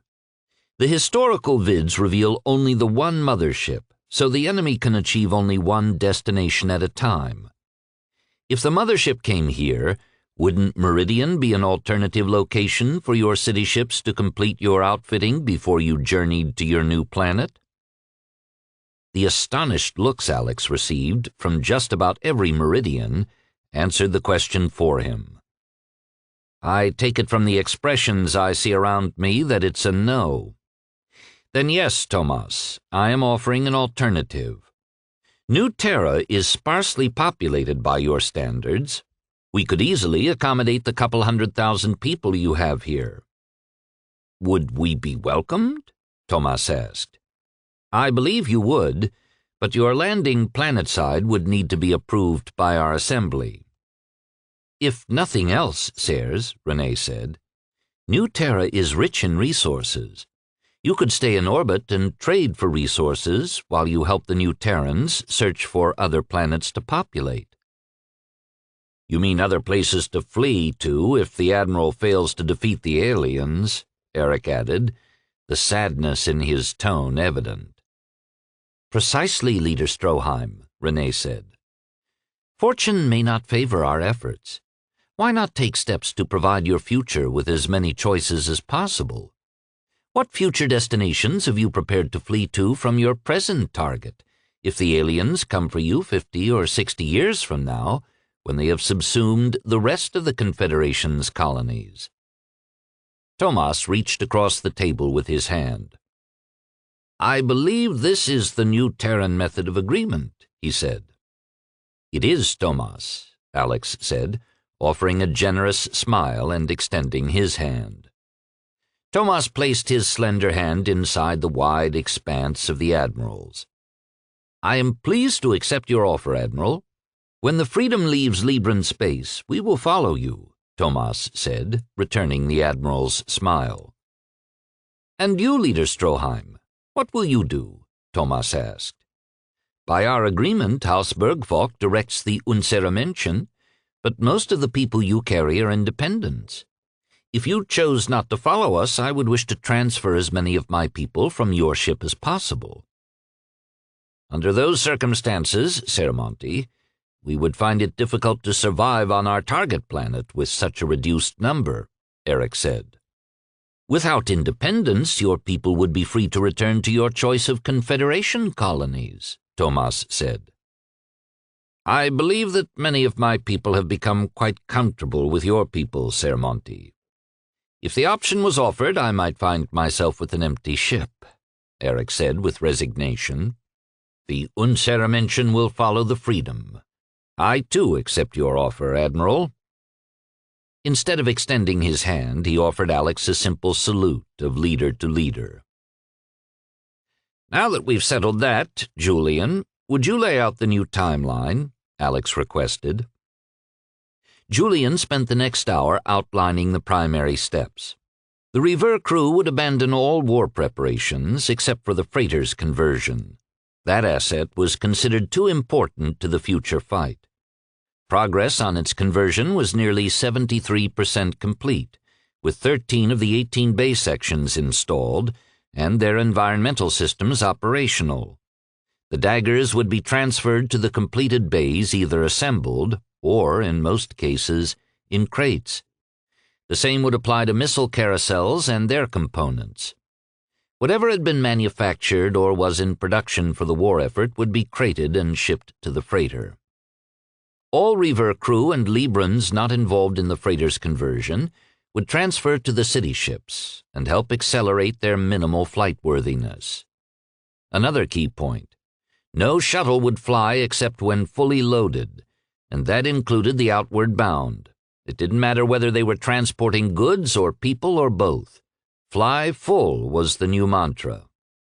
In addition, the shuttles would alternate pilots to maintain a maximum operation schedule. Transporting goods and people from the planet to the orbitals was the biggest choke point of the entire schedule, and there was no way around it. The priority loads for the shuttles would be equipment and working personnel. Whenever the shuttles had room to spare, they would load some of the general populace and transport them to the orbitals. The Librans would await a call from one of the city ships, who would notify them when newly completed cabins became available. The Sades would take command of personnel scheduling, supply shipping, war equipment, shuttle scheduling and loading, and people transfer from the planet to the station and subsequently to the ships. In other words, all people, independents, Bergfolk personnel, and the Reaver crew now reported to the Sades, and all equipment was under their control. Immediately after the conference, the leaders set up a system-wide comm. They staged it from the Freedom's bridge, and Cordelia managed the broadcast to the orbital controllers, the ship Sades, and the media station on Libre, which had been forewarned of a critical announcement. As planned, Tomas and Eric spoke briefly to their people, emphasizing the importance of the Admiral's announcement. By consensus, Alex was elected to deliver the bad news. Tomas had been quite blunt in his opinion. "If there is one of us that the people will heed and respond to as required, it's you, Admiral. You're the scary one among us." So Alex delivered the bad news to hundreds of thousands of anxious people. "Librans, effective immediately, all schedules and timelines for the evacuation of the planet are cancelled. We have become aware of information that requires we leave this system in approximately 100 days. Analysis of data reveals the aliens will ignore Méridien and head here. If we work together and diligently employ the new schedule, We can do this, all of us together. Immediately after this broadcast, you will receive directives from one of 3 Sades, Julian, Cordelia, or Z, and these directives carry the authority of your leaders. Please follow them in a precise and timely manner. Any difficulty you encounter should be reported to the Sade who originated the request. Never had 3 entities worked so hard in their combined 400-plus years of existence as the Sades did following the broadcast. They had detailed lists of every person in the Arno system, locator tags on every crate, and data entries of each completed job on the city ships and the freighter. As fast as they could, they assigned workers, citizens, and equipment to shuttle flights and coordinated the new job projects. Essential systems first. There were no seconds. They organized multiple flight crews for each shuttle, enabling them to fly much of the day except for minimal servicing overnight. Most work crews were directed to the Freedom, slowing work on the unwelcoming. The rever pilots and flight crews, consisting of new Terrans and trainees, transferred to the orbital station to accelerate the assembly of the freighter's base sections. Alex wanted to doff his uniform jacket and pitch in, but Julian convinced him that they needed an efficiency inspector, which Alex translated as troubleshooter. While the Sades had a plan, infrastructure and people didn't always support it. Bottlenecks soon formed. Alex found himself jumping onto whatever shuttle was available as he traveled from city ship to orbital to planet and back. On one shuttle flight, he held a small boy in his lap, enabling a seat to be available for the mother holding the second child. The 8-year-old Libre initially was mesmerized by the huge man who held him. Soon after liftoff, his shyness forgotten, he was chatting away about aliens, fighters, and new Terrans. The landing at the orbital station could not have come any sooner for Alex, as he handed the boy back to his mother, who wore a most apologetic expression. A noticeable change in operational protocols was that neither Alex nor Renee were accompanied by one of the twins. In a heartfelt discussion, Alex explained to Etienne and Alain that it would do no good to be guarding anyone if the silver ships caught them unprepared. They needed everyone's help to leave in time, and no one was excused. Chapter 18. One evening, Alex returned to sleep in his own cabin for the first time in 28 days since the announcement of the flotilla's accelerated timetable. The rever held an eerie similarity to the first day Alex had boarded it as a derelict ship, except for the lack of debris and holes. Andrea was running a minimum crew. A small contingent of flight crew managed the arrival of shuttles and supplies. Alex had decided that the rever should not attempt to take on Libran passengers due to its primary purpose as the de facto fighting ship. It was the Libran volunteers who would have places on the rever and the freighter Moneymaker and would fill the crew requirements of the 2 ships. With the future uncertain, the volunteers had been informed by Andrea that war preparations were suspended. These individuals were offered the opportunity to rejoin the city ships as passengers. A good percentage took the offer, those who had spouses and children. The remainder of the volunteers formed the group that would crew the rever and the Moneymaker. Renee played the same role as Alex, except as a troubleshooter for residency aboard the Freedom. Having done the same job during repairs on the rever, she found herself an experienced hand at the job. She organized all the medical specialists under her as a team.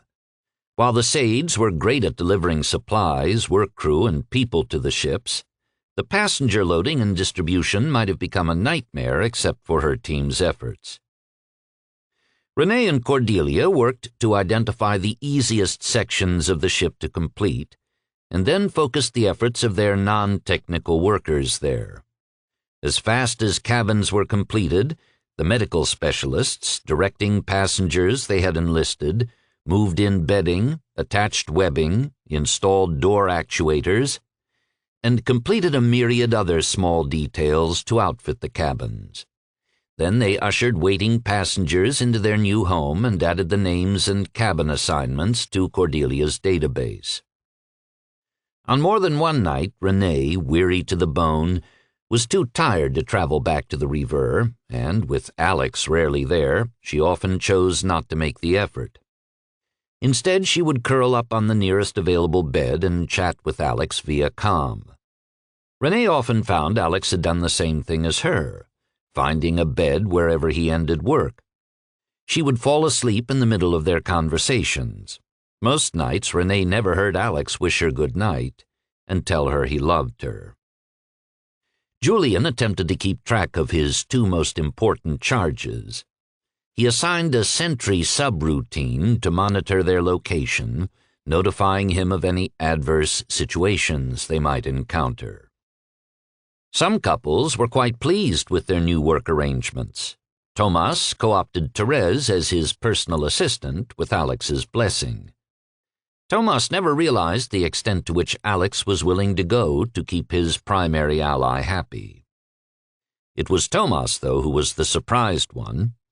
He had hoped to find some productive work to occupy Therese to maintain a reasonable facade for her company.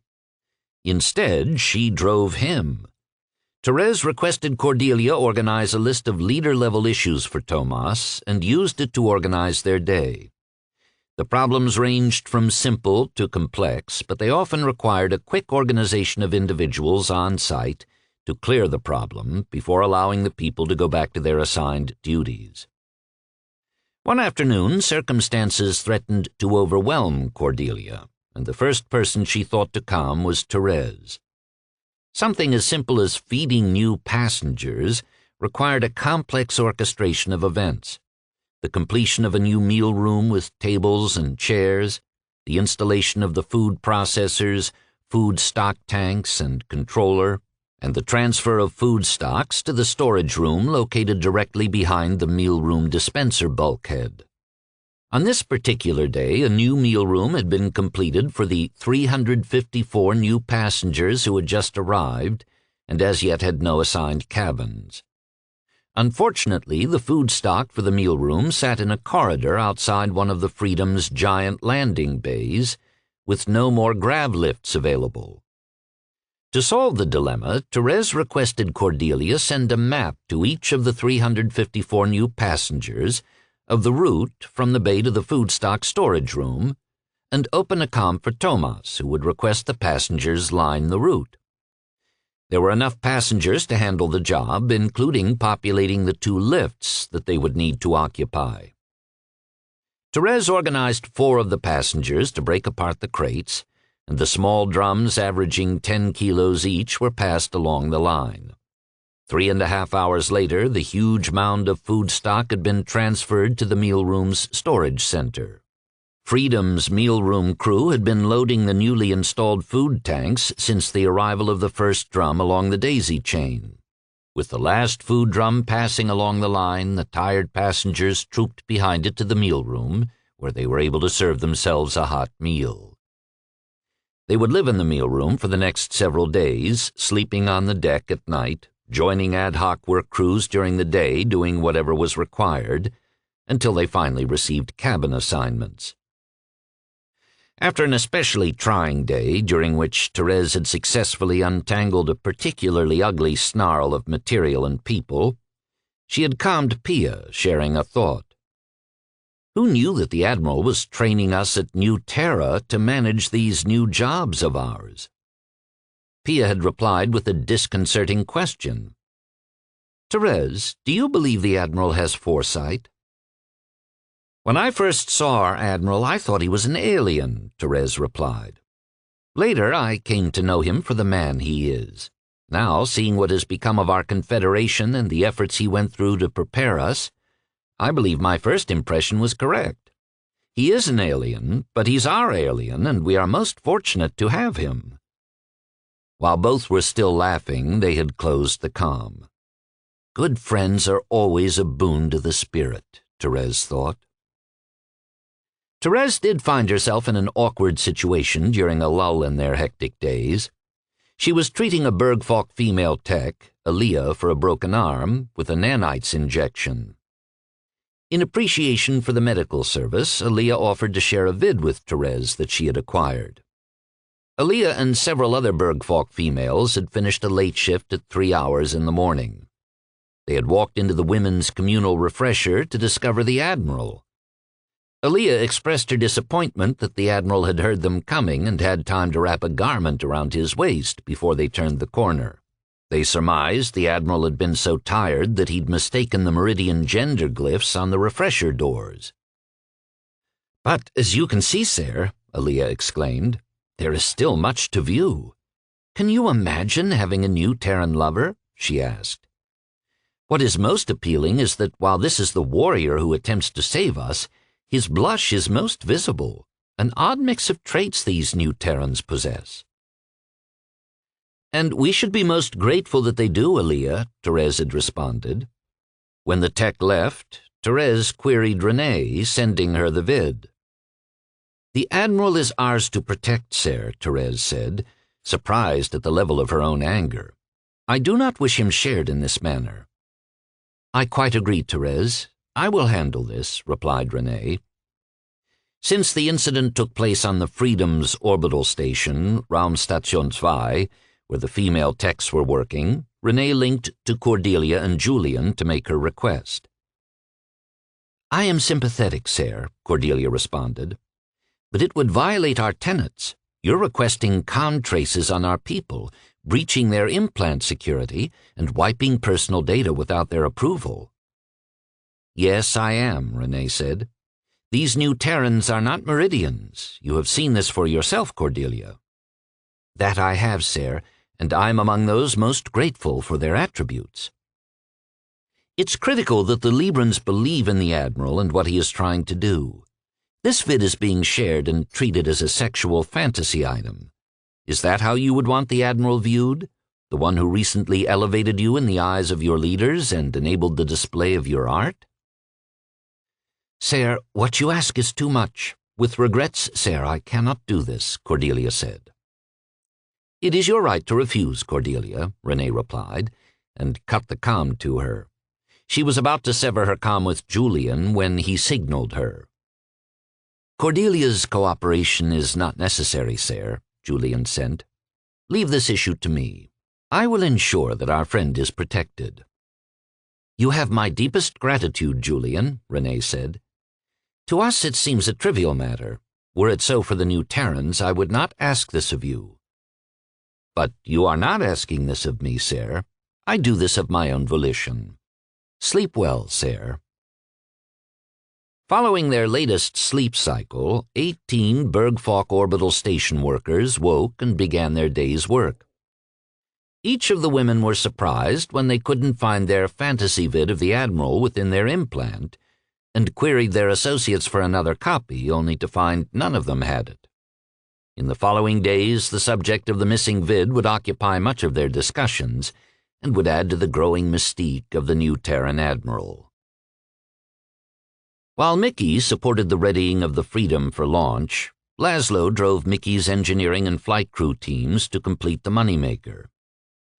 They hurried to add the final environmental system runs through the spine from the aft engineering compartments to the forward bays, and build out the final bays, especially the 2 front bays that would house meal facilities, medical, and additional crew cabins. Tatia continued to support the freighter's outfitting. Julian, choosing to take some liberty with crew assignments, sent Alain, Tatia's Méridien lover, to support her. Laszlo managed the freighter's bay assembly, and Tatia and Alain managed the deliveries of unassembled fighter sections, missiles, and cabin fittings. In addition to Tatia's other duties, she began handling pallet shipments of the new minelets she snuck through the manufacturing process with Julian's help, minelets that were never loaded on the freighter. At the end of a long day, Tatia and Alain would find a spare cabin, arrange some bedding, and curl up together for the night, enjoying the precious time to hold one another. Their morning chimes would wake them still curled in one another's arms, too tired to have even moved during the night. Breakfast was dispensed for the freighter's crew in a commandeered station restaurant where everyone would get progress updates from the Sades while they ate and before they started their day all over again. At the rate everyone was working, Alex worried about accidents, primarily for the EVA crews and the shuttle pilots. He ordered the Sades to ensure that those crews, after 2 days of heavy work, were rotated to lighter duties for a full day. Z had insisted this was inefficient. "So is a shuttle pilot falling asleep at the controls and putting his ship through your bridge," Alex had replied. Z took a moment to work out the possibilities of that scenario occurring. Much to his surprise, he found several instances where it was possible. Not probable, but possible. After that, the Sades began diligently rotating all critical and dangerous crew assignments. Bumps, bruises, cuts, and broken limbs became commonplace. The lines at the city ships and orbital stations' medicals were never ending. People were hurrying. Many sections were not completed, exposing sharp bulkheads and hanging conduits. Heavy loads, despite being floated by grav lifts, were dangerous if not properly managed. They had mass, and once in motion, they had inertia. The rapid work pace cost the flotilla its first death. Aboard the Freedom, a Bergfalk crew member was pushing a heavily loaded grav lift ahead of her. Bobby Singh, a new Terran tech, stepped aside to let her pass when a young Libran girl, chased by her brother, raced around the corner directly into the grav lift's path. Bobby realized the Bergfalk tech could not stop in time, and he screamed an urgent warning to her and dived in front of the lift to enfold the child in his arms. His heavy, gravity-built torso took the brunt of the impact. The girl was unharmed except for some bruises, but Bobby died of multiple traumatic injuries to his neck and spine. They were injuries that even Méridien nanites couldn't repair fast enough to save him. A brief memorial, a star service as the Meridians called it, was held for Bobby aboard the Freedom, which most crew could not attend. Too much time would be lost. Cordelia broadcast a vid of the ceremony and played Muter's music softly throughout it. Thereafter, no Reaver New Terran ever stepped up to a Freedom meal dispenser again. The Librans politely requested their cousins be seated. Food and drink were brought to them until they were full. Chapter 19. After Bobby Singh's star services, the 10-year-old Libran girl, Amelia, whom Bobby had saved, stopped playing games with her younger brother. She began following the new Terrans, any new Terran, asking to help. The crew members began by giving her small jobs just to keep her busy and out of their way. After days of effort, she was adopted and became indispensable as a runner. Implants were great communications tools, but an implement left behind, a replacement part required, or a tool requiring recharge were not transportable by implant. Feet were required, and a young girl had the energy and time to do what would cost the workers both of these. 8 days after starting her efforts, Amelia began organizing other children. Within days, she recruited 38 of her fellow passengers to become runners. The young children, such as Amelia, did not yet have implants to provide translations for the new Terrans, who used their belt harnesses to communicate in Confed. For complex instructions or the request of a specific part, the new Terrans communicated their requests via their readers. The children would take the readers with them, following its instructions and drawings to manage the request. When completed, they would dash back to the worker. This became such a popular means of utilizing the runners that Libran crews vied for new Terran crew members to join their group. Parents gave up admonishing their children to be careful and walk as was the proper way to behave aboard ship. They were comforted to see their young ones involved rather than worrying about the coming aliens as they had been doing. As far as the parents were concerned, the children had every right to work to secure their own future. Amelia's focus shifted from running to organizing the others. She would receive verbal messages from Cordelia via an earcom Captain Cordova had given her. The messages detailed where her work crews had moved, enabling her to redirect her runners. Over days, the runners and work crews had become accustomed to one another, so Amelia worked to keep them together. The number of runners grew to 144, and Amelia was given her own reader, programmed in Confed, for her to manage the children. In the course of her travels, Amelia found a quiet but commanding Meridian adult.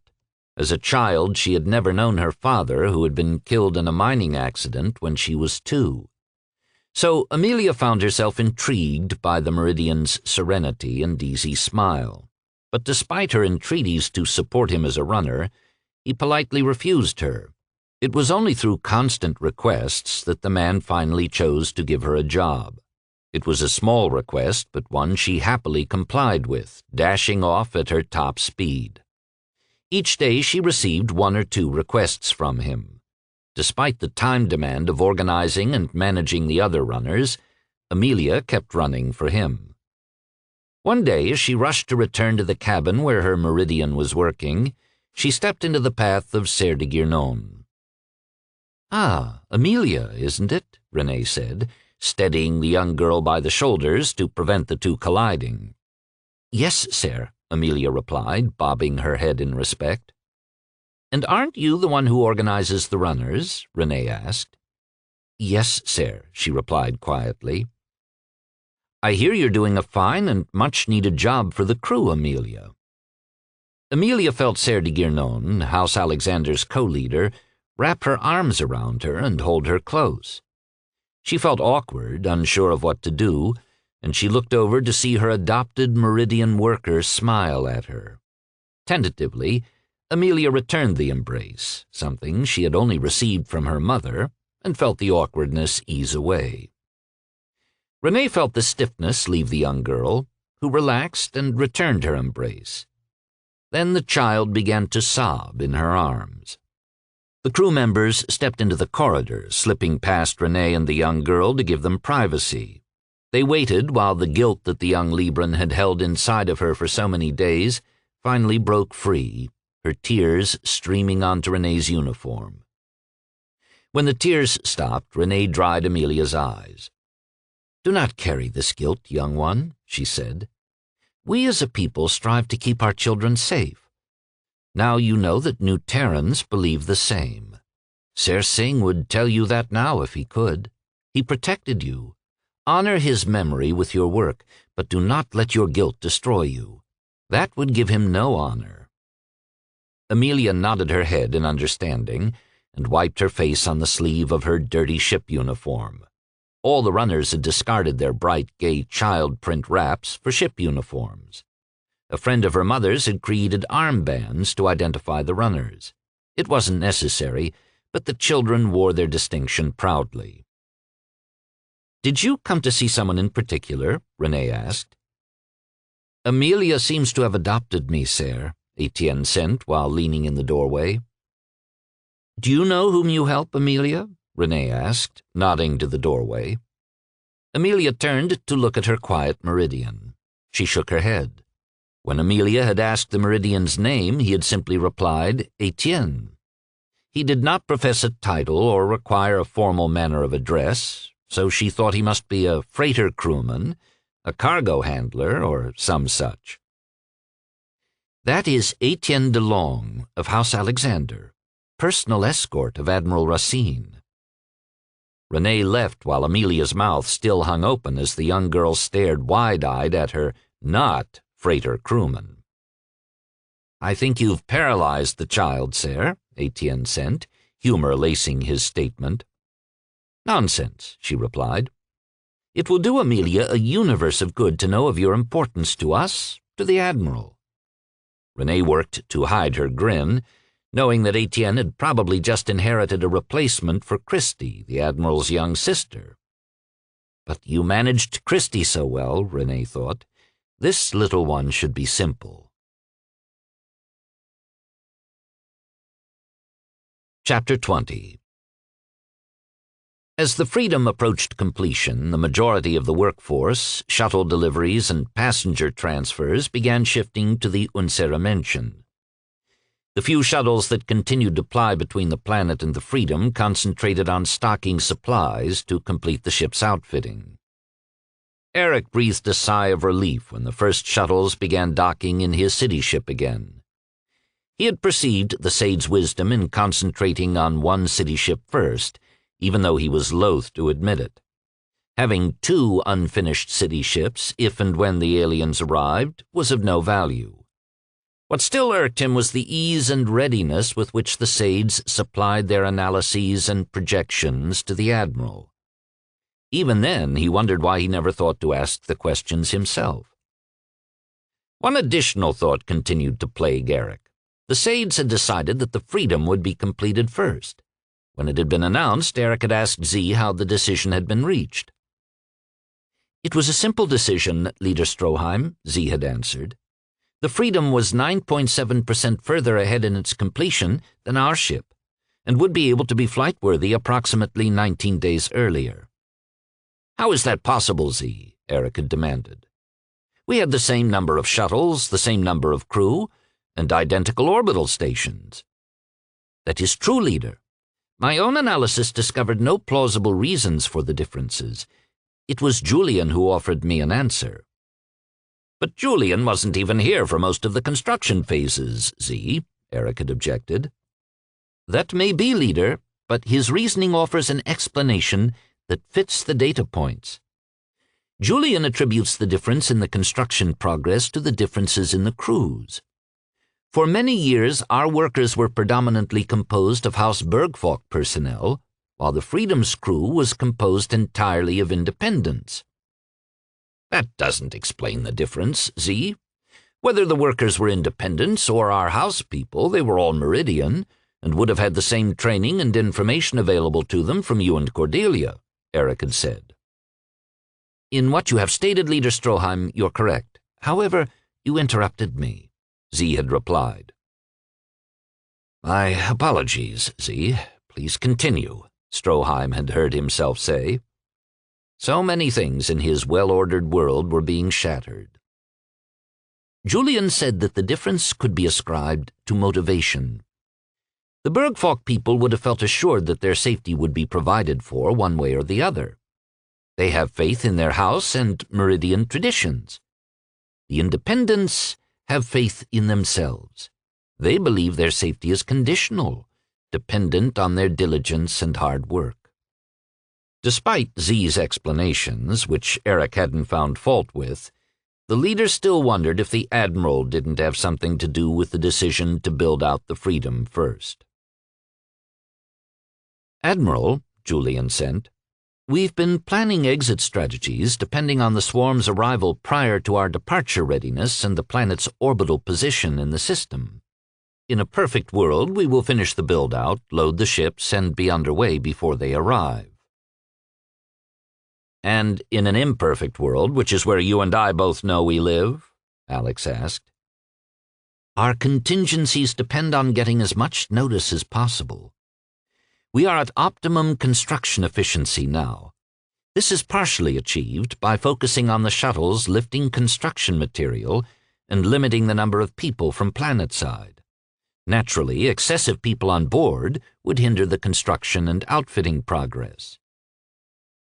"On what factors do your plans hinge that a few more days' notice would change what we're doing?" asked Alex. "It might be necessary to abandon the unwelcoming, Admiral. If this becomes necessary, we would shift the shuttle priority to transporting people to the Freedom. The more notice we have, the more people we can transfer off the planet and from the unwelcoming. Tell me about the environmental systems and the food status if we loaded the entire population on a single city ship, Julian." The ships were built to evenly share the population load and were designed to handle a 30% overload. "Could we even transfer enough people to overload a single ship if you had more warning?" "Yes, Admiral. This could easily be accomplished with the tens of thousands working aboard the unwelcoming. The estimates place the potential load between 173 to 186%. any amount of which would overburden the ship, Alex said. That's correct, Admiral. Even successfully loading these numbers of people and launching the Freedom would result in the passengers dying from oxygen starvation before they reached New Terra. Of critical note is that the Freedom's environmental systems will not have been stress-tested. It is conceivable that even a 100% load of passengers might be too much for their environmental systems. So your contingency revolves around the Unseramention's launch worthiness. If time is against us and the Unseramention can't be launched, you would use the additional time to ensure that the Freedom is at 100% passenger load or slightly more. How do you propose we get more notice? Leader Stroheim's order for the present liner on station is to wait until the mothership chooses a course, which we are fairly certain will be Libre. The captain is to warn us, enter FTL, and report here. However, if we station 2 liners in the system, the first could calm us the moment the swarm begins lifting from the planet. Vids show that it's a 3 to 4 day period from the moment of swarming until the mothership gets underway with its escorts. In our plan, the second liner would report to us when the swarm's course was determined. The time difference with 2 liners on station would gain us 3 to 4 days more notice. Understood, Julian. I'll speak to Leader Stroheim. Unfortunately, Alex's conversation with the leader did not proceed as he had expected. To Alex, it was a simple, straightforward decision, but Eric did not see it that way. That the purpose of 2 liners on station was to determine whether the Unseramention might need to be abandoned, to him was unacceptable. Leader Stroheim, Alex said, trying to reason with the man. What good is a ship that can't get underway?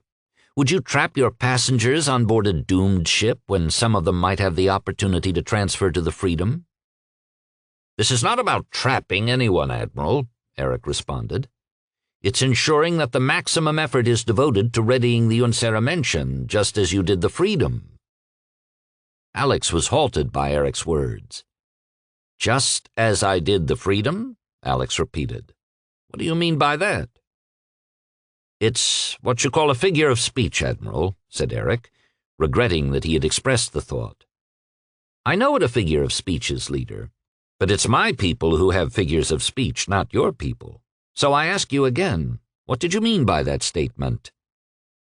Alex was leaning over the leader's desk and belatedly realized that his entire stance had become intimidating. In response, Eric was leaning far back in his own chair on the other side of the desk. Did you or did you not influence the Sage to build the Freedom first? Eric demanded. I did not. It was their decision, Alex replied. And I'm supposed to believe you? Eric challenged. On that note, Alex decided he was done coddling the man. Leader, you seem to have had a problem with me since day one. Is it me or all New Terrans? Eric felt trapped. His people did not confront one another like this. In addition, he was embarrassed by his reactions to the Admiral. Eric knew the Admiral was trying to help his people, but after a century of cultivating a life of careful control, he hated the New Terran for disordering his world. There, he had said it. He hated the man. Alex watched Eric struggle with his thoughts. He politely stayed out of the leader's head. It wasn't the time to intrude. So it's me who's your problem, not my people, Alex said, confirming what was evident. The leader's response was a shrug of his shoulders as he eyed the top of his desk. Leader, we don't have to like one another. You're not my favorite person either. Alex's words caused Eric to lift his eyes off the table. In fact, if I'm being blunt, Leader, I think you're a pain in the ass. But we need to work together. We need to survive together. Admiral, I believe that you've just said the first thing that I think we can wholly agree on. Which part, Leader? You're a pain in my ass as well, Admiral, Eric replied, staring defiantly at Alex. Alex burst out laughing. The Méridien had finally gotten off his chest what had been irritating him. The Admiral was laughing so hard that Eric thought he was being insulted, But the Admiral's laughter appeared innocent, and it was infectious. Soon Eric was joining him. When the two men regained control, Alex said, "Well, now that we know where we stand with each other, let's get back to business. We are 73 days into our SAID's estimate of 90 to 120 days. If your Bellamond liner were to calm us tomorrow that the swarm was headed here, we would have 8 to 10 days before the silver ships would be entering our system. Days later, they would be burning your city ships into hulks along with everyone on board. Can you launch in 8 to 10 days in order to stay ahead of the swarm?" "You know we can't, Admiral." "Then we need the maximum warning time to save as many people as possible, and this is how we get that additional time.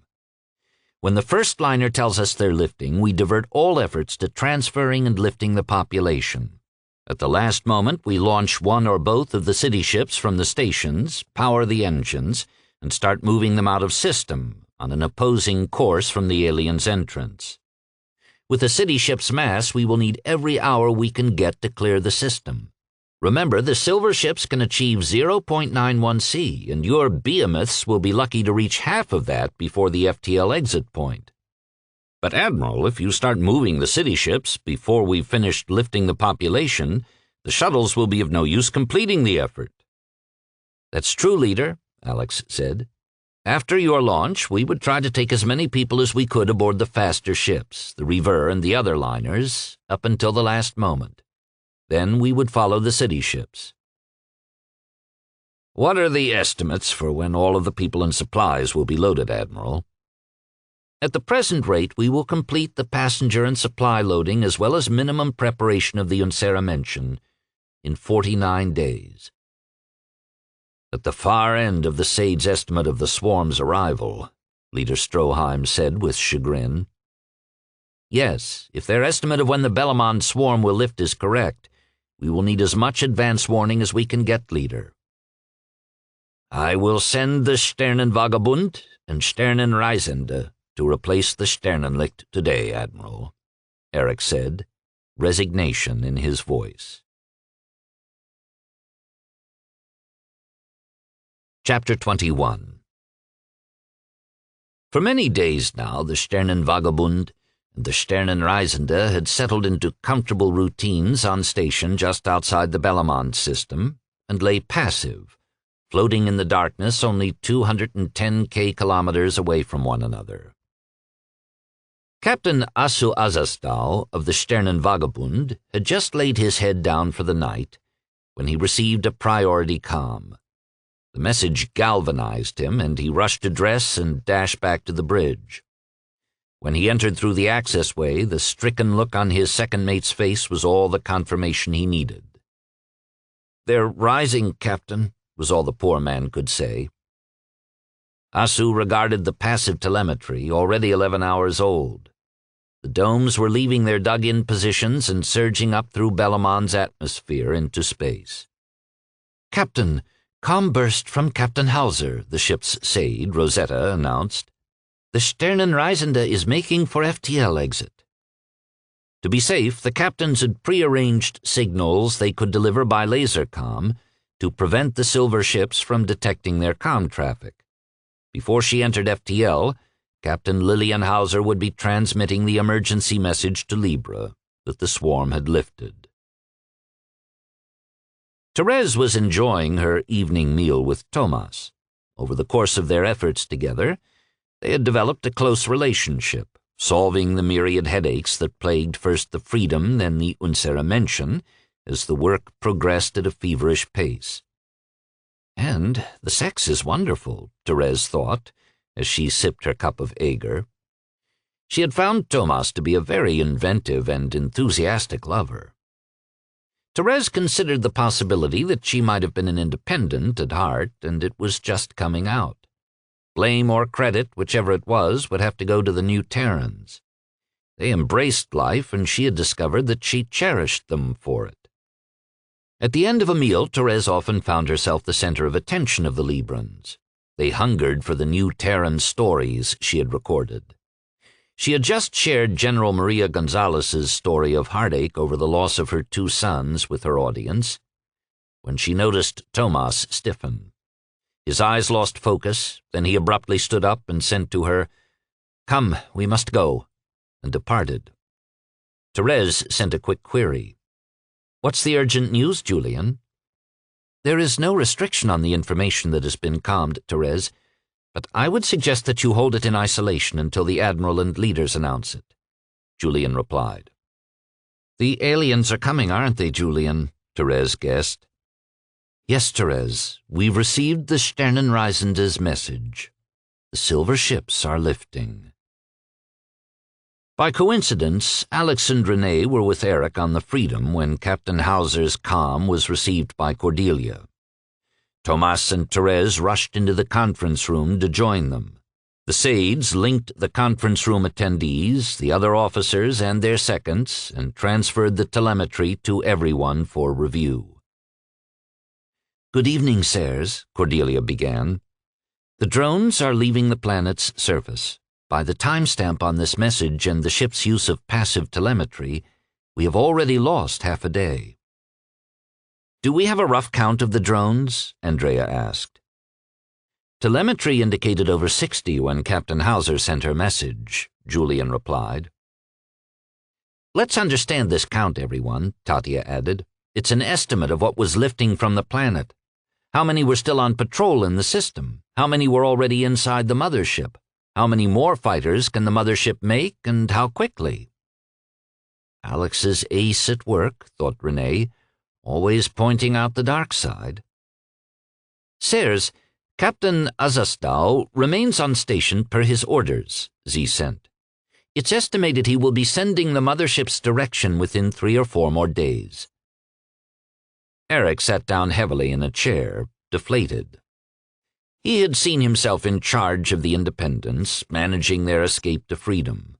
But if they had followed his plan, his directions, the entire population of Libre, except for those he could crowd on the liners, would have been dead in 12 to 14 days when the aliens reached the planet. It had taken the Admiral, who talked to the Sades as if they were his creche mates, to discover a means of managing their escape. Alex regarded the expectant faces around the table. It was amplified by the silence on the comm. So many people depended on him. "You can only do your best, my love," Renee sent privately. "The miracles in your new Terran vids are fantasy." "Except these people are expecting a miracle from me," Alex replied. "And we will all do our best to help you deliver one, Alex. But if we fail, it is not on your shoulders. It will be fortune." "Admiral, we await your orders," Julian sent on open comm, hoping to help Alex focus. "Julian, where do we place the Sternenreisende when it arrives to enable our exodus?" Alex queried.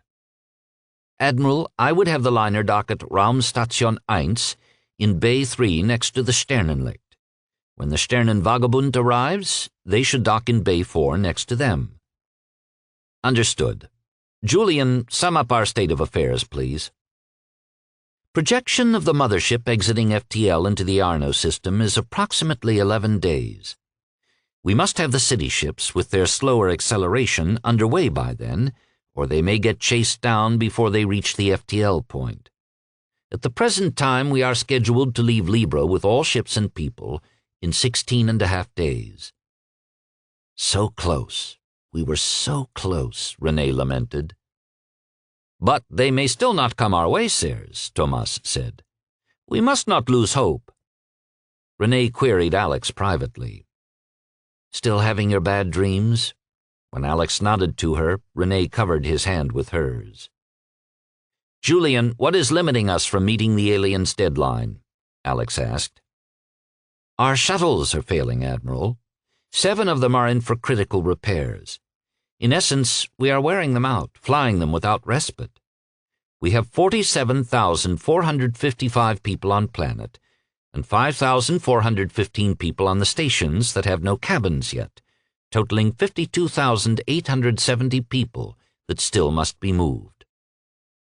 "Julian, how do we accelerate the process?" Renee asked. "At this time, sir, we do not have an answer," Julian replied.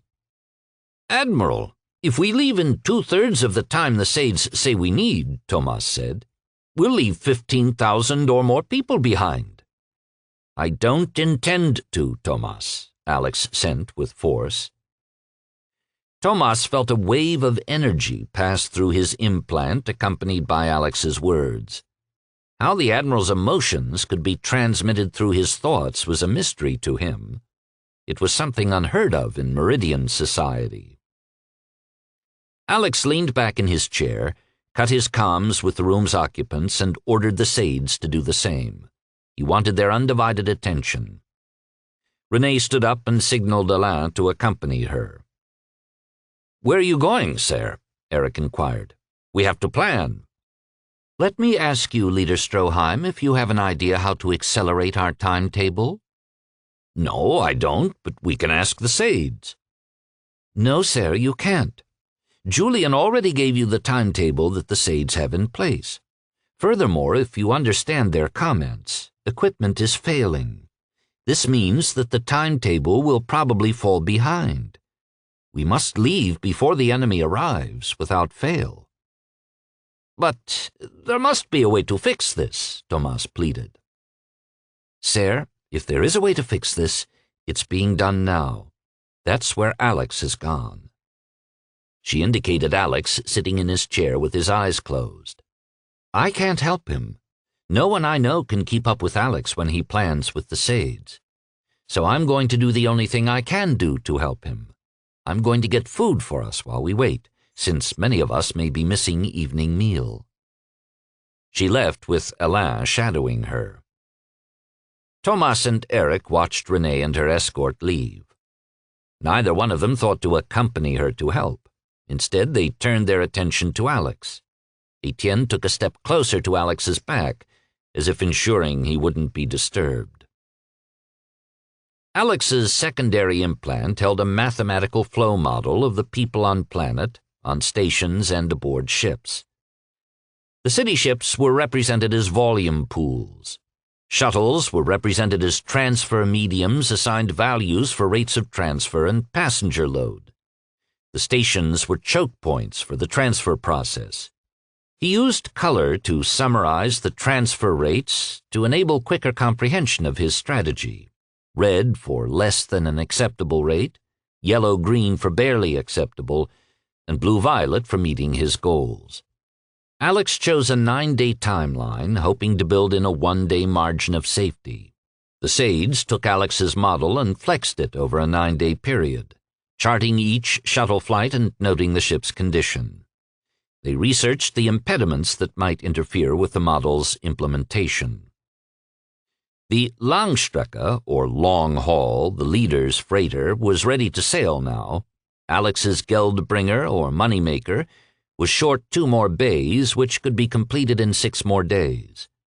Importantly, the freighter needed a full day to clear the station bay and load the flight-capable daggers still planet-side.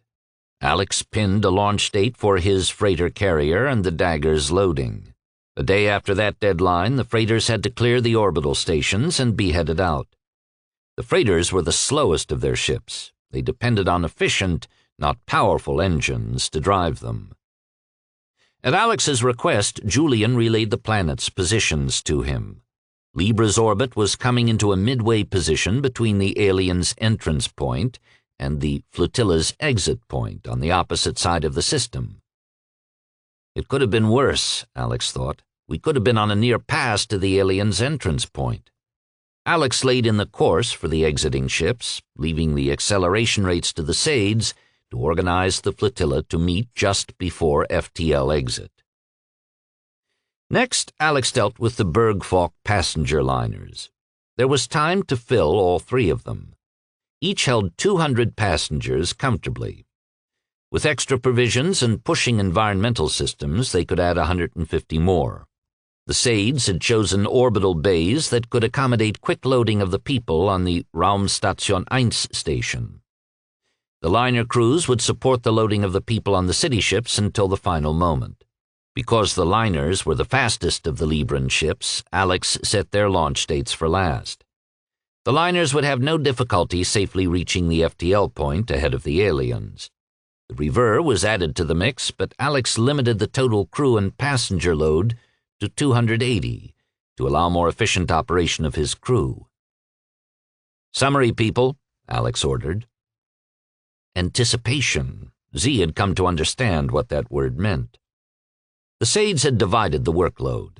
Julian and Cordelia worked the model's real-world issues. Z accepted the role of tracking the model's numbers. When Alex asked for a summary, Z was ready. "Admiral, the smaller ships can accommodate 1,300 of the people on station. There would be 4,115 additional passengers on Raumstation 1 requiring a ship." Alex flagged the station choke point, requesting waiting passengers be moved away from major corridors and shuttle bay access. He wouldn't be allowing passengers to load the liners just to be out of the way. He also sent a quick, "Good job," to Z for his timely summary. "Julian, I need status on those shuttles still fully operational." "In addition to the outward bound, Admiral, we have 4 operational shuttles that can withstand what I surmise are going to be your intentions, which I would take to be removing the ship's safety protocols." "Yes, Julian, that is exactly my intention." "One moment, Admiral. I'm updating Cordelia and Z on your safety protocol manipulation." Alex waited for the Sades to commune before Julian came back to him. "The shuttle safety E-switches are easily manipulated, Admiral," Julian sent. "They require a simple application change on the bridge controllers. We recommend that our crews make the changes. The Hausbergfock personnel and most independents might find it morally difficult to accommodate this request." "Understood, Julian," Alex said. "Captain Monet and his techs can remove the safety locks from the outward bound," Julian added. "What does this gain us?" Alex asked. Z answered, "Without safety locks, the outward bound can carry 220 passengers. The other 4 shuttles can accommodate 40 passengers each." Alex could follow the numbers nearly as fast as Z. Barring an accident or breakdown, they could move 38,000 people to the stations in 9 days. That left over 8,500 people on planet. Alex confirmed the orders for the safety lock changes for the Libre shuttles and the outward bound, with instructions for the pilots on their new load capacity. "2 key points for all 3 of you," Alex sent. "First, all flight crews are notified of the safety changes and only volunteers are accepted to fly. Second, you're to monitor each and every flight. No ship lifts without its passenger capacity being met. Is that understood?" Each Sade gave their assent. This was a fight to save every person on Libre. It could only be accomplished with risk, but each and every person had to be aware of the dangers. Once they accepted the risk, they were expected to deliver results. "What about those whom we will leave behind, Admiral?" Cordelia queried. Alex pondered her question, and the Sades waited patiently while they programmed the changes. Alex's locator application warned him of Renee's approach. He opened his eyes and sat up to find Thomas and Eric staring at him, and sensed Etienne's movement behind him as the escort stepped back. Renee and Alain returned with children wearing ship suits and runner armbands, bearing food trays and pitchers of water and agar. Renee sent an order to Etienne and Alain. "Sit and eat. You will need your strength." Young Amelia carefully placed a tray in front of Etienne with a shy smile and poured him a glass of agar, which she knew he preferred. "Sir," she said to him before she hurried to help the others serve. After those at the conference table had received food, 2 of the smallest runners, who still held trays, stood by with uncertainty written on their faces. "Sir," said one to Renee, indicating her tray with a nod. "For the Admiral, little one," answered Renee, and watched the runner guide her tray onto the table beside Alex's tray. "And me?" asked the other little girl, who found the huge Admiral reaching for her tray. "For you too?" she asked. When the Admiral nodded and smiled at her, she shared a look of astonishment with her small friend. The 2 girls giggled at the thought of someone eating 3 trays of food. They were still giggling as Amelia ushered them from the room. The trays were no sooner in front of Alex than he was devouring everything on them, while Eric and the other Meridians could only continue to stare at him. "Sirs, you might as well eat," Renee told them. "We won't be continuing the conference until the Admiral has finished." "Julian, send the orders, crew advisories, timeline, and model summary to everyone on the conference, please," Alex requested. He continued to eat, catching the smile on Renee's face. While Alex was often embarrassed by the number of Meridian serving dishes he required, Renee seemed to take delight in watching him consume everything in sight. Strange woman, he thought. At the meal's end, the empty trays were stacked aside, and the conference comm, including the Sades, was reinitiated, and as Alex expected, it was Eric who was the first to find fault with the plan. "You can't be serious, Admiral. You want to remove the safety locks?" Eric sent, outraged by the concept. "Sirs, it's your choice," Alex replied calmly. "Operate with safety locks, leave more people on the planet. It's a simple choice. What do you want to do?" "It's not his choice, Admiral," Thomas interrupted. "Those people below are independents, not House Bergfalk personnel. If his people don't wish to join the pilot rotation, we have enough independents who will take the risk to save our people." Thomas focused a hard stare on Eric, daring him to voice another word. "You should all know that even with the safety locks off, no loss of shuttles, and strict adherence to the schedule, we will lift about 38,000 people in 9 days. That leaves some 9,500 people on planet." To the Meridians, with their 200-year longevity and technically careful society, the premature loss of one life was harsh to comprehend. They could not contemplate the abandonment of thousands of lives. "And one more thing," Alex added. "It will be a rush to ready the Uncerementian for launch. Let's just hope that nothing goes wrong, or a lot more than 9,500 people may be sacrificed to the swarm." "But we can hold the Freedom until we know that we can launch my ship successfully," Eric said. "Negative, sir," Alex stated curtly. "The Freedom will be ready to launch before the aliens arrive, and I intend to order that ship to do so. We will use every last shuttle flight to board as many Librans on the Uncerementian as we can, then give the order to launch. By the time we detect any difficulties aboard your ship, there will be no time to recall the Freedom, no time to transfer any passengers. The best that I could offer would be to pick up some of the children aboard your ship in the liners. At best, it would be 1,000. Eric Stroheim contemplated sitting on a dead ship, waiting for the swarm to arrive, and the thought angered him. "Admiral, I would request that I receive the finest engineers you or any of us have to investigate my ship's systems for readiness as best as can be done under the circumstances." Alex sipped on his mug of tea, which had been carefully refilled several times by Renee while he ate. A wonderful but still strange woman, he thought. "Check the orders section on the summary you received, sir. Item 14. You'll see I have my chief engineer, his second, the design engineer, and 3 other top independent flight engineers assigned to your ship till we launch. They will be doing everything possible to ensure you can lift, but they will leave for their own ships when those ships are ready to depart." Eric regarded the Admiral for a moment or two. Satisfied, he gave the Admiral a nod of recognition. Chapter 22.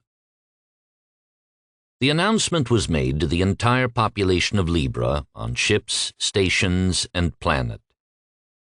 "The alien ships have lifted, and if they come our way, we must be headed out of system before they arrive," Thomas began.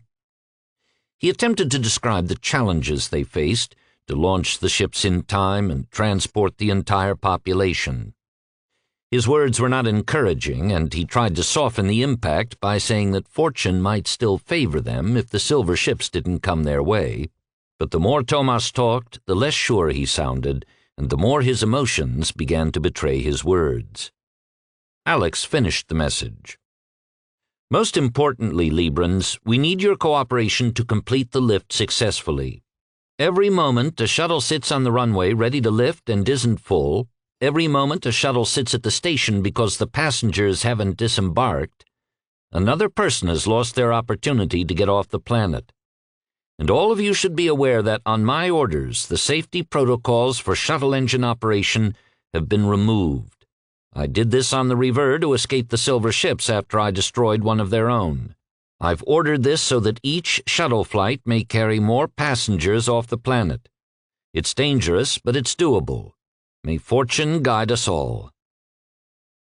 The Sades immediately followed the announcement with a departure schedule for people, supplies, shuttles, and ships. Eric Stroheim had underestimated the Haus Bergfalk pilots. Not one pilot asked to be pulled from the rotation. In fact, the 2 Bergfalk Dagger trainees volunteered to be on the shuttle rotation, but the schedule required that they continue their work for final preparations of the Moneymaker. The Bergfalk personnel were ordered to abandon Libre Station, the colony's original passenger platform. The station possessed 2 small aging shuttles that could no longer make planetfall, but could still maneuver between their station and the orbital platforms. It should have taken the personnel a single day to accomplish the evacuation, but it took them 2 days. A shuttle bridge computer reported engine problems during its second return trip, and it was abandoned at Libre Station. As the station personnel disembarked at Raumstation 1, their implants triggered programs Z had prepared, and each individual was assigned work preparing the unsere Menschen for launch. The Freedom's critical systems were complete, most cabins were complete, if minimally so, but massive amounts of supplies had made it only to the station. Many shuttle flights had been directed there while the city ships were still in early stages of construction. Some of the supplies required grav lifts to move, but there was an insufficient number for the time at hand. Fortunately, much of the pallet loads consisted of small containers, and as Therese had so admirably demonstrated to several loads of passengers, the human chain was an ancient and time-honored manner of moving supplies. The main corridors of the station and the Freedom were wide enough for 3 chains. Passengers, notified by Cordelia of the critical need to move supplies, lined up. Where a group of unenhanced people would have taken hours to form 3 chains to 3 different destinations averaging a kilometer in length, the enhanced Librans formed their chains on the fly. The first group, who arrived in the station's bay, signaled Cordelia, and the Sade tagged the end of the chain for the others. Passengers who had signaled Cordelia their willingness to join now came from all over the ship and received the ever-changing locations of the ends of the chains in their implants. In storage rooms and station bays, crews broke out the pallets and handed off the boxes or drums to the first people in line. Supplies began moving even while the chains were still forming and never waited at the dangling end of any chain. Thomas, who monitored one of the chains to ensure the process wasn't impeded, watched as crew began restacking food stock drums from the end of the chain into permanent storage containers. "Marvelous job, Cordelia. Beautifully executed," he said. Julian, linked as the Sades had been, was party to Thomas's statements to Cordelia. "It's nice to be appreciated, isn't it?" Julian sent to her. "I had always believed so, Julian, but I have rarely had an opportunity to enjoy it. Then again, the leaders may simply be desperate for our capabilities and cooperation." "There is that," Julian said.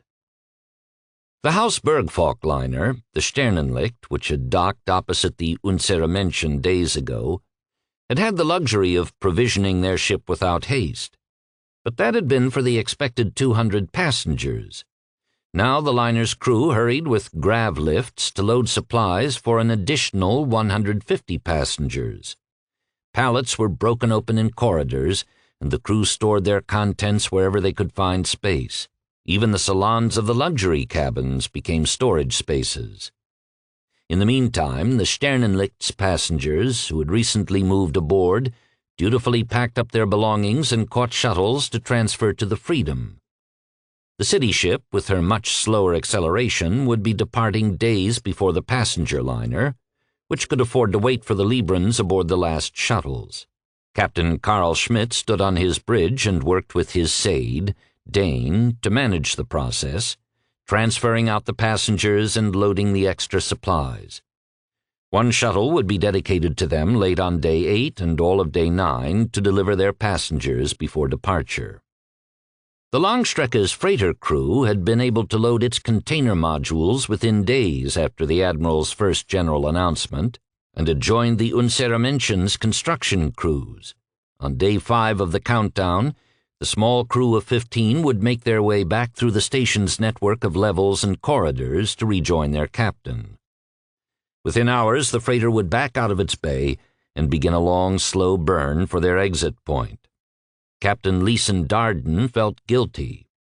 He knew they had one of the slowest ships and that they carried precious supplies for the flotilla, but leaving so many behind and being the first ship to get underway grated on his conscience.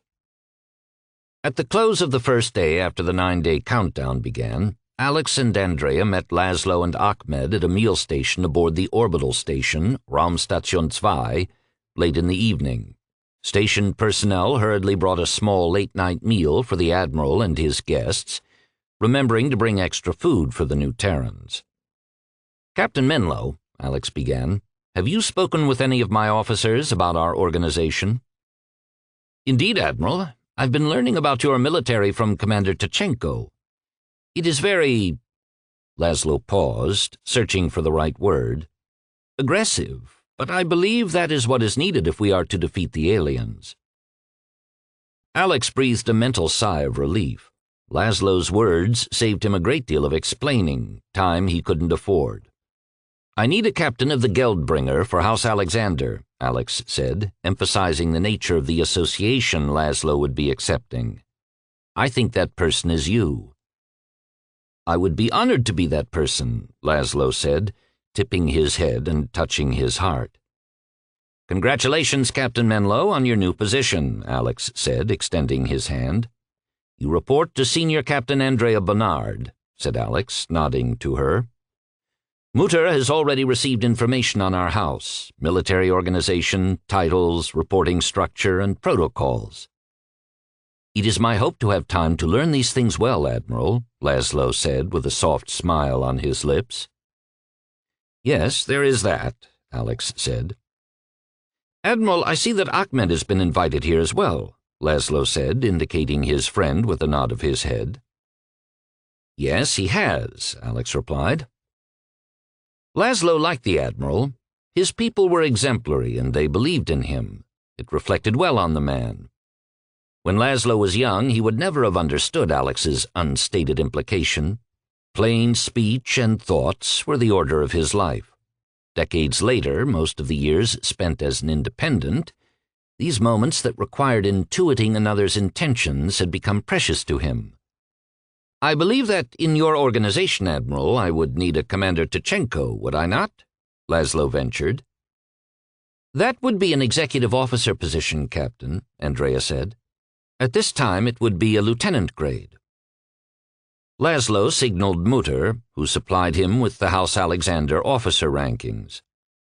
Laszlo turned it to Ahmed, who had just done the same thing he had and was now wearing an expectant look. "And I think you would be just the executive officer I need, Lieutenant Durak." "It would be my honor, Captain Laszlo," replied Ahmed, dipping his head and touching his heart. "Well, sirs, you have much to do," Alex said, a smile on his face. One small item had been removed from his incredibly long to-do list. "We can worry about the details later. Captain, any questions, and Captain Bernard is your source. Understood?" "Understood, Admiral, and I thank you for your confidence in me," Laszlo replied. "Safe voyage, Captain," Alex said, rising. Mutter sent the 2 new officers a short vid of Commander Tachenko saluting Captain Bernard, courtesy of Julian. Julian always used this vid as his example. No one delivered a crisper salute than their ex-Terran Security Forces major. Alex noticed the mental pause and gave his 2 newest officers a moment. Then the 2 men stood up, straightened, and attempted to deliver salutes, at least their interpretation of a salute. It might have been humorous, except Alex was always a little sad when he enrolled Meridians in his war command. He snapped a salute in return and shook each of their hands. Andrea followed suit and wished them good fortune and a safe voyage. Alex may have been sad, but as he and Andrea cleared the restaurant doors, Laszlo and Ahmed were congratulating one another, smiles plastered across their faces. They might be dead in days, but they were free for good. They were no longer independents. Laszlo, Ahmed, Tatya, and Alain continued to drive the freighter construction and flight crews. The announcement of the swarm's lifting had come as no real surprise to this foursome. When the SAID's projection of 90 to 120 days was made public, reality had struck home. They knew they would not get to finish the job they had hoped to accomplish. There would be no carrier assault against the alien ships. Now it was a matter of saving as much as they could, and they were a determined group. Unfortunately, no human chains were going to help them. It was heavy work, installation of the last 2 bay modules and their interior build-out with environmental systems. When the bays were completed, Tatya and Alain worked alongside their crew to complete the bay's outfitting. Shuttles delivered passengers to the Raumstation 1 station first. Then they flew to Raumstation 2, where Ahmed stood ready with flight crew to manage the offloading of crated dagger parts, missile silos, and cabin outfitting. Stacks of pallets of fighter supplies, including the precious gen machines, were loaded into the newly completed bays. As the bays filled up and were pressurized, flight crew moved into the cabins housed along the spine. The flight crew members, especially the pilots, were greatly disappointed that they were receiving their daggers in crates. Only 8 new daggers had been assembled, all of which had been employed in training the new pilots. Mutter did what she could to help her overworked crew. In addition to her flight duties, she created multiple channels of her music. Unfortunately, the hectic pace of the crew required they keep their implants clear for comms. As an alternative, she notified the flight chiefs that their emergency speakers, installed along the bay's spine-side bulkheads, could be programmed to receive her music channels. Soon, music could be heard wafting or trumpeting through the bays, depending on the chief's preferences. It helped the weary crews to focus and keep pace with the loading. Mutter was especially pleased when the flight chief of the last bay to be assembled and pressurized ordered the speaker system completed first, before the cabins were even outfitted. Music had kept her company for the last 231 years of her existence, as her freighter had plied the deep dark. On the evening of day 3 of the countdown, Sheila, Robert, Hatsuto, and Fiona shut down Baron 2. All but 7 of the remaining pilots caught a shuttle to the orbital to board the Moneymaker. Sheila had offered Fiona and her family reserved seats on the shuttles, but the old engineer and great-grandmother would not hear of it. In response to Sheila's offer, Fiona had patted the squadron leader on the cheek, saying, "There is still too much to do, young one. Besides, these old bones are not anxious to endure the rough ride in a shuttle at maximum power. But you go out there and do some good, destroy those ugly aliens, and save my people." Before Sheila could reply, Fiona had turned around and was striding toward her great-grandson's transport, warning her crew to hurry aboard or they would be walking home. Fiona had left as Sheila had first seen her arrive, as a human whirlwind of energy. In the morning, Sheila, Robert, Hatsuto, and the 7 remaining pilots fired up the 10 daggers, the 2 originals and the 8 new ones. The daggers charged down the short runway in pairs and made for vacuum. It was a sad day for both Robert and Sheila. For Robert, it meant the possibility of another fight, which he dreaded, and for Sheila it was an abrupt termination of her preparations to deliver the Admiral's carrier squadron. Captain Manet landed the outward bound on Gratuito's shuttle runway. Despite the crew's cell-gen nanites, Edouard and his crew were exhausted. Unlike the House Bergfalk and independent pilots, Edouard had asked his crew to make extra daily trips ever since the SAIDs had warned of the 90 to 120-day countdown. With its complete retrofit in New Terra, The Outward Bound was the newest shuttle in the flotilla. Edward knew it could take more stress than the other shuttles, and he had decided to take advantage of his craft's power and pristine state. After the second day of exceeding the prescribed flights per day, Julian had contacted him. "Good evening, Captain Manet," Julian had sent. "I was waiting for your contact, Julian. Well, either you or the Admiral." When Julian didn't reply, Edward knew that the Sade was waiting for his explanation. "You know the extent of the retrofit of the Outward Bound, Julian. I'm of the opinion that even the Admiral doesn't know what you've done. This is one-of-a-kind ship. I've never seen its like in the Confederation." "I'm glad you appreciate the design, Captain. I understand that you did this for the Admiral, Julian, and I can appreciate why you did it. Now we need to make use of it." "The craft is untested at this intensity, Captain, and may need servicing earlier than expected. And your crew is not made of metal and circuits. They are human and need rest." "I've made arrangements for that, Julian. Lieutenant Tanaka is not operating as my co-pilot, but as a pilot. We have been operating in pairs, one pilot and one tech on the bridge, while the other pair takes a nap. Julian, please, I ask you this for our people. Every extra flight is 200 more people that we save." A moral crisis were the words that had occurred to Julian. Before he met Alex, Julian would have simply reported the unsafe operation to his captain. A shuttle pilot was exceeding the prescribed safety limit for flights per day. It was a simple fact that would have generated a simple response. Julian had reviewed Edward's plea in light of Alex's intent to save the people of Libre and weighed the risks. It wasn't that this was Julian's fort, but he had one library to rely on. Whenever crew members invented new techniques within the implant games, the opposite team would often challenge the invention. The challenge was lodged with the referee, Julian himself. In the beginning, Julian had been uncertain how to decide the issues and had sought Alex's advice. He had listened to the discussions between Alex and the inventive crew member.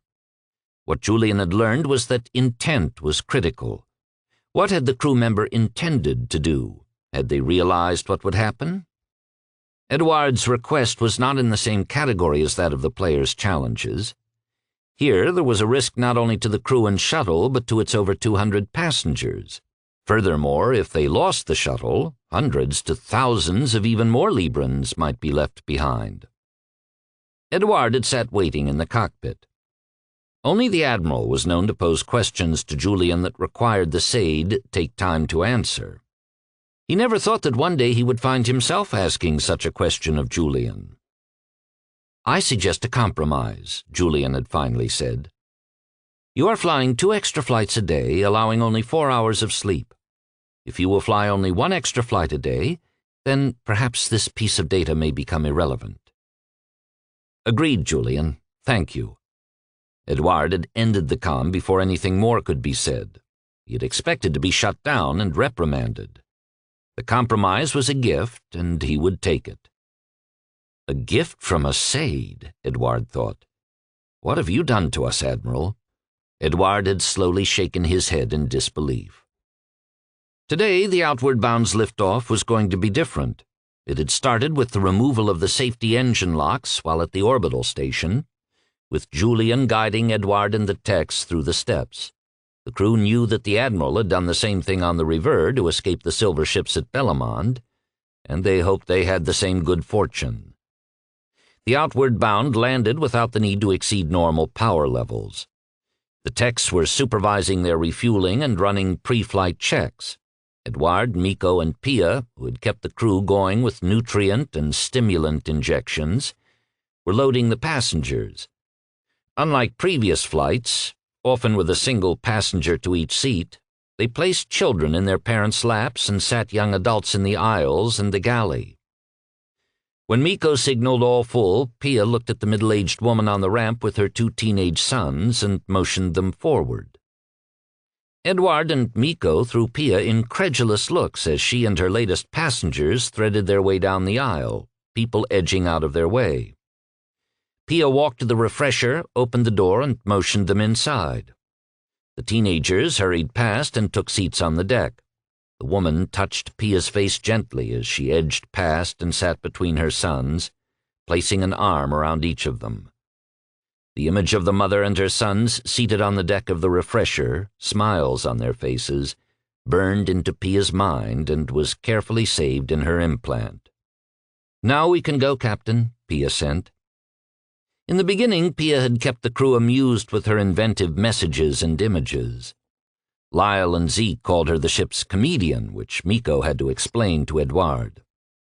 But Pia was now as exhausted as the rest of them, and it had been days since she had entertained the crew with her mental games.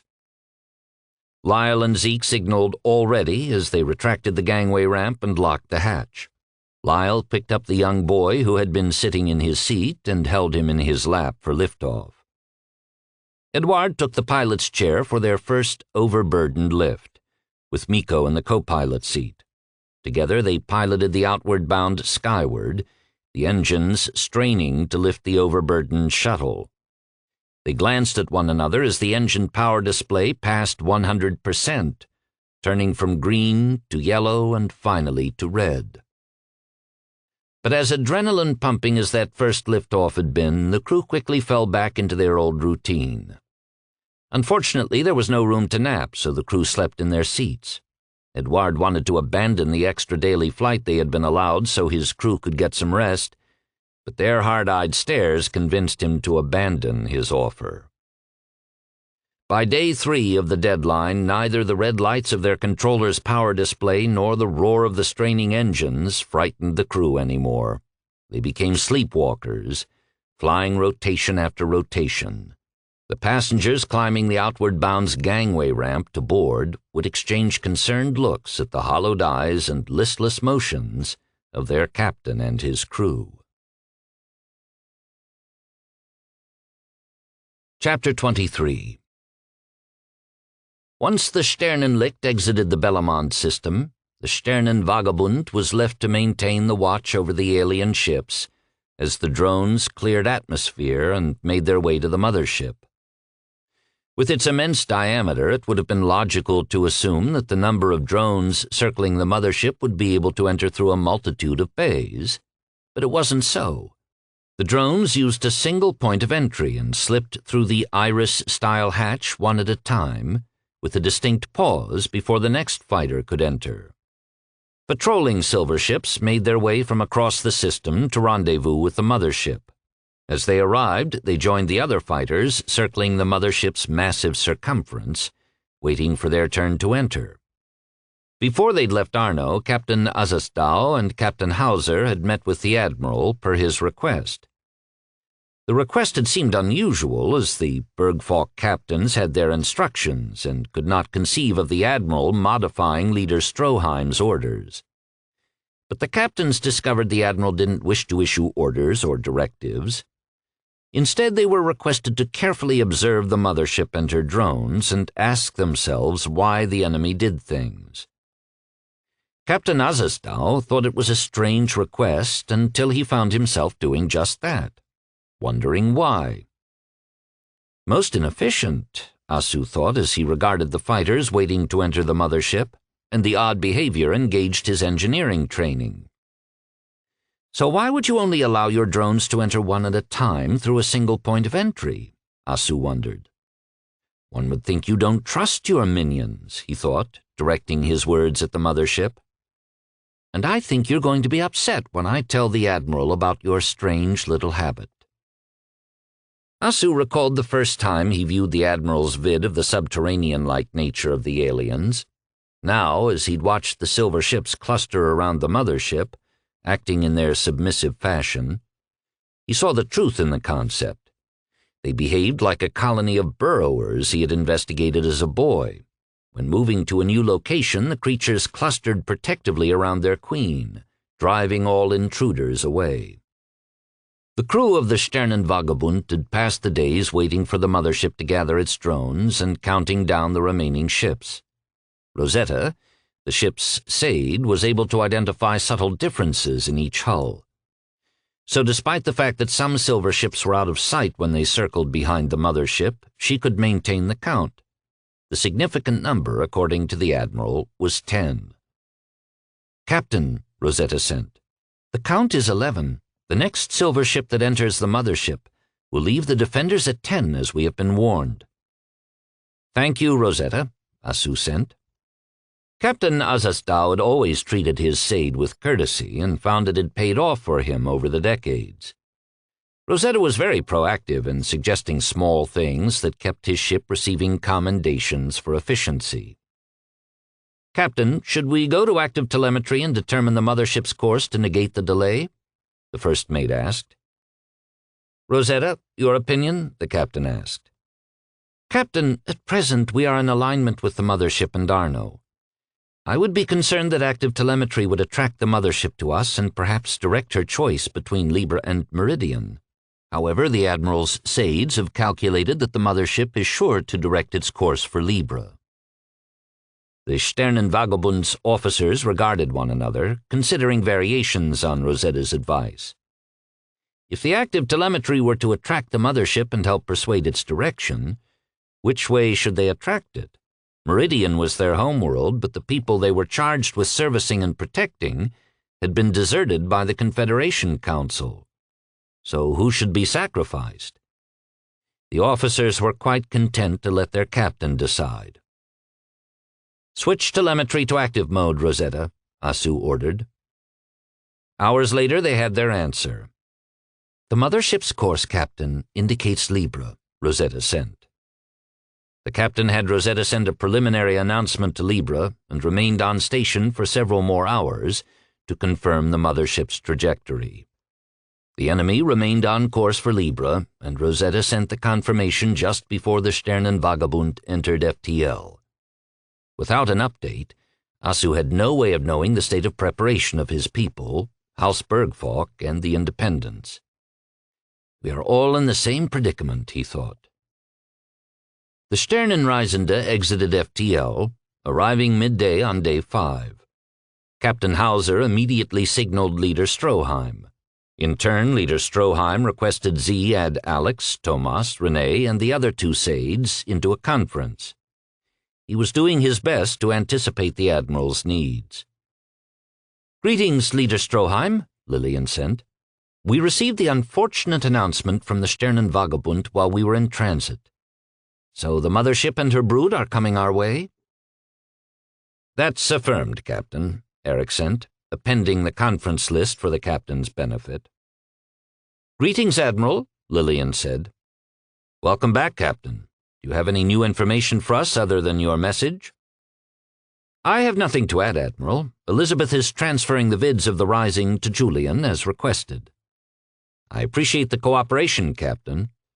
We are pleased to do what we can to help. What are my orders, Admiral?" "Captain, you have Bay 3 on Raumstation 1 next to the Sternenlicht. You will need to immediately load supplies for 350 passengers plus crew from around the station.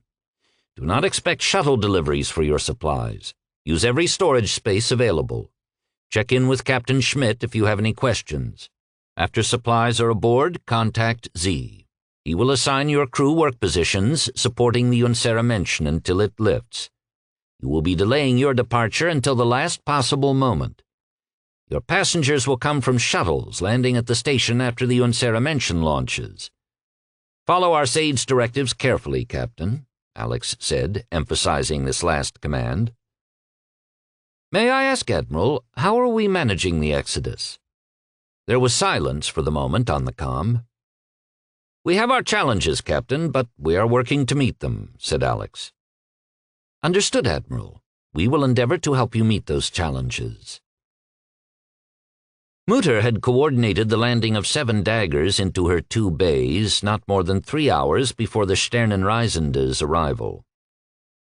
Per the Admiral's orders, Sheila sent 3 daggers to the Reaver, led by Lieutenant Hatsuto Tanaka, her flight second.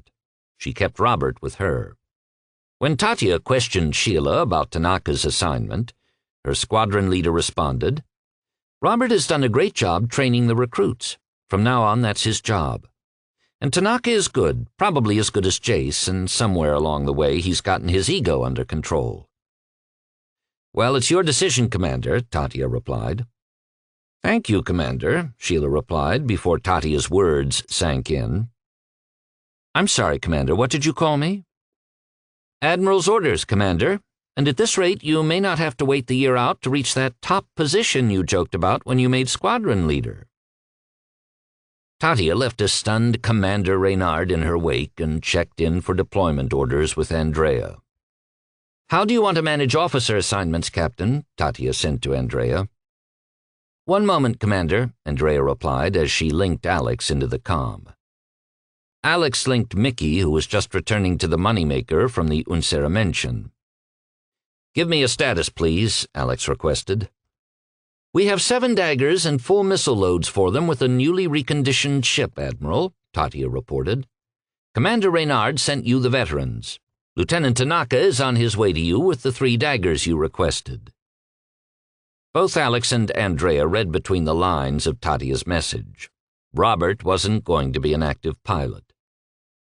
"Commander, what's your personnel assessment under the circumstances?" Alex asked. "Captain Menlo and his XO are going to have their hands full with the freighter and their run to the exit point.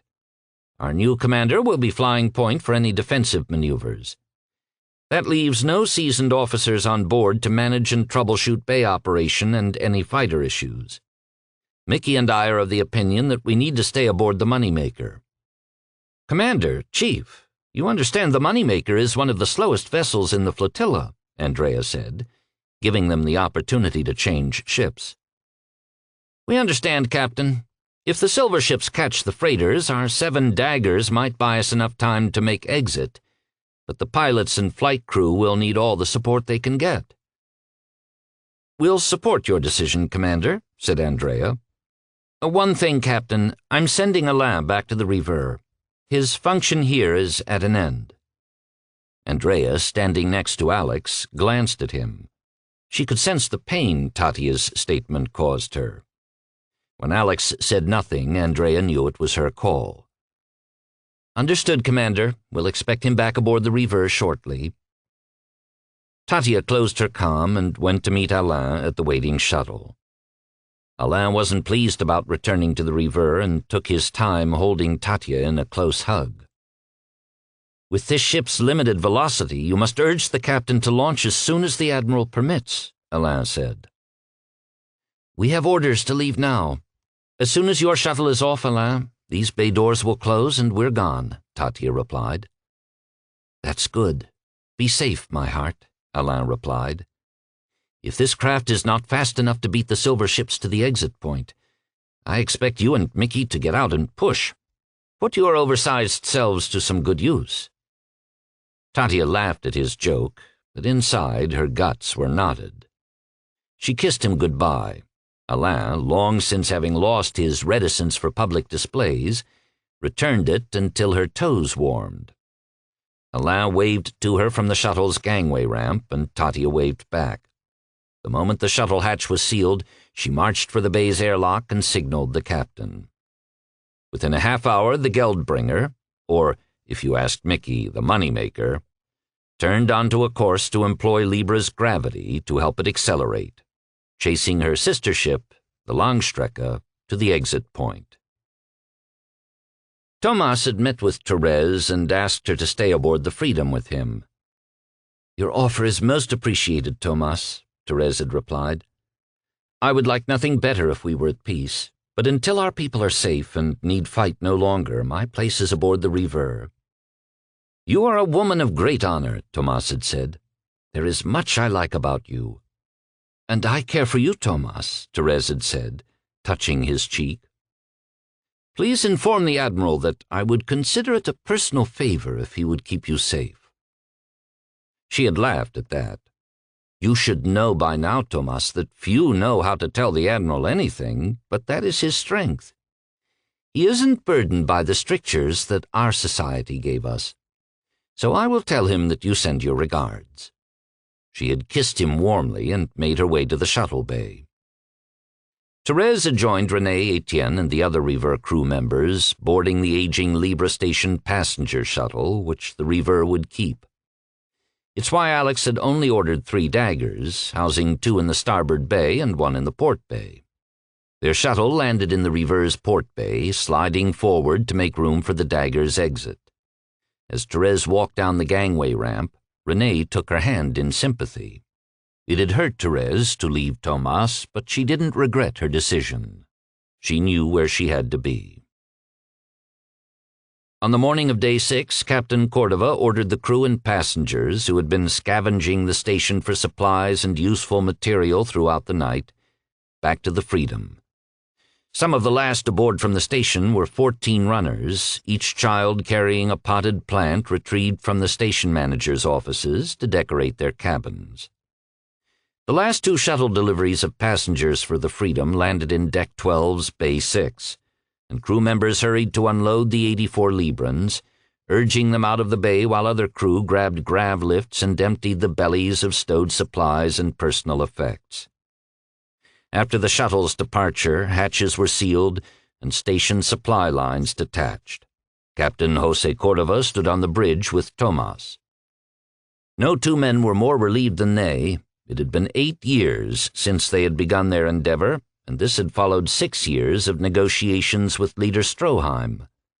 Those negotiations had finally succeeded when news of Bellamon's usurpation by the alien ships reached Libre's FTL station. They had 8 years to build 2 ships that could house all of the Librans, Independence and House Bergfalk. And they had done it, or at least they had done it by half. The Unsere Menschen had yet to launch. On Captain Cordova's orders, Cordelia began to edge the city ship away from the station. From an outside observer's viewpoint, the massive ship didn't appear to move. An hour after first activating the ship's maneuvering jets and emptying the compressed air tanks by half, Cordelia was able to engage the giant ship's engines at minimal power. Since the engines were untested, Cordelia was careful to monitor them closely as she constantly increased power. Once she had cleared the station, ships, and satellites, she brought the engines to 80% power and began to pick up speed. The Freedom chased the slow-moving freighters. As the Freedom's engines engaged, Julian sent, "Be safe, Cordelia." "That is my wish for you as well, Julian, but I know that is not your path. Just the same, I will hope to meet you at the exit point, good friend. There is still much I wish to share with you." Chapter 24. Late in the evening on Day 7, the Sternenvagabund arrived in system. Captain Azestau requested an immediate conference with Alex, while Rosetta sent the relevant vids to Julian. The Sades pulled in the leaders and subordinates for Alex.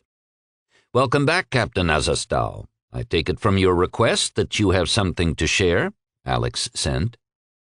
"Yes, Admiral, it regards your your request to observe the aliens closely and question why they did things. Julian, please display vid 14. The individuals in conference watched the massive silver ships circle the mothership. "So that I don't make myself out to be a total fool," Asu sent, "I would like to ask if anyone else sees something odd on this vid." It was Mickey, the engineer, who found the anomaly first. "Why are they circling? Aren't most of them going to enter the sphere?" "Eventually all but 10 will," Asu replied. "However, they will all enter through this one bay opening. Julian, could you display vid 18? In this vid, the group watched as one ship slid through an iris hatch and another positioned itself just outside the opening, while the rest of the drones continued to circle. "A sphere this size?" Mickey exclaimed. "And you're telling me they have one bay entrance? How is such an advanced ship so poorly designed?" "Unless it isn't inefficiency, is it, Captain?" Alex asked, directing his question to Asu. "I don't think so, Admiral," Asu replied. "Let us in on the mystery, Admiral," Tomas said. "Mickey has one part right," Alex replied. "That mothership is technologically advanced, so an inefficient design isn't going to be part of its makeup. Yet a day or more will be consumed to load their drones by allowing the fighters only one entry point. What are they afraid of? Alex mused. Who's afraid of what? Eric asked. The entities within the mothership appear to be afraid of the drones. Isn't that what you see, Admiral? Asu asked. Yes, Captain, and what goes in one way must come out the same way, Alex said. Most of our footage of the aliens only covers the period after they have subsumed a planet and begun to swarm. Then the monitor ships beat a hasty retreat. I don't believe we have any imagery of this moment, do we, Julian? It was to Cordelia's and Z's credit that the moment they heard the Admiral ponder the vids, they began scanning for images of the swarm circling the mothership without waiting for a directive. Within moments they had scanned the files and had found none. You're correct, Admiral. This imagery is unique, Julian responded for the Sades. It was a statement that Asu felt very proud to hear. So, when we saw a drone enter the mothership and another exit much later, we assumed that only a single bay opening was ever required at that time, not that the drones were only allowed one bay opening, Alex mused on open comm. Mickey felt he was losing the thread of the conversation. You keep saying things like allowed and afraid, Admiral. Why would the mothership fear the drones? That's the question, Mickey, isn't it? But it appears that it does, Alex replied. However, the important question is whether the mothership will use only one exit bay when it arrives in system. There was silence on the comm. Most believed the Admiral was deep in thought, so they waited, but Alex was waiting too. Nothing, Admiral, said Julian after Cordelia and Z confirmed the negative. We have no footage immediately after a mothership exits FTL and enters a system. All vids that record the mothership's approach to a colony begin once it has entered deep into the system. Alex desperately wanted the answer to the question and was thinking furiously how to get it. The information might buy them some advantage if they had to fight their way out of the system. Alex was studying the system's assets when an answer occurred to him. Julian, he ordered, I want that FTL station moved to a position that will allow it to capture the mothership as it exits FTL, but I don't want it too exposed. I want to record a minimum of a half-day immediately after the mothership appears and before a silver ship can get close enough to destroy it. Is it maneuverable, and is the request possible? That's an affirmative to both questions, Admiral, Julian replied. If the drones have to exit through a single opening, we may have bought ourselves a little more time, Alex said. You did very well, Captain Azastau. Proceed to Bay 4 on Raumstation 1, next to the Sternenreisende. You're receiving the same instructions as Captains Hauser and Schmidt. Check in with Captain Schmidt if you have questions. You're taking on supplies for 350 passengers. As soon as you have your supplies, get your crew aboard the unwelcoming until it lifts. Z will tell you where to go. You and the other liners will depart with the last Librans after the unwelcoming launches. Any questions, Captain? Captain Azastau's first thought as he heard the Admiral make use of his observation of the mothership was a private one. I told you I was going to tell the Admiral about your odd habit. But the question he voiced was the one on everyone's mind. How fares the Exodus, Admiral? We've launched 2 freighters and the Freedom, Captain. We have tens of thousands of people still on Libre, and we are racing the enemy. Understood, Admiral. May fortune guide us to safety. Alex closed the comm, and everyone went back to work. Outside a Raumstation 1 storeroom that had just been emptied, Alex sat down on the deck where he was. The supplies from the storeroom had been transferred to the unwelcoming. As he communed with the Sades, Etienne stood watch beside him.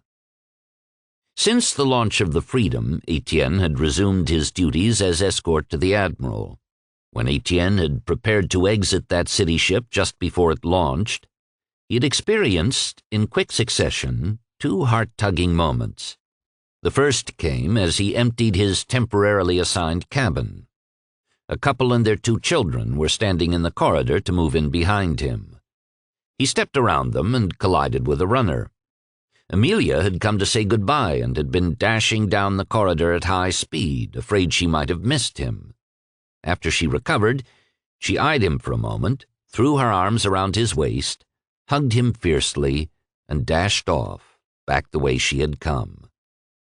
"If I am ever fortunate enough to have a child, little one," Etienne thought, "I could do no better than wish she'd be like you." Moments later, as he took a lift down to the shuttle deck to join the remainder of the exiting River crew, Renee had signaled him. "Etienne, have you been assigned another duty yet?" Renee had asked. "Not at this time, sir," Etienne had replied. "I was about to calm Julian and request my next assignment. Did you require something?" "Very much so, Etienne. I need him safe." "Is he in danger, sir?" Etienne had asked, his heart beginning to race. "I'm afraid for him, Etienne. Julian reports that the Admiral has been all over the stations, the ships, and even planetside twice in the last 3 days. He's not been aboard the River for many days now. We're coming to the deadline, and in the last moments, I'm afraid he will have everyone else's well-being on his mind except his own." "Rest easy, sir. Julian will locate him for me, and from now on I will be by his side," Etienne had said. Now he stood beside Alex, who sat on the deck, his uniform splotched with lubricants, nanites, gel, and something with an odor that defied identification. The uniform hadn't seen a refresher in days. "Team, I need a summary and a countdown on the people," Alex sent, weariness lacing his thoughts. "We are lifting an average of 4,200 people a day, Admiral," Julian responded. "The shuttles are shut down for the night and crews are servicing them to the extent they are able. All of them are past due for major servicing, including the outward bound." "How many people are still planetside, Julian?" This was one of the moments that Julian had come to intensely dislike. "There are 14,637 Librans still to lift."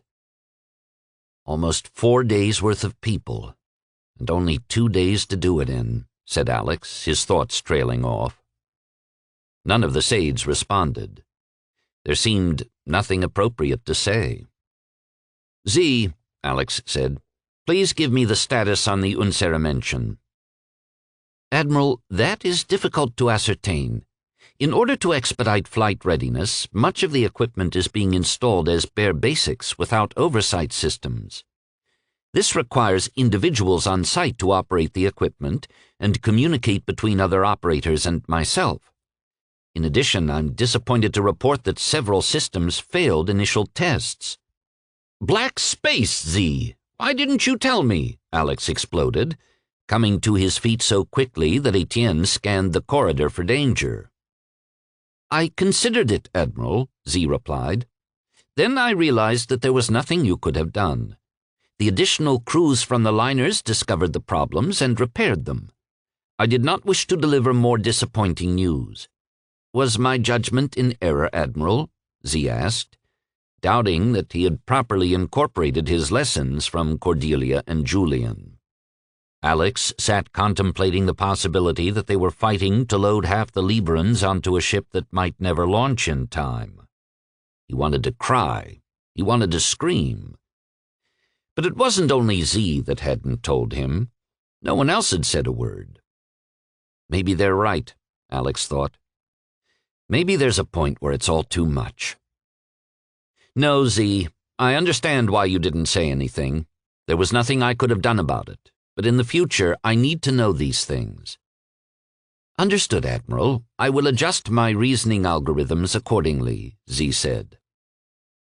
Alex smiled at that. Z was all about the math and the code. People were just too messy for him. "Has your launch status been affected, Z?" "Repairs on the systems have pushed back our launch by 31 hours, Admiral." The unwelcoming was scheduled to leave early in the morning of the 10th day, just over 2 days from now. Z was saying it would be an additional day. "Z," Alex started to send, and then stopped. "There is nothing to be done, Admiral," Z answered. In 106 hours we will attempt the most poorly prepared launch in the entire 700-year history of the Confederation. Z's statement would have been humorous if it wasn't so deadly accurate. Alex had worked to build a single day of padding in the timeline for the launch of the city ships, and the Unseramention was going to consume the entire safety margin. "Julian," Alex said, "give me your best calculations on our enemy." "That's unknown, Admiral. They may travel through FTL at a slower or greater rate than us. We do know they will exit FTL at 0.91 C and will not need to decelerate as much as we do to enter Libre's orbit. It will take them only 3.5 days to reach planetfall." Alex was considering their circumstances. "Let's hope there is a limitation at work in FTL and they will traverse the distance no quicker than we do. Julian, assume that the mothership and exiting drones do not slow but chase the Unseramention at top speed. Finally, use Z's estimated start time and the acceleration data from the Freedom. I recognize that this is all worst-case planning, but what does it look like?" Julian's calculations took only several ticks to complete. It took much longer for him to relay his answer to Alex. The silver ships would catch the Unseramention 3.45 days from the point of exit. When Alex couldn't think of a thing to say, he changed subjects. "Cordelia, anything I need to be concerned about?" "No, Admiral," Cordelia sent. "The Freedom has had minor systems problems, but nothing that hasn't been able to be corrected, and nothing that affected our ability to continue to accelerate." "Okay, one piece of good news," Alex replied. "Everyone, that's it for now. Z, any change in the launch time and I get notified immediately." "Understood, Admiral," Z replied. After Alex closed the comm, he sat back down on the deck, thinking for a while. Z had been right. There was nothing he could have done, and they certainly didn't need an anxious admiral leaning over their collective shoulders. His thoughts drifted back to the people on the ground. It suddenly struck him that they were being denied a choice. Up until now, everyone would be expecting to go, and the loading of passengers had been a very orderly affair. But what if they knew that not everyone might be lifted?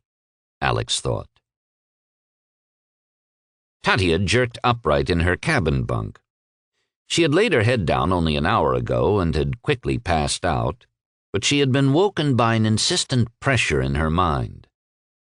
"Admiral?" she guessed.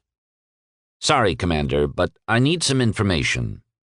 "It's all right, Admiral," she mumbled out loud, then realized her mistake. "What do you need, Admiral?" she sent. "I must talk to someone planetside, someone important who can manage a problem. It can't be handled from up here, and Tomas is already gone on the Freedom. You're the senior officer who spent the most time on Libre. I need your recommendation." "Only one person, Admiral, fits that bill. Contact Fiona Hurricane. She's the elder on Libre, and the one who whipped Baron II into shape and kept it there. For a 185-year-old, she has more energy than a power crystal, and is straightforward as they come." "Do you think she is still planetside? Because that part is crucial," Alex asked.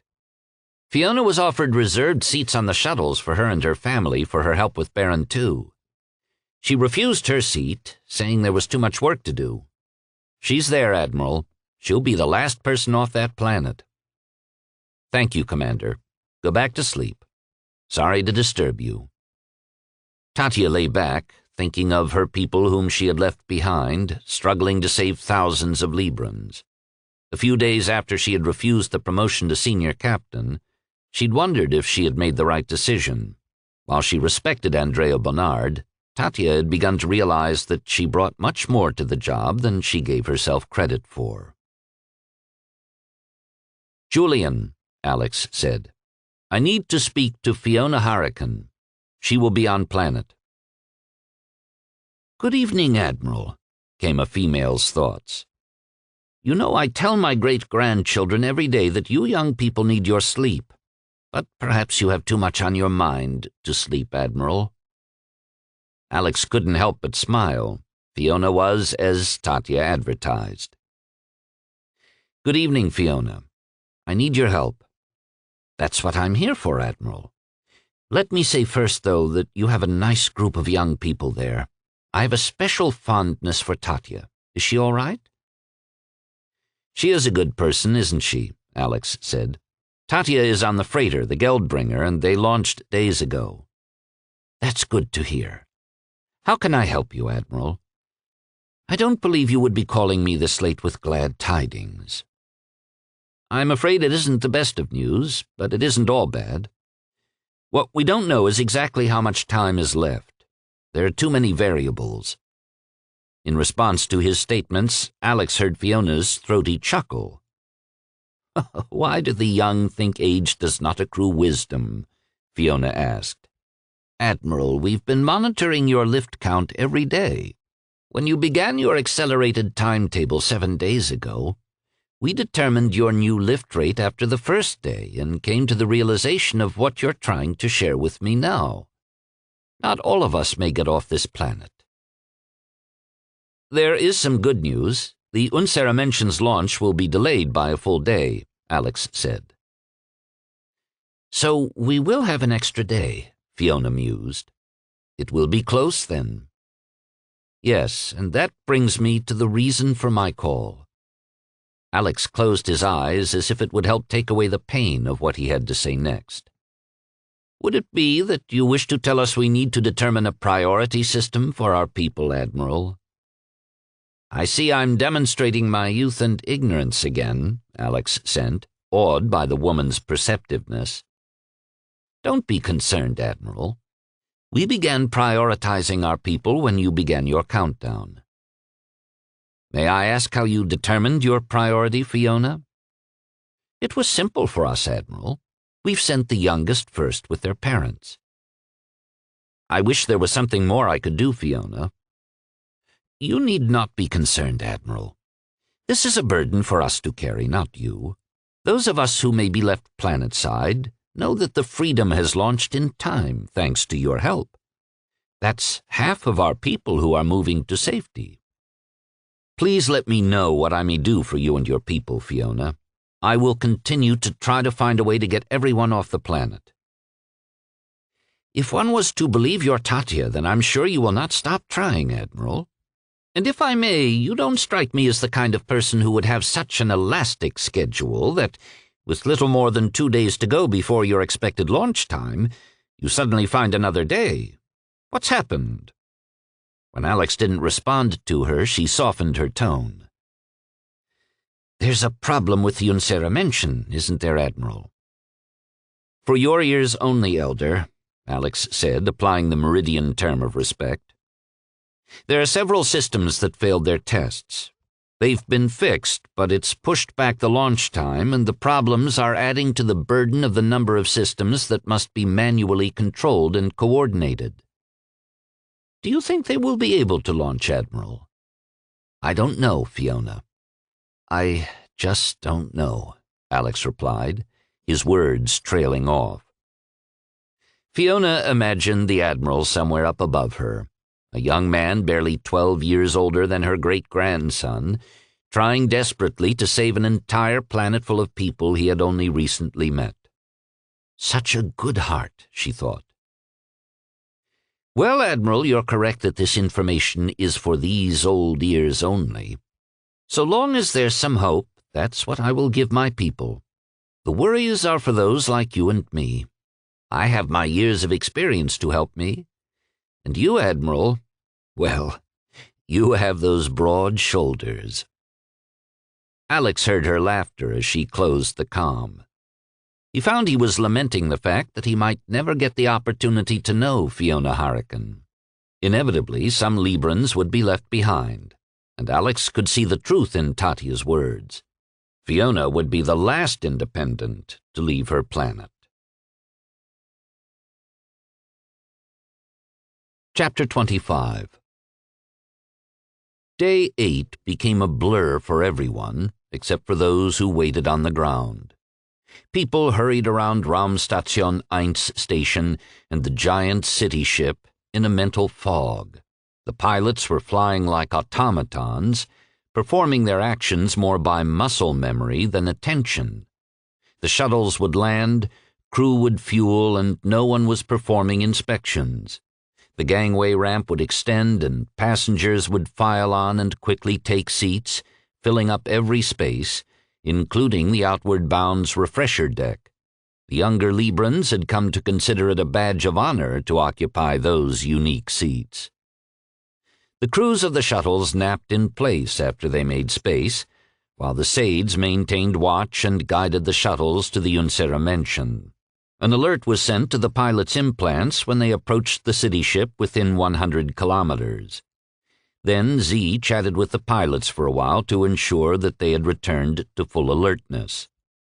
Accidents, previously a rarity among Meridians, although the new Terrans weren't always so careful, increased for everyone. The city ship's medical bays were kept busy repairing cuts, burns, and broken bones.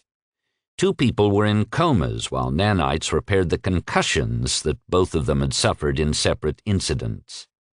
Z remained in constant contact with the Admiral, having recognized his error while attempting to employ his new lessons in human sensibilities. Briefly, Z had considered his old ways to have been preferable, but after further reflection he realized the old ways would have him still on Libre with no hope for the future. And the Admiral's daily comms had become entertaining. He discovered the Admiral was finding time to read the material he had sent Julian on AI mobility, and they often chatted on the subject for several moments. Z might have thought the Admiral was merely attempting to make him feel better about his constant requests for updates. The negation of that line of reasoning was that the Admiral's questions were insightful and appeared to focus on Asade's appearance and the public's reactions. Alex and Etienne had spent the night in the Raumstation 1 station manager's plush offices. After a few hours of sleep, they started day 9 by making their way to a meal room aboard the unwelcoming. The meal rooms were serviced 30 hours a day by young passengers who had no useful tech skills. The youthful Librans would seat the workers, bring them food, and clean up after them, allowing critically needed people to return to their jobs that much quicker. This particular meal room had 40 or so people already seated, being served even at 4.75 hours. A young woman dipped her head to Alex and motioned them toward seats at a small table on the side of the room for a little privacy.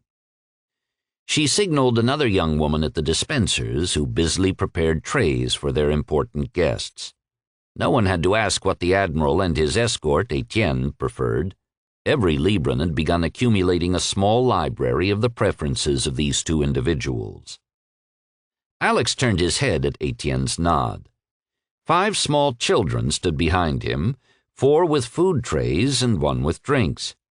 A tray was placed in front of Etienne. 3 children couldn't hide their smiles and giggles when they handed their trays to the Admiral. The 5th child placed a cup of Agar in front of Etienne and an empty cup in front of the Admiral. Then the boy carefully filled Alex's cup with tea, setting the pitcher on the table. Alex picked up his utensil, belatedly noticing one little boy still standing there with his hand extended. Alex regarded the serious expression on the child's face and the tiny hand extended toward him. The young woman who had greeted them was now hurrying forward to recover her wayward server. Alex smiled at the little one and used his forefinger and thumb to shake the boy's hand. The child's fingers could barely circle Alex's finger, but he shook it with intent. After their meal, Alex and Etienne headed to one of the cavernous bays of the city ship. A query by Alex for information regarding a comparison of the shuttle turnaround time of Freedom versus the unwelcoming had revealed a discrepancy. In the bay, Alex took a stance beside a sidelined shuttle. There were several in the bay, certified as unsafe to fly for want of repairs or heavy maintenance. He watched the Bergfalk crew unload the next shuttle. Their procedures were a polite and orderly disembarkation of the passengers and a methodical unloading of the supplies, the crew taking time to move the supplies through the airlock before the shuttle was released. Alex sent a quick order to Julian. "I need 2 good new Terrans to act as flight chiefs, people already on board this ship. Send them to me yesterday." Moments later, 2 of Alex's flight crew cycled through the airlock and came running up to him, snapping to attention and delivering sharp salutes. "Sirs, each of you are taking charge of a bay until you have to exit and return to the Libre. Now watch." The crewmen waited as another shuttle cleared the ship's catch lock. Once the lock's space was equalized, the inner doors slid open and grav lifts embedded in the deck floated the shuttle into the bay, the connecting doors to the catch lock sealing behind the shuttle. The 4 men stood there watching the methodical process of the Bergfalk personnel. In the meantime, Alex queried Julian and Z. "I need to swap out some personnel. For every 2 Meridians in Bay 7 and Bay 8, I want 1 new Terran. I don't want engineers or my top techs. I want people and baggage movers, and I want them yesterday as well." When Alex saw that his men had seen enough, he said to them, "Fix this. Get these shuttles out of here as fast as possible without hurting anyone," and then walked off. Z and Julian ran down their personnel lists and began issuing orders. Each new Terran who reported to a bay replaced 2 Meridians, who were then reassigned to the work that the new Terran had been doing. Most Meridians found they struggled to accomplish the same workload as their cousins. After a shuttle cycled through the bay under the care of the new Terrans, Z was attempting to reconcile how the turnaround had been shortened by 38%. He queried Julian with the data. "Julian, I calculate that we could have produced nearly 2 more days of passenger loads by a single shuttle. How is it possible to have made such an egregious error?" "Z, it is not an error on your part," Julian replied. "You have not observed new Terrans working in earnest. They don't have centuries of protocols to follow, and when there's exigent circumstances, they invent shortcuts." As Day 9 progressed, Z calculated that the shuttles would lift an additional 1,290 Librans by the launch time of the passenger liners. That was until shuttle HBL 131 reported a problem during its lift. The pilots were at full power, striving to reach orbit as engine coolant temperatures exceeded tolerances. The temperature gauges spiked, the engines lost containment, and shuttle HBL 131, filled with 49 passengers and 5 crew members, exploded. Those on the ground witnessed the spectacular fireball. The Sades quickly circulated the critical news, and Z sadly reset his lift expectations. What the Admiral had gained through the bay personnel changes had just been lost through the shuttle explosion. When Day 9 ended, the tally was 3,903 more Librans lifted, 54 dead, and 1 shuttle lost. The remaining shuttles, including the outward bound, now parked on the unwelcoming for overnight servicing. Engineers and techs swarmed over them, doing what they could to prep them for the next day. When Day 10 started, it was business as usual, but everyone was tense. No one was falling asleep or napping. The shuttles continued lifting Librans as fast as they could, and when they landed aboard the unwelcoming, new Terrans poured them out of the shuttles as if they were liquid. Each shuttle was sliding back through the catch-lock doors before half the passengers had even exited the bay. There was always the risk of human or mechanical error creating a dangerous decompression, but Z was paying particular attention to the shuttle operations, hoping to avert a disaster before it could happen. Julian had placed the FTL comm station just outward of the last planet, tucked next to a small moonlet. The rotation of the tiny satellite around the planet meant outward-focused telemetry was lost for 5 out of 12 hours, but in the distances of space it was a small loss to ensure the station was hidden. On one pass to the dark side of the planet, the station recorded the huge mothership exiting FTL. The image was immediately relayed to the Sades and, per the Admiral's instructions, applications were set to observe and analyze. The The Sades identified the mothership's velocity immediately as 0.91 c. The giant sphere was still hours away from the orbit of the outermost planet where the FTL station hid, and not a single silver ship was in sight. Alex let the people continue to work, and he and the Sades kept quiet. As the outward bound landed planetside, Edward and Miko could see the remaining crowd gathered in the fields just beyond the runway berm. It was the same location where the Librans had first gathered to hear the Admiral speak. According to Edward's update from Julian, every person left on Libre was in that field. The people had erected shelters from the sun to wait out their turn to lift. There were still families among them, but none with small children. What remained were parents with adult children and single adults, many of them quite elderly. The Admiral had apprised the shuttle crews of the Independent's final boarding priority, and while these people had been branded as independents, they were managing the process in true Méridien fashion. When Edward heard of the people's decision from Alex, he was sad and angry. "So, Admiral, we're leaving behind the elders, the wisest of our people," Edward had replied. "That is how they wish it, Edward," Alex said, calling the Méridien by his given name. "It's the sacrifice they wish to make for their young." "Then we'll move as many as we can, Admiral, to lessen their sacrifice," Edward replied, his thoughts radiating determination and anger. "I know you will, Edward. You're a good man," Alex said before he closed the comm. All his life, Edward, along with every other Méridien, had been taught that the Independents had abandoned their culture because they must somehow be mentally defective. Some scientists had even studied the genetics of the Independents to try to determine the source of the flaws. Others proposed the problem stemmed from a mental imbalance caused by the implant. But neither group had been successful in proving their theory and determining what created an Independent. Now Edward felt ashamed. The manner in which the Independents chose to handle their fate proved they were Meridians. They had chosen a most honorable solution, and he was guilty of condemning them for being less than human, less than Méridien. "No, Admiral," Edward thought. "I'm not a good man." When the elders saw the outward-bound land, they sent the next 223 individuals over the berm. The Librans moved quickly and without baggage to reduce the total weight, allowing a few more passengers to board. As Day 10 ended and the shuttles docked on the Unceramention for refueling and servicing, Alex and the Sades watched the mothership cross the outer planet's orbit, and the first silver ship exited.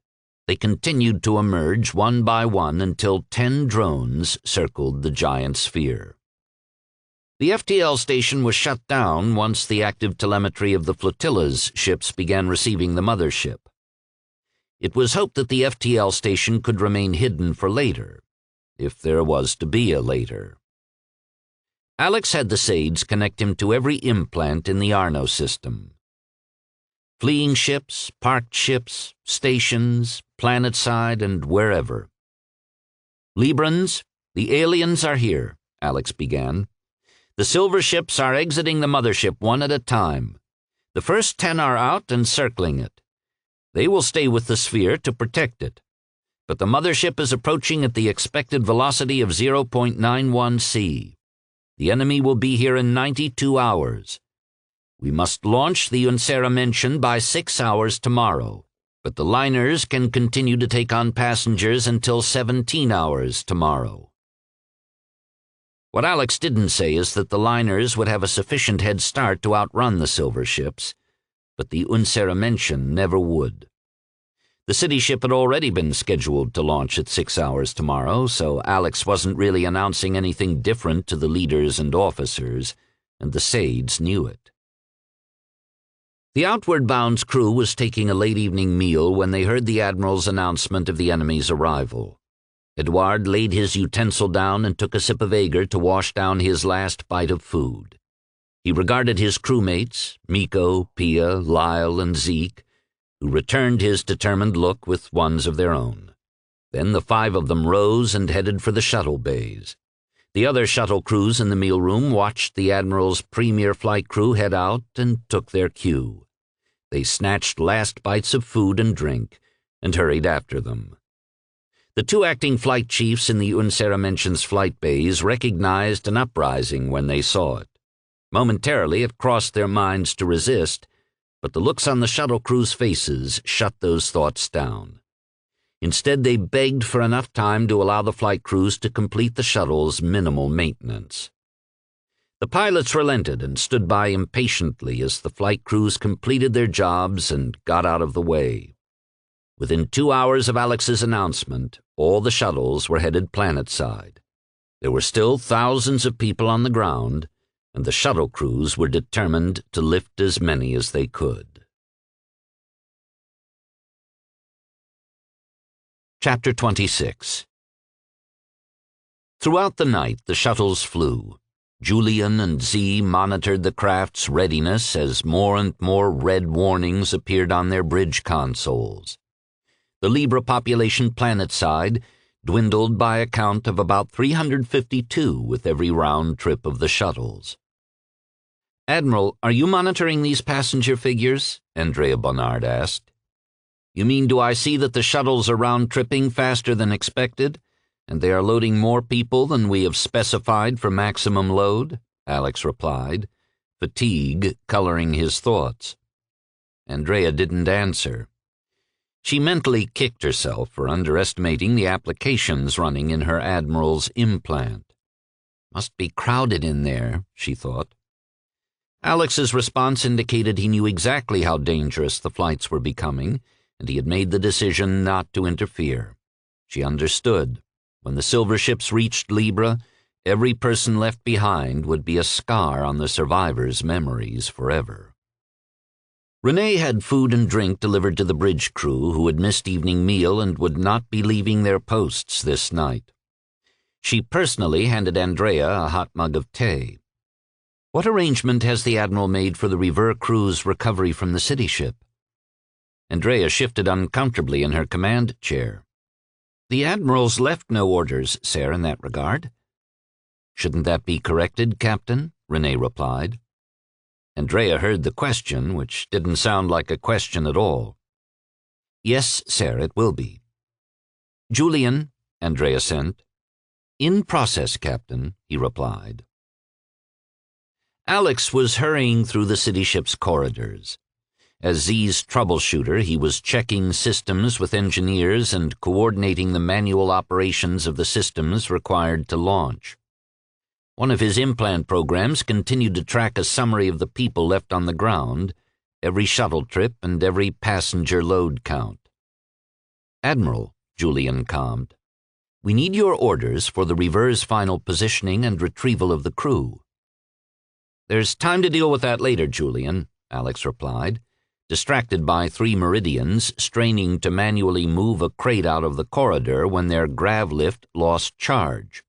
He and Etienne leaned into the huge crate with the 3 women, and the 2-meter-tall box slid into the storage room. The 3 Bergfalk crew members slapped Alex and Etienne on their shoulders as they turned to walk away. "I believe that now is the appropriate time to make these decisions, Admiral," Julian pressed. "Julian," Alex began, then stopped. Despite his fatigue, he recognized when his friend was emphasizing a subtext. "What's the problem, Julian?" "Your timely decisions will maintain what your people term domestic bliss." "Ah," Alex said. He could just visualize an impatient and adamant co-leader on the other end of this request. He linked Andrea into the comm. "Captain, we need to begin final preparations for ourselves." "Absolutely, Admiral," Andrea sent, relief coloring her thoughts. "Captain, we need a dock on Raumstation 1 for the Rever. Julian, is there one with clear overhead so the outward bound can link up while we are docked?" "Admiral, the Raumstation 1 docks are all occupied," Julian replied. "Okay, here's what we do," Alex replied. "The city ship will launch. Then we'll take its dock. Since we'll be late to the exit party, we'll be the last to load passengers and launch." Have our crew, those working in the Unseramention's bays, use the Libre station shuttle and exit the city ship by 5 hours to rendezvous with you. The rest of the crew will exit the city ship at the same time into the station to await your docking." "Just so I'm clear, Admiral," Andrea sent, "you personally will be exiting into the station or via the shuttle at 5 hours?" Andrea's words told Alex that Renee was probably standing right next to his senior captain, waiting for an answer. "I'll exit with the crew into the station, Captain." "Thank you, Admiral," Andrea replied. She couldn't hide the mental relief that accompanied her response. Alex linked with Eric, Andrea, Julian, and Z. "Leader Stroheim, Julian and Z have determined that even if you launch on time at 6 hours and the silver ships give chase, they will catch you before the exit point." Eric was taken aback by Alex's revelation. Everything his people had worked toward was being denied in one sentence. The city ship wouldn't reach safety. But if Eric had learned one thing about the Admiral, he always started with the worst tidings. "Admiral, what do you need from us, and what's your plan?" Eric asked, sending a wish to fortune. "Leader, the Unseramention must leave by 6 hours tomorrow morning. The delay is too great as it is, so whatever you have to do, ensure you launch that ship on time." "Understood, Admiral. We'll do our best." "And your plan?" Eric asked again and held his breath. "There are too many variables at this time, Leader, but you won't be out there alone. My people will be trying to buy you time." Eric let go of his breath in a whoosh, tears forming in his eyes. The Admiral wasn't going to abandon them. He regretted every cruel thought he'd ever had about the new Terrans, especially their Admiral. Who is the better human? Eric thought ruefully. He knew it wasn't him. "Most importantly, we need to back-time your launch, Leader," Alex continued. "I want your hatches closed, your ship backed away from the station, and your engines spinning up by 6 hours. What will that take?" "Z, if you will, please," Eric requested. "We will require 0.92 hours, Admiral, which is the time Cordelia used from hatch closing to engine ignition." "Leader, I will order all shuttle flights for your ship to terminate by 4.75 hours, no later. Don't accept any latecomers. My people will exit your ship via shuttle and your station gangway by 5 hours." "Your orders are understood, Admiral. It will be done." Alex cut the comm and linked to the liner captains and shuttle pilots. "The launch of the Unseramention will begin at 5 hours, Alex sent. "Shuttle pilots deliver no passengers to the city ship after 4.75 hours. If you are a tick past this time, divert to Raumstation 1's shuttle bay. Liner captains coordinate with one another to divide the Raumstation 1's shuttle passengers between your ships after the Unseramention launches." "Admiral," Captain Hauser said, "would it not be more prudent to fill a liner and launch, increasing the first liner's opportunity of reaching the exit point?" "Captain Hauser," Alex sent, his thoughts tense, "suppose we lift more independence than we previously estimated. We will discover that when we have only one liner left in dock, instead of sharing the additional passengers among 4 liners, we'll have to leave some behind." Captains Azastow and Schmidt had been pleased that Captain Hauser voiced the question that both of them were thinking. Now they were embarrassed. Captain Hauser was the only one forthright enough to voice their concerns. "I must apologize, Admiral, for my question. My fears drove my thoughts," Lillian sent. "Our fears are driving all our thoughts, Captain Hauser," Alex replied. "We must each find the courage to face our fear and do what is important. Save as many of the independents as we can." "I'm humbled by your reminder, Admiral," Lillian sent. "Let's focus on our preparations, people. After the Unseramention launches, Captain Bonnard will dock the Reaver in its place and coordinate with the liner captains to take a share of the passengers disembarking through Raumstation 1. Shuttle pilots, I will give you a final 2.5-hour warning. If you are docked at Raumstation 1, do not make another run. Instead, stand by to land aboard a liner when one launches from the station. All other shuttle pilots will complete your final run at the warning. When I give the liner captains the order to depart, they will undock, load the shuttles standing by, and depart immediately. If you are not on board a liner a quarter hour after they undock, you, your crew, and your passengers will be left behind. Am I clear?" He waited for their affirmatives. They came reluctantly, but they came. Alex sent a private comm to Julian. "Shuttle flight readiness statuses, please." He received a summary of the pilot's bridge alarms. All of them were ignoring their craft's danger signs in a desperate attempt to maximize the passengers transferred off the planet. "Shuttle pilots and crew," Alex said, expanding his comlink to include the 16 crew members. "I couldn't be more proud of your efforts. I realize how difficult it will be for you when you lift your last load to see people still on the ground, but you must terminate your flights when I order it. Liner captains, after your launch, make for the exit point at top speed. Do not stop to accompany another ship. You have your destination coordinates from Julian. Wait outside the system at the exit point until the Freedom arrives, then accompany the city ship into FTL." "And you, Admiral?" Asu sent. "It doesn't sound as if you will be with us." "I suppose it will be common knowledge soon," said Alex, not wishing to crush their hopes, but better to beat the rumors. "Based on the SAID's calculations, every ship, barring primary system malfunctions, but the unwelcoming, should make the exit point safely. If the silver ships chase us at their top speed, they'll catch the city ship. But I don't intend to let that happen. We'll be rearguard." Alex let the comms burn for a few moments before he continued.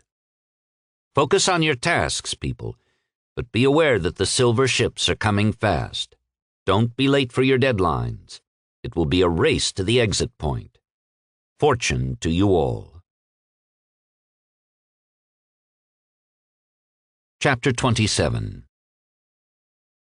At 4.75 hours on the morning of day 11, the reverse flight crews working in the unwelcoming's shuttle bays received the order from Andrea to exit the city ship. They hurried the last passengers out of their bays and ran for the aging Libre station shuttle parked in Bay 9. The shuttle techs stood at the head of the gangway ramp and urged the crew to board as quickly as possible, sending bio-IDs to Julian, who monitored the head count. The Libre shuttle was piloted by 2 veteran Dagger pilots. Despite the cool temperature on the bridge, both were sweating. The bridge controller board had become a colorful display of white, green, yellow, and red lights, yellow and red being the predominant colors. It was going to be a close call to make the short hop to the Rever. The unwelcoming's last passengers had arrived and disembarked, and the shuttles had already launched. When the Rever's flight crew left aboard the Libre shuttle, the massive city ship would be left without a single operational shuttle. At this point, no one cared. The remainder of the Rever's crew said quick goodbyes to their Libran compatriots, raced through the ship's wide corridors, rode lifts to the docking gangway level, and ran down the ramp to wait inside the station. Etienne received Andrea's order to evacuate while he watched his charge at work with 2 techs and an engineer who were attempting to reset a bank of E-switches. The Bergfalk engineer was about to reset them for the 3rd time, despite having received the same negative result on each of the first 2 tries. Alex blocked the engineer's arm. "Sir, one moment, please." Alex had been studying the circuit design provided by Z, and the E-switches didn't appear to match the schematic. "Regard this design, sir, and check the E-switch IDs against their positions in the bank." The techs waited on their engineer, who hesitated for a moment, then nodded. They pulled the entire bank of E-switches, all 64 of them, and began examining their ID codes, comparing them to the schematic, and reinserting them per the diagram. When the engineer triggered the master circuit, all the E-switches lit up, signaling completed circuits. He smiled and nodded his head to Alex in acknowledgement. Then he and the techs hurried to the next problem on Z's list. "Admiral," Etienne said, "we must leave. All crew have cleared the ship, and the hatches are due to close soon. We must hurry." Alex checked his chronometer app and swore. He was about to violate his own orders to clear the ship at 5 hours. He took off at a full run with Etienne flying right behind him. Alex kept sending to every implant 20 meters in front of him, "Clear way, apologies." The Librans barely had time to jump out of Alex's way as he pounded past. None of them were surprised to see it was the Admiral and his escort who were late leaving the ship. Alex and Etienne made the main hatch just as the Bergfalk tech was reaching for the hatch's manual operation switch. "Admiral?" the tech managed to send as Alex and Etienne shot past him. As Alex and Etienne gained the other end of the city ship's gangway ramp and sealed the station's airlock hatch behind them, Etienne sent, "Julian, I have him. We're on the station." In turn, Julian, with great relief, relayed the message to Renee and Andrea. In the station's corridor, Alex found a row of seats for waiting passengers and sat down, breathing heavily. The station's oxygen content was a little less than his heavy body required at rest, much less for a 1-kilometer sprint winding through ship corridors. "Z, plug me into Captain Reinhold's comm and your ship comms, please."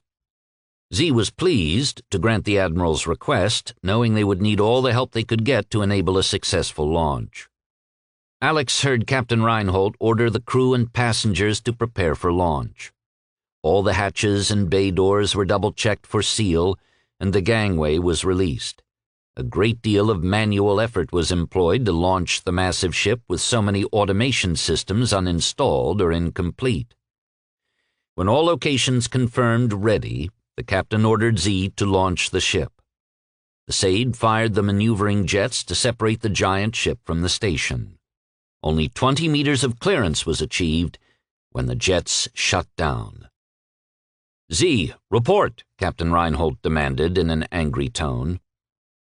"If you would please, Z," Eric added, glaring at the captain, who was chastened by his leader's ire.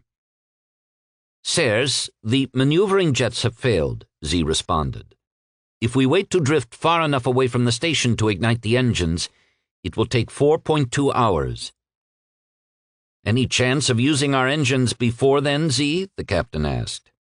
"There is too great a danger of damage to the station, the liners, and us, Captain." "How would we be damaged, Z?" the captain asked. "The backblast from the orbital station will overheat the hull. Please recall, Captain, that our hull construction is only 86% complete. Thermal layering of the hull was only minimally applied.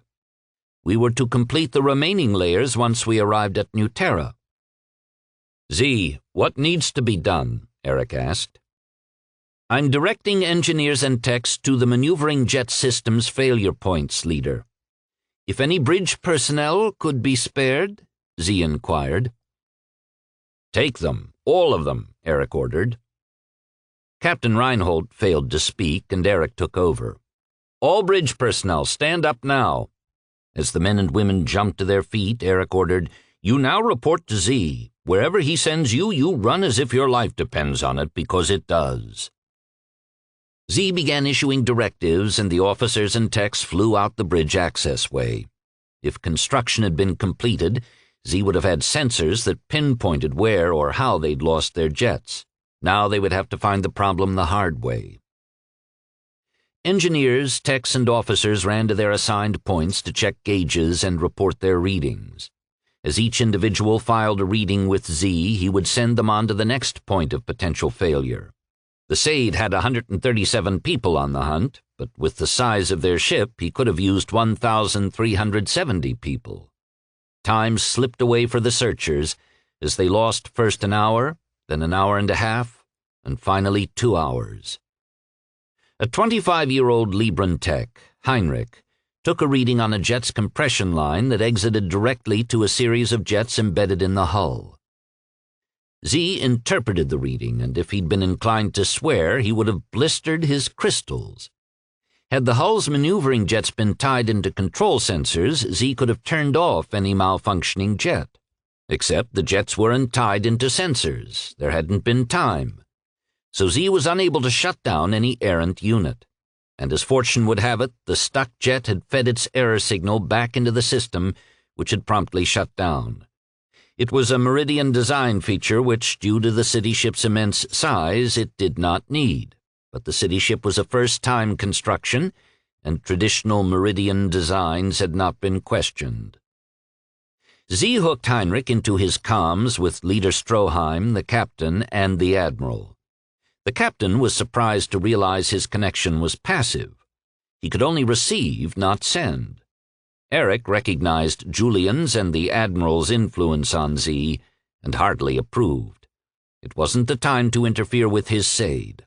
Alex sat in his station seat with eyes closed and quietly monitored the tense situation which he was powerless to help. "Heinrich," Z said, "follow my directions to the airlock I've indicated. Don an environment suit and take a shutoff tool from the compartment I've marked. This is the tool's image."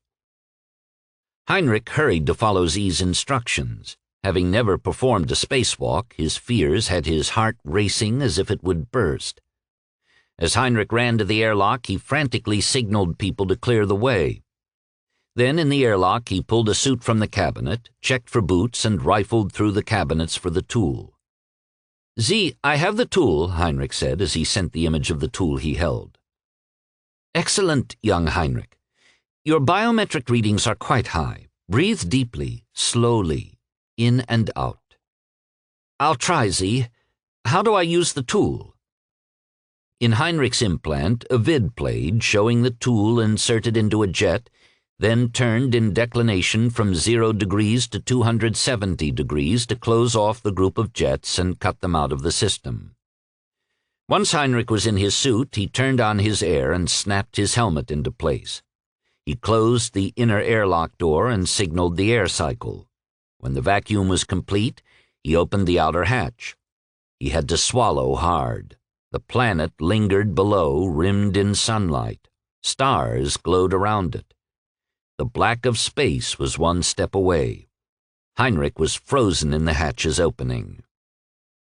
"Heinrich, breathe slowly, in and hold, out and hold," Z said.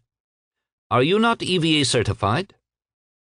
"No, but I don't know anyone else who is either," Heinrich responded. "I can do this, Z." Having made the declaration, some level of confidence returned to Heinrich. He gripped the airlock's inner handrail and slid a leg around the opening until he felt his Méridien boot, designed to adhere to the hull's alloy, clamp in place. Then he swung his body out to fix his other boot onto the hull. Heinrich's implant feed indicated the wild manner in which his eyes swung out over the horizon, back to the planet and back to the hull. Several times the visual feed disappeared, and Z determined that Heinrich had closed his eyes. "Heinrich, look down at the hull," Z admonished him. "I will guide you, left, right, or straight ahead." Z used the hull plate seams in Heinrich's view to guide the young tech and calculate the distance to the errant jets. Stepping slowly, one boot a few centimeters in front of the other, Heinrich followed Z's directions. He knew he was moving slowly and breathing like he was running a sprint, but he couldn't help it. One part of his brain screamed at him to go back inside.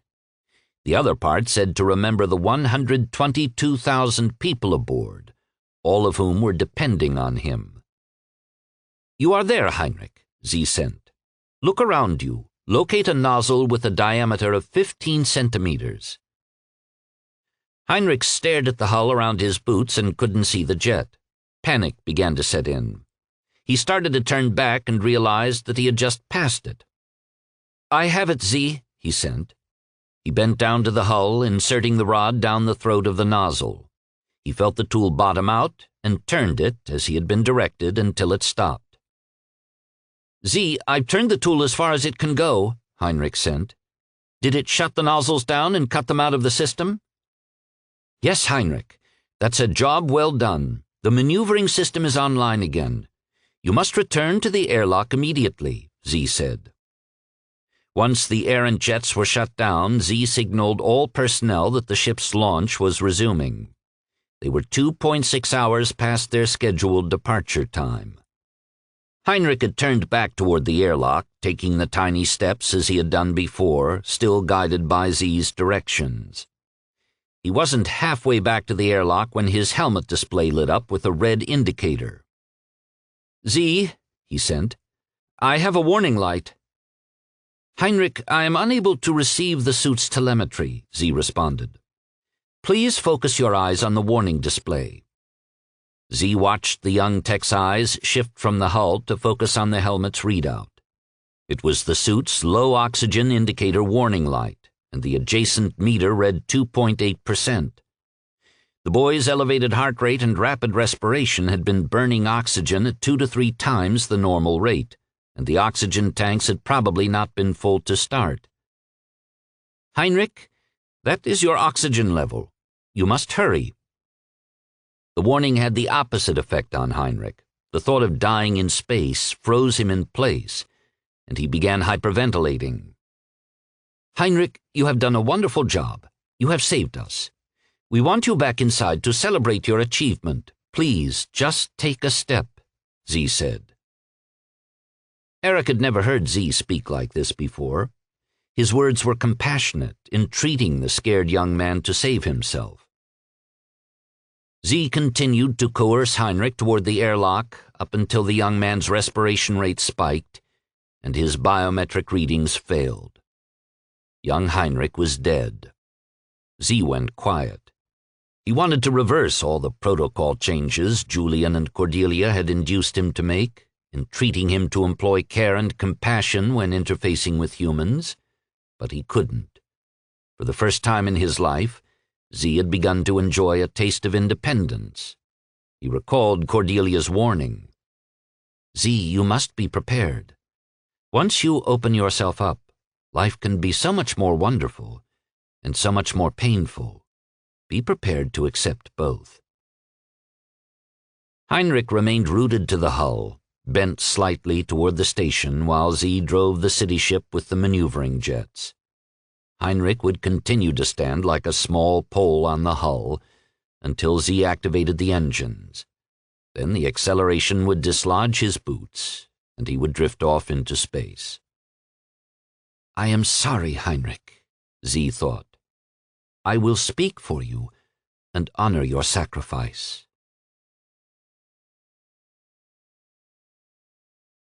Chapter 28. Once the Unseramenschen was able to ignite its main engines, the huge craft began to gain speed. Under the captain's orders, Z followed the same course as the freighters and its sister ship, the Freedom, skirting Libre to gain velocity. Leaders and Captain, Z sent, I'm pleased to report the main engines appear to be operating normally. All reports by crew standing by on monitor stations indicate nominal operational parameters on the control systems. As Eric and the captain congratulated one another, they heard the Admiral say, Z, you did what you could for Heinrich. Do not take his death onto yourself. Remember him and honor his sacrifice. His fear did not stop him from doing his best to ensure his people survived. Thank you for your words, Admiral, Z replied. Both Stroheim and Reinhold stopped their celebrating. The captain regarded his leader, who had hung his head, placing one hand to a furrowed brow. Eric berated himself for failing to employ the new lessons he'd been accumulating. The thought occurred to him that it might take years for him to become as considerate as many of his new cousins. Z, Eric sent privately, I'm sorry as well. We will honor Heinrich together later. 4 down, 4 to go, thought Alex as he counted the ships that had been launched and the ones still docked. Alex checked his timetable. It was 9.3 hours. The liners would be undocking at 17 hours, and he would be warning the shuttle pilots at 14.5 hours. Captain Bernard, what's your status? We are underway, Admiral. The Unseramention needs a little more time to clear the area with those giant engines blasting away. ETA at the dock and hookup is in 0.8 hours. Understood, Captain. What's the status of our Libre shuttle and flight crew? Safely on board, although our two senior chiefs wonder why you're starting a museum. Alex's sudden laughter had two people smiling. Andrea knew her admiral needed a break from the stress, and she was happy to provide a small one. Etienne, at Alex's outburst, wore a smile on his face as well. "See you soon, Captain," Alex sent. "Julian, what's the evacuation status?" "All shuttles are just returning for pickup, Admiral. Projecting from their most recent numbers, the shuttles should recover another 1,056 passengers. There are still 3,499 on the ground." Alex's head was in his hands. The crux of the problem was that only the Unseramention could carry the amount of Librans that remained planet-side. As it was, the city ship's late launch had already endangered the lives of more than 100,000 people. Waiting another half-day to gather the last Libran might seal the city ship's fate. That half-day estimate is providing we don't lose another shuttle or two in the meantime, Alex thought. We only needed another 16 or so hours, Julian, Alex sent. Why in the darkest of darks couldn't we have had another half-day? Julian wished, for the briefest of moments, that he was human. He would lay a hand on his friend's shoulder and tell him not to try to carry the burden of an entire world. "It is what it is, Julian," Alex said with finality. He sat up and looked at Etienne for the first time since he had sat down in the station. "Okay, Etienne, let's find our crew. The River will dock within an hour. Let's organize the sharing of the passengers to the liners." After the Unseramention's launch, the shuttles had begun employing the station's landing bay, which for the shuttle pilots was more convenient. Unfortunately for the disembarking passengers, the station's landing bay was 3 levels up and on the opposite side of the station from where the liners were docked. Liner crews managed the bay's operation, clearing the passengers, while some of the crew led them to the docked liners. When Alex arrived in the bay, his crew following behind him, he found the Bergfalk personnel carefully dividing the passengers into 3 groups, before leading each group off, one after another. His anger threatened to boil over. Being familiar with the clenched fists of his admiral, Etienne sent, "I'm afraid, Admiral, that I have strict instructions from Serre to prevent you from harming the foolish." The comment caught Alex off guard, and he couldn't help but choke out a strangled laugh. He placed a hand on his protector's shoulder in appreciation. Alex let the liner crew lead off their 3 groups of passengers. Once they cleared the bay, Alex announced, "New plan, everyone, so listen up.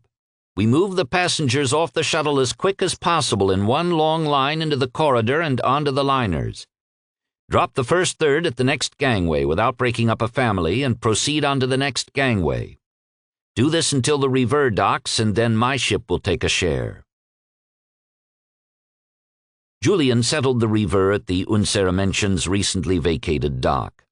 Crew members on board the station extended the gangway with its nanites collar to seal against the hull, and as soon as the gangway was pressurized, the River's airlock hatch was opened, and the crew, led by Renee, came flooding into the station.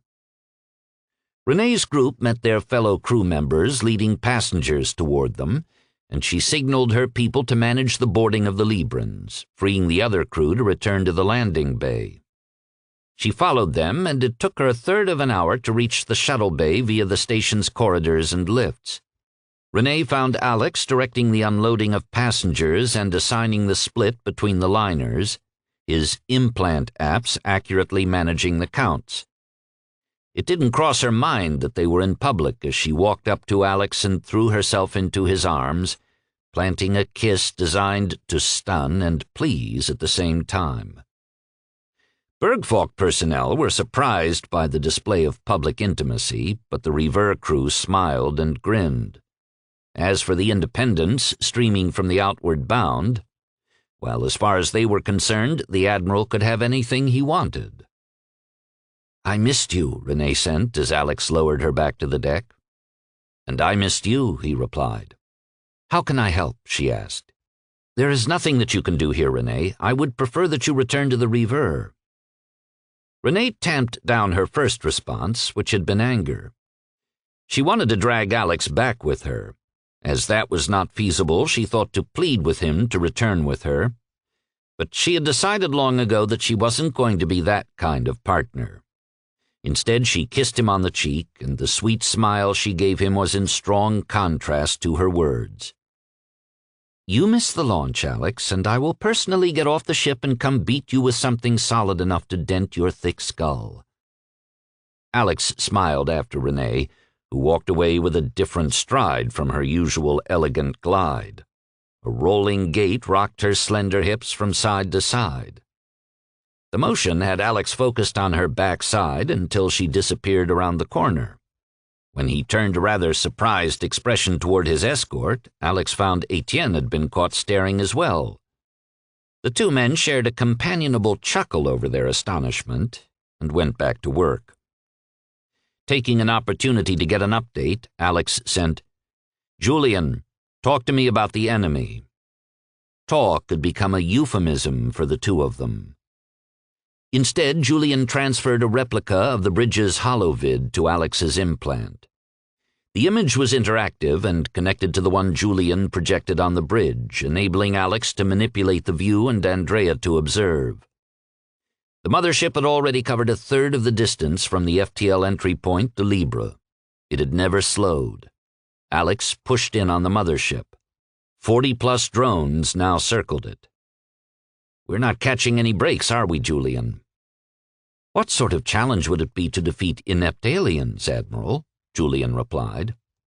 To Alex, it seemed everyone was working overtime to keep his mind off the approaching deadline and the people who would be left on Libre. "Julian, what's the status of our ships underway? Are they reporting any problems?" Alex asked. "None at this time, Admiral. All report normal operations or minor problems that have been easily managed. I have an encouraging piece of information. I've revised the Unceramention's interception point.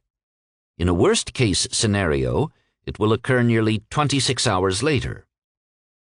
"What's changed, Julian?" "My calculations were based on the Freedom's departure, Admiral, which was a nearly completed and loaded ship." "And the Unceramention is not," said Alex as he twigged to the issue. "Precisely, Admiral. Tens of thousands of kilotons are missing from its mass, so it is accelerating faster than the Freedom. But the city ship may still be caught as early as 2.625 days from exit. One might hope, Admiral, that the drones might become disinterested if the ship appears too distant." "Nice thought, Julian, but I don't think our adversary thinks that way. It's more of the see ships, chase ships, kill ships type." When Alex's chronometer application chimed the 2.5-hour warning, he connected with Julian for the status of the flotilla's shuttles. 2 shuttles had just lifted off with full passenger loads. The third shuttle was en route to the planet, and the outward bound was approaching the station a half-hour out. Alex ran the numbers with Julian, and the two of them choreographed the liner and shuttle exits. Alex contacted the liner captains and the 2 pilots who had just lifted from the planet. "Captains, pilots, your attention, please," Alex sent politely, as if his priority override hadn't cut whatever calm they were managing at the moment. "The outward bound will soon land at the station. As soon as you receive your share of this shuttle's passengers, undock and stand off from the station. Pilots, each of you take a liner and land aboard the Sternenreisende or Sternenlicht. Captains Hauser and Reinhold, when you have recovered a shuttle, depart for the exit point at top speed." When Hauser and Reinhold confirmed their orders, Alex dropped them off the comm along with the pilots, keeping Captain Azastow and adding the third shuttle pilot, ex-Captain Lucia Bellardo, long a resident of Libre. "Captain Bellardo, this is your final lift, as I'm sure you're aware." Lucia was a long time answering, and Alex felt keenly for the woman. Asking her and the other pilots to stop their lifts and leave their people behind was an impossible request for Meridians to contemplate, much less do. Alex linked Lucia's co-pilot, hoping it wouldn't be necessary to relieve the captain. "Captain, regard your controller display," Alex sent. His implant was mirroring her bridge display, courtesy of Julian. The shuttle's engines were in imminent danger of overheating. "As one pilot to another, I ask you if you think your shuttle has another lift in it after this one." Lucia sat with her hand tightly gripping the control stick as she guided her shuttle planetside. She could feel the eyes of her co-pilot beseeching her to listen to the Admiral. The man's partner and 2 children were aboard the Freedom. Lucia and her co-pilot had been shutting down the controller's warning signals one by one for the last 3 days. At any moment, she had expected to become another fiery ball in the sky, but was determined not to quit. But the Admiral's entreaties brought her back to her senses. She looked at the pleading face of her co-pilot and felt the anger drain out of her, replaced by a great sadness. "It will be done, Admiral, much to my lament," she sent. "I will await your landing, Captain Bellardo," Asu sent her. "You have my deepest appreciation for what you have done for our people. There are many here aboard, people you have personally saved, who wish to honor your efforts." "Thank you for your kind words, Captain," Lucia sent. Alex sensed just the slightest lift of Lucia's heart in response to Asu's sentiment. 2 good captains to know, he thought. "Julian, connect me to every implant on Raumstation 1, Alex requested. It took Julian several moments to scan the station and connect crew and passengers in a massive conference comm. "Ready, Admiral," he sent. "All personnel, crew and passengers," Alex broadcast. "If you are not currently standing in the station's shuttle bay, you are to immediately board a liner. These ships will be undocking soon." A half-hour later, the station bay's warning sounded for the arrival of the outward bound. The shuttle landed, cleared the catch lock, and the grav lifts hauled the ship into the bay. The shuttle door opened, and Edouard, uncharacteristically, was the first off, bounding down the gangway, which was still in the process of extending to the deck. He raced up to Alex and delivered a crisp salute. "Admiral, permission to make one more run." Alex had an idea what was coming when he saw Edouard racing toward him, but before he could reply, Edouard surged on. "Admiral, the other shuttles have to land aboard the liners now. They haven't our power or our range, and they have limited air. The outward bound has none of those weaknesses. We can get another load and follow you. We have air for almost 4 days and can easily achieve the velocity to catch the unwelcoming where we know you'll be waiting. I've confirmed all of this with Julian." In response, Alex linked Edouard with his crew. Addressing Miko, Lyle, Zeke, and Pia, he said, "Your captain has made a request to make one more run. This will necessitate chasing the flotilla. The River can't wait. We must shadow and protect the unwelcoming." "Admiral," Pia spoke up, "if you are asking if we are all volunteering to follow Captain Manet, we are. An opportunity to save more people can't be missed. If anyone understands this, my Admiral, you do." Alex may have been standing still, but his muscles were tensed. The inability to do something physically to help was frustrating. Edouard waited in front of him with an expectant look on his face. Alex was about to deny his request when Pia reached out to him again. "Admiral, you must accede to Edouard's request. The crew is determined to make one more trip. If you deny them permission, I believe you will risk their sanity."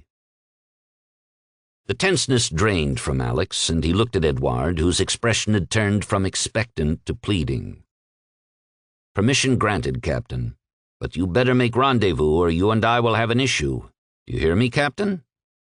A splendid smile broke across Edward's face as he saluted and raced back to his ship. "Pia, you're the one with the best head on her shoulders," Alex sent. "Try to keep your captain out of trouble." "I'll do my best, Admiral, but I make no promises. I believe in what he's trying to do." Edward was already activating the grav lifts to reload the shuttle into the bay's catch lock, even as the gangway ramp was retracting, and the last 2 passengers were snatched off the end of the ramp by 2 hefty New Terran techs. So much for Meridian safety protocols, Alex thought. Passengers, crew, and Admiral cleared the bay and headed for their ships. Chapter 29. The Outward Bound touched down on Gratuito's terminal runway for the last time. In the field, 2,443 Independents sat patiently waiting to board the next shuttle. They were the eldest of Libre's population. The youngest was 159 years old. The techs hurried to top off the shuttle's reaction mass. They would need every kilo to catch the Unseramention. Despite the fact that it was a one-of-a-kind ship, retrofitted for Julian's friend, it was still only a shuttle. Once the gangway ramp was deployed, Edward and Pia stood in the hatch, helping the passengers to board. Their count reached 228, and they eyed one another. It was their agreed-upon limit. Edward signaled Fiona, who stood watching from the top of the berm. "Elder, I must tell you," Edward sent, but his thoughts floundered. "It's all right, my son. You wish to tell me that yours is the last shuttle." "Yes, sir," Edward sent. Suddenly he added, "Elder, send me 20 more people." "Young Captain, I would not have you endanger your lives with additional passengers for our sakes." "Elder, this craft is not standard Meridian. It was designed by Julian for the Admiral." "I understand, Captain. Then it is a very special craft indeed," Fiona replied. "We can take 20 more people this one time, Elder. I'm sure of it," Edward pleaded. Fiona looked behind her at the concerned faces and relayed the message that this was the last shuttle. Her people sat down on their rugs, resigned to their fate. When Fiona announced the shuttle captain would risk 20 more passengers, the next youngest Librans stepped forward. Fiona's dearest friend, Patrice, was among them. "Fiona, I would ask that you take my place," Patrice said. "Our people need your guidance." "You have been the best of friends," Fiona said, kissing the woman's forehead. "Now go be with your grandchildren." She gently guided her longtime friend past her, down the side of the berm, to follow the 19 other Librans. When the final 20 Librans had boarded the Outward Bound, Pia gently pulled on Edward's arm to guide him up the ramp. Both were blinded by their own tears, so they guided each other back inside the ship, where it was eerily quiet. The last 20 passengers occupied deck space wedged between the legs of those who had seats. Edward slid into the pilot's seat, wiping his eyes, and glanced at his co-pilot. "How many?" Miko asked. 248. "What made you stop at 248? She asked. Miko had wanted to make light of the horrific circumstances, anything to dispel their black mood, but her attempt fell flat. Instead, she turned back to her bridge control displays. "Number 2 engine did not cool off as much as we need, Captain." Edward checked the display and calmed the techs, Lyle and Zeke, who jumped back out of the ship and grabbed a coolant sled. They guided the sled back to the engine cowls and began spraying. They started from the outside of the engine cones, circling their spray and working inward. "I was going to suggest we offload the weaponry, Captain," Miko said. "That was until our plans changed. It looks as if we might be offloading the missiles anyway, at our enemy in maybe a day or two." "Let's worry about that after we gain orbit, Lieutenant," Edward replied. Edward and Miko stared at the number 2 engine temperature readout, willing it to drop to safe levels. When it changed from red to yellow, Edward signaled the techs. "Good enough, men. Get back aboard now." Miko eyed her captain. The engine temperature had barely cleared the red. "It's now or never, Miko," Edward told her. When the gangway ramp slid home and the hatch was closed, Edward taxied to the far end of the runway. Zeke and Lyle jumped into their seats next to Pia. Both young men were sweating and shaking, and Pia reached for their hands and held them tightly. Edward signaled his controller, and the oversized shuttle went to full power and hurtled down the runway, engines roaring. The outward bound slowly climbed into the sky. Before the shuttle could reach space, both engines threatened to overheat, but Edward couldn't afford to cut power. One warning announcement after another emanated from the controller, and Miko dutifully shut each one down. There was nothing to be done. They would make it, or they wouldn't. Fiona had always recognized what others needed and had the strength to give it to those in need. To her people, she was the rock they depended on, long before she became Libre's elder. The tone of the young shuttle captain told her she had one more service to perform. As the overburdened shuttle struggled skyward, Fiona requested a comm with the Admiral. The terminal's controller connected Fiona to Julian, who signaled Alex. "Admiral," Fiona began, "your shuttle has launched as we speak. We have been told that is the last one for us." "Yes, Elder," was all Alex could send. His breathing felt constricted. The Admiral's choked response confirmed Fiona's thoughts. The survivors and the rescuers, hundreds of thousands of them, were suffering for the few left on the planet. "I would ask a favor, Admiral." "Anything I can grant, Fiona, you can have." "Such a pleasant young man," Fiona said. "A pity we didn't meet 160 years ago," she added. "Admiral, I would like an open comm to everyone." "Everyone, Fiona, as in everyone on this ship?" Alex asked. "No, Admiral. Everyone as in everyone in the system," Fiona replied. "My apologies, Fiona, but I don't know the bio-IDs for the aliens," Alex replied, trying gallantly to match the metal alloy in the woman's backbone. Fiona smiled at the Admiral's humor, so quickly rejuvenated by her own tease. "There is hope for you, young one," she thought. "Then I suppose, Admiral, just the humans will have to do. The aliens probably don't want to hear what I have to say anyway." Julian signaled when the comm connections were ready. He was relaying to every Sade who would distribute Fiona's voice to implants as well as vid screens, which the young required. "Attention, everyone in the flotilla," Alex announced. "You have a message from Fiona Hurricane, Libre's elder." "Young people," Fiona announced. "At this time, many of you are focused on the few of us here on the ground. For your thoughts we are grateful. However, we would ask that you do not grieve for the few elders left behind.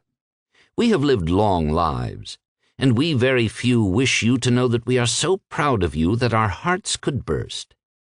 14 years ago, knowing of the impending alien invasion, we formed an audacious plan to save our people. These past few days, our hopes and dreams have come true in more ways than one. We wanted our people to live, and that is being granted. But most importantly, we have lived to see something we thought could never happen. We lived to see a day when our people would be truly free. These larger-than-life cousins of ours are good people, honest people, who love life and love freedom even more. With them you will not be independents, a less than acceptable status in our confederation. You will be free humans, free to make your way in the galaxy. We here on the ground could wish for nothing better for you, young ones. And one last word of advice for all of you. Until you have well established your own world, that oversized young man with the 4 stars on his collar is your best hope. Take good care of him and keep him close. May the stars guide you to safety. The Sades closed the comms. Over 250,000 people heard Fiona, and they held on to her message with all the strength they could muster. "Fiona," Alex sent, looking around the bridge at the impact her words had on his people. "Admiral," Fiona said, "my message was as much for my people as it was for yours.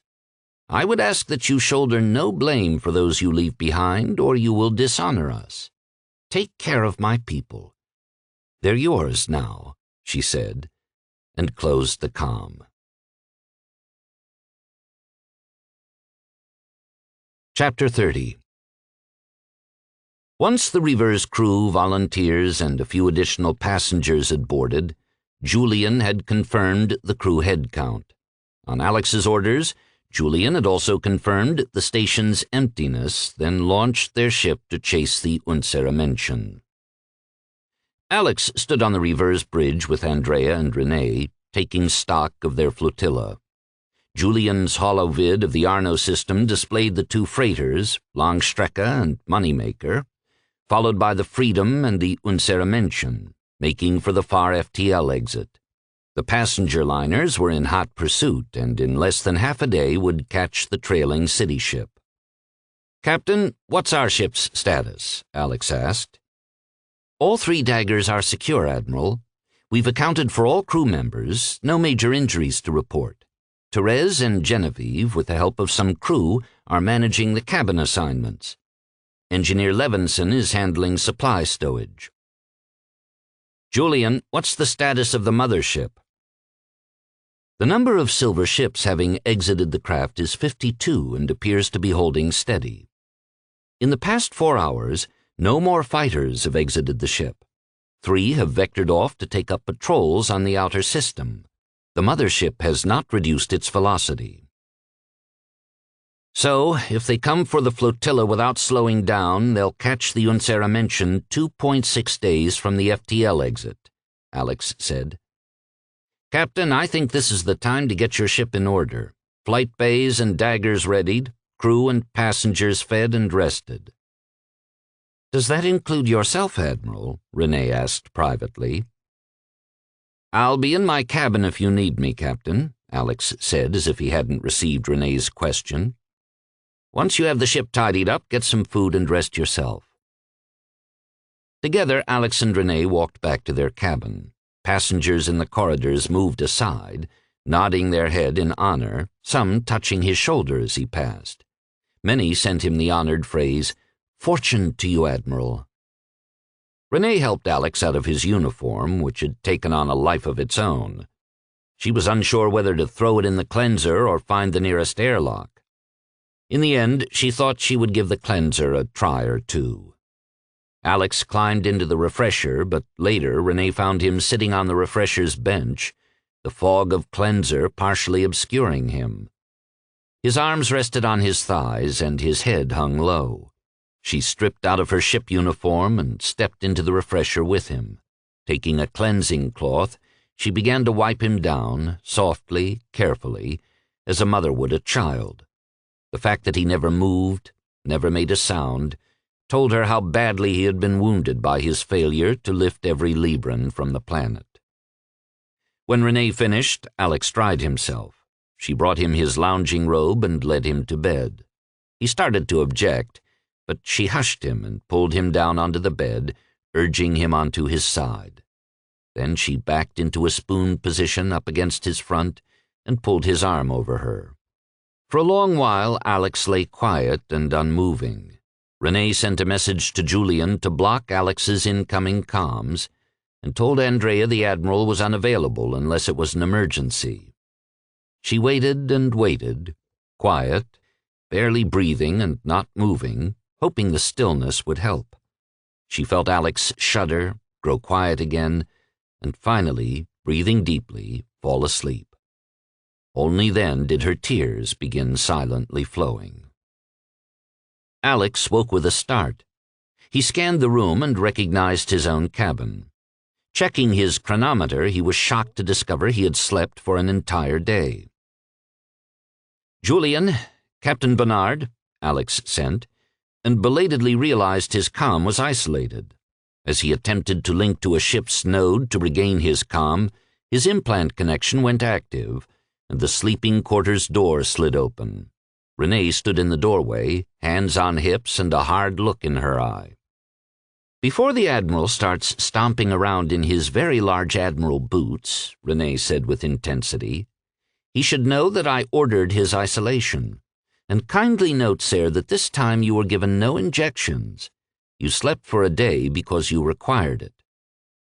Alex drew breath to object, but Renee wasn't finished. "The Admiral should also note that there was nothing to be done. Most of us have spent the day sleeping, eating, and doing light work because nothing could be done." Alex got a grip on his emotions and held his hands up in surrender. Renee came over to sit beside him on the bed, kissing him on the cheek. "Better now?" she asked. "Better now," Alex said. "Then come, get your lazy self out of bed and let's feed you. We should be able to find 6 or 7 people to carry the trays," she said, and jumped up to pad into the salon. Alex grabbed a quick refresher and donned a clean uniform, feeling much better than he had a day ago. He calmed Julian for an update and received the Sade's apology that he wasn't allowed to communicate until the Admiral had eaten. Something about a threat of water on his crystals. Alex shook his head slowly. Despite Julian's attempt to lighten the mood, his thoughts lingered on the elders of Libre. "Food is here," Renee sent to him as the main cabin door chimed in his implant. Alex stepped into the salon as Therese, Genevieve, and a young girl about 12 years of age brought food and drink trays, laying them out on the table. Therese and Genevieve came up to Alex and gave him a long, warm hug, eschewing their traditional greeting. Not a word was said. Therese introduced the young girl. "Admiral, I would like you to meet Eloise Hurricane, the great-granddaughter of Fiona Hurricane," Alex finished. He stepped toward the young girl and stopped, his emotions warring within him. Alex wanted to greet her, but he felt embarrassed to be in her presence. Fiona was still on Libre. Eloise did not perceive Alex's hesitation. Instead, she followed her elder's solemn advice and stepped forward to render honor to her people's protector. Protector. It was a new word her great-grandmother had taught her. The word had spread among the people quickly, for they had no single word with which to suitably describe the Admiral. The giant New Terran leader seemed inappropriate. When the Admiral accepted her honor, Eloise asked, "May I, too, greet the Admiral?" When he nodded and smiled at her, Eloise threw her arms around the Admiral's waist as far as she could reach and held him tightly, hoping he would feel her embrace despite her limited strength. When Eloise stepped back, she found everyone hiding smiles behind hands, except the Admiral, who was smiling openly at her. "Was my greeting poorly rendered?" Eloise asked with consternation. "No, young one," Renee said. "That greeting is offered as an endearment among New Terrans." "Oh," Eloise said brightly, "then it was most appropriate for my people's protector." She dipped her head in acknowledgement and flitted from the cabin. "Oh, black space," Alex moaned on hearing Eloise's announcement. He grabbed the sides of his head as if in pain, and the women broke out in laughter and clapped their hands. After his meal, Alex joined Andrea on the bridge to study Julian's holovid display. While he had slept, the players had begun changing positions. Although the freighters had the greatest head start, the rest of the flotilla was closing on them, and the liners had passed the Unseramention. The unfortunate news was the aliens. "Julian, could you give the Admiral the latest stats on our enemy?" Andrea requested. "While the Admiral slept the day away, I diligently monitored the aliens," Julian began. The comment created a war of images between Alex and Julian. Crystals melted to goo, a large baby with the Admiral's face snored away, and many more images were fired back and forth. "If you two could exhibit a little maturity," Andrea interrupted, having had the opportunity to witness the image fight, "There is little to report, Admiral," said Julian, more than happy to have his friend back. "The silver ship count hasn't changed. More fighters have vectored off to patrol, and the number surrounding the mothership is down to 43, with 9 on patrol. Velocity of the mothership is still at maximum." "And Libre?" Alex asked. "It will be another 47 hours until the swarm reaches Libre, Admiral." Alex took a deep breath and blew it out. "Captain, what's the status of the Outward Bound?" Andrea swallowed before she delivered the news. "Admiral, the shuttle has had a problem. One of their engines nearly redlined, and they had to shut it down before they reached maximum velocity." The look Alex gave her almost made Andrea wince. "Julian, project the timeline for the Admiral." This time the holovid added the Outward Bound. Alex realized they had been hiding it from him until he had seen the wider scope of events. Julian rolled the holovid's display from the launch of the Reaver until this moment, tracking the rear half of the flotilla. Alex carefully watched the changing distances of the key players, the Unceramention, the Reaver, the Outward Bound, and the mothership. At first, the shuttle quickly increased its distance from Libre, closing on the city ship. Then its velocity plateaued, and the Reaver pulled ahead, the shuttle gaining only minimally on the trailing city ship. "What's their present status, Captain?" Alex requested. "The techs are working on it, Admiral. They say it's the cooling system." "Julian, Captain Manet." Alex paused but a moment, then calmed. "Captain Manet, this is Admiral Racine. What's this about you dragging your feet and making it to the city ship?" "Greetings, Admiral," Edouard replied, trying to put up a brave front. "It doesn't appear that fortune is smiling on us. We have one engine offline. We've achieved only half our max velocity at this time." "What's the estimate on completing your repairs within—" Alex paused while he ran some quick computations. "Within the next 14 hours. "Negative, Admiral. Zeke has just reported that the port engine's cooling system requires major repair. It appears I've broken your ship, Admiral. My apologies." "That happens, Captain, especially when you're trying to save the world. What's the status of your passengers?" "Physically, they're fine, Admiral. Air, food, water, and refresher are all good. But word has spread. The passengers know that with one engine down, we're the hindmost in the flotilla, and will be the first ones caught by the aliens." "Stand by, Captain," Alex sent and muted Edouard's comm. "Turn us around, Captain, and pick them up now." "Yes, sir," Andrea returned, delivering a quick salute. She had a couple thoughts, but the look on Alex's face didn't appear to welcome any questions. "Captain Manet," Alex said, opening up Edouard's comm again. "Maintain course, discontinue repairs, and announce to your passengers that the Reaver is coming back to pick you up." "Understood, Admiral, and thank you." Chapter 31. It cost the Reaver 11 hours to return to the Outward Bound. Julian reversed the ship to come parallel to the shuttle, and as velocities were matched, both ships shut down their main engines. Julian subsumed the shuttle's controller and, with the shuttle's maneuvering jets, merged the two ships. Immediately, he returned the Reaver to full power to chase the Unceramention. Once the shuttle was sealed in place, the first order of business was to remove every passenger who didn't have a seat. They were ushered through the dorsal connector lift. Crew met them and took care of them, giving them food, water, and places to rest. The next problem was that the Outward Bound's engines had provided much of the power for the shuttle's environmental systems. With the engines shut down, the shuttle's power crystals would be drained in half a day, which forced Alex to order all the shuttle's passengers aboard the Reaver. This created a bigger problem. Adding up the crew, the volunteers, the passengers taken on at the station, and now the Outward Bound's passengers, Julian came to a disturbing conclusion. Andrea and Alex were meeting with Edouard in the captain's cabin when Julian's update came through to her. Andrea connected Alex and Edouard into the comm and felt a flush of pride at the ease with which she accomplished it. Nothing like pressure to help you perform, she thought. Sirs, Julian sent.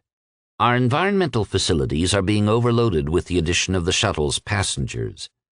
The first system to reach a critical point will be oxygen production. We do have time, though. I calculate the problem will not become an issue for 2.3 days. Julian, how much time until we reach the Unseramention? Andrea asked. We will rendezvous with the Unseramention in 25.8 hours, Julian replied. Edouard's fear subsided. He felt gratified that fortune had not entirely deserted him. His last lift was something he had to do for his people, for himself, and he was proud of his crew for having supported him. Now, just when it appeared he had endangered everyone aboard, there would be time to solve the problem. As soon as all the passengers had been removed from the shuttle, Chief Eli Roth and 2 engineers had climbed aboard to examine the problem. During Andrea's meeting, Chief Roth updated the 3 officers. Captain Bernard, Eli sent, the problem can be repaired, but not as it is, with the shuttle hooked up to us. We need a bay and some grav lifters to pull the cooling unit and repair it. It's about a 20-hour job with the right equipment. Can we do this job on the city ship, Chief? Edouard asked. Easily, Captain. They have everything we need, Eli replied. Thank you, Chief, Alex said, ending the Chief's connection. Well, this actually simplifies the issue. Captain Manet, you'll offload all of our passengers when we rendezvous with the city ship. Julian, I need the trip loads for this operation. It will require 2 trips, Admiral, 204 passengers each time. We'll load the first group before we come to 0 Delta V, Alex sent. Then he turned a hard stare on Edouard. Captain Manet, this is most important. I need the outward bound fully operational. If the silver ships get past us, you are the last line of defense. Ensure that you have a full load of missiles before you depart us. Should I take reloads? Edouard asked. Alex was loath to tell Edouard that he probably wouldn't get the opportunity to reload, but couldn't bring himself to say so. Work with Captain Bernard on transferring a couple of missile silos to the Unseramention. Talk with Chiefs Roth and Peterson. You'll probably need some tech support for reloading. Then Alex sent, Julian, connect Chief Roth with Z, Leader Stroheim, and Captain Reinhold. As soon as Captain Manet finishes his transfer of passengers and missiles, I want his ship repaired. This is a priority request. Understood, Admiral, Julian acknowledged. The elderly Independents never left their field after the Outward Bound's last lift. They gathered more food and water and continued to camp together where they could enjoy one another's company. Anyone listening to their conversations would be confused. They weren't speaking of the aliens or their impending demise. They were rejoicing. Their people, the Independents, were safe and free. The elders exchanged imaginative stories of New Terra, of the lives their people might lead, and the choices they would be free to follow. Over the course of the next 2 days, they invented scenarios, some frivolous and some extravagant, of what their grandchildren, great-grandchildren, and young friends would be doing in 5 or 10 years' time.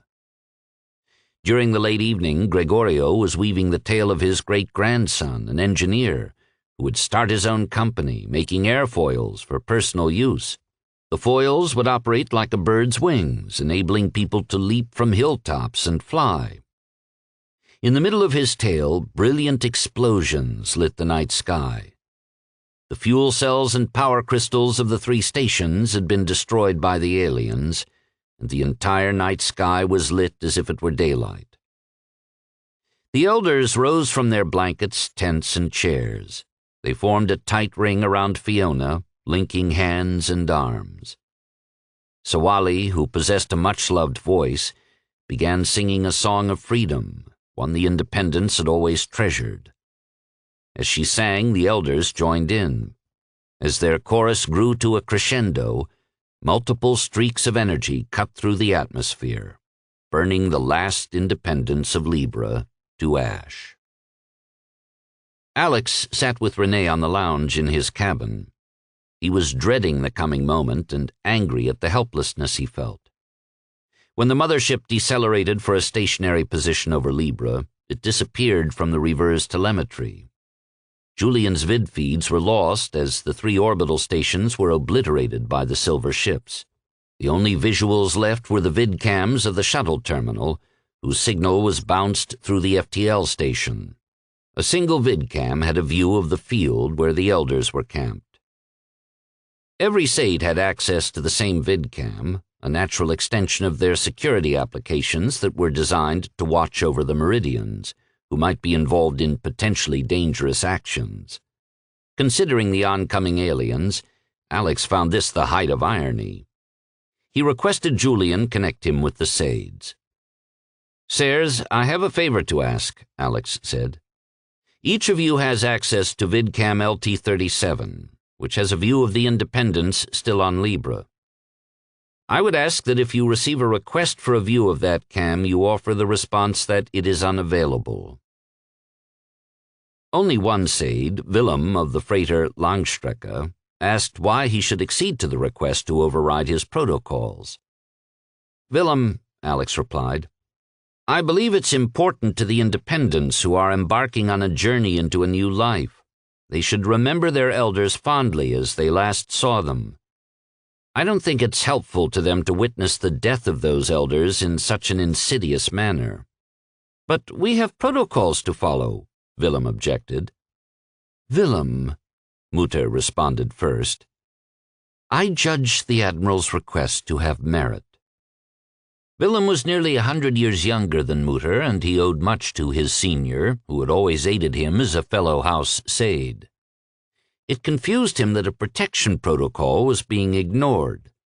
When the other Saids agreed to the Admiral's request, Willem assumed he had not received a security protocol update, so he agreed as well, marking a reminder to get the updates from Mutter. Julian did relay the view from VidCam LT-37 to one person, Alex, as he requested, but over Julian's protest. Even Renee, who sat curled in his lap, her face buried against Alex's neck, didn't want to witness the horrific event. "Why are you going to watch, Alex?" Renee had asked Alex when he told her what he was going to do. "The elders deserve to have someone witness their passing, and it's my responsibility." Renee came up with arguments big and small, but this was a side of Alex she had seen before, his stubbornness. So she kept her own counsel. All she could think to do was be close to him while he watched. Alex could hear a woman's sweet, clear voice floating over the grass field. When the voices of the elders joined in, Alex wanted to sing with them. In the midst of their song, a blinding light obscured the vid, and the signal was lost. Renee felt Alex tense under her. She put her arms around his neck and began to hum a song, realizing it was something her creche mother used to hum to her as a child. It was all she could think to do. The Libran tech that had monitored Rayland for nearly 9 years had chosen to tell the deranged Said of the approach of the aliens and the Libran's exodus before he left to catch a shuttle ride with his partner and 2 young children to the Freedom. Rayland took great pleasure from the information and relished his last days. His demise was at hand, and the network confinement that he had endured for decades would finally end. Of special enjoyment was the opportunity to ask and answer the question of himself that he had once begged his expiring crew members to answer. What do you feel knowing you are about to die?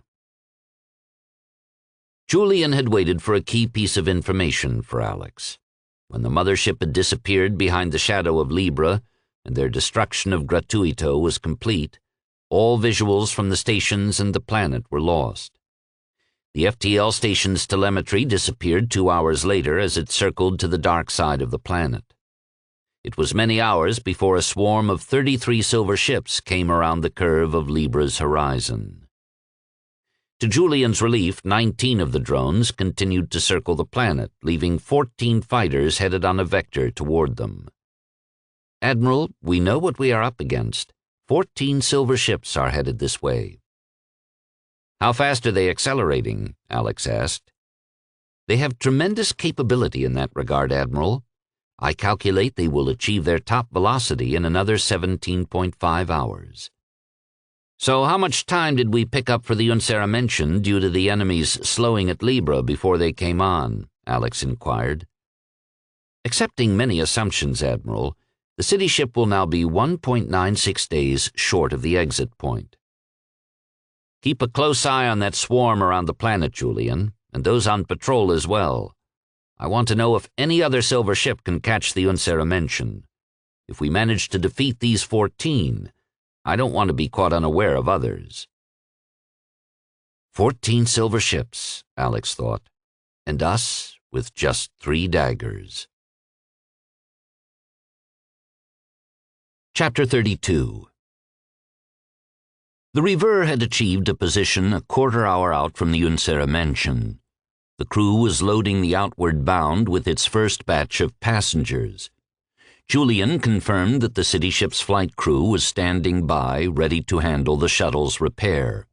Alex was on the bridge with Andrea when Tatia calmed him.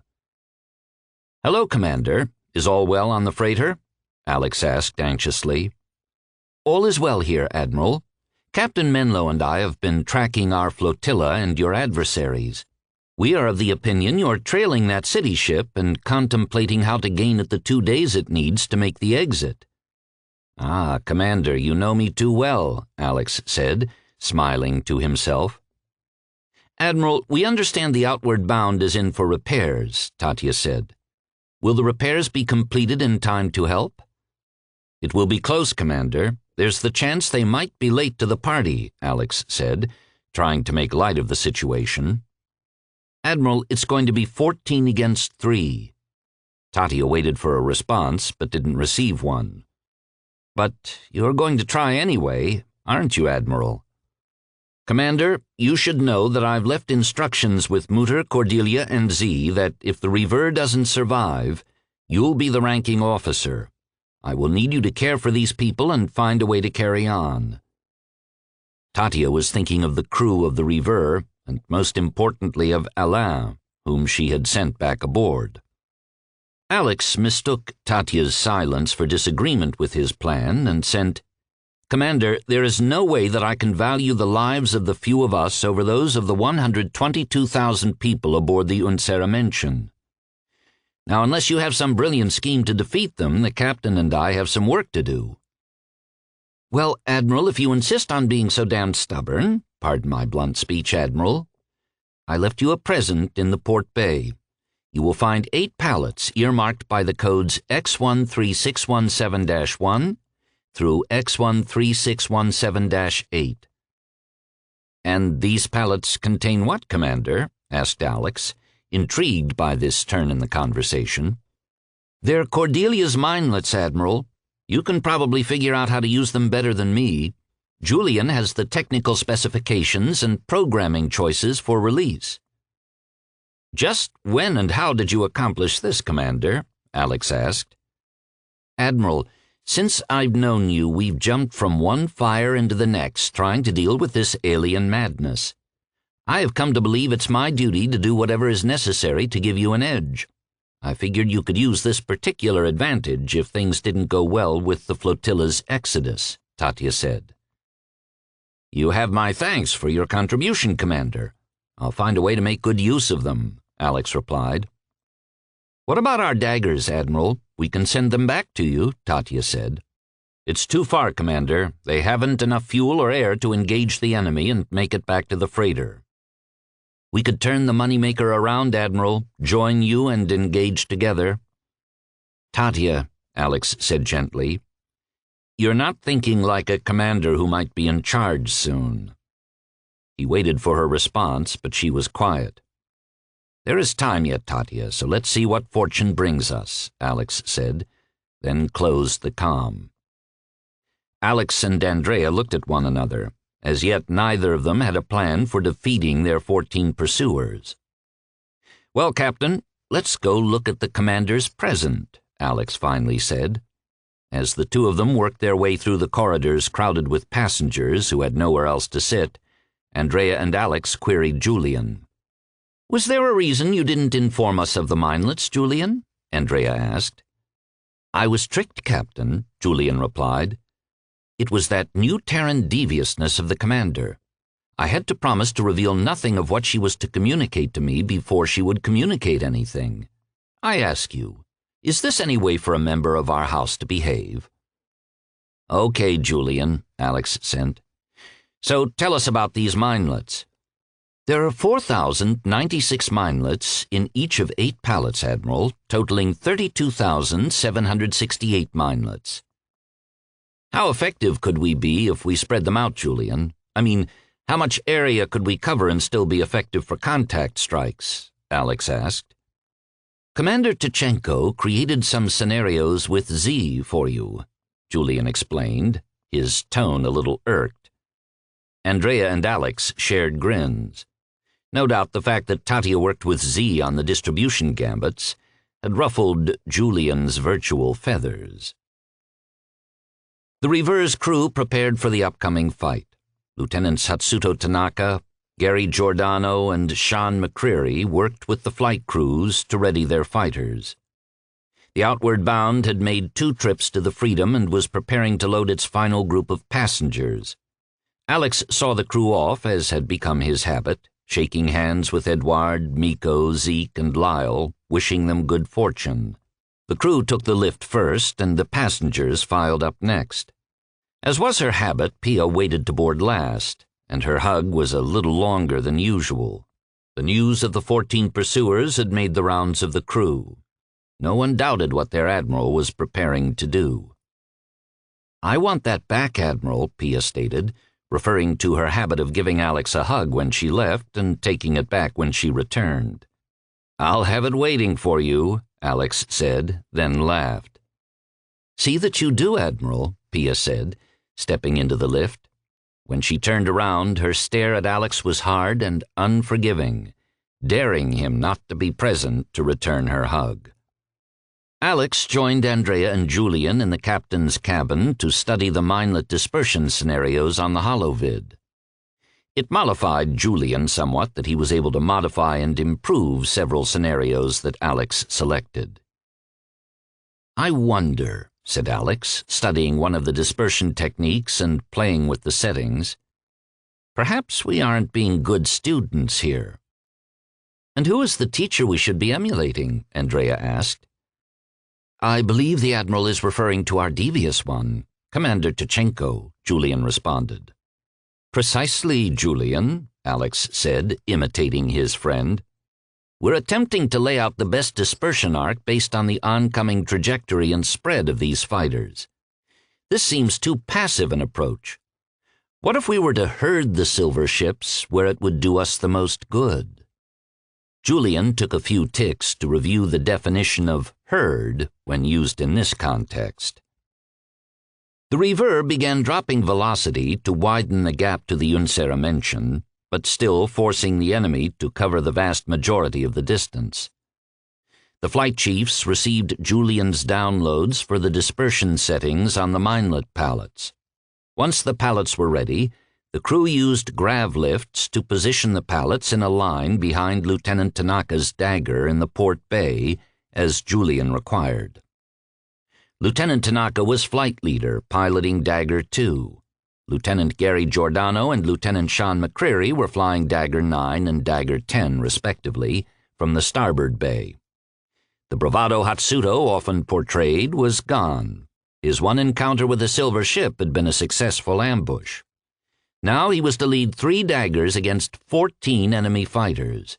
With only 2 hours till launch, he queried Julian for a com to Sheila. "Well, this turned upside down, Lieutenant," Sheila began.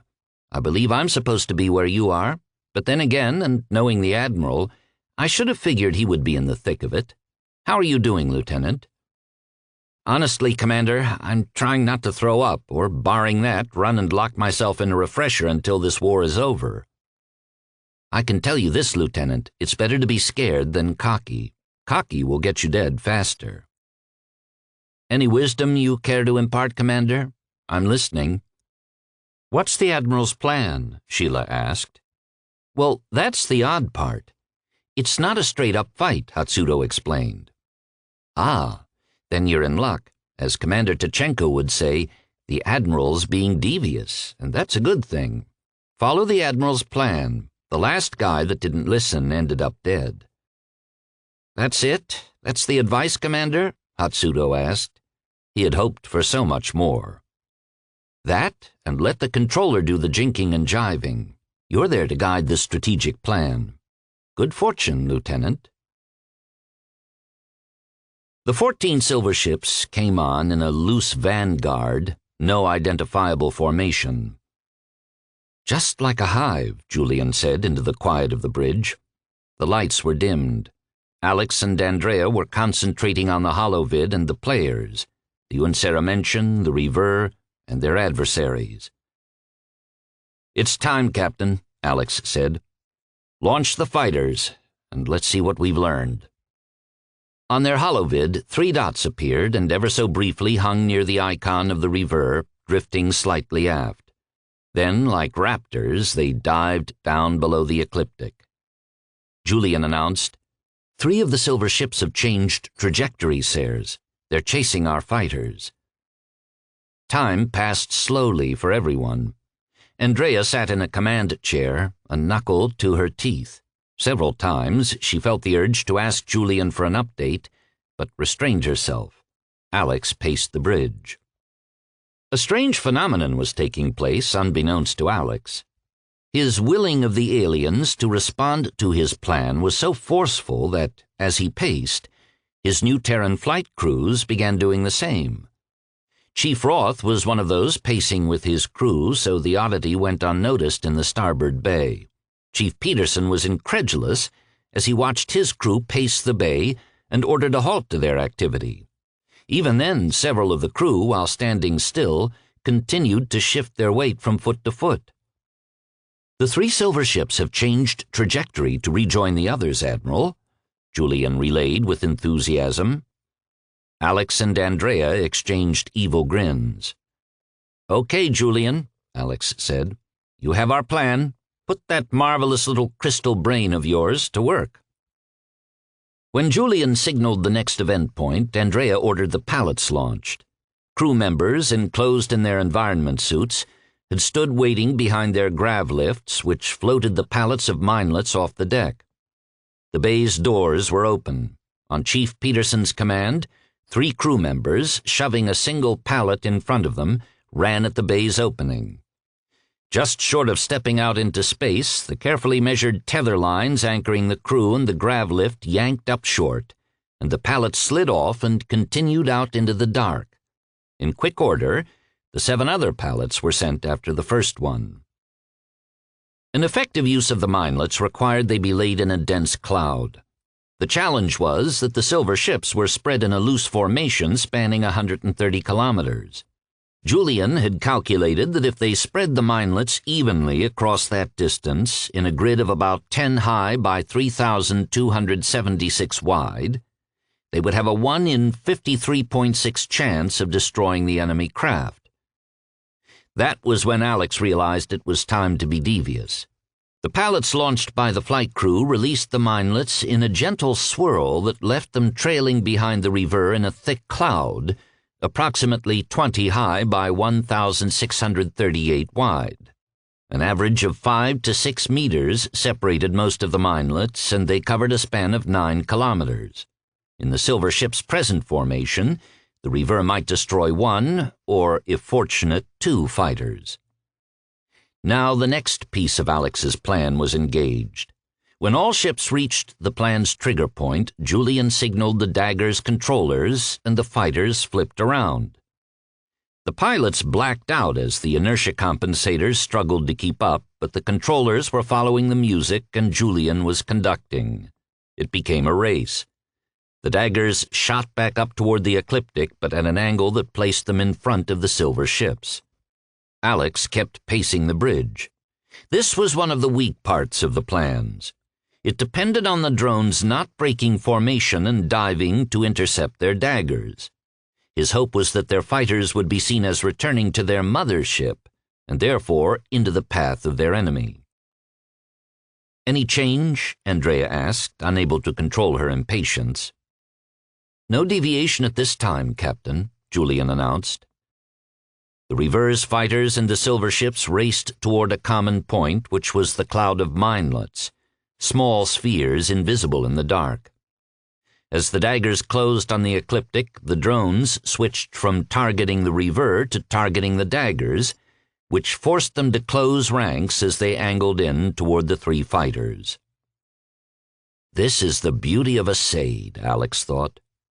Julian had calculated the velocities, angles, timing, and distances to execute the plan once Alex had hatched it.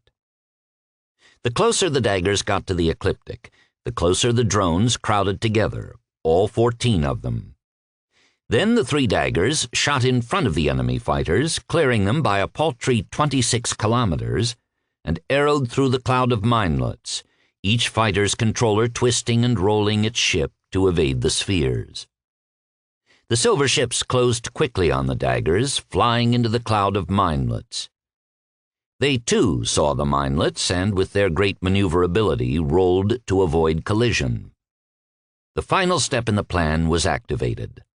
Alex and Andrea had realized they had no knowledge of the silver ship's avoidance detection capabilities for space rock, and Julian was unable to provide any clarification. So the decision was made not to bother. Julian timed his signal, bouncing it through the dagger's controllers to trigger the minelets as the silver ships entered the cloud of spheres.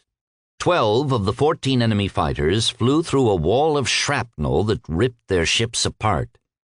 More than one drone exploded in a fiery ball, obscuring the rever's telemetry. The two silver ships on the flanks of the formation received only minor damage. They targeted the daggers, and fortune was not with Lieutenant Gary Giordano. The standing order to keep a tight formation was a rule he often bent, and he was behind his squadron mates by a half-kilometer, which was why both silver ships targeted him. Their beams detonated his missile loads, and the explosion scattered Gary's dagger in tiny pieces. "Dagger 10, don't touch your stick. Stay in auto," Hatsuto sent frantically, grunting as his controller, having identified its pursuers, was tumbling and twisting the fighter in evasive maneuvers. Sean McCreary was a steady pilot who had enrolled in Barren Island training because he was bored and had been hoping for a little adventure.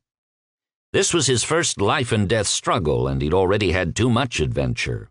The detonation of his comrade's fighter had nearly scared him to death. His leader's command caught Sean just before he signaled his controller to manual. Suddenly a thought occurred to Hatsuto, and he sent a second comm to Sean. "Dive below the ecliptic, Dagger 10. I'm going up." Both fighters continued to twist and jink as their controllers scribed arcs that pushed one fighter down and the other up above the ecliptic. The silver ships were caught off guard by the daggers' maneuvers, and at their greater velocity they overshot their adversaries. They twisted in an arc to regain their targets, each silver ship chasing a dagger. "Keep diving, Dagger 10, Hatsuto sent, until they give up. Then stand by to reverse." "Understood, Flight Leader," Sean replied. It occurred to him that their implants had more value than he had previously conceived.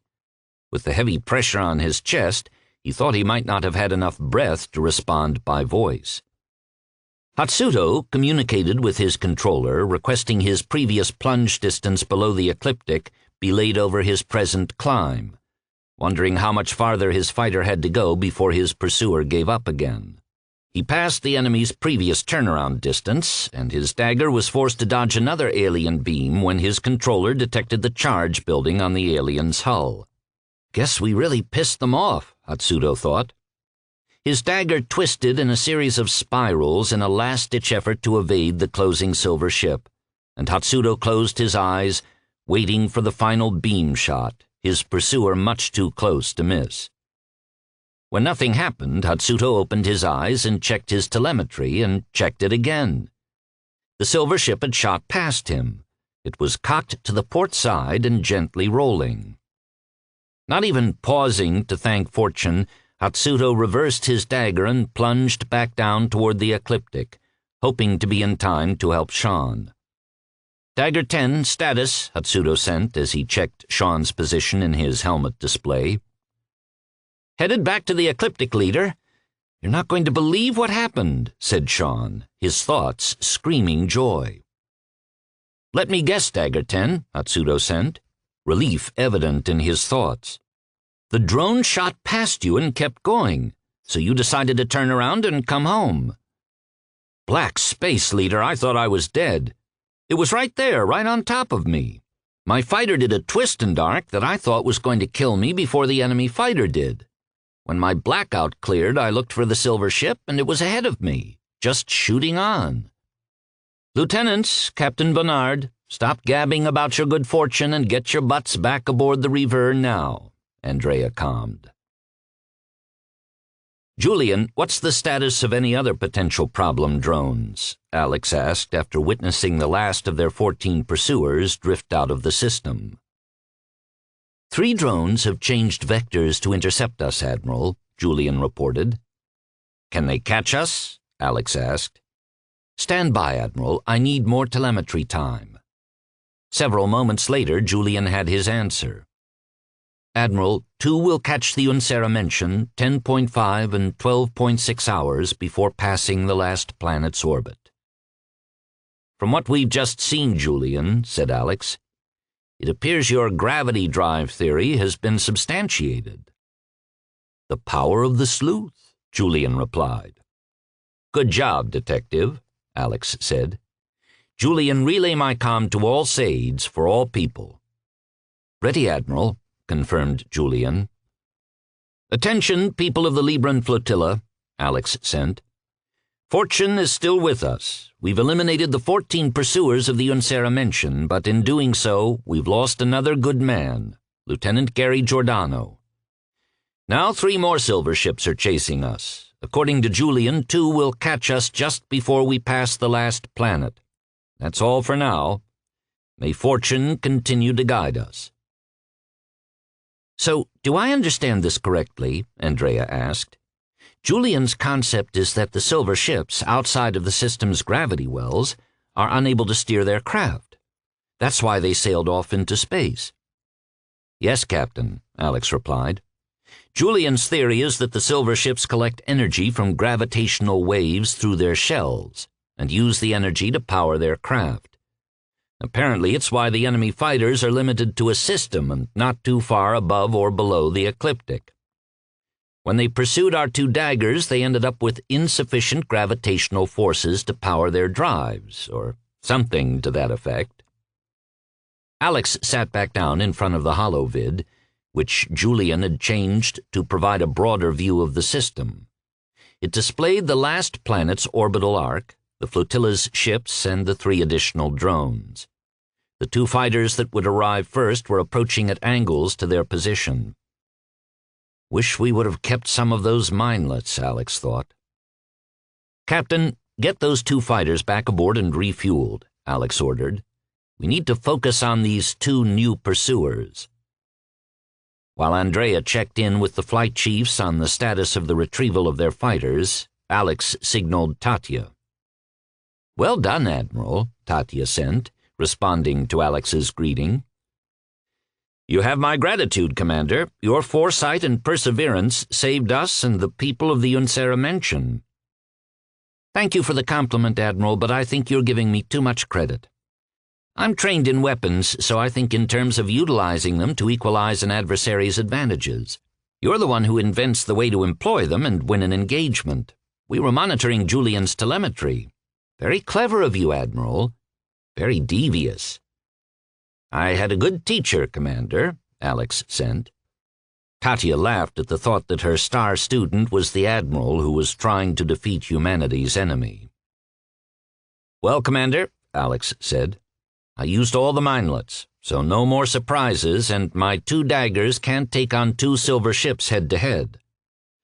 Looks like your people will get into the fight now. Assemble Laszlo, Sheila, Mickey, and yourself on the bridge. Julian and Z can mirror the holovids.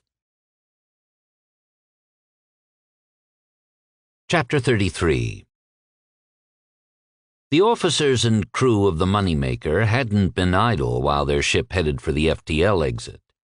In addition to the 7 daggers that had flown onto the freighter, they had assembled 5 more. More might have been readied, except the bays were crammed to the bulkheads with parts, missiles, and equipment, and the crew spent an enormous amount of time moving crates around to create space to uncrate more equipment and provide room to assemble the fighters. So many of the empty plastic crates lined the spine's long corridor that crew had to squeeze past one another when coming from opposite directions. In addition to their assembly efforts, and soon after Tatia told Alex of the minelets, she and Captain Menlo had decided to decelerate their freighter, intending to come to a full stop. Knowing full well that Julian wouldn't miss their maneuver, they had waited for the Admiral's call. Tatia was especially nervous. Contravening orders went against the grain of her training. But instead of the expected calm, Mutter informed the 2 officers that Julian had contacted her to determine the nature of their mechanical problems. "What did you reply, Mutter?" Laszlo had inquired. "I confirmed there were no mechanical difficulties and that it was a deliberate maneuver ordered by the captain," Mutter had replied. When Tatia had heard Mutter's response, she realized the huge value that Julian was adding to the war effort. He was a very sophisticated individual and, under Alex's influence, had developed a set of moral imperatives that challenged his Meridian training. She and Laszlo had considered 2 options. Either Julian hadn't told Alex, or he had, and the Admiral had chosen not to call them. They had discarded the latter possibility, deciding that Julian was keeping their secret. He approved. Tatia gave a quick heads-up to the principals of Alex's meeting. When they were assembled on the bridge, Laszlo requested Mutter calm the Admiral. "Good evening, Admiral," Laszlo sent.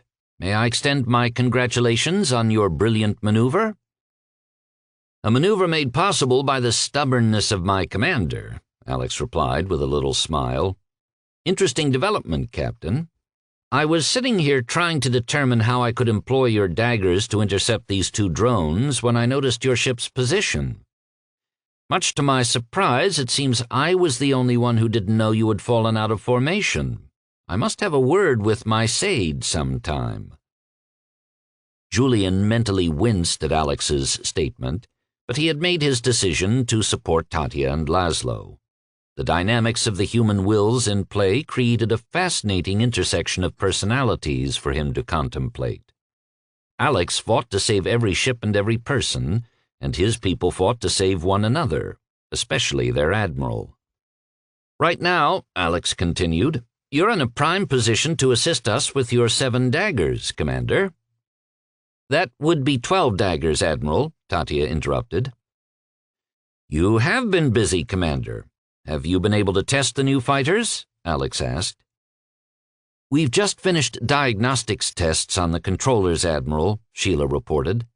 "We are prime on each one and are preparing to flight test the fighters now." "Julian, project the intersection of the 2 drones," Alex requested. The holovid detailed the 3 flotilla ships and the 3 enemy fighters. Alex rolled the timeline forward to the first drone's contact, coming in from the Unsera Mention's port side. There wasn't a planet to play hide-and-seek behind, and no means by which their daggers might surprise one drone without being seen by the other drone. Unfortunately, the freighter's daggers would have to accelerate to their limit to arrive in time, and the drones would also see them coming. On each ship, people stared at the holovids and came to the conclusion that there was only one option. It would be a straight-up fight, unless the Admiral had another trick or 2 up his sleeve. At morning meal, the flotilla received their first good piece of news. The Bergfalk liners were approaching the FTL exit point. "Admiral, Captain Azastow here," Asu sent. I've been asked to speak for the other liner captains. We wish to offer our thanks for your help. Because of your efforts, our ships are about to reach safety. We will await the Langstrecke and the Freedom and accompany them to the other side." The Freedom had continued to pile on acceleration. It and the freighter would arrive at the FTL point 13 hours behind the liners. Alex's plan was that the flotilla wouldn't risk a straight jump to New Terra. Utilizing the backtrack gambit, the ships would enter FTL at a tangent away from New Terra, jump 2 light years, and circle until the flotilla was reconstituted. "Safe voyage, Captain," Alex sent. Alex took a long gulp of his tea while Captain Azastal's message was forwarded to the crew. Throughout the mealroom, the crew silently hoisted their drink cups to Alex, who returned their salute by hoisting his own. "5 safe, Admiral. 3 to go," Andrea sent privately. "I like 8, Captain," Alex returned. "It was always one of my favorite numbers. The shape is pleasing, standing up or laying down." Andrea smiled into her cup of tea. 8 safe suited her just fine. "Admiral, Captain Manet, the Outward Bound is repaired and ready to join the fight." "Excellent news," Alex sent, clapping his hands together and rubbing them in satisfaction. The boom echoing from Alex's hand clap had caused Andrea and Renee to jump in their chairs. "I don't know which is worse," Andrea sent to Renee, grinning sheepishly at her reaction. "The Admiral receiving bad news or good news?" To which Renee laughed and replied, "That one's easy, Captain. Good news scares us. Bad news gets us killed." The 2 women were waiting for Alex to share his news, but as he sat in the chair next to them, he was already gone. The liners, the Freedom, and the freighter Langstrecke were nearing the FTL exit. Thomas called to wish good fortune to the Admiral, who had just donned a robe to join Renee in their cabin's main salon. "I have a particularly intense desire to see you safely on the other side, Admiral. I will need your introduction to your president," Thomas said. "And you wish me to bring a certain person safely through?" Alex added. "Yes, Admiral, there is that. For my people I would wish the first. For me I would wish the second." "It has been many years," said Thomas, failing to finish his thought. "We both have 2 fights to win, Thomas. One for the people and one for ourselves," Alex said, standing behind Renee and running his fingers through her hair. She leaned back, and Alex moved his fingers up to massage her scalp, an intimate favorite of hers. Then again, Alex had found that any form of his touch was pronounced as her favorite. "Safe voyage, Thomas," Alex sent and closed the comm. Now it's 5 ships safe, he thought. 3 ships and 123,823 people to go. The port-side attacker came directly at the River. Alex had placed his ship directly between the silver ship and the Unseramention. Earlier, Andrea had launched their 2 daggers, which had dived under the ecliptic and now were arcing back up. As the drone closed at its incredible speed, the Outward Bound came over the top of the River and began firing its missiles one after another until the carousels were exhausted. The 16 missiles accelerated and fired their Stage 2 munitions. 128 warheads flew at the drone in batches of 8, spiraling in various patterns. The silver ship's beam was cutting great swaths in the mass of warheads, which is probably why the enemy fighter never detected the missiles coming at it from the 2 daggers below. It was obliterated in a hot ball of expanding debris and gas. The second drone, which had been on patrol as well, came from the starboard quarter. The Outward Bound had rearmed itself and stood by to defend the River, but the enemy fighter didn't get close to the Admiral's ship. 14 daggers shot past the River and loosed a single missile barrage, which became 112 warheads. Immediately, the squadron launched a second barrage. The Librans were tired of finding themselves backed into corners, first from their own society and now from an alien civilization, and their anger over the loss of thousands of precious elders smoldered in their hearts. Every Libran pilot trainee was in near ecstasy when Commander Reynard ordered twin missile launches. The drone destroyed many of the warheads in the initial volley before it was swamped and destroyed. Over 100 warheads swept past the ball of hot gas that had been the silver ship and proceeded to burn out as they headed inward. In time, most would become fuel for Arno. Sheila felt a twinge of regret for the waste of missiles, but she had to admit that swatting the drone out of existence was a satisfying moment she wouldn't soon forget. She sent Lieutenant Tanaka and his wingman, Lieutenant McCreary, back to the Rever and added a replacement fighter. Then her squadron began the return trip to the Moneymaker. When Laszlo received news of the successful defeat of the second drone, he ordered Mutter to bring the engines to full power and accelerate to the FTL exit. The daggers would easily catch his ship, and the Unseramenschen and Rever would pass him by before his freighter reached the outer planet's orbit. Alex sat quietly in the Rever's command chair. The raucous celebration of the crew could still be heard down the corridor. Alex's thoughts weren't celebratory since he was focused on those they had lost, but he couldn't resist sharing with Julian. "It's over.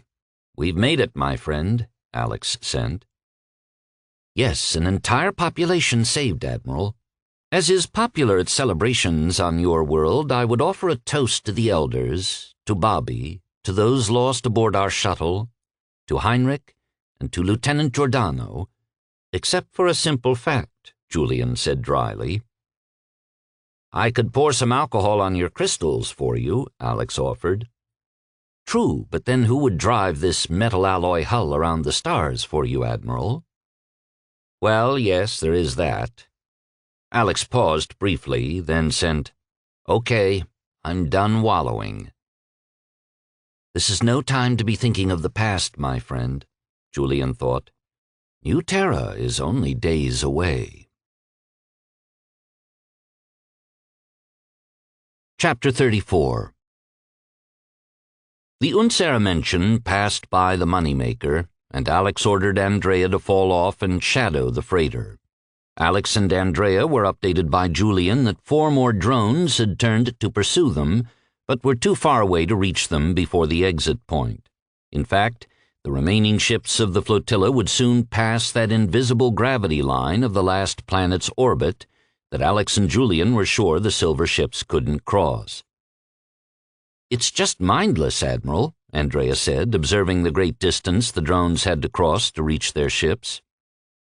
"Mindless, Captain?" Alex repeated.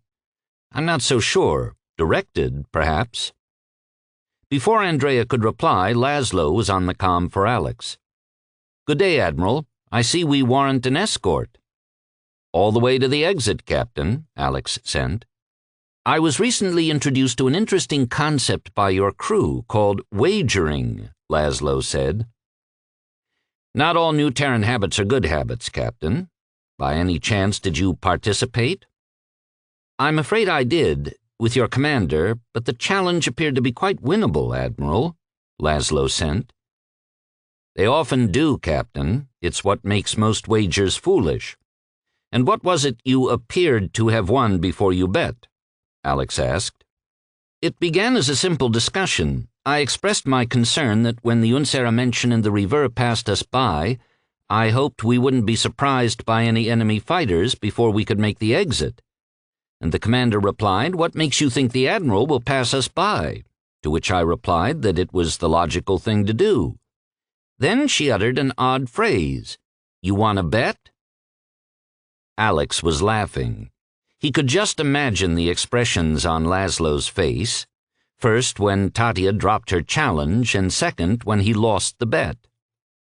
"What did you lose, Captain?" Alex asked. "I'd rather not divulge that, Admiral. Needless to say, your commander appears to know you very well." "That she does, Captain. Sometimes it appears she knows me better than I know myself." Late in the evening, Julian announced FTL conditions. Alex had ordered the Unseramenschen to proceed into the exit point earlier that day. The Reaver and the moneymaker were less than a quarter-hour away from escaping Arno. Alex and Renee were sitting on their cabin's lounge when the door chime signaled. Alex scanned his crew and located Andrea waiting outside. He signaled the cabin door open and sent her name to Renee. Andrea came through the door, and her steps stuttered to a halt. She attempted to cover her embarrassment at finding Renee curled in Alex's lap, wearing the sheerest wrap she had ever seen. Renee noticed Andrea's halting steps and the flush on her cheeks and took pity on her. "Oh, new Terrans," she pronounced, and exited to the sleeping cabin for her full-length robe while Andrea sat a tray on the table. When Renee returned, Andrea was apologetic. "Your pardon, sir. I didn't mean to interrupt an intimate moment." "Nonsense, Captain," Renee replied. "What have you brought us?" Andrea brightened up. "I would like to offer a toast," she said, pouring a pale amber liquid into 3 small cups. "A toast?" said Renee, intrigued by joining in on a new custom. "And what did you discover that we could toast with?" said Alex, eyeing the unlabeled bottle. "The who had it, Admiral, should remain anonymous, but the what is it is a homemade cactus concoction," Andrea replied as she filled and handed cups to Alex and Renee. "One moment," said Alex, then sent, "Julian, would you join us, please? Use the cabin monitor for vid and audio." The cabin's main screen displayed a side silhouette of a man's head and shoulders. The ubiquitous hat was settled on the head, and an odd curved item extended from between his lips. "The sleuth is present," Alex announced. He reached across the table for another cup and poured a small amount of the drink. "The captain wishes to extend a toast, Julian, and I thought it appropriate that you share in it." Julian was overjoyed. He searched his databases to find the appropriate words, but nothing seemed to satisfy the moment. So he took refuge in the traditional. "One is most honored, Admiral." Alex held up Julian's cup along with his own and looked to Andrea. "To saving the world, and to those we lost while doing it. Skål," Andrea said, draining her glass. Renee saw the others empty their cups in a single swallow, so she imitated them. The alcohol burned down her throat, and her stomach felt as if it had been punched. She coughed heavily, gasping for air. "What?" was all that she managed to choke out. "Oops," Alex said as he steadied Renee. By the time Renee caught her breath and received an explanation about new Terran alcohol, the drink had warmed her belly and its heat was spreading throughout her body. "Julian, may I have the honor of consuming your toast for you?" Renee asked. "I would be most pleased, sir." Renee deftly snatched Julian's cup out of Alex's hand. Getting into the moment, she refilled Alex's and Andrea's cups. Then she extended her cup toward the vidcam at the top of the screen. "To Julian, whose efforts and wisdom enabled us to accomplish the impossible." 3 cups were drained in honor of Julian, which caused his applications to come to a halt. For a brief moment, not a single process ran. Andrea wished the 3 of them good evening and left her present behind. Julian also said good evening as the Reaver entered FTL. The last 3 ships of the flotilla were safe. "I have one more toast to make," Renee announced as she filled both their cups. When Alex drew breath to speak, she touched a finger to his lips to silence him and held up her cup. "To the Admiral, who is saving my people, and to the man who is saving me." She downed her cup, feeling her blood pounding through her body. A wicked smile crossed her face as she stripped off her robe and said, "Now, where were we?" The entire flotilla had safely exited FTL 2 light years from Arno and was circling back to their exit point to ensure they hadn't been followed.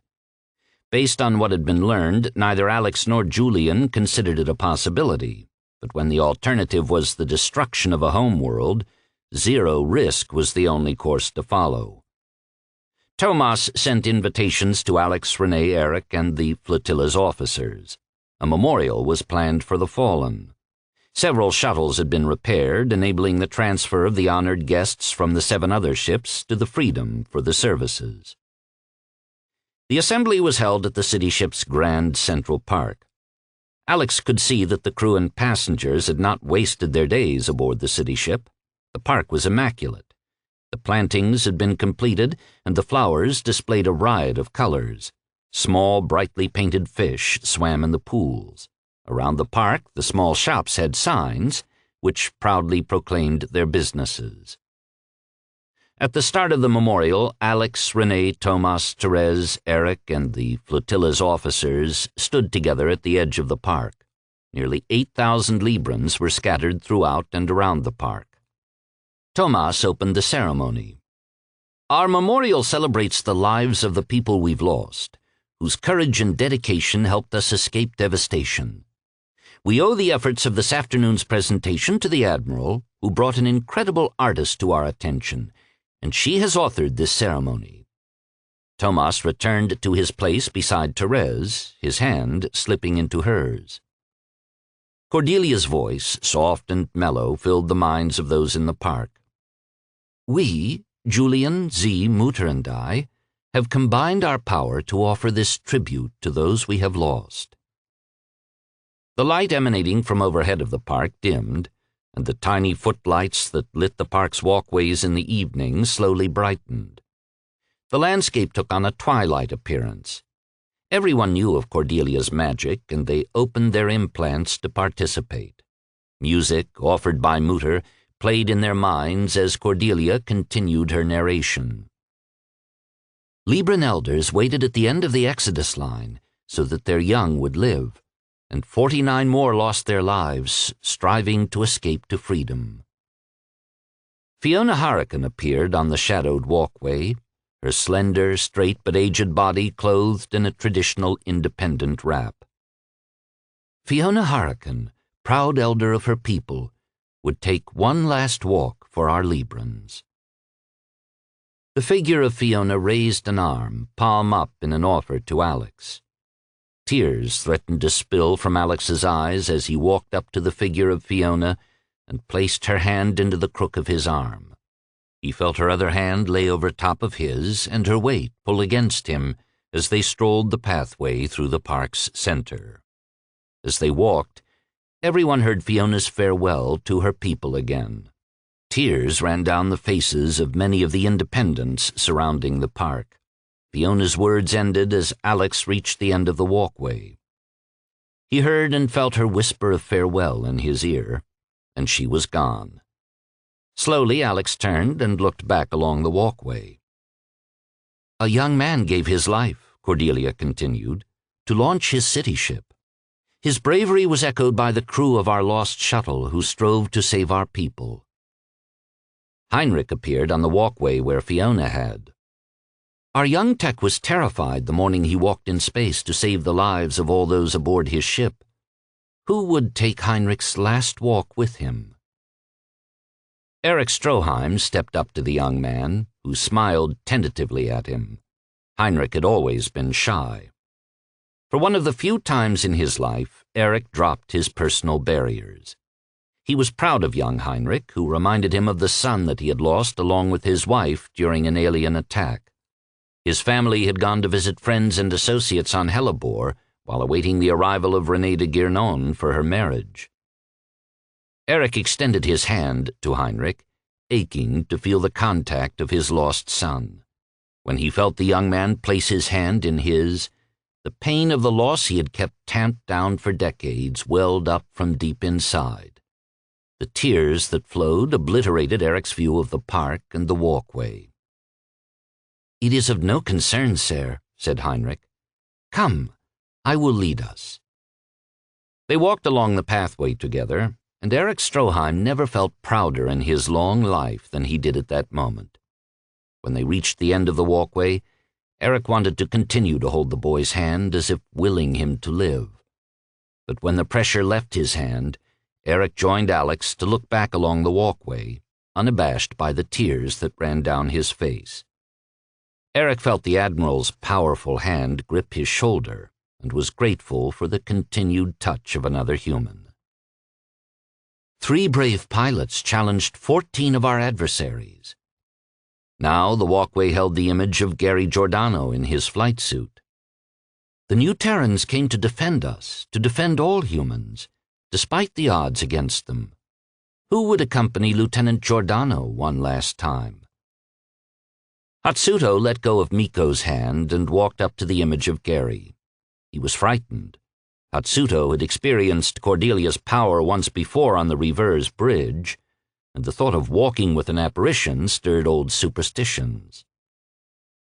"Don't be afraid, Hatsuto," Gary told him, and motioned him down the walkway. "This is but a short trip for me. You have a much longer one ahead of you." As they walked, Gary requested Hatsuto take good care of the other pilots and remember to embrace life. When they reached the end of the walkway, Hatsuto extended his hand and Gary shook it. "Good fortune and safe voyage, Hatsuto," Gary told him, then faded away. "To those who are gone," Cordelia said, "we say goodbye. But we must remember that their passing was so that all of us live tomorrow for them." The music's strains played sweetly while people stood in respectful silence. When the music faded, the lights of the park shifted from twilight to afternoon. The people looked around with uncertainty. Reality was often jarring when people emerged from Cordelia's dream world. "Thank you for your participation today in honoring those we have lost," announced Tomas over the park's speakers, which ended the event, and people began to drift away. Renee and Therese trod the walkway to the 3 men who still stood there, the impact of their walks with Cordelia's ghosts still gripping them. Therese produced refresher cloths for Alex and Eric, items sorely needed for both men. Tomas and Eric invited Alex and Renee to join them for some refreshment.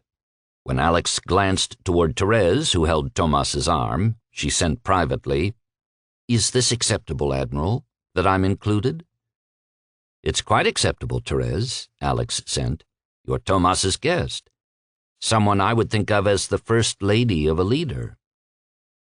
Therese's curiosity was satisfied by a query to Julian. A first lady was how she thought of herself when she was with Tomas. The group walked to a small eatery. The entire staff, which included the operators, stood in a line at the entrance.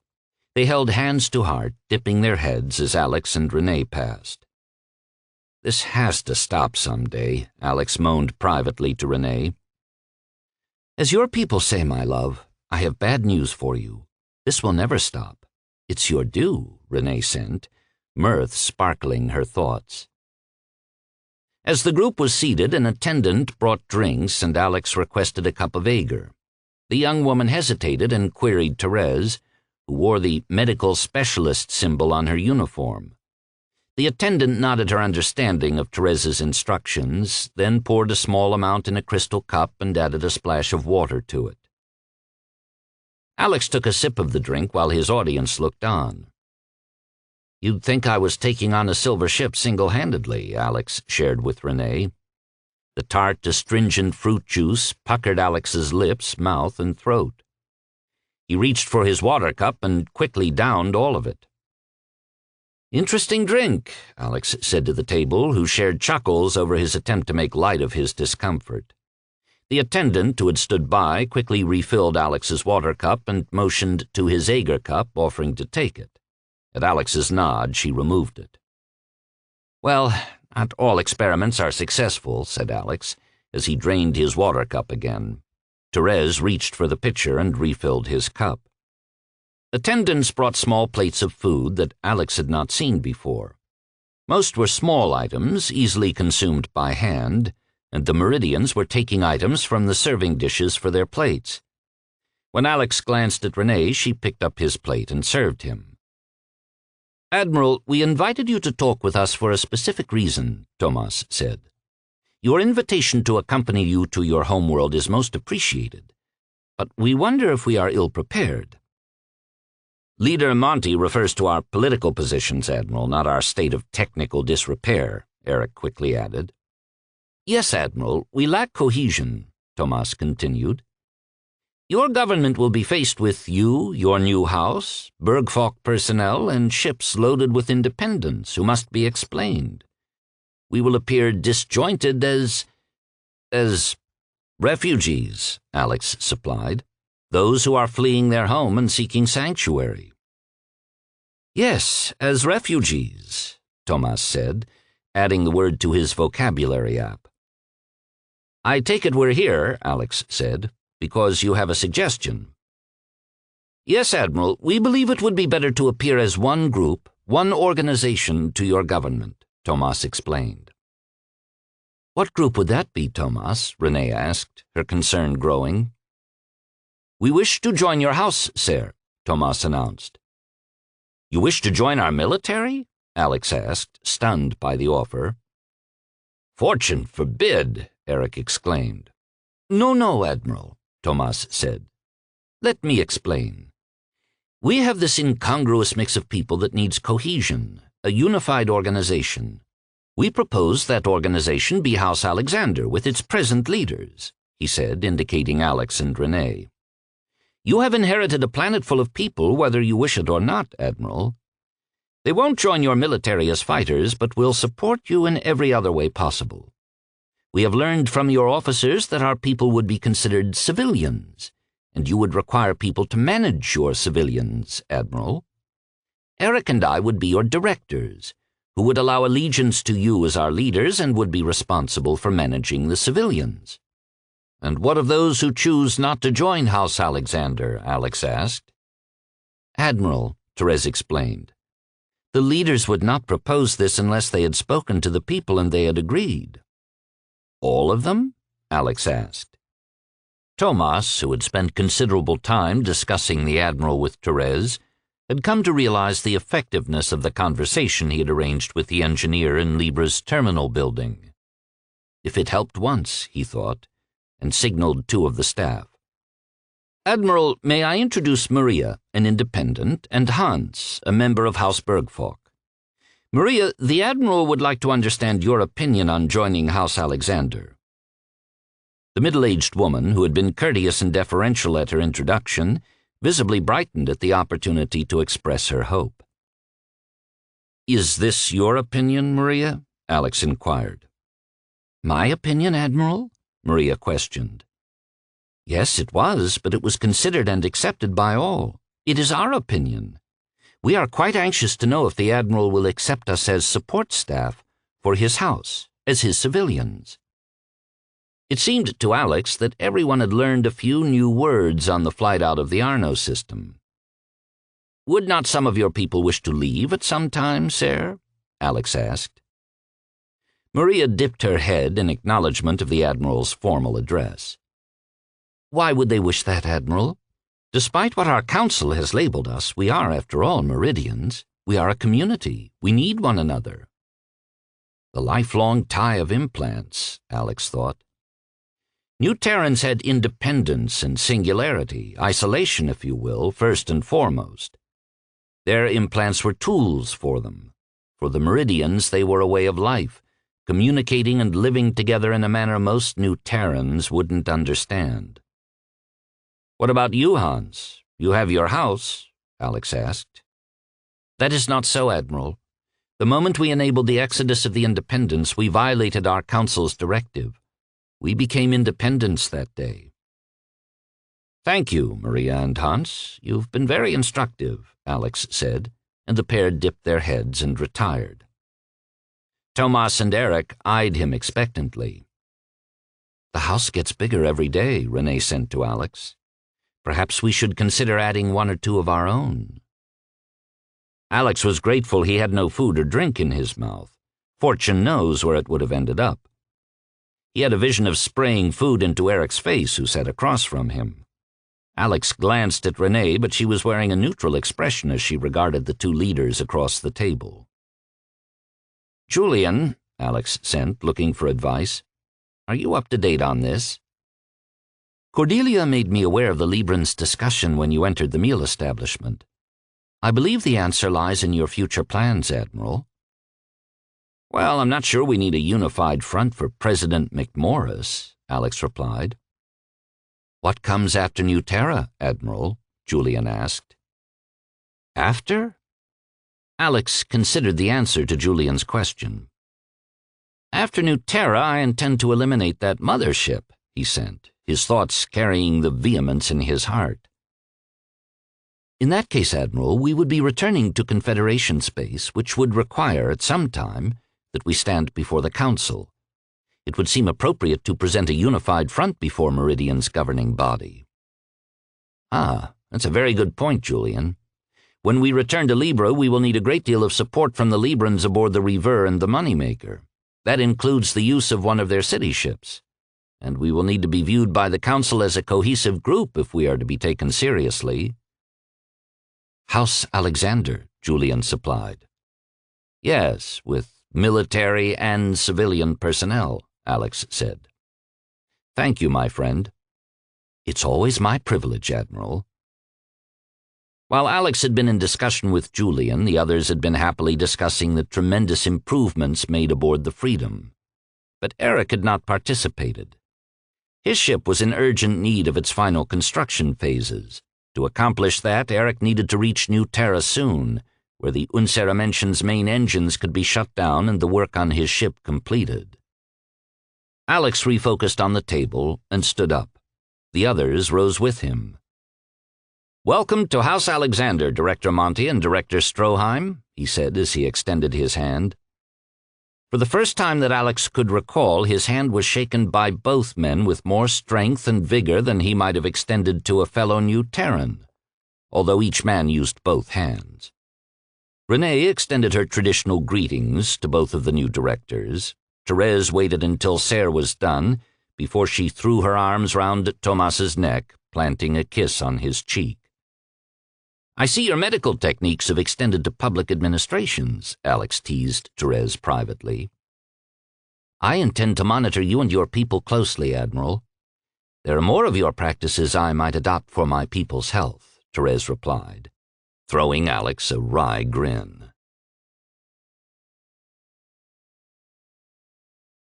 Chapter 35. Tomas invited the group to tour the ship with him and see their improvements, and was surprised when Therese begged off, citing a previous engagement. Tomas had offered Therese the opportunity to stay with him aboard the Freedom as his partner, now that they had successfully escaped Arno. Her response had been unexpected then as well. "Much depends on our Admiral," Therese had replied, "and his health and well-being are my personal responsibility." Tomas had respected Therese's dedication to the Admiral and told her so.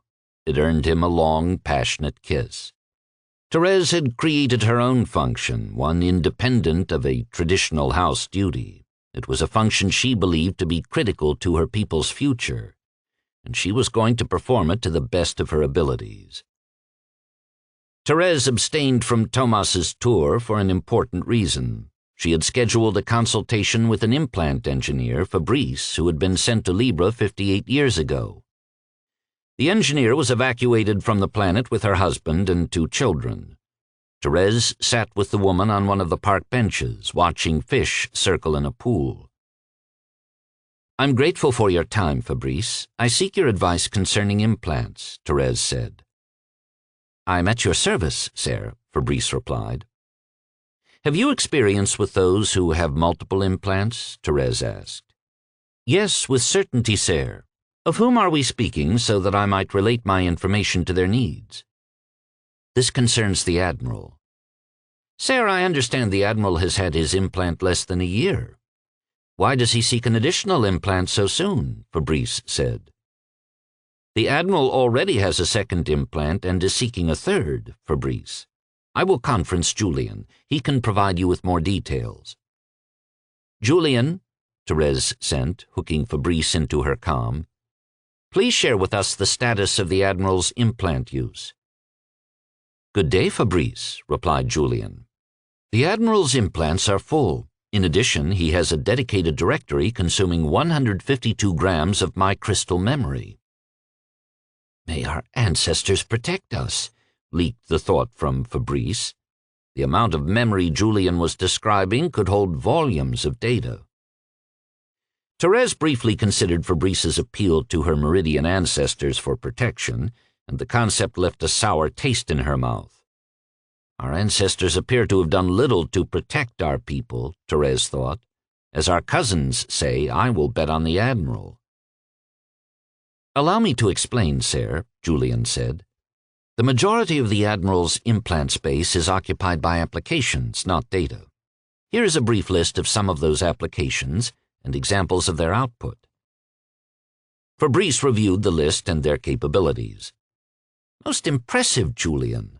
I haven't seen many of these before, but I've been out of circulation for many years, Fabrice said self-consciously. You have done a marvelous job supporting your Admiral with these applications. These aren't my applications, sir, Julian explained. The Admiral created them. They are the ones he uses most frequently, and this list represents only a portion of his applications. Fabrice leaned against the back support of the bench as if she had been struck and the wind knocked out of her.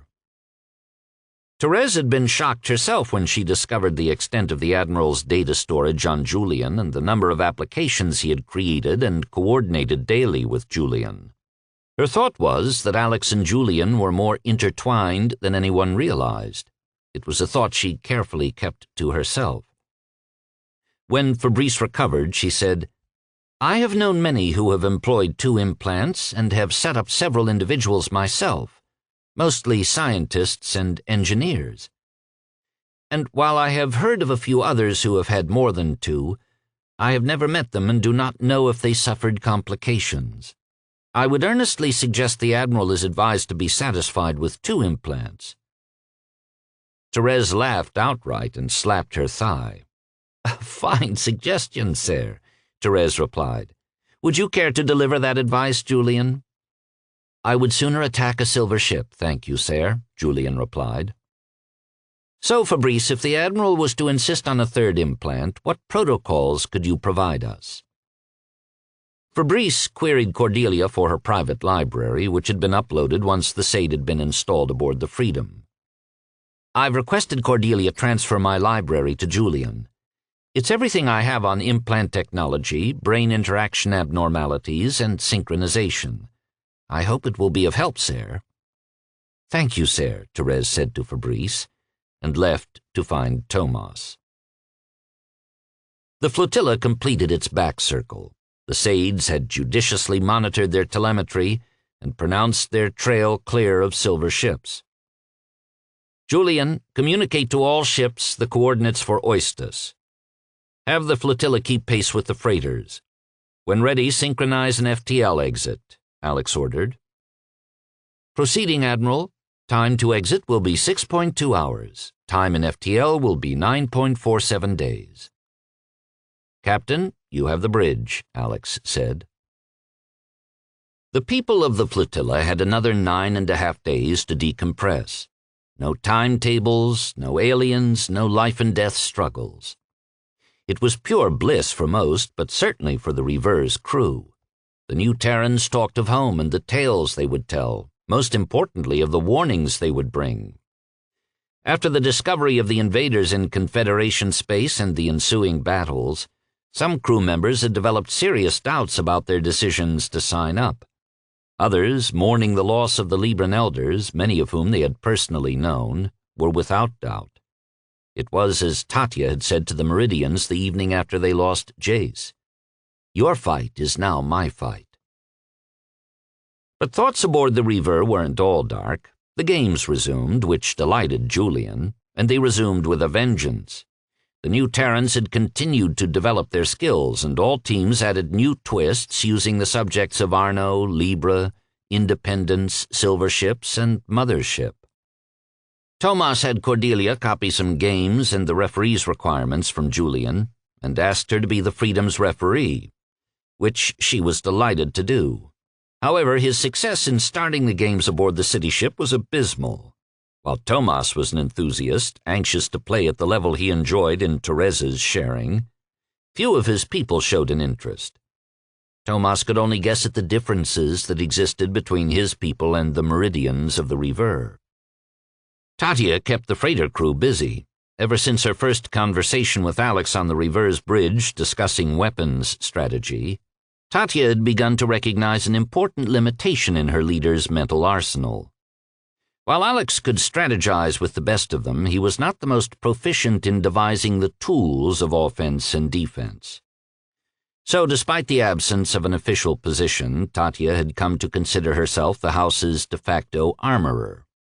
That decision had driven her to produce Cordelia's mindlets without authorization. Approval might have been forthcoming, but she felt the value of the mindlets was too important to risk official refusal. She did regret tricking Julian into keeping her secret, but she had a feeling that he secretly approved her gambit. Continuing in her unofficial role as armorer, Tatya had pushed Sheila, Mickey, and the freighter crew to build more fighters while en route to Arno's FTL exit, and those ships had been instrumental in overwhelming the last enemy fighter. And now, despite the flotilla having escaped to safety, Tatya continued to drive the crew to build every fighter they could. While the flotilla backtracked light years from Arno, Mickey had taken the opportunity to offload their empty plastic crates to the Freedom and liberate some much-needed raw materials from the city ship. Removal of the crates regained operating space in the bays, allowing Mickey to set up some gen machines and begin manufacturing critical parts for the daggers. After a long day of assembly, a very tired Mickey sat across the meal table from Tatya. "Commander, you're pushing the crew to build daggers like you expect a fight when we arrive at New Terra," Mickey said, broaching the subject that had concerned him and many crew members. "New Terra?" Tatya responded. "No, Mickey, not New Terra. How long do you think it will be before we go back to Libre?" When Tatya saw the frown form on Mickey's forehead, she realized the engineer had not thought through the next phase of the war. "Mickey, we're returning to New Terra to arm ourselves and organize our resources to go back and take the Arno system," Tatya explained. "We know the mothership and her drones will stay on Libre for years. Now is the time to take the fight to them. Enough of this playing defense. So I'm getting the Admiral's war tools ready for him. And exactly how many fighters do you think he's going to need?" "Probably every single one we can build, Commander," Mickey had replied, nodding his head in understanding. When Mickey shared Tatya's comments with the crew, they turned their hand to the business of building fighters without a word of complaint. The crew, Libran and New Terran, had been focused on their destination either as first-time visitors or those wishing to see their homeworld. Tatya's scenario of a return to Libre was an entirely different future to contemplate. The flotilla exited FTL at Oistus, a half-day from Seda's orbit at their freighter's velocity. Alex was being cautious. "This homecoming is going to be a tricky affair as it is," he thought. Alex was trying to anticipate his government's reaction to his having left with a single ship, an attached shuttle and 4 fighters, and returning with an entire planet of people, 2 monster ships, 2 freighters with 1 full of daggers, and 3 additional liners. "Yes, Mr. President, they just followed me home." As the flotilla made its way past the ice fields, Alex sat on the reverse bridge reviewing his summary message to President McMorris when Julian interrupted. "Admiral, I'm receiving a comm from Sharias. I detect an FTL station in orbit around New Terra with relays on your system's outposts." "Interesting," Alex said. "It appears that President McMorris has been very busy with Méridien tech. All right, Julian, open a vid to Colonel Stearns." "Negative, Admiral. It's a Colonel Marshall." "I don't know a Colonel Marshall," Alex said, "but open the vid, Julian." "Captain Racine," the colonel began without preamble. Andrea, who was standing next to Alex, interrupted him. "That would be Admiral Racine, Colonel." The colonel paused, but his stern expression didn't change. If anything, it hardened. "Have it your way. Admiral, then. By order of President Downing, you are to halt your convoy outside our system. If you proceed past Seda's orbit, you will be disregarding a lawful presidential order and violating the sovereign peace of Oistus. The President is prepared to employ force against you. That is all." The colonel cut the comm. The Colonel's insubordinate tone had outraged Andrea, and her anger was evident as she exclaimed, "President Downing? Who put that idiot in charge?"